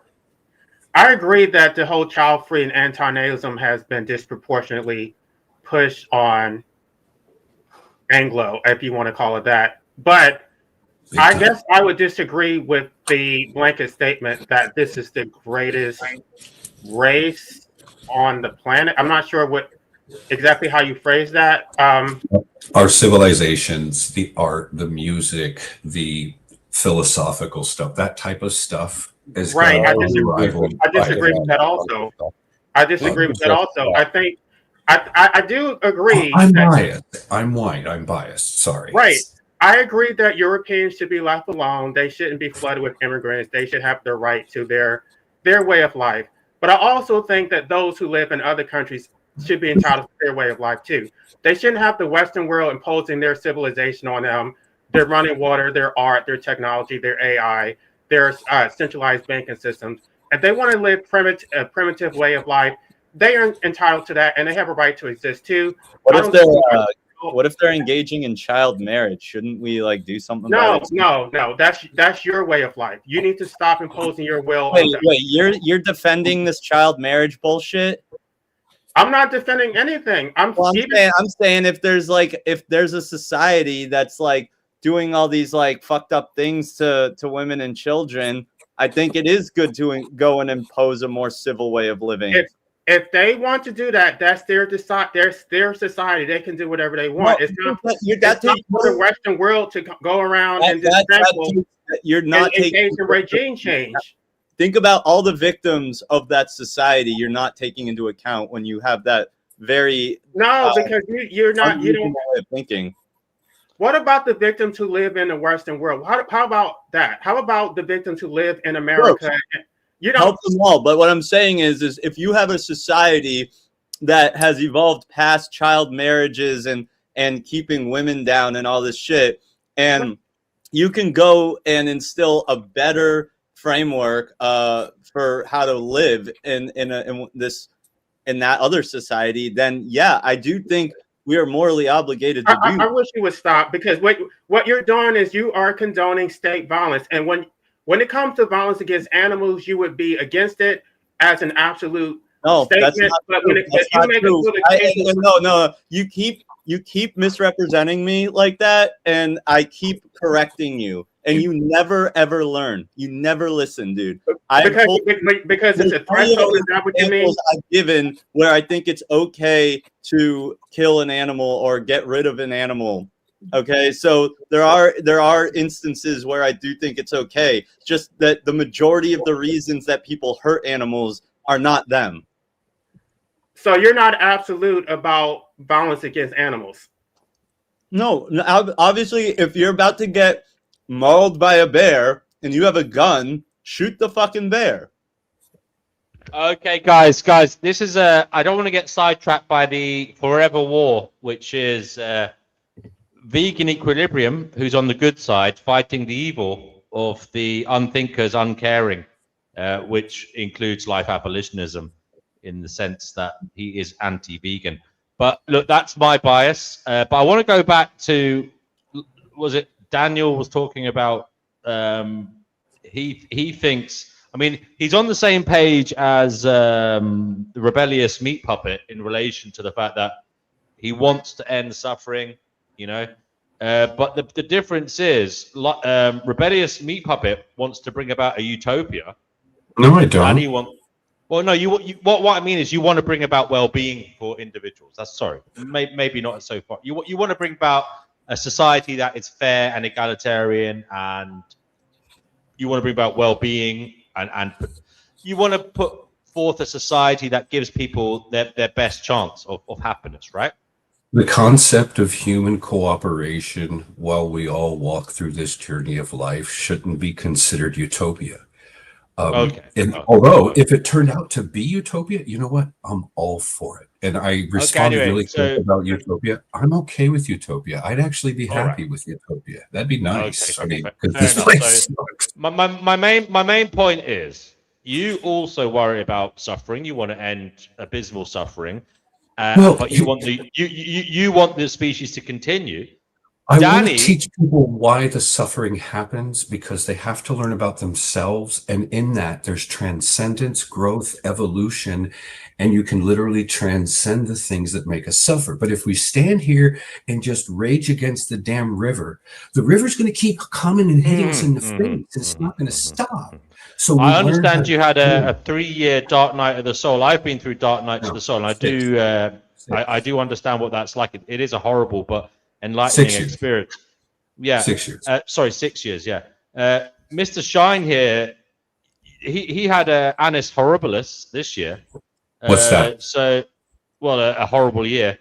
He had and it's horrible. It's like, gotcha. Yeah, he had cancer and Little flub. a horrible car accident. So he is in a position, I suppose, to talk about suffering as well. And it's interesting how suffering makes people think differently. But Danny, you were thinking about all this before you had this horrible year. I mean, you didn't actually have overly terrible personal experiences, did you? Before you came to this conclusion? No, absolutely not. But my luck was going to run out, and it ran out this year. So, the surprise is that it took this long. So I think suffering is an agent of destruction or transmutation. It's going to take you in one of two directions. Yes, maybe, but in the end, it will take you to destruction. The average time of death is 7 months. And every time someone imposes life on someone, they're imposing that average of 7 months of horrific dying that end up in total destruction. So what the hell are people doing it for in the first place? I was more referring to like the suffering that humans do throughout their life, like mentally, emotionally, Yes, I psychologically. agree with you. That's true. Although many people don't have the capacity or the ability to be able to turn their suffering into something that's helpful. Many people don't. Can I just ask, how many of you have tried durian? I'm sorry? How many of you have tried durian? What is that? It's a fruit. It's this I've fruit. never heard of it. Now, it kind of looks gross, although the shell's pretty cool when you get a whole one.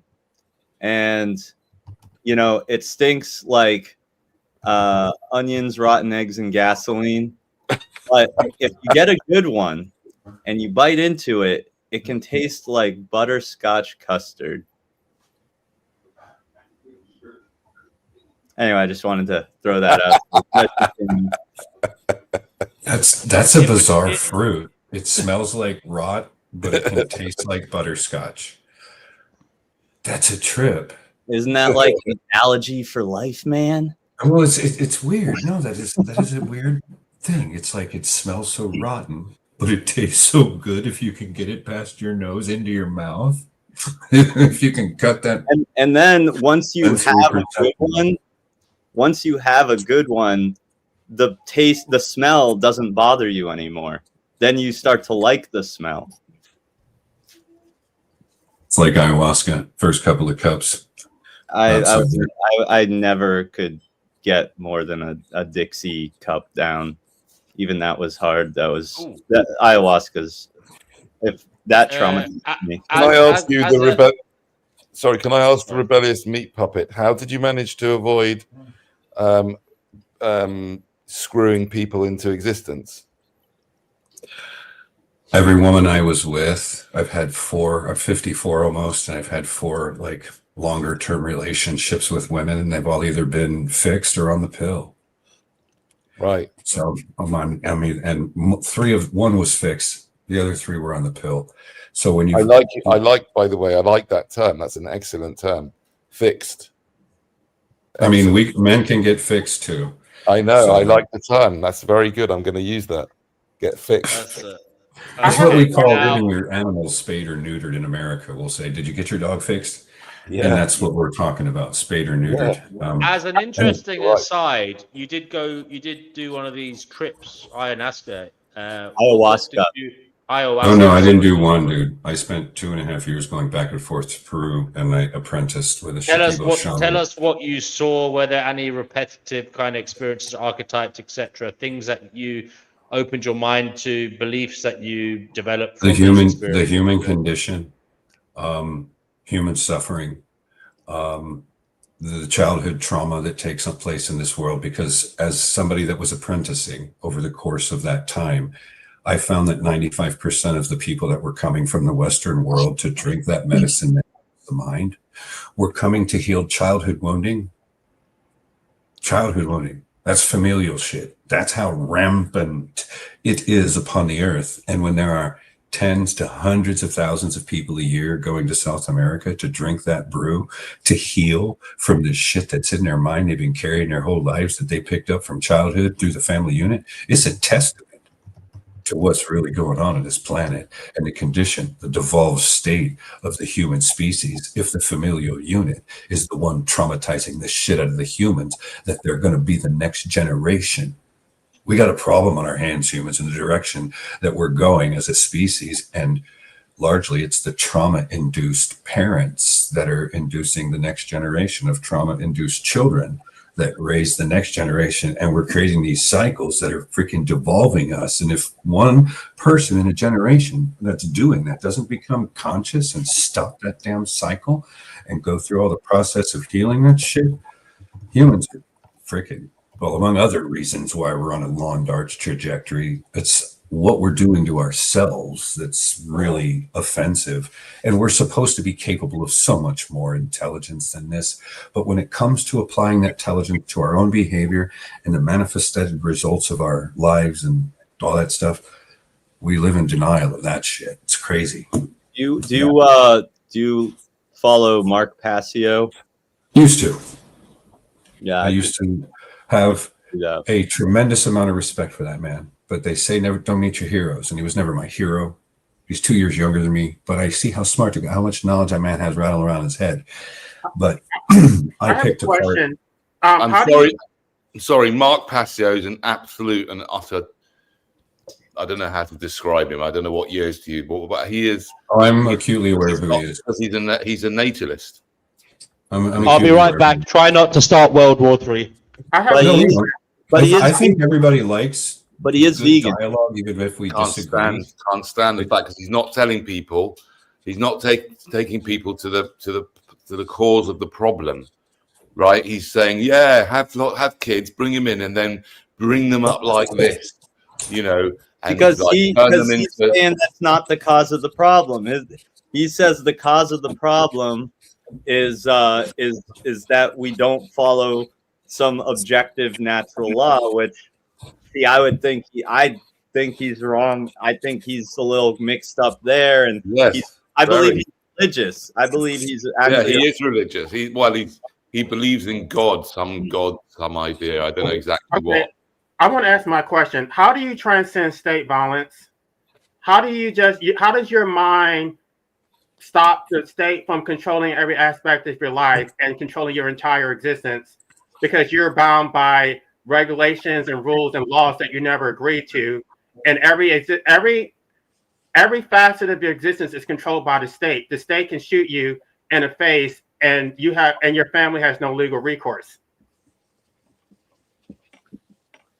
I'm sorry, I don't know. So what are you asking? No, because the whole thing was that you can just breed people into existence, and they can transcend their circumstances as if you're in control, like you have free will. No, you don't have free will. The state controls every aspect of your existence, and you have very little say. Maybe you have some consumer choices, but you don't really control your life. The state controls your life.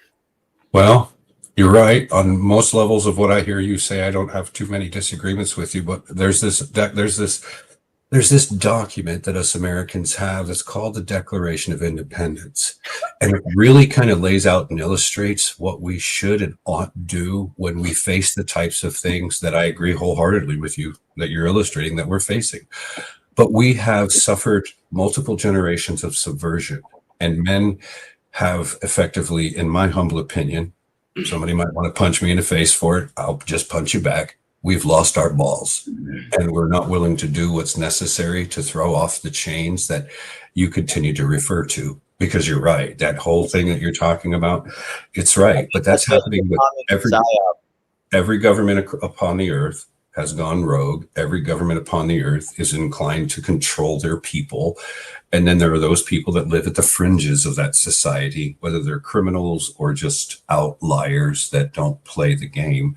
That's how this reality is working until we collectively recognize all this stuff and decide we want to change it because these people suck being in power and we want to try something different. Until something like that happens on a collective scale, Don't expect much to change. And if it's going to change, you're going to change it. I'm going to change it. This guy up here is going to change it. DNW is going to change. All of us, we're going to have to get off of our collective butts and actually do something. It's not But magic change. That's the Mark. That's my main objection to procreation is that when you procreate, you're turning people over to the state who never consented to it. And then at the same time, people are not going to do anything. So now they're subjected to a lifetime of slavery to a state that they never consented to being a part of. And they're trapped and they don't have any ability to escape. And they're Well, they understand the human being. I'm sorry to interrupt you, but I want to point something out real quick.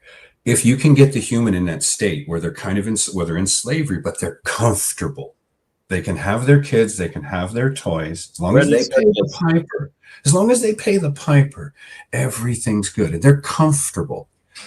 Wait until they're not comfortable and can't feed their kids.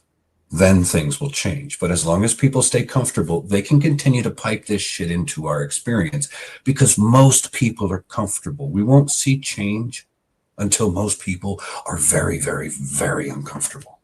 Right. That moves asses. No, I agree with you. That's the reason why I say as an anti-natalist, we should not be trying to make the world a better place because as long as people are comfortable, they're comfortable with their incremental progress. They're going to be comfortable with their animal liberation, with their Black Lives Matter, with their little pet causes, but they're never going to address the root cause. They actually have to suffer in order for them to finally get it. I can't argue with you there. Suffering does induce clarity for those who are capable of seeing. Yes, it does, where it can. The sad thing about suffering is it'll bring you to the brink of turning it into the dark side almost and turning you totally rancid. There's just enough that if you can get to the point where, all right, I get it now, I see, and now leave me alone suffering. But no, sometimes it sits there with you and it becomes your friend. Oh man, I laugh because I've done a lot of monologues on suffering and I was railing on against it and lamenting and cursing and like Lieutenant Dan in the crow's nest yelling at God, come on, let's go. And then towards the end of that dark night, I started to see the value in suffering, how many nuggets of wisdom you can pull out of it. I wouldn't want to do it again. And I'm not going to go out and swat a hornet's nest that induces a lot of suffering. But if I ever get thrust into it again, it's actually interesting what it did. And I'm telling you, I got to the point where I wanted to kill God because the suffering was so bad and so unrelenting. But then there came a point where it's like, it pushed me through veils of learning and understanding that I would have never gotten had I not suffered like the devil was raping me himself kind of thing. Some might say they had a different experience of suffering. Oh no, I get it. Life abolitionism. What did suffering teach you? Well, it can embitter the fuck. It taught me that it serves no purpose. That you don't grow from it, you don't learn from it. You just suffer and then you die.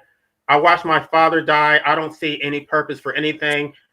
I think that he sort of tried to. I don't know. He wanted to create a legacy, so he tried to guilt trip me into giving him some grandchildren because he wanted to give his suffering some purpose. But so you can perpetuate the cycle to make you feel good, to make you feel better about the fact that your suffering serves no purpose, but it's completely circular reasoning. May I ask how old you are? I'm sorry. I'm just curious. May I ask how old you are? Oh, I mean, I'm a millennial, but I'd rather not be specific. I just wanted to understand the phase of life that you're in. That's all, because your perspectives change as you advance in the phases of life. And if you're doing work on yourself to spiritually evolve or grow or heal or anything, your perspectives are going to change along with that as well. Well, be careful. Danny's 4 years older than you. I know. I don't think that's a joke. Sorry, that's a joke, brother. I don't think Danny, what do you think of that? My father died at 67. I don't think he was any smarter than he was at 17. But it's down. But you're breaking the mold. But you're breaking the mold. You're the one that's doing it different. Are you smarter than you were at 17? I damn sure am. I am, but because I seek knowledge, but I don't think most people seek knowledge. I think most people are comfortable. Like for most people, knowledge is actually boring. Like if you actually I've been trying to spoon feed people, and it's like they don't want to be lectured to. They want you to crack jokes and make it more entertaining. Like most Well, people there are is like the treat analogy of casting pearls before swine. So you kind of have to assess the playing field and see if people are receptive. Because if you put your heart and soul into trying to teach somebody that is like talking to a brick wall, or then you're wasting, and it's going to end up in frustration. And it's so rare to find groups of people out in the world that are receptive. That's why I spend time on the internet, because I figured people with common interests would gravitate towards stuff.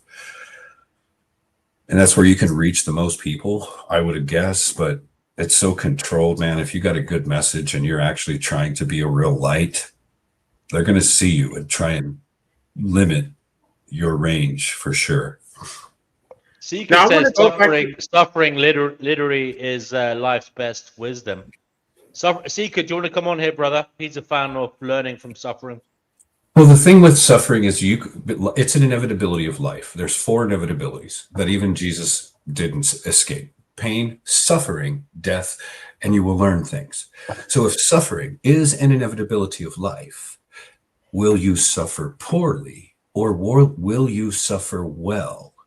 Will you go kicking and screaming the whole way, or will you surrender to the experience and learn everything you can? Not all suffering is created equal. And not all suffering teaches, but a lot of it does. I agree. Some suffering is pointless, meaningless.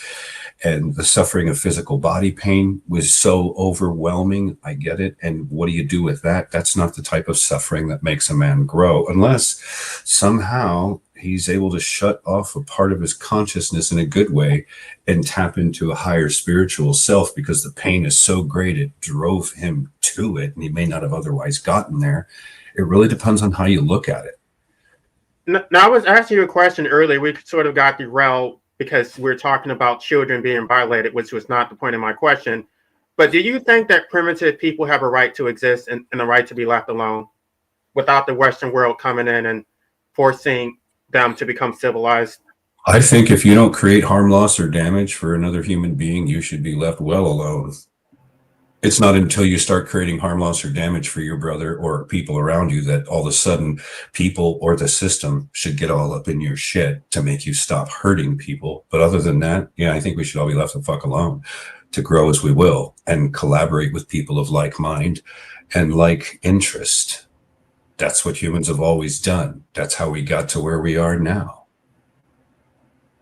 Largely underlying a lot of this, that type of dynamic. I'm not a big fan of the way the Western world imposes itself, but I'll be honest with you, when you really consider some of the primitive shit of the second and third world or Islamic areas, if those who are a little bit more evolved, not saying perfect and without flaw, but a little bit more evolved in a sense that culturally and societally, it's not okay to marry a 13-year-old and consummate the relationship. I'm sorry, I don't feel bad for imposing ideals that say you shouldn't do that to children upon others until collectively the society gets it. The higher society can impose values and ideals that help that lower society remove some of the toxic primitive animal man shit that we are known as a species. It's human fucking evolution that we tend to do. I think the process matters, though. I think how you do it matters. If the people in that community decide that they don't want to tolerate that, then they can do it. But I don't think that doesn't lead to freedom. Well, the West is definitely playing the West is playing the game of we have the biggest stick, bitch. What are you going to do about it? And that makes everybody in the fucking West look like assholes to everybody else that's not us. And it sucks because as I've listened to Pete Hegseth fucking foam at the mouth and Trump make a couple of the, and I'm not on one political side or the other, as I've heard these men say this, I'm like, This is not making the Western world and the might of the Western world look very good. It's making us look like big, abominable, swinging dicks that are telling you we'll kick your ass if you don't do what the fuck we say. And it really wasn't supposed to work that way. But again, if this shit is going to change, we're going to have to change it. That's the sad reality. We're going to have to be willing to die for what we believe in order to change it. But that's what I was talking about the people being deluded to think that they're individuals. There are certain cultures that do see themselves as being one, and so they're willing to make sacrifices. They're willing to sacrifice individuals for their collective, but most people don't see it that way. They're not going to die so that their children can have freedom. They're not going to die for the next generation or because they think that a cause is greater than their own existence. They're worried about their own preservation. Are you a European American? No, I'm not. I'm Black, but I'm an American. Well, then, actually, there are Black Americans whose forefathers have the same fucking story. They got off their asses because they cared about their fucking kids enough and their futures to go and fight a standing army in the Revolutionary War because parents cared enough about their kids and their future. And we're at a deficit of parents that care at that level at this particular junction, where we're at another point where we were back in 1776, because there were plenty of Black folks that fought in that fucking war with us and got them freedom if they survived it. And they became free Black people. Point is we're there again. But the men of today don't have the grit or the balls, or maybe we lost our rite of passage somewhere along the line, because what it is that we would have to, now the world has changed too, and so has America. It's no longer 13 colonies and muskets and cannons. You're talking about a level of an awesome militaristic force in just the policing in America, the domestic policing, let alone the military stuff. It's not like it was back then, where you can just bunch of people gather together with their pitchforks and muskets and whatever and go and it doesn't work like that anymore. It's a completely different dynamic. And back then it was easy enough to figure out what to do. Now this monster's so big and it's got so many freaking heads. And then there's things like continuity of government, and any head you cut off, another one will come back.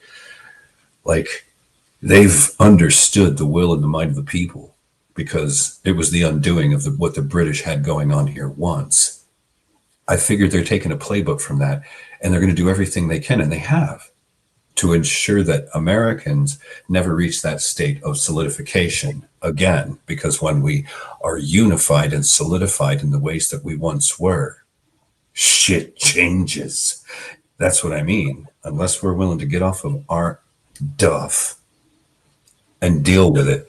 And the sad thing is that means that there are good men that are going to go and have to do things, and they'll die. They'll be killed by the evil people.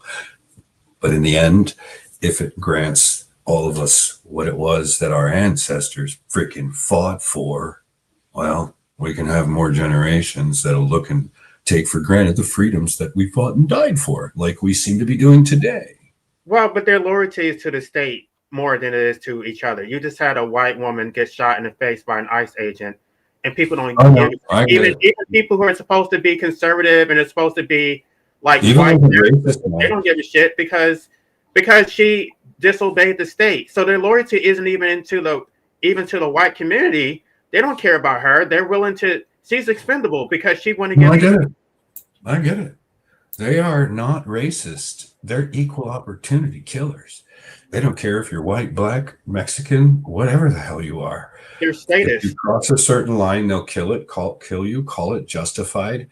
And yeah, once upon a time, that was that model for a lot of Black folks. But then over the last, 2-3 decades, they made sure that they lump white people in with that same model. So we're well aware of it too. And I'm sure Latinos and other minorities are also well aware of it. The question is when are we going to unify and actually do anything about it? Or are we going to continue to bend over to our masters and let them properly do, things that you won't want to say on a live stream kind of thing to our backsides, and that's effectively what they're doing to all of us.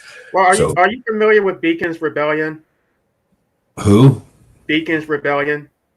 Not really. Okay, No. well, basically, the black slaves and the Irish were going to come together to overthrow the entire system, and then they had already started taking over this, local villages or whatever, and then they created this whole system of white supremacy to give the Irish like slightly better privileges over the blacks, and then basically they broke up the unity because they knew that there was a racial division.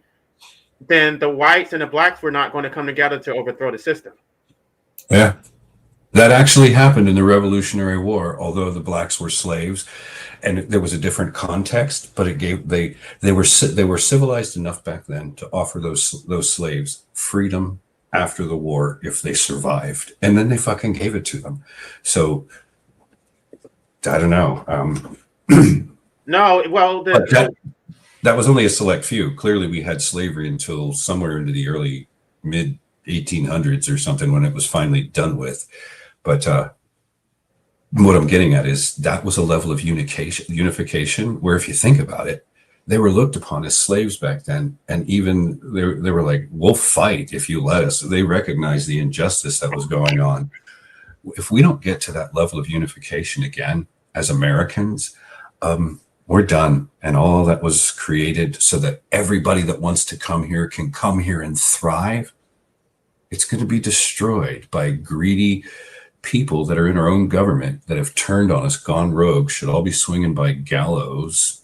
It's treason. They've turned against their own people. We have every right to string all of them up and put in new guards, as the Declaration implies.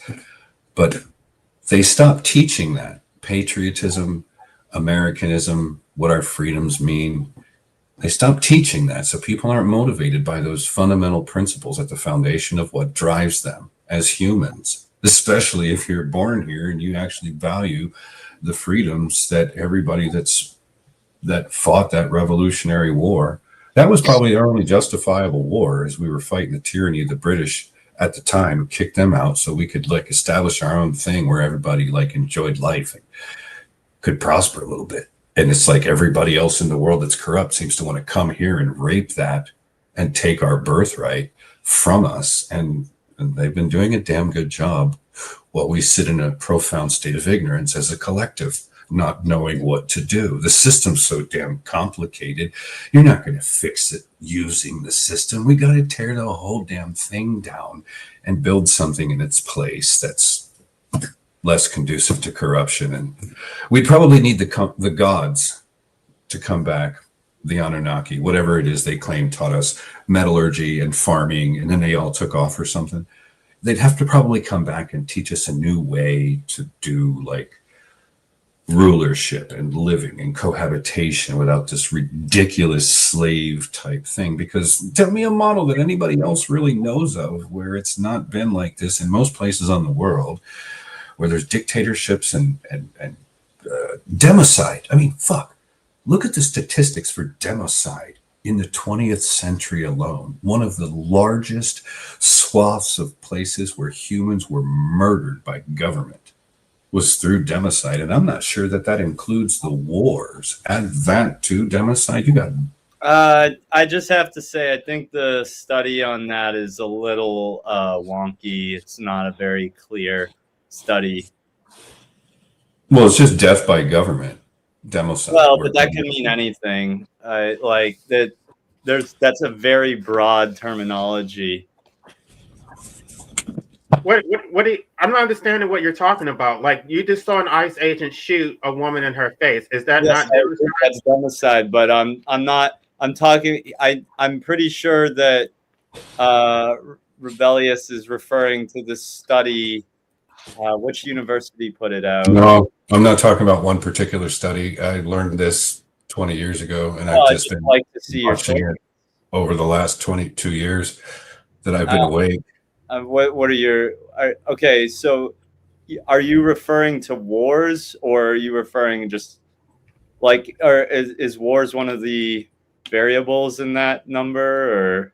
I don't think it is. I'd have to actually, to be honest with you, I would have to look it back up. But Yeah, I, just the what I interest. remember, I know there's some discrepancy with that, with the numbers there, and I'd just be interested to see what you're looking at.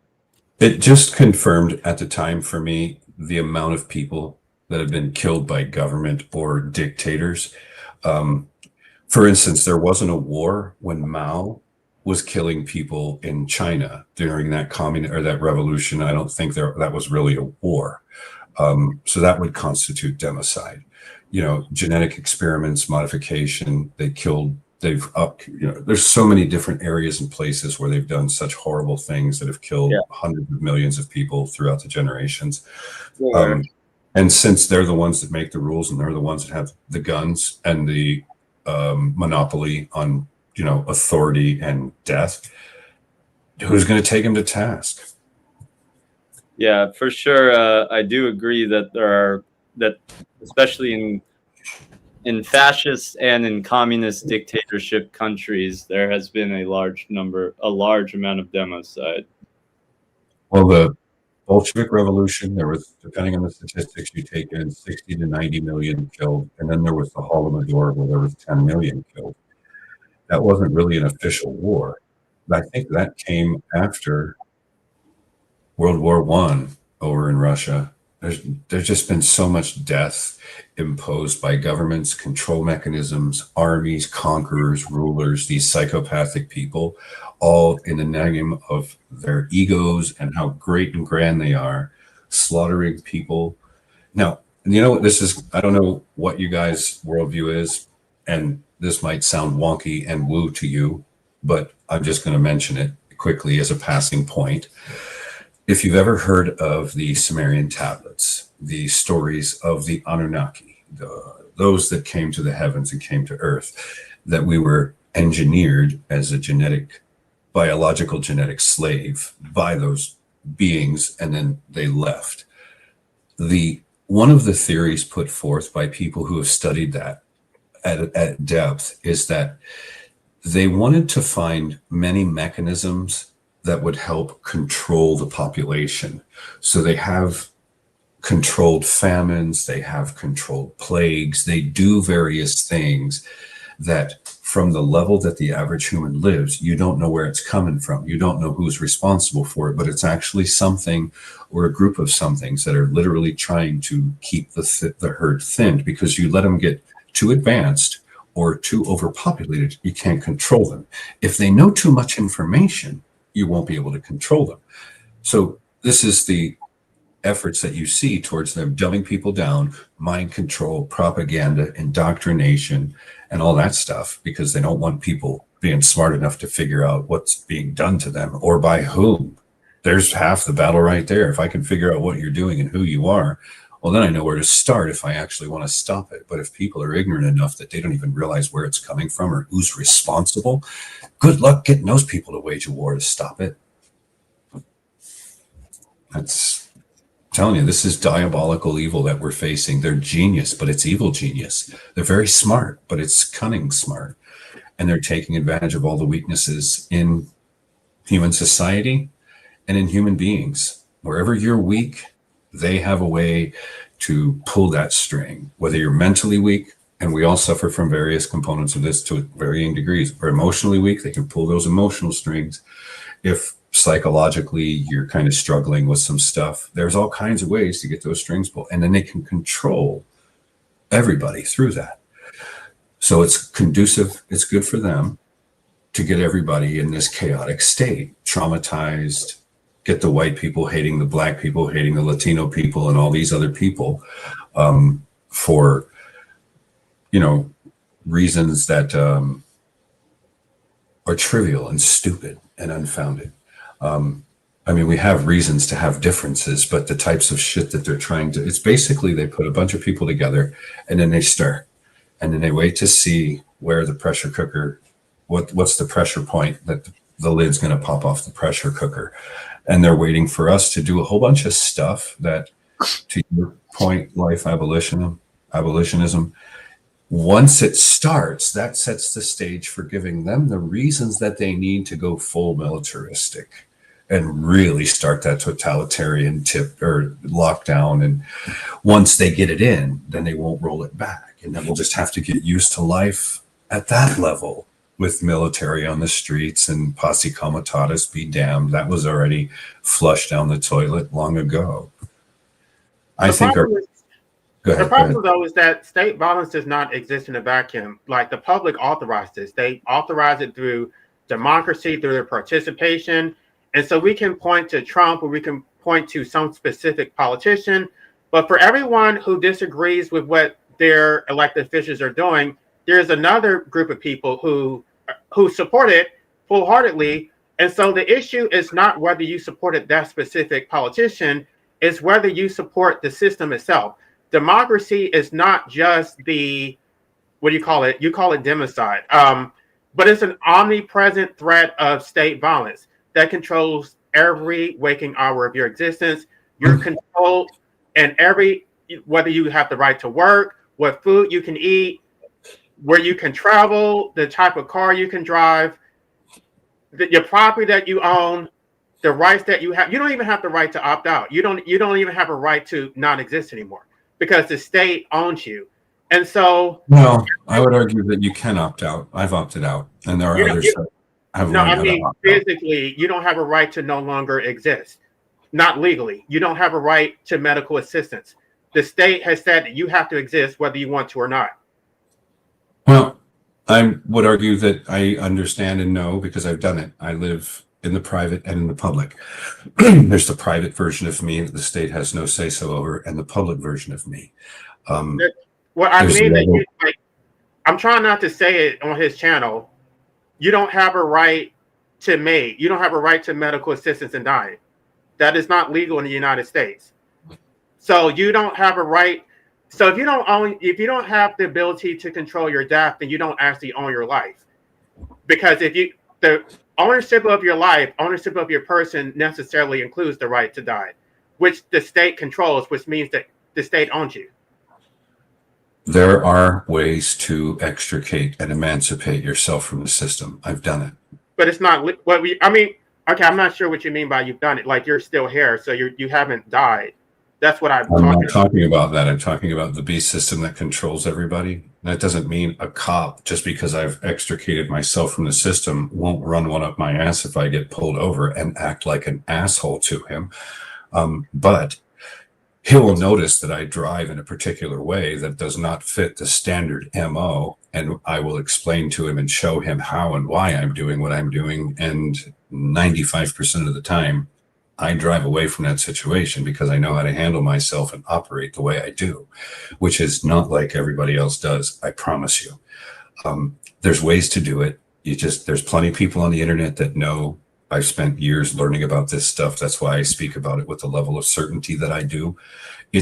You got to really know your shit too. If you do it half-assed and a cop knows you don't know what the hell you're talking about, or a judge, they will destroy you. So it pays in dividend to educate yourself to this stuff. But if you learn about your straw man, if you learn about the Cesta QV Trust, if you learn about the UCC, you understand the mechanism that they created. Show me one case where any of that has helped, what has saved someone's ass. I know people personally that's throughout my life. I mean, that people. I'm not.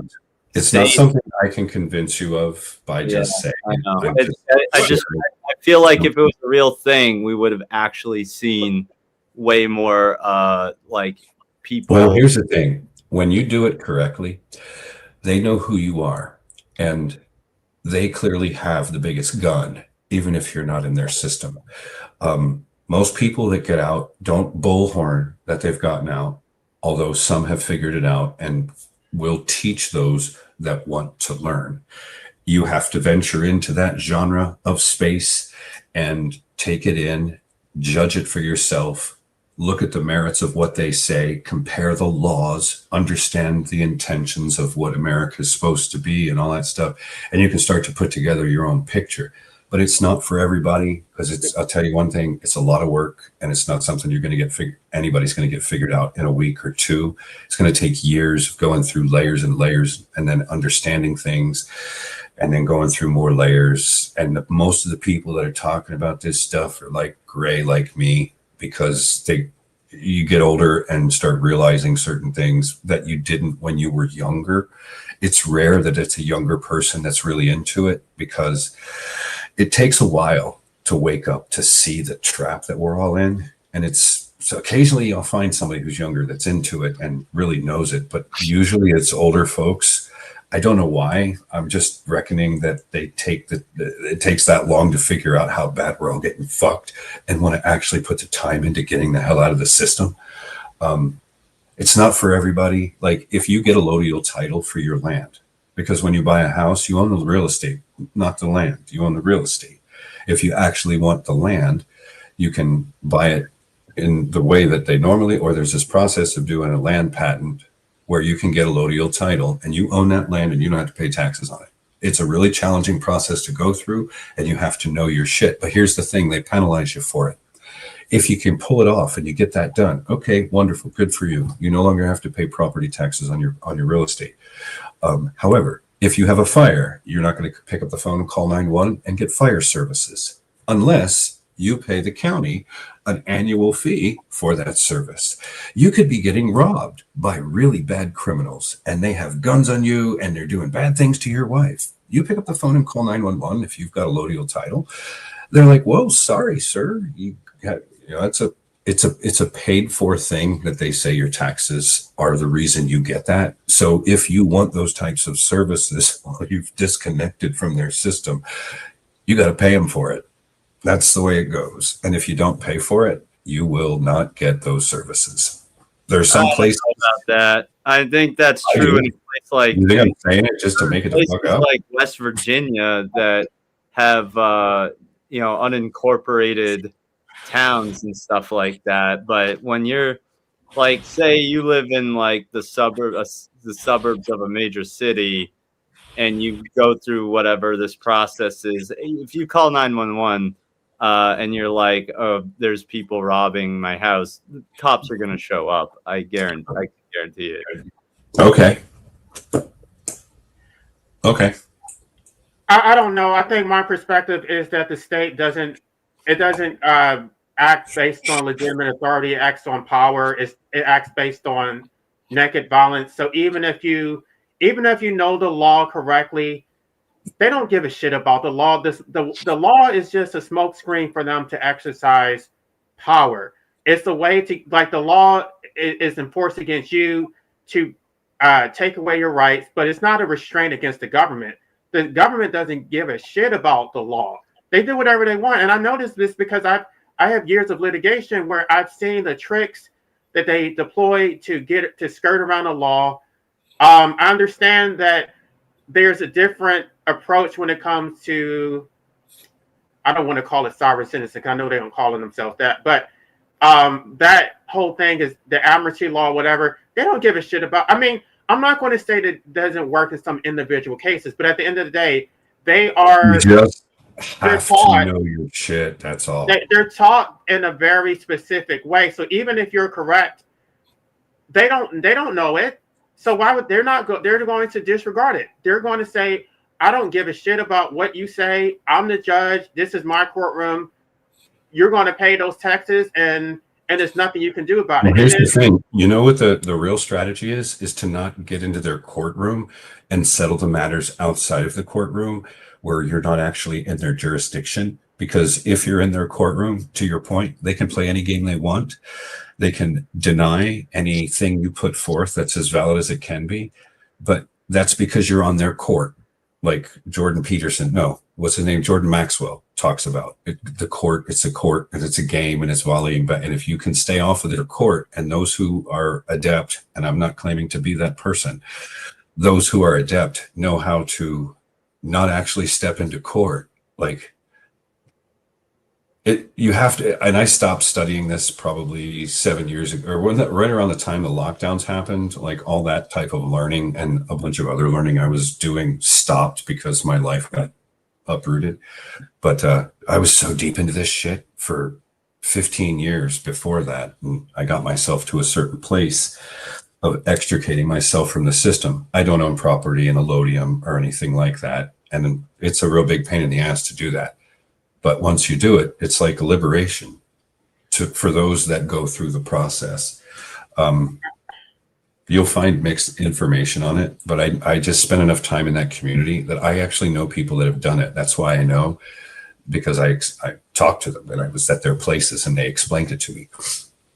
You no longer have access to the There's server. somebody in the comment section saying, yawn. This is what I'm talking about.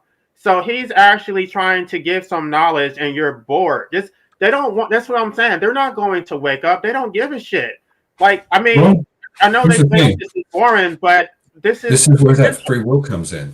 The choice to listen or to not listen, rather than be condescending, yawn, just, it's not what you're looking for. Click, like you would change the channel. But people somehow forgot how to operate like mature human beings. So wait, I want to find out. Danny said that he wanted to like fix some rifts between he and I or whatever. Which actually, I don't think he ever said he ever talked about what that was or how that would happen. So I'm interested, Danny.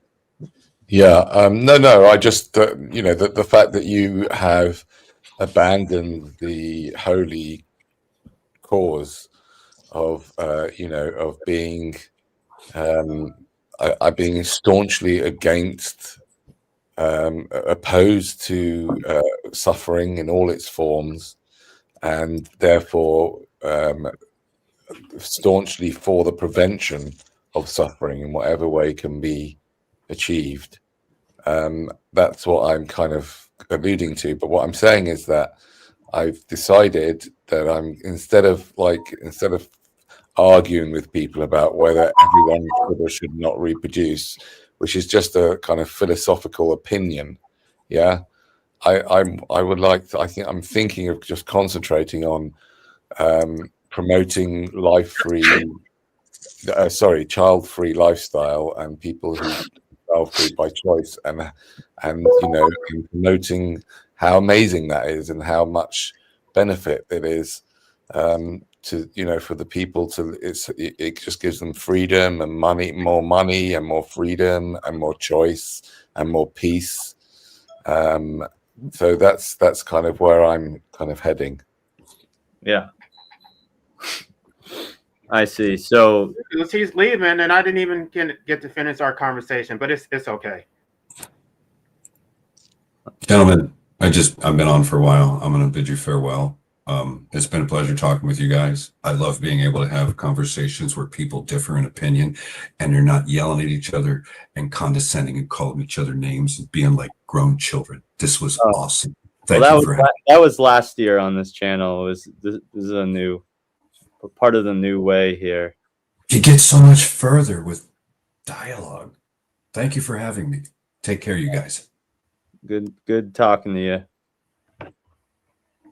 But yeah, Danny, so wait, you're saying that we're in this, I don't understand. Were you saying there's No, I'm saying that I'm thinking of like the discussion about like whether it's a moral in inverted commas. To me, I personally still think, as I said before, that it's a heinous crime for anybody to reproduce, and I've not heard one good reason why anybody should do it, right? And I'm not particularly interested in, if the whole world should do it or not. This is ridiculous, right? That's just an opinion about something, right? So, but what I've come to realize that basically antinatalism is embraced, it's not embraced by the coolest dudes, yeah.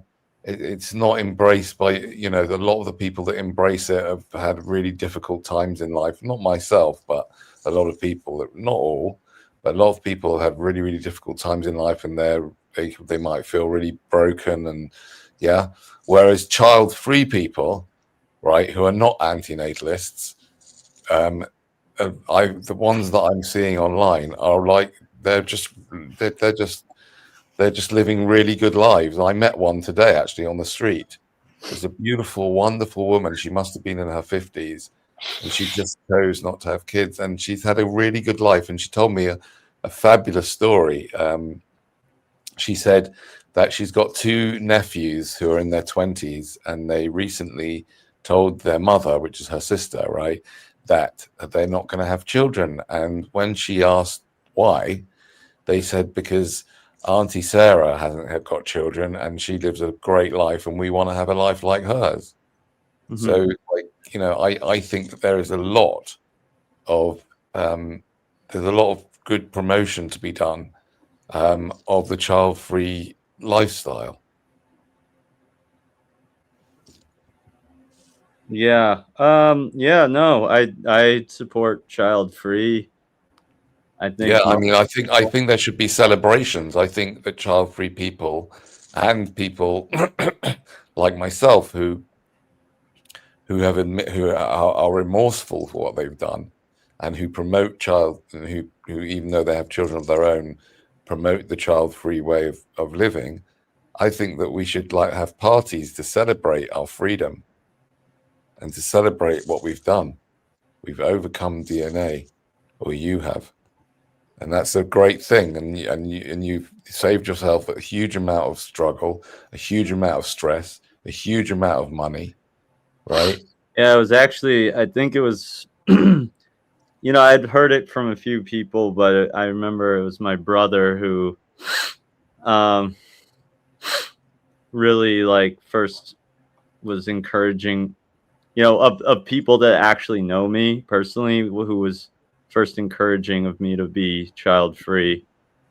And that wasn't for my sake so as much as it was for that he knew that if I had a kid, my parents would be the ones that end up supporting it. So right. Yeah.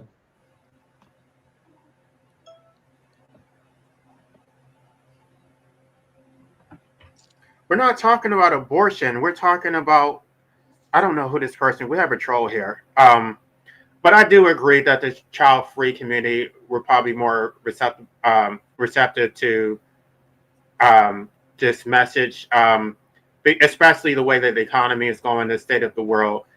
Birth rates are already on decline. Most pregnancies are accidental anyway. So I think if people had access to birth control, a lot of them would take it, or sterilization. Yep. For sure.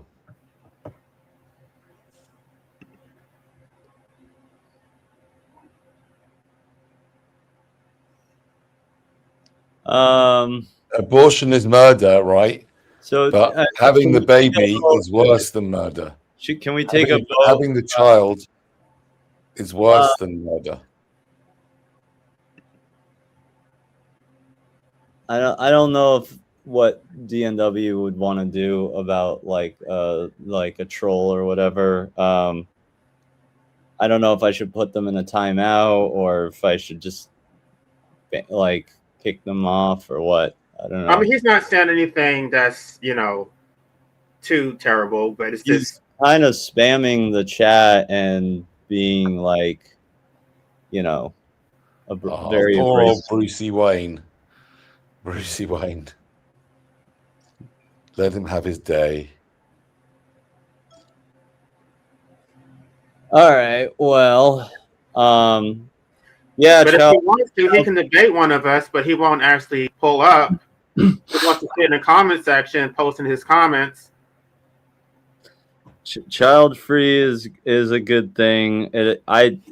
Even if I'm not a anti-natalist anymore, I do every time someone tells me they're planning to have kids, I still find it terribly cringe. So that's stuck with me. Good.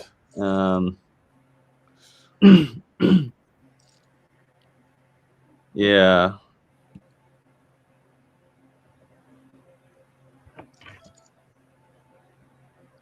So Bruce. Okay, but even aside from the anti-natalist or child-free arguments, don't you think if you're concerned about animal liberation, that you address the root cause to not create the consumer in the first place, than to create them and then think they should make an ethical choice after the fact?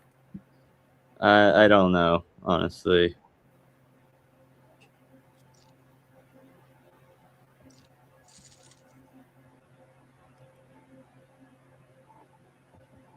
I'm gonna have to hop off here in like 15 minutes, just so you guys know. DNW's internet is down, so you know, I'll leave the if you guys are still talking when I'm gonna leave, I'll leave the stream going. But yeah.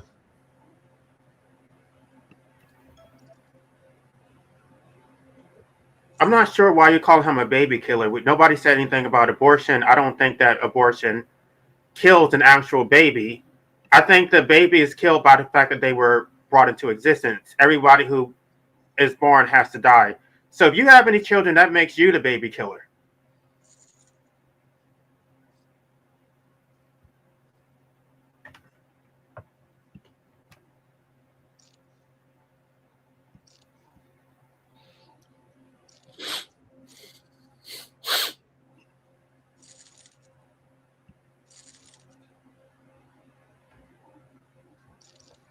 You're just not a thinker. I mean, this is so basic. You're the one who's indoctrinated. You can't think beyond the surface level of aborting a fetus is not sentient, at least not during the early stages of gestation. But you're talking about bringing human beings into existence who will actually die, who will actually suffer and actually have to bear their own mortality. And you don't think that is unethical. You're the one who needs to think about that. And if you want to debate, you can pull up, but you're not going to do that. No, nobody cares about a heartbeat. Nobody cares about a heartbeat. We're talking about brain development. And I guarantee you're not a bothering? Why are you bothering with him? It's just a waste of time. Just leave him alone. He's a troll. He's not, or they are a troll. They're not here to actually engage in real discourse. Correct.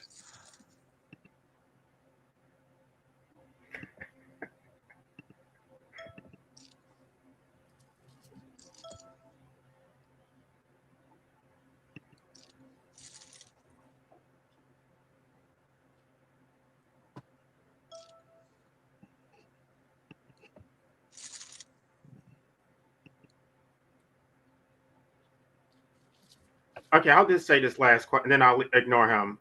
He was actually going to put you on timeout, and I defended you, but you're still posting these comments. So if you want to debate, you should come up here. But for you to sit there posting these comments is not productive.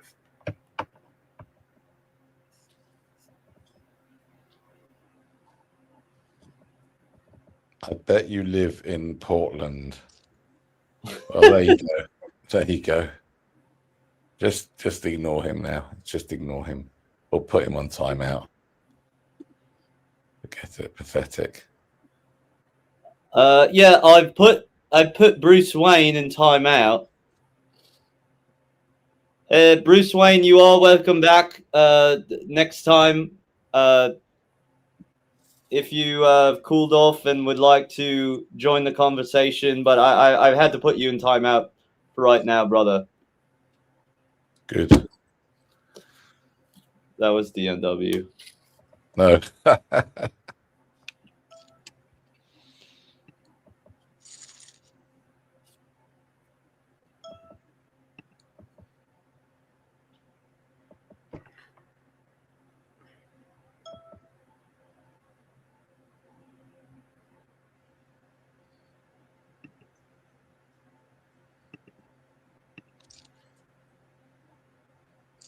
Well, I don't remember that guy's name, but that was an interesting conversation. I hope he comes back.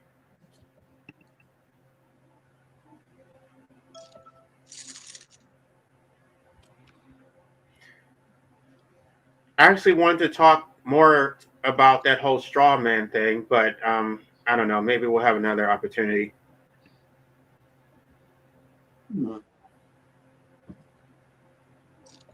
because I was actually in that community, and then they cite these case laws, and then when you go to the case, it doesn't actually say what they Yeah, claim. I've tried to use it in court, and I got convicted, and I had to go to appeal to have it overturned. Yeah, I don't believe that shit is real. That shit is totally a conspiracy theory. None of these people have ever actually used it to defend themselves and win. I think they have. I think they have, but you never know the exact circumstances. And Circumstances, I really don't believe they have. No, on my other channel, I've actually reviewed, because now everybody is on camera now. They're on Zoom. So I've actually reviewed many of those cases, and the judges just like, they just pretty much laugh at them. I'm not saying it's a joke, but the judges don't take it. They're not taken seriously because it's a made up, in my opinion, it's made up bullshit. And yeah, maybe you can see instances of them trying it, but you don't actually see what the outcome is, or that it's a positive outcome in their case. Right, and I've seen people get pulled over without plates, and then they try to serve them with their fee schedule and all. It doesn't work. I mean, yeah, I've seen enough of it. I'm not going to say I've seen all of it, but the little tricks that they gave me, none of them didn't work. Like, I had to use standard black letter law to get out of my tickets. I can't use that straw man stuff. I have a friend who he got his state national passport. He jumped through all the different hoops so that he is no longer a U.S. citizen. He's just a U.S. state national on his passport. And he claims that protects him from all this different like bullshit. Like, he says he doesn't have to pay property tax or something anymore, income tax. Like, it's just such a load of crap.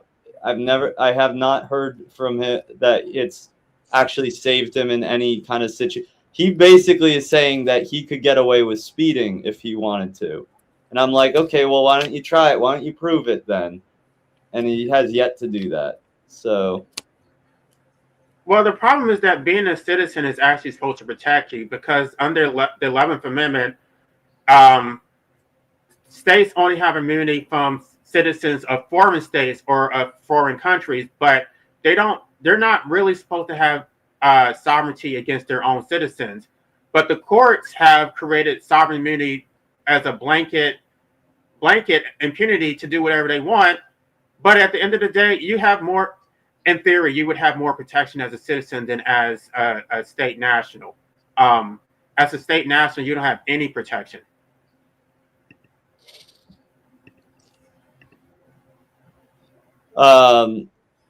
Yeah, I don't know, dude.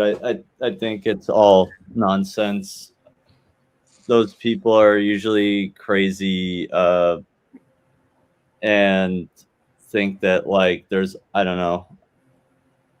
A lot of that, like, it's weird. It's like they could go either way. They could be like, oh, the Holocaust isn't real, or they could be like very far in the other direction, and they're always very like extremist kind of people.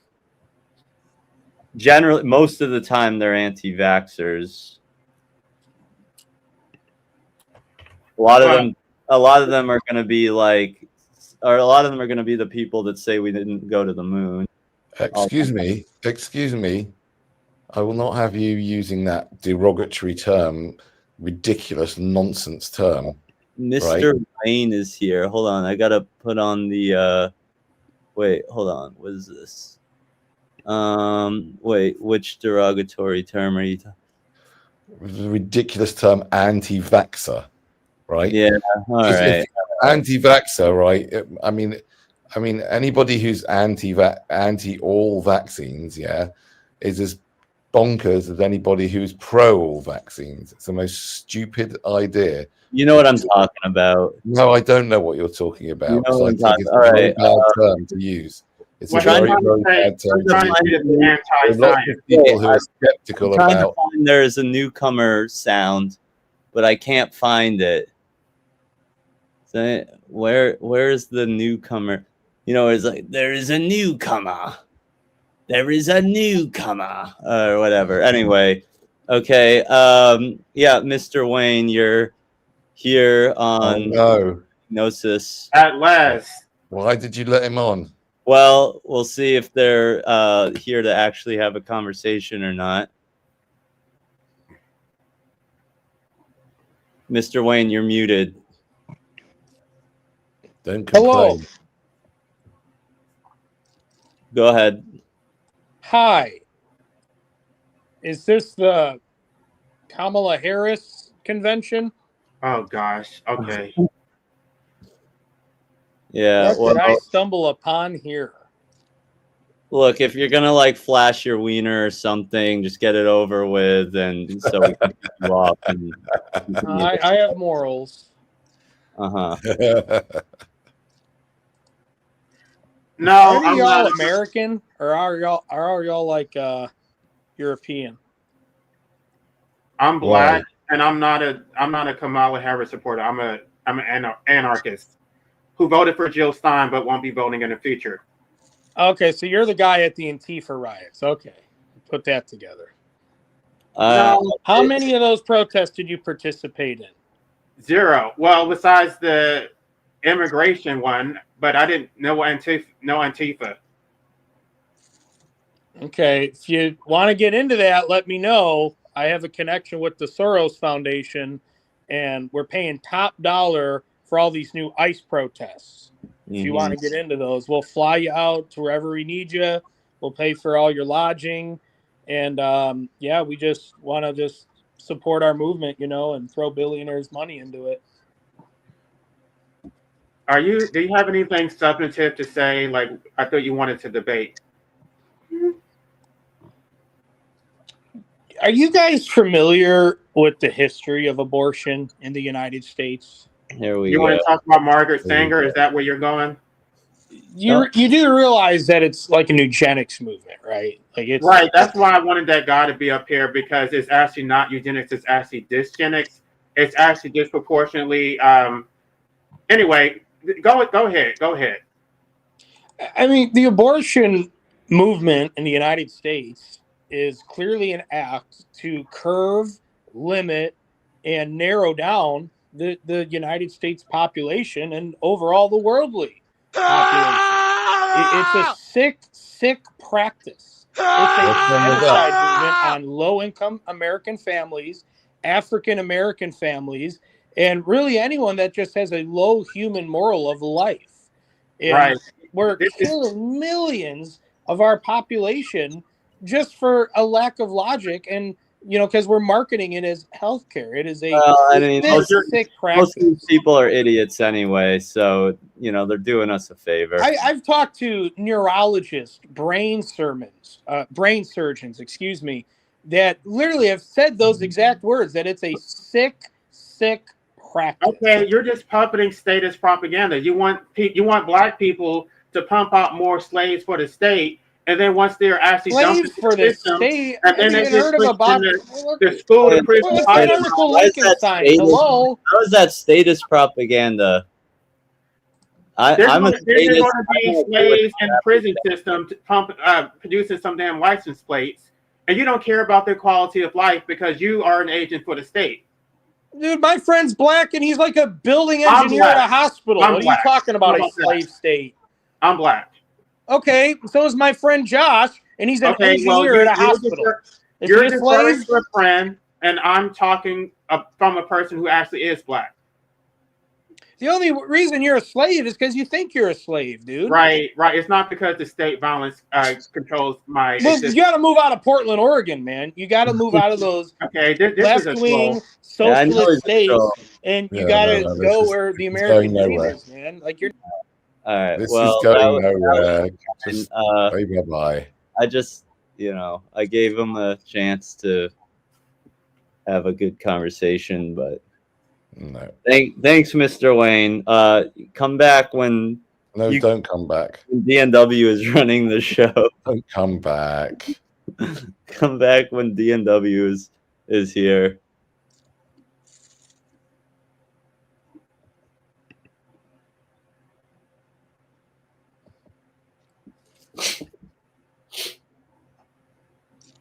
Well, yeah, child free. That's all good stuff. Children are. It just like seems really stupid to. I don't know. Just having children just seems stupid. It really is dumb. Well, there's a lot of women on TikTok really lamenting the fact that they had children because they're on the spectrum. They have Down syndrome with cerebral palsy. Terrible. It's They thought amazing. they were going watching to extract from their children, but now they're basically, because of their own choosing, they have a life of servitude to their special needs children. Correct. Bruce Wayne is still in the I guess the timeout thing doesn't last very long. I'll just let them go in the comments. Who cares? Just ignore it. Well, so the real question is, should I hop on gear? Should you what? Should I hop on gear? What does that mean? Should I take steroids? Oh, Jesus. You would have to talk to Vegan Games about that. And why would you do that? Because I'm sick of being a beta pencil neck cuck. You got to eat some meat. That's what you got to do. No, I need meat. It's like I need testosterone or something. I'm always curious. How do they even get the steroids? I mean, I guess nobody's going to tell the truth. It's from yams and soy. They use like compounds from yams and soy to create to derive testosterone or other compounds. So this is actually like legit stuff. This isn't some like backdoor. No, I'm talking about taking real testosterone. I'm considering just getting on testosterone and just blasting and cruising. So you live in Canada, right, or not? No, if I lived in Canada, I wouldn't be as concerned about whether to do it or not. Like, I live in the U.S. where it's so fucking cucked about steroids. Like, it's it's like a very, very controlled substance here, and basically I'd have to get it on the black market. Of course, there's a lot of forums where people give reviews about sources, so it's a truly free market thing based on the consumer reports in those forums. But yeah, it's just like there's so many variables. It's like once I start taking it, it doesn't happen to everyone, but there is a chance that if I were to go off of it, my body would never reboot, so I'd have to stay on it forever. There's no reason that I would stop taking it, but like, let's say I travel and somehow I can't get steroids where I'm going, or I can't bring them with me, or I don't know, like it just basically makes me very dependent on something that is not available and that's not readily available. Like I have to hope that my source is always available, right? Well, that's why you need to abolish the state so we can have a free market instead of a free You know what? Look, I don't think we need to abolish the state, but we certainly need to change things and get rid of this whole fucking pansy idea of like that everyone is supposed to be a fucking femboy. Not that there's anything wrong with being a femboy, but some people like to embrace more masculine traits, and I think that testosterone should be available for the people that want to do that.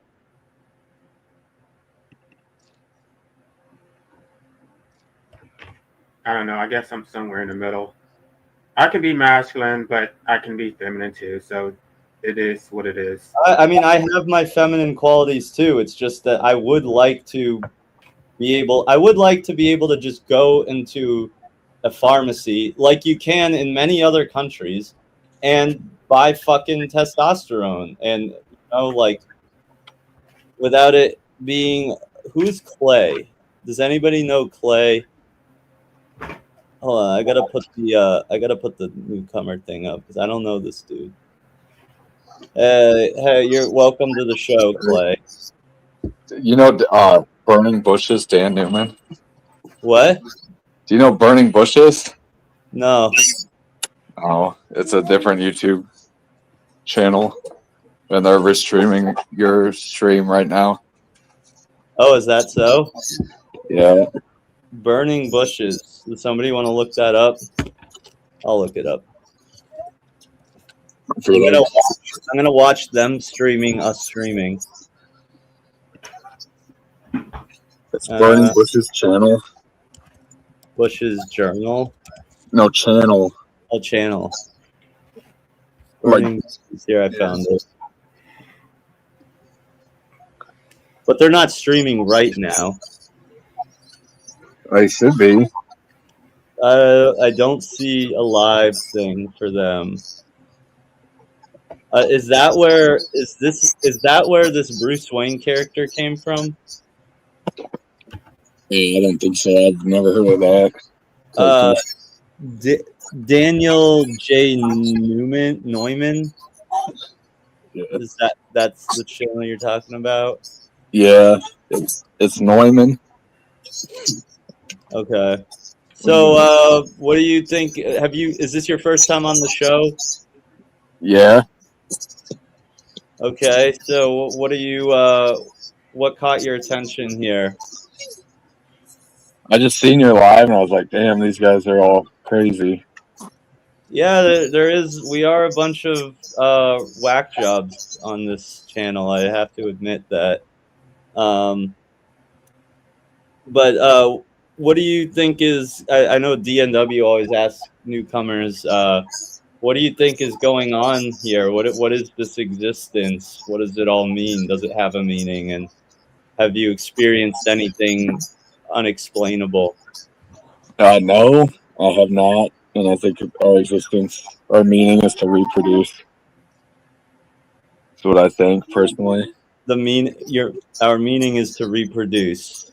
Like not humanity as a whole, but like your individual meaning and purpose is to reproduce and contribute to the gene pool. Oh no! Why I do it so much? I think we've either got a troll here or a retard.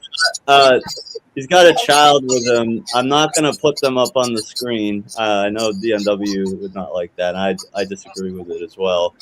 But he was showing off his I believe it's his child. Was that an Asian baby? It's half Asian. She's half Asian. Right. You deserve to be hung. Why? Because I had a child? Yeah, because you had a child. Oh, just so you know, Social Experimentalist has 3 children, so yeah, correct. Don't take that with a grain of salt. No, don't take it with a grain of salt. I also deserve to be hung.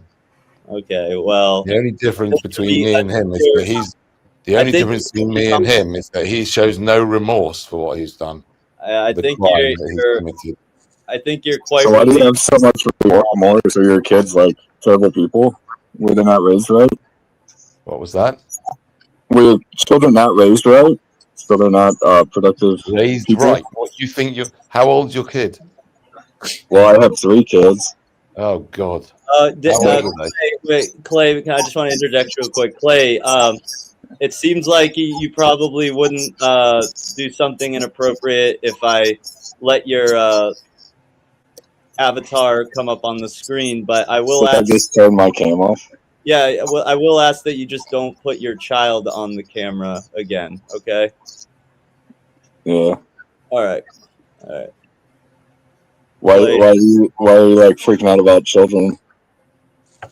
Well, I mean most of the people that are on this panel are like anti-natalists, but Yeah, no. I'm But I not. feel like I'm from not. watching, I don't like when people like put pictures of their kids online. I think it's like not good for the child, and I think it's probably like a safety issue, and I just don't think it's a good practice. You know. I want to cut to the chase and just ask you a pointed question. If your child grows up and does not enjoy his or her life, would you support their right to medical assistance in dying?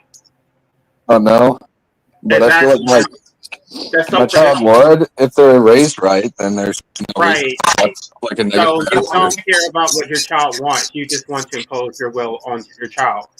Well, it's not imposing my will because it's like literally every single person alive wants to live. If you didn't want to, you could always end it right now.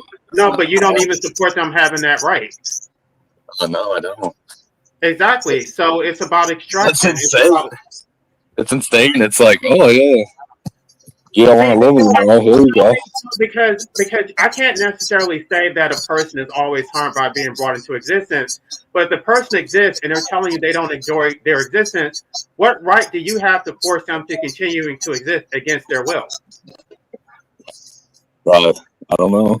But You if don't you have don't that have right. to, you have to You support just it. don't Like care. if I wanted to kill myself, I would just do it. I wouldn't like. But they want to do I it in a wouldn't get humane manner. the consent of my parents. You know, that's the last No, thing but I would be worried you're about. harm, so you're the primary person who has to reject it. Yeah, I don't know. This is like you're asking like a metaphorical question that'll like never happen because nobody does that. You don't know that. People I do have know. suicidal ideation all the time. I feel like you may be a little bitter because you don't get laid. That's what I think. Actually, I get The laid deeper more than meaning is here. sure. I have very easy access to sex.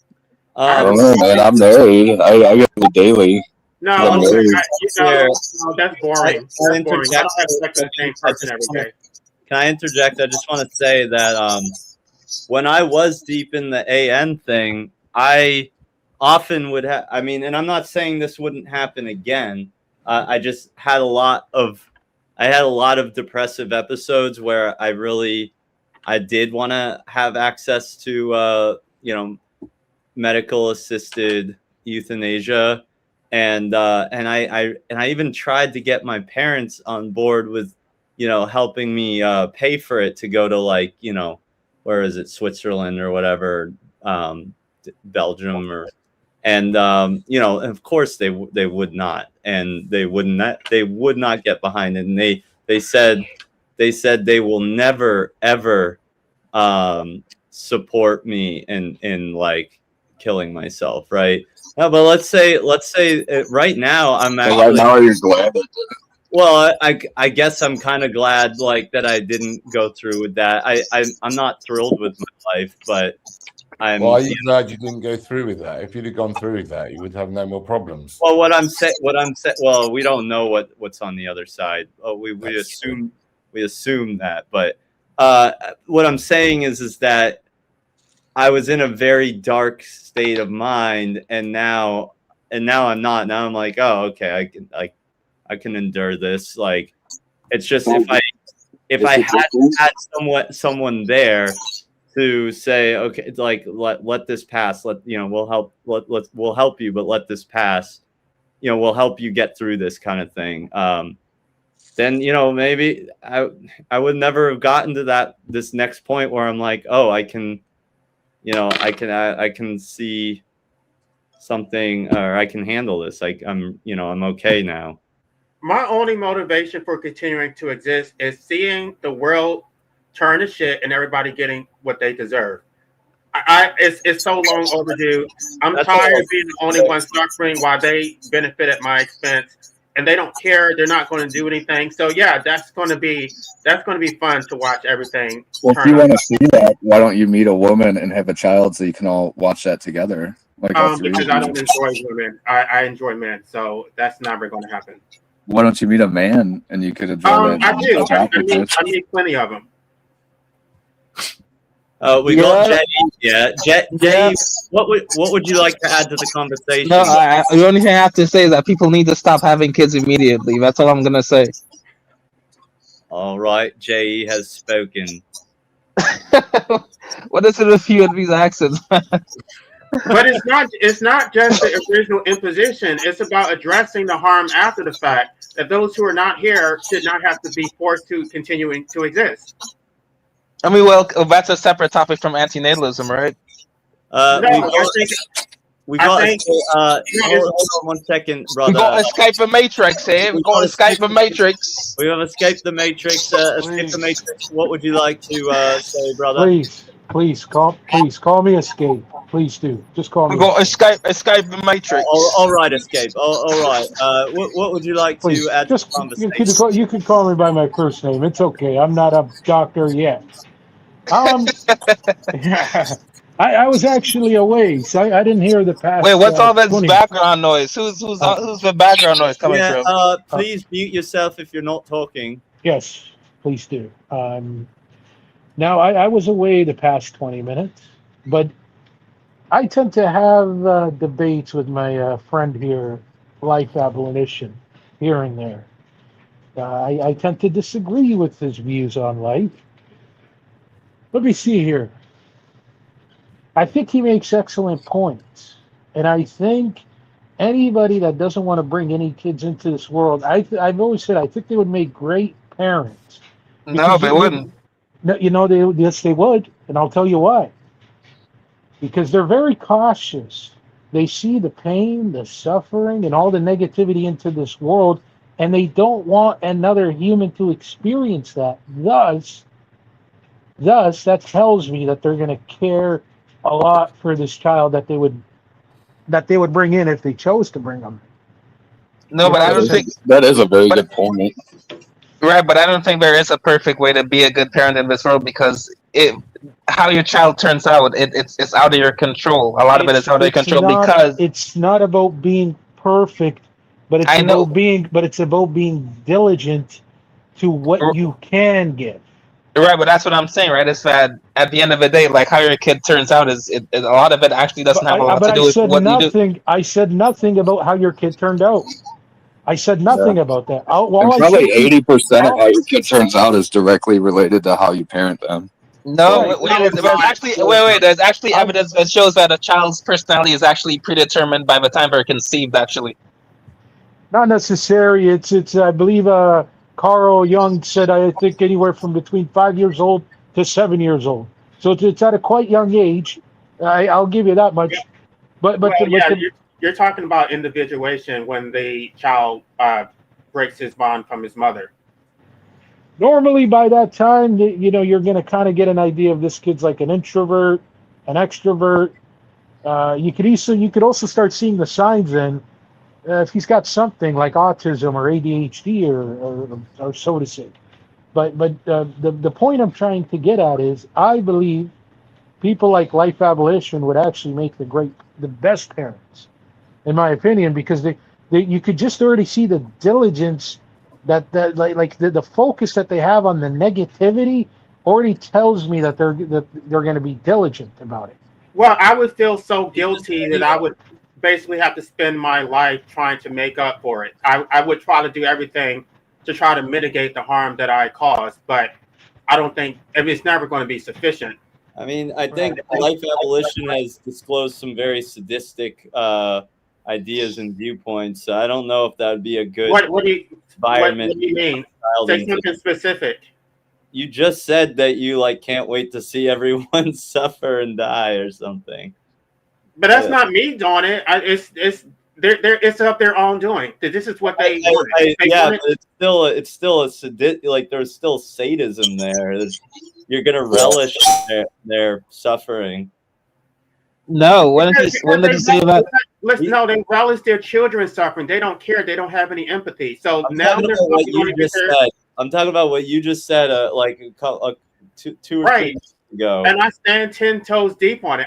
I'm not going to change my position. I'm not saying you. I'm just saying I don't think that that's the mindset I would want to see. No. But I I would not think that way about my own children. Someone who I created myself, I would want to protect them. All right. Wait, but again, it doesn't matter how good you are as a parent. At the end of the day, how your child turns out is out of your control. And also, like, if it even happen to live long or not, it's out of your control, right? Like, so many things about how your kid is and will be is out of your control. Like, you have basically almost zero control if you think about it. I wouldn't say zero control. You do make up a great point because ultimately a kid can, for example, let the streets raise him instead of his own parents, and then the streets, if you let them raise you, it's a hundred times out of 100 times it turns out really, really ugly. You're And right. I've seen it myself. Right, people go to jail, people get killed. But yeah, People you bring up people a end great up gay and hating life. you bring up a What? great point. You bring up a great point that at the end of the day, it is gonna it's gonna settle on that individual, right? The person being raised. But I do believe that the parents are gonna play a great part. No, See, I heard that comment. I don't hate life because I'm gay. I'm gay because I hate life and because I don't want to procreate. No, you're gay because you didn't have a dad and you hate life. No, I Whoa, don't. whoa! Let's not get You don't- personal here. That's No, no, I That's can take it. okay. Wait, I can wait. take it. Hold He's on one not hurting my second. feelings. That's what we call a yellow card here, Clay. yeah, So we don't do that. We don't do that here. yeah, Normally, we're really non-judge. We don't. No, Yeah, but how can We you don't. not judge when the guy's like, I don't think anyone should have kids. I'm gay. I didn't know my dad. okay. Like, Well, what? he didn't. He What are you didn't. He talking didn't. about? He didn't I say all of that. I Look, grew That's not what he said, Clay. got it. Yeah. If you say things like that are derogatory or meant to be sarcastic towards somebody having a serious conversation, it's a yellow card. Well, Yeah, being gay is not derogatory. It's just like You're wrong. that's something he said. it's You're what you wrong. I actually grew up with my father. So what are you talking about? Yeah. dad or something like Did he that. molest you and that's why you're gay? Whoa! You're going, all right. No, he did not molest me. What are you talking about? He's out of here. It's okay. He's out of here. He's out of here. But anyways, Wow, what a dickhead. anyways, okay. I think like for example, right? Okay, like for instance, if you at least show some sort of diligence. Sorry to interrupt, but that's just Yeah. crazy that person is like this new parent, you know, and like that dude put his kid on camera earlier. Fortunately, I didn't have this screen up. Wait, but someone's snoring? It's probably Social experiment, probably.